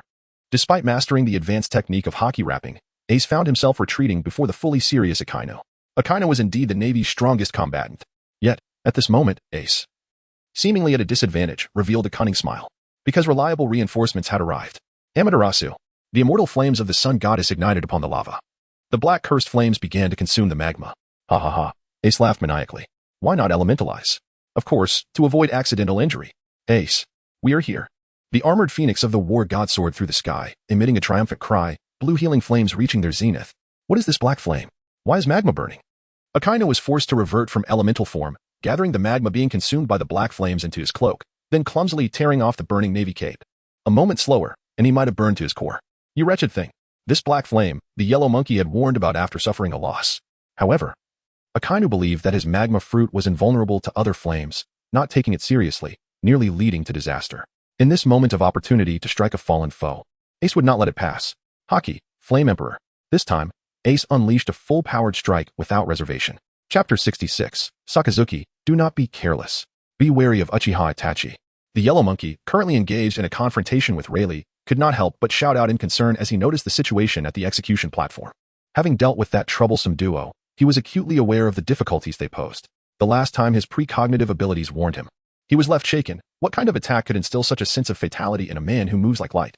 Sakazuki, do not falter in the depths of peril. It is ill-advised to lose focus in battle. Taking advantage of this moment, Rayleigh made a horizontal slash. The yellow monkey barely managed to evade just in time. Rayleigh squinted, somewhat surprised, and remarked, "Are you that concerned?" The Amatsukuyomi light sword parried Rayleigh and Appo's assault, and the yellow monkey coldly huffed. You have no idea how troublesome that combination is. The light sword then swung downwards. Of course, you are equally troublesome. Sakazuki, truly, do not take this lightly. Kazan, come be my son.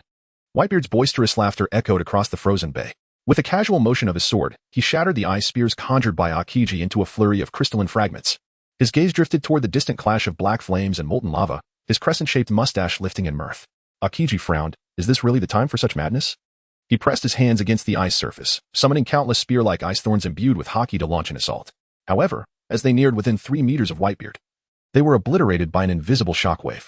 Whitebeard did not even glance at these attacks. His attention was entirely fixed on the battle between Ace and Akainu in the distance. What a pity. Whitebeard's laughter suddenly ceased, his right fist gathering a pearlescent shockwave. It seems you are not yet prepared to embrace the new era. Unlike the last encounter, Whitebeard was in far better form this time. Crack! His fist smashed through the air, shattering the surrounding space like glass. The terrifying shockwave spread out in a fan shape, causing Hokage and Appo's hastily erected ice wall to collapse instantly. The Marine Admiral was sent flying as if a marionette had its strings cut. Hawkeye and Appo's black blade, Yoru, traced a perfect arc, forcing Bista back several steps. The world's greatest swordsman did not pursue but instead stood poised, observing the battle on the execution platform. With a hint of surprise, Hawkeye inquired, "How did your ace get captured?" Bista, feeling a slight release of tension, replied, "It was that scoundrel Blackbeard, a traitor from the Whitebeard pirates." Hawkeye nodded, clearly noting the name of this formidable foe. To capture a wielder of a Logia-type devil fruit with mastery over haki, what incredible strength must one possess? He resolved to test this opportunity when the time was right. With that thought, Hawkeye resumed his duel with Bista, the clash of swords echoing through the fray. The 3 heroes faced Akainu in a fierce battle. Akainu's molten fist sent Ace flying back over 10 meters, and just as he prepared to pursue, a swift motion occurred. Swish. The crimson weapon of the Red God of War descended from above, its blade creating minute fissures in the very fabric of space. Following closely was the sharp talons of the immortal phoenix. Akainu was forced to retreat, a portion of his molten arm severed, lava dripping to the ground with a sizzle. What a hassle. The highest power of the Navy felt somewhat beleaguered in this siege. Akainu spat out a mouthful of magma, his gaze sharp as an eagle, scrutinizing the battlefield. Seizing the opportunity, Ace regained his footing, flames surging anew, a fiery ring howling toward Akainu, compelling him to divert his attention. More troublesome was the resurgence of the Amaterasu black flames behind him. Akainu gritted his teeth, attempting to separate the infected magma, knowing that if this continued, his admiral's uniform would be entirely consumed. Yet in this critical moment, Akainu keenly observed the telling detail. Every time the Red God of War unleashed a powerful strike accompanied by the black flames, the blue healing flames of Marco would flicker wildly. Simultaneously, Uchiha Itachi's expression would momentarily pale, his movements slightly delayed. So that is how it is. A sinister grin crept across Akainu's lips. He had discovered a way to break the deadlock. The combat prowess of Uchiha Itachi was not particularly formidable on his own. The true challenge lay in his synergy with Marco. Thus, the task was to temporarily disregard that cursed bloodline. In an explosive surge, Akainu's lava body erupted forth, meeting Ace's fiery punch head-on before retreating with the force. He then leaped into the air, unleashing the full might of his haki and lava. All his power converged into a single molten fist. No one could withstand the culmination of decades of strength. If he could separate Marco and Uchiha Itachi, he could swiftly eliminate the weakened Uchiha Itachi, followed by Ace and Marco one by one. The advantage still lay with him. His raw power eclipsed theirs. Akainu locked eyes with Uchiha Itachi, witnessing his panicked gaze sharpen into focus. The once frightened expression transformed into a steely resolve. The peculiar 3-bladed shuriken of his Sharingan began to spin. Not good. Something in Amp, Appo's, SMS. Akainu and Amp, Appo's, haki screamed in alarm. But it was all too late. Tsukuyami. Amidst the flames of magma and raging winds, Uchiha Itachi and Appo's, crimson clouds and dark robes stood out starkly. Akainu was aghast to find himself engulfed in a blood-red void. The bizarre, kaleidoscopic Sharingan was mere inches from him. What is this ability? In the real world, Akainu's molten fist suddenly froze in midair. His expression shifted from ferocity to astonishment, ultimately becoming utterly dazed. Yet, as the pinnacle of the Navy's might, his haki and willpower were incredibly resilient. He would soon break free from Tsukuyami's grasp. But in that fleeting instant, Marco seized the moment of triumph. The healing flames roared to life, alleviating the after-effects of Uchiha Itachi's technique. The Red Giant of Chara underwent a rapid evolution, donning armor and wielding a divine artifact. Most notably, the colossal sake gourd held aloft by Susanu's right hand. Susanoo raised the gourd, projecting a crimson light that coalesced into a massive spiritual sword in the air. The 10th sword. As Akainu's clarity returned, he beheld the spiritual sword embedded in his chest. He attempted to elementalize to evade, but his body failed to obey. He sought to defend with haki, but his body remained unresponsive. The 10th sword pierced Akainu's heart, not a drop of blood spilled. Only a warm light erupting from the wound. What is this? Akainu looked down at the sword embedded in his chest, feeling his body grow lighter. The sealing technique of the 10th sword. Calmly standing atop the blue phoenix, Itachi explained, Your soul shall be sealed within the dreamlike realm of intoxication. The malevolent pirate. Is this what Borsalino has been warning me about all along? So be it. Akainu's body gradually transformed into motes of light. Drawn into the 10th sword, his expression shifted from rage to tranquility, ultimately evoking a smile of liberation as he recalled something from the past. Chapter 67. Revenge in this life. Victory has been attained. Uchiha Itachi released the Susanoo, his voice laced with an unmistakable fatigue. Had he not found a remarkably compatible partner in this world, he would never have resorted to such an aggressive strategy. This approach, irrespective of its success, signified mutual destruction. It had been a meticulously planned ambush. From the moment he decided to formally engage in battle, Uchiha Itachi had been in search of a suitable adversary. His tactic likely allowed for only one decisive opportunity. Among the three admirals, Kizaru's stance was the most ambiguous, and thus could not be the target. Although Akainu had participated earnestly in the conflict, it was evident he had not exerted his full strength under such circumstances. A formidable warrior named Rayleigh could easily contend with him. Additionally, among the 7 warlords of the sea, Dracul Mihawk was the sole high-tier combatant capable of altering the battlefield's dynamics, yet his demeanor suggested he was merely going through the motions, unwilling to expend his true prowess against the Whitebeard pirates. The marine hero, Garp, being the grandfather of his employer, Ace, naturally posed no obstacle. Thus, the only viable targets remained Fleet Admiral Sengoku and Admiral Akainu. The other enemy units present were not worth the considerable effort. Subsequently, when Garp voluntarily exchanged blows with Sengoku, the choice narrowed to a singular option, the formidable Admiral Akainu. Simultaneously, Ace, like the third Hokage, underwent an unforeseen transformation, managing to hold Akainu at bay and significantly enhancing the likelihood of his plan's success. This was an unexpected boon, initially. Itachi had not accounted for Ace's combat capabilities in his strategy, believing the true turning point would come only after the entry of the allied forces led by Luffy and the red-haired pirates. Everything proceeded more smoothly than anticipated, suggesting that this war would conclude swiftly. Itachi wondered about Sasuke's current state. Itachi, are you alright? Marco's voice pulled him back to reality. I'm fine, just somewhat exhausted. Itachi calmly replied, scanning the battlefield. Haha, we truly are the strongest combination. Marco laughed heartily, his healing flames unfurling as he endeavored to alleviate Itachi's condition. With the fall of Akainu, the highest combat power of the Marines, the battlefield fell into an eerie silence. No one comprehended why the Marines' elite had been the first to falter. The already shaky emblem of justice suffered another blow. Previously, it had been an ideological defeat, and now it was a tangible loss of strength. The former deserters were primarily idealists, disillusioned by the betrayal of justice, and thus ceased to fight for the Marines. Now, with Akainu's downfall, the deserters who abandoned their weapons and fled were those who no longer trusted the Marines' might. They had not joined the Marines in the name of justice. Oh, I knew this would happen. Haha, revenge in this life. The tide had turned, and Ace let out a cheer, leaping onto the back of the Phoenix, standing shoulder to shoulder with Uchiha Itachi. You truly are impressive, Itachi. I knew it was the sword of 10 fists. The absurdity of the praise caused a question mark to appear over Itachi's head. Furthermore, Ace seemed to possess an alarming amount of information about him. Marco, equally surprised, remarked, Itachi, didn't you say you had never met Ace before? And Ace, you've grown stronger. Itachi responded, indeed, I had not encountered him previously. I came here on the 3rd Hokage's commission. Ace grinned, waving his hand. We've had a spiritual connection for some time. I have liked many of your posts on the Hokage forum. Although they were critical, from today onward, I am an admirer of Itachi. Contemplating, Ace continued. Let us depart. With Akainu dead, the Marines likely lack the will to continue fighting. Hokage forum? What is that? Itachi pondered, curiosity piqued, but he nodded in agreement, refraining from further inquiries, recognizing that the battlefield was no place for idle chatter. He also noted that Ace and Appo's state bore a striking resemblance to that of the 3rd Hokage. In the middle of the battlefield, within the territory managed by the 7 warlords, the formidable Phoenix, the red god of war, effortlessly dispatched foes in its path. Flamingo da Flamingo, disheveled and covered in dust, struggled to rise from the rubble, adjusting his crooked sunglasses, veins bulging on his forehead.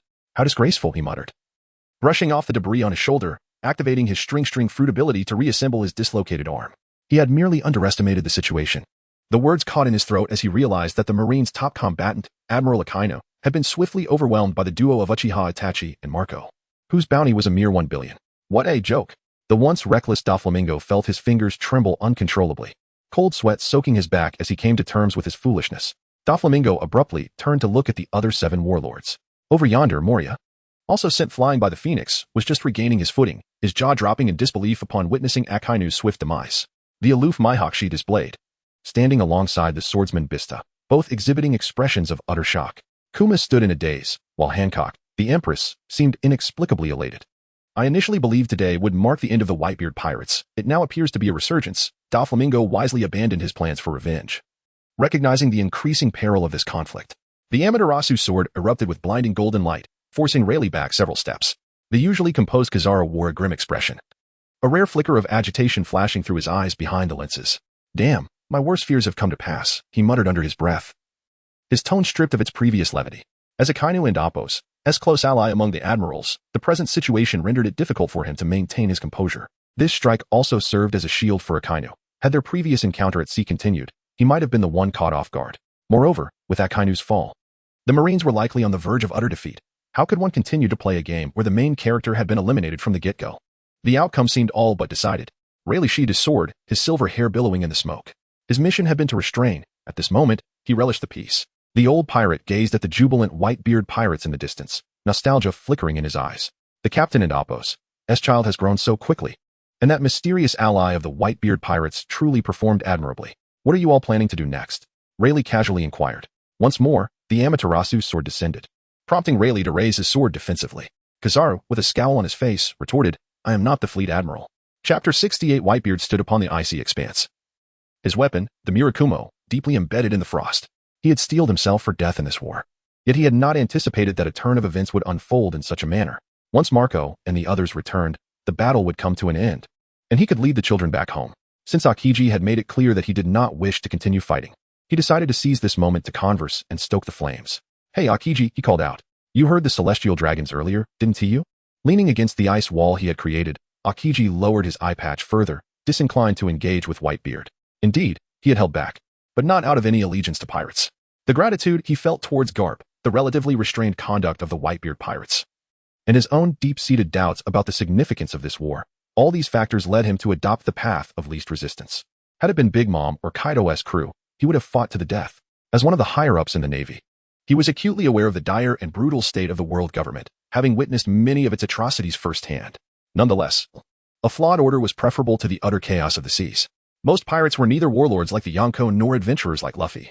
Those scoundrels, with their plundering and destruction, were scarcely better than the celestial dragons. The existence of the Navy at least allowed for some semblance of justice to be maintained. He had seen the situation on Akainu's end. Although shocked, he understood that in battle, even the mightiest warriors could face defeat. Akiji and Akainu were not contemporaries. Their relationship was rather tenuous, having even experienced internal conflict in their youth. To kill was to be prepared to be killed, thus, sympathy for Akainu was difficult for him to muster. After this, it was highly likely that Admiral Sengoku would retire, and the next admiral would be chosen between himself and Kizaru. If he were to ascend to that position, he could accomplish much more. Humph, Whitebeard. Do not think you can sway my sense of justice, Akiji thought, closing his eyes to meditate, resolved to ignore whatever Whitebeard had to say.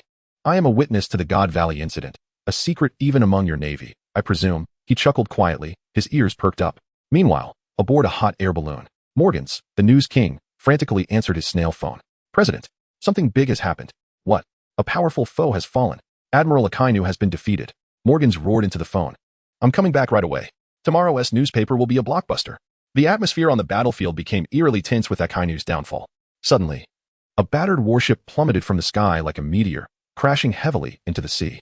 The entire area was frozen, yet the ship's landing spot was on the water. Had it tilted even slightly, the crew aboard would likely have perished. Amidst the ice shards and the turbulent waves, several figures stood out prominently. Ace, we and Appos, we're here to rescue you. Luffy, accompanied by the future Yonko Buggy and his father Crocodile, had arrived, soon followed by the warlord Jinbei. These individuals were meant to be crucial reinforcements in the original plan devised by Itachi. However, they soon realized they had arrived too late. Ace had already freed himself and was standing alongside a mysterious figure clad in a robe adorned with red clouds atop a blue bird. Ace, you're late. Ace greeted Luffy with enthusiasm.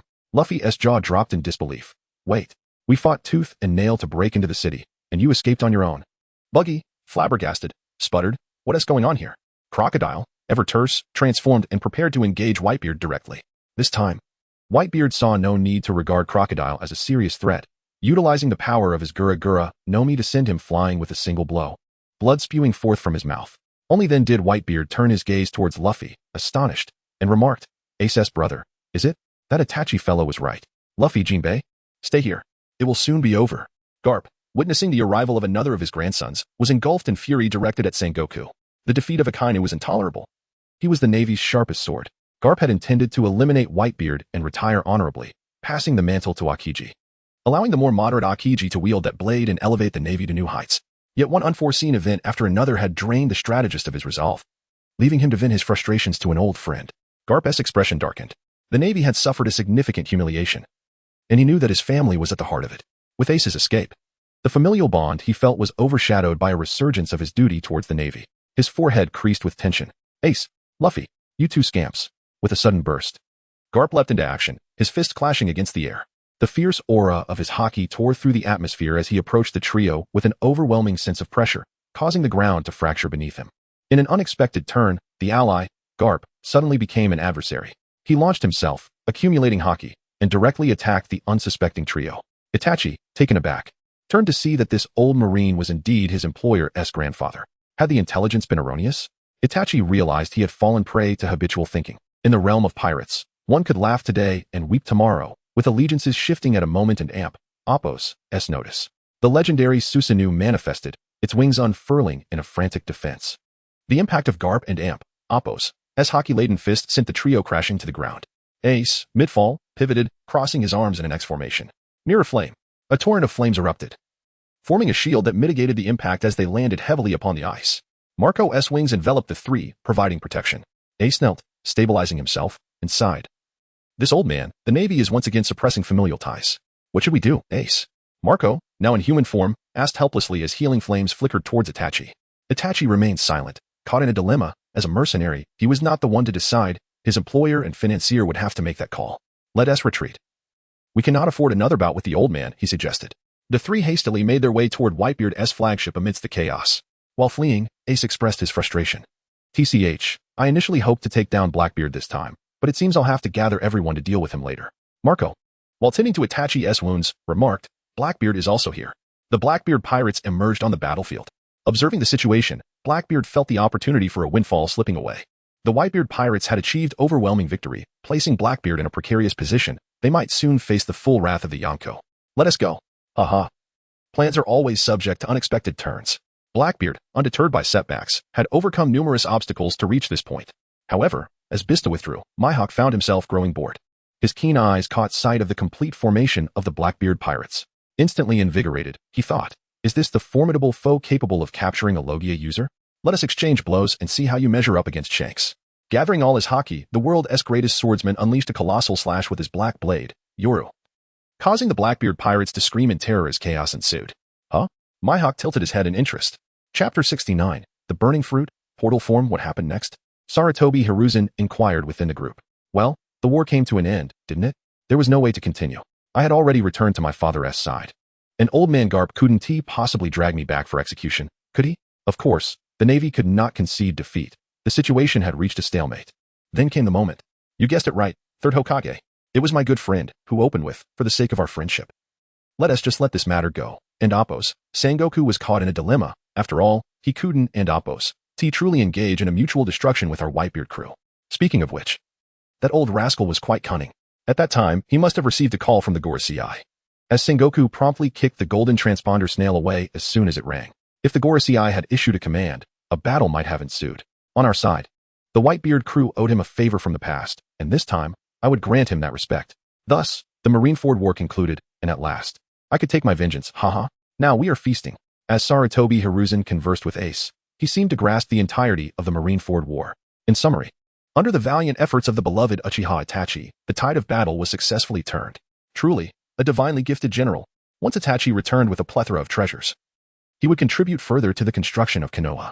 With that thought, Sarutobi Hiruzen sent a message. Congratulations. You have completely altered your destiny. After a long silence, Kirigakura and Appo's Yuruchi replied, Congratulations, Ace. From now on, the sky is yours to soar. Huh, just a bit of wear and tear, Ace chuckled. You and Appo's, still pretending, my friend. Sarutobi Hiruzen sighed, then let Itachi return to report. It would be fitting for Tsunade to provide him with a healing. The deck of the Moby Dick was ablaze with light. Laughter pierced the serenity of the night. Whitebeard sat regally in a specially designed colossal chair, cradling a barrel of liquor that towered over the average person, with liquid trickling down his beard. Cheers, everyone. Let and Appo's drink to our hearts and Appo's. Content today? Marco transformed into a blue firebird, spiraling in the air, his tail feathers scattering sparks that blossomed into dazzling fireworks. Luffy's cheeks bulged as he reached for distant roasted meat with his rubbery arm. Jinbei sat cross-legged in a corner, holding an oversized cup, his fish-like ears twitching with joy. Old man Whitebeard, We have truly achieved a resounding victory this time. Surrounded by everyone, Ace, donning a tilted orange cowboy hat and bearing the scars of battle, radiated a smile brighter than anyone else. He raised his cup and shouted, "To our father, we have changed your fate, altered our own, and transformed the destiny of the Whitebeard crew." Indeed, it was a moment of triumph. To our father. Hundreds of cups were raised simultaneously, their contents shimmering under the moonlight. Uchiha Itachi leaned alone against the ship's railing, his red cloud-patterned black cloak billowing in the night breeze. Holding an empty rum bottle, his Sharingan reflected the glimmering sea. Yet he seemed to glimpse another world beyond. The sounds of merriment from the deck drifted faintly to him. Marco's hearty laughter, Vista's boisterous shouts, Whitebeard's grand toasts. As the mission concluded, everything felt separated by an invisible barrier. The task was complete, and it was time to return. He did not belong here. His fate lay in the world of ninjas. "Hey, Itachi, want you join us for a drink?" Ace's voice called from behind. "No, I must return. And please refrain from addressing me with such peculiar titles." Itachi tossed the rum bottle into the sea, rising to his feet. "Now is the time." Surprised, Ace asked, "Aren't you going to say goodbye? Aren't you two quite close now?" "Not necessary. The mission has ended." Ace clicked his tongue in response. "All right then. There will be a next time, and I shall give you a 5-star review." With a resounding call, burning fruit, portal form, similar to his arrival. A swirling vortex of flames appeared in the air. The fiery whirlpool gradually expanded, revealing a familiar scene of Konoha, where even the Hokage mountain could be seen in the distance, under the night sky. Ace exclaimed, "What luck! The portal coordinates are spot on."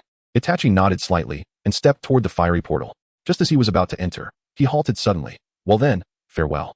Before Ace could react, the figure cloaked in red clouds vanished into the fiery whirlpool. The burning portal gradually shrank, eventually dissolving into a few sparks that scattered in the sea breeze. At some point, Marco appeared on the mast, holding 2 bottles of liquor. He tossed one to Ace, saying, "Gone already?" "Ah, indeed," quite abruptly Ace replied, catching the bottle and clinking it with Marco's on the mast. Ace laughed heartily. "No need to be melancholic. After he receives top-notch medical care in Konoha, we can plan our next venture." Marco leaped down from the mast, walking alongside Ace. "Now, tell me about your experiences during this time." "All right. Let us start from the day that scoundrel Blackbeard captured me." Thus, Ace recounted how he had summoned reinforcements from another world. The fiery whirlpool slowly dissipated over the training grounds outside Konoha, and Itachi and Appo's figure quietly touched down. The scent of the sea still lingered on his red cloud-patterned cloak, and his Sharingan reflected the long-awaited night view of Konoha, which felt somewhat unfamiliar. During his absence, Konoha had gained many new buildings. Even Hokage Mountain had been adorned with several large floodlights, allowing villagers to clearly see the faces of the 4 Hokages, even at night.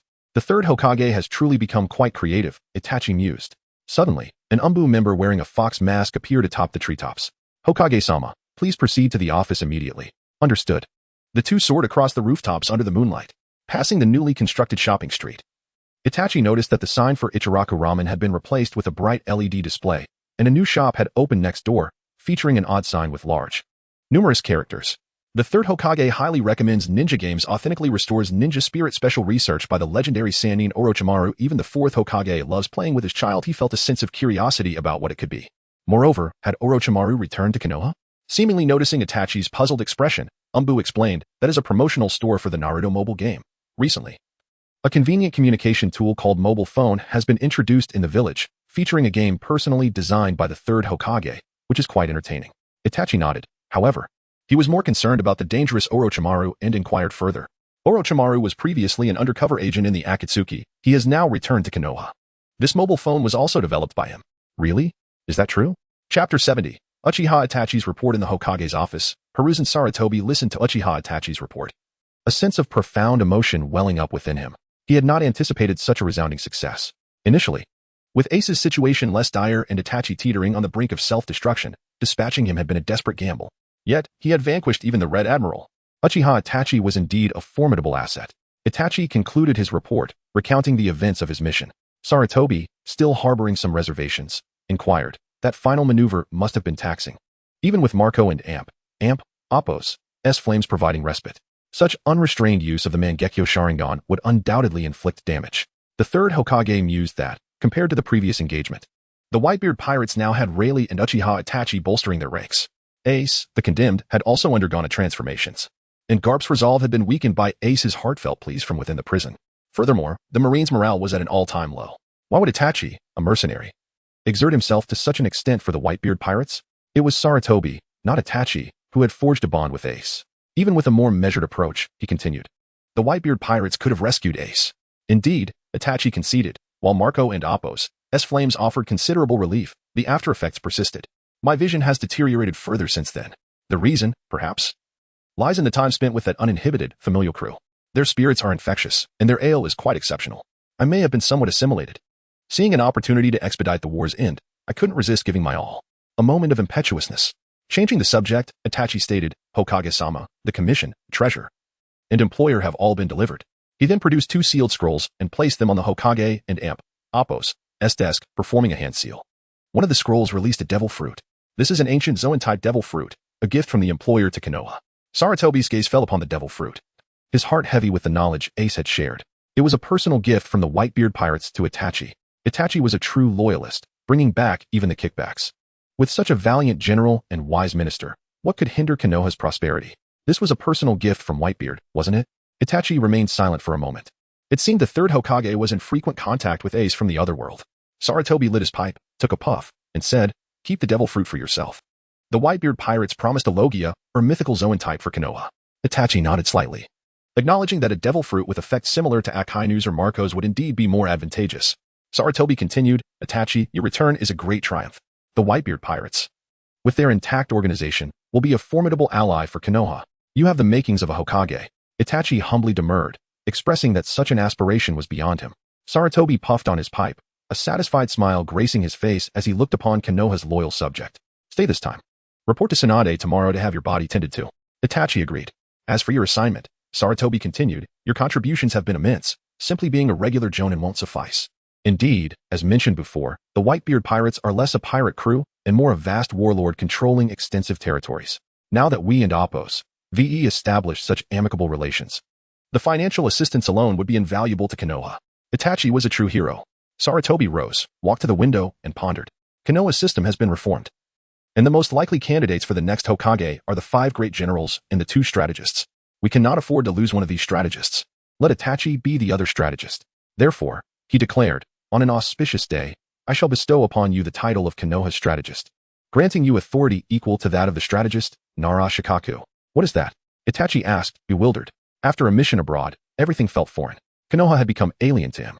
The Hokage, with a hint of pride, patiently explained, since your mission to the pirate world, Konoha has established the 5 great generals in the strategist positions.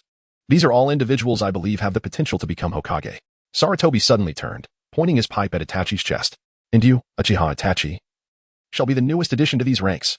I have high hopes for you.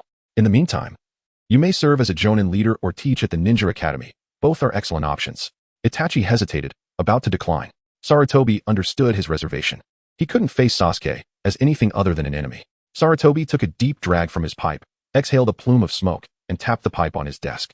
Then, perhaps you should remain in the Umbu for now. Your codename will be Strategist. The Umbu, with their concealed identities and masks, would indeed be suitable for his current state. Itachi nodded in agreement. The third Hokage instructed, many significant events have transpired in the ninja world during your absence. Remember to retrieve a briefing from the secretary's office to familiarize yourself. Sarutobi then scrutinized Itachi's Akatsuki uniform. Also, Itachi obtained several sets of Konoha Jonin attire. Wearing that all the time is inappropriate, even if Nagato and Appo's designs are quite appealing. Before leaving the office, Itachi made a request. Hokage-sama, could you please gift this devil fruit to Sasuke on my behalf? With the matter of Uchiha Itachi resolved, the Hokage officially concluded his workday and entered the subspace to play his game. Player 1, reanimated third Hokage. Player 2, reanimated first Hokage. Player 3, Toby.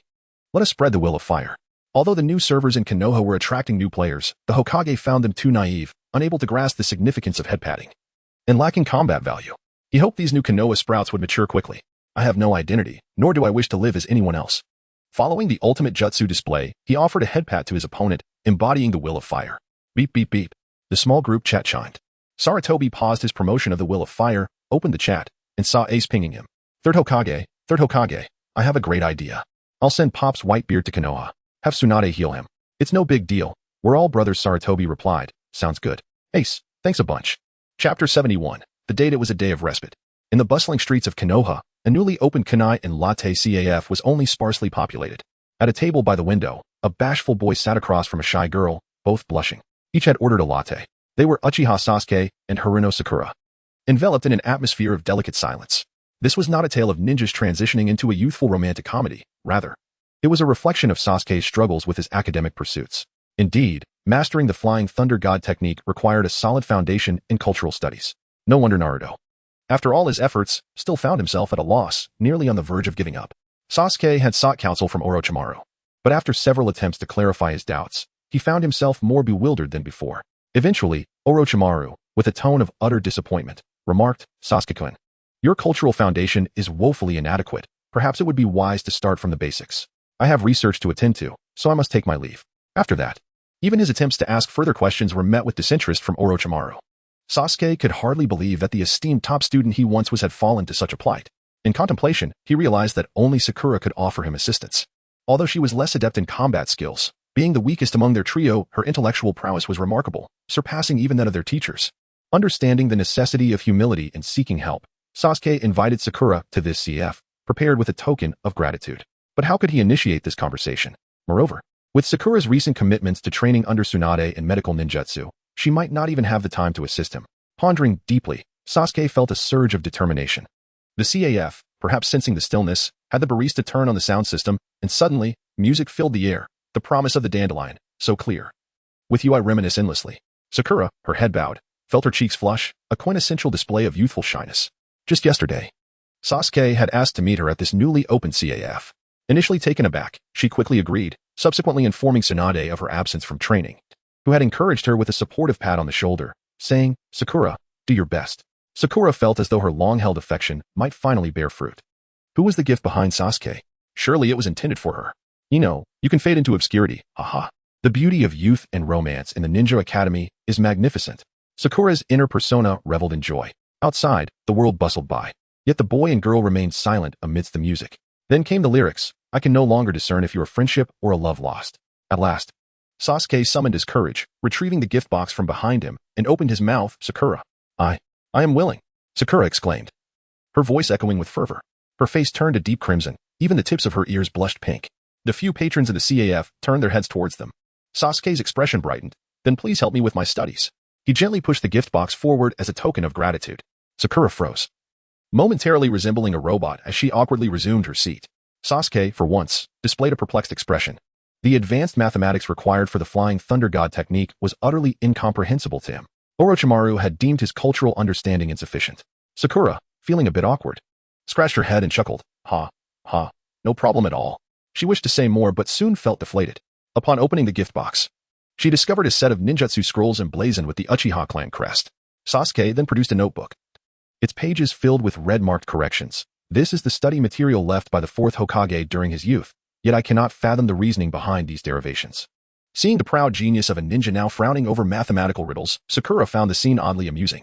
Taking a deep breath, she picked up a pen. "Let and Appos, start from the very basics." Her voice regained its usual vitality, but there's a condition. Sasuke looked up in confusion. Sakura and Appos' cheeks flushed anew, her gaze shifting to the side. "Could you take me to the movies next weekend?" "Of course. I can invite you for a month if you'd like," Sasuke promptly replied, astonished that a mere movie ticket could be an issue for her. Suddenly, a loud thud echoed from outside. Naruto slid down a telephone pole, frantically clinging to the window ledge and shouting, "Damn it. Sasuke, how dare you go on a date with Sakura?" "I object." Naruto's comically large face pressed against the glass startled both Sasuke and Sakura. "What are you doing, Naruto? You're ruining my moment," Sasuke retorted. "This ISNTA date. We're studying. Don't hinder my training." Naruto barged into the CAF, plopping down next to Sasuke, arms crossed defiantly. "I want to study too." Meanwhile, at a distance, Hinata Hyuga hid behind a mailbox, clutching a box of freshly purchased pastries, her cheeks flushed as she observed Naruto's clumsy antics. "Isn't that Kakashi's team?" Asuma remarked, casually holding a cigarette that wasn't Appos. He lit, walking hand in hand with Kurenai into the CAF. He immediately noticed the ruckus surrounding Team 7. Kurenai playfully tugged on Asuma and Appos' hand. Don and Amp, Appos, to be so curious about the affairs of the young ones. They chose a corner table. Asuma pulled out a lighter, only to retract it under Kurenai and Amp, Appos' watchful gaze. The CAF and Appos' music transitioned to the next track. In a daze, it and Appos' as if we and Appos' been separated for ages. Regret, unable to speak, suddenly, my heart constricts. After placing their orders, Asuma turned to Kurenai, amused. "Where on earth did that old man find these songs?" "He insists he wrote them himself." Kurenai listened closely to the melody, pleasantly surprised. The Hokage does possess quite the talent. Rather, it's more about how much he has changed, Asuma replied, sipping his coffee. Since that day, he and Appos has become particularly, how shall I put it? Kurenai rested her chin on her hand, her gaze softening. Ultimately, it is a positive change. Indeed. Asuma chimed in, nodding toward Kurenai. Isn't that your student over there? Kurenai finally noticed Hinata peeking at Naruto from the corner. A moment of exasperation crossed her face. I wish that girl would muster a bit more courage. Asuma placed his cigarette behind his ear, suggesting, why not lend her a hand? Kurenai pondered briefly before nodding. Then I shall offer her some life advice beyond her training.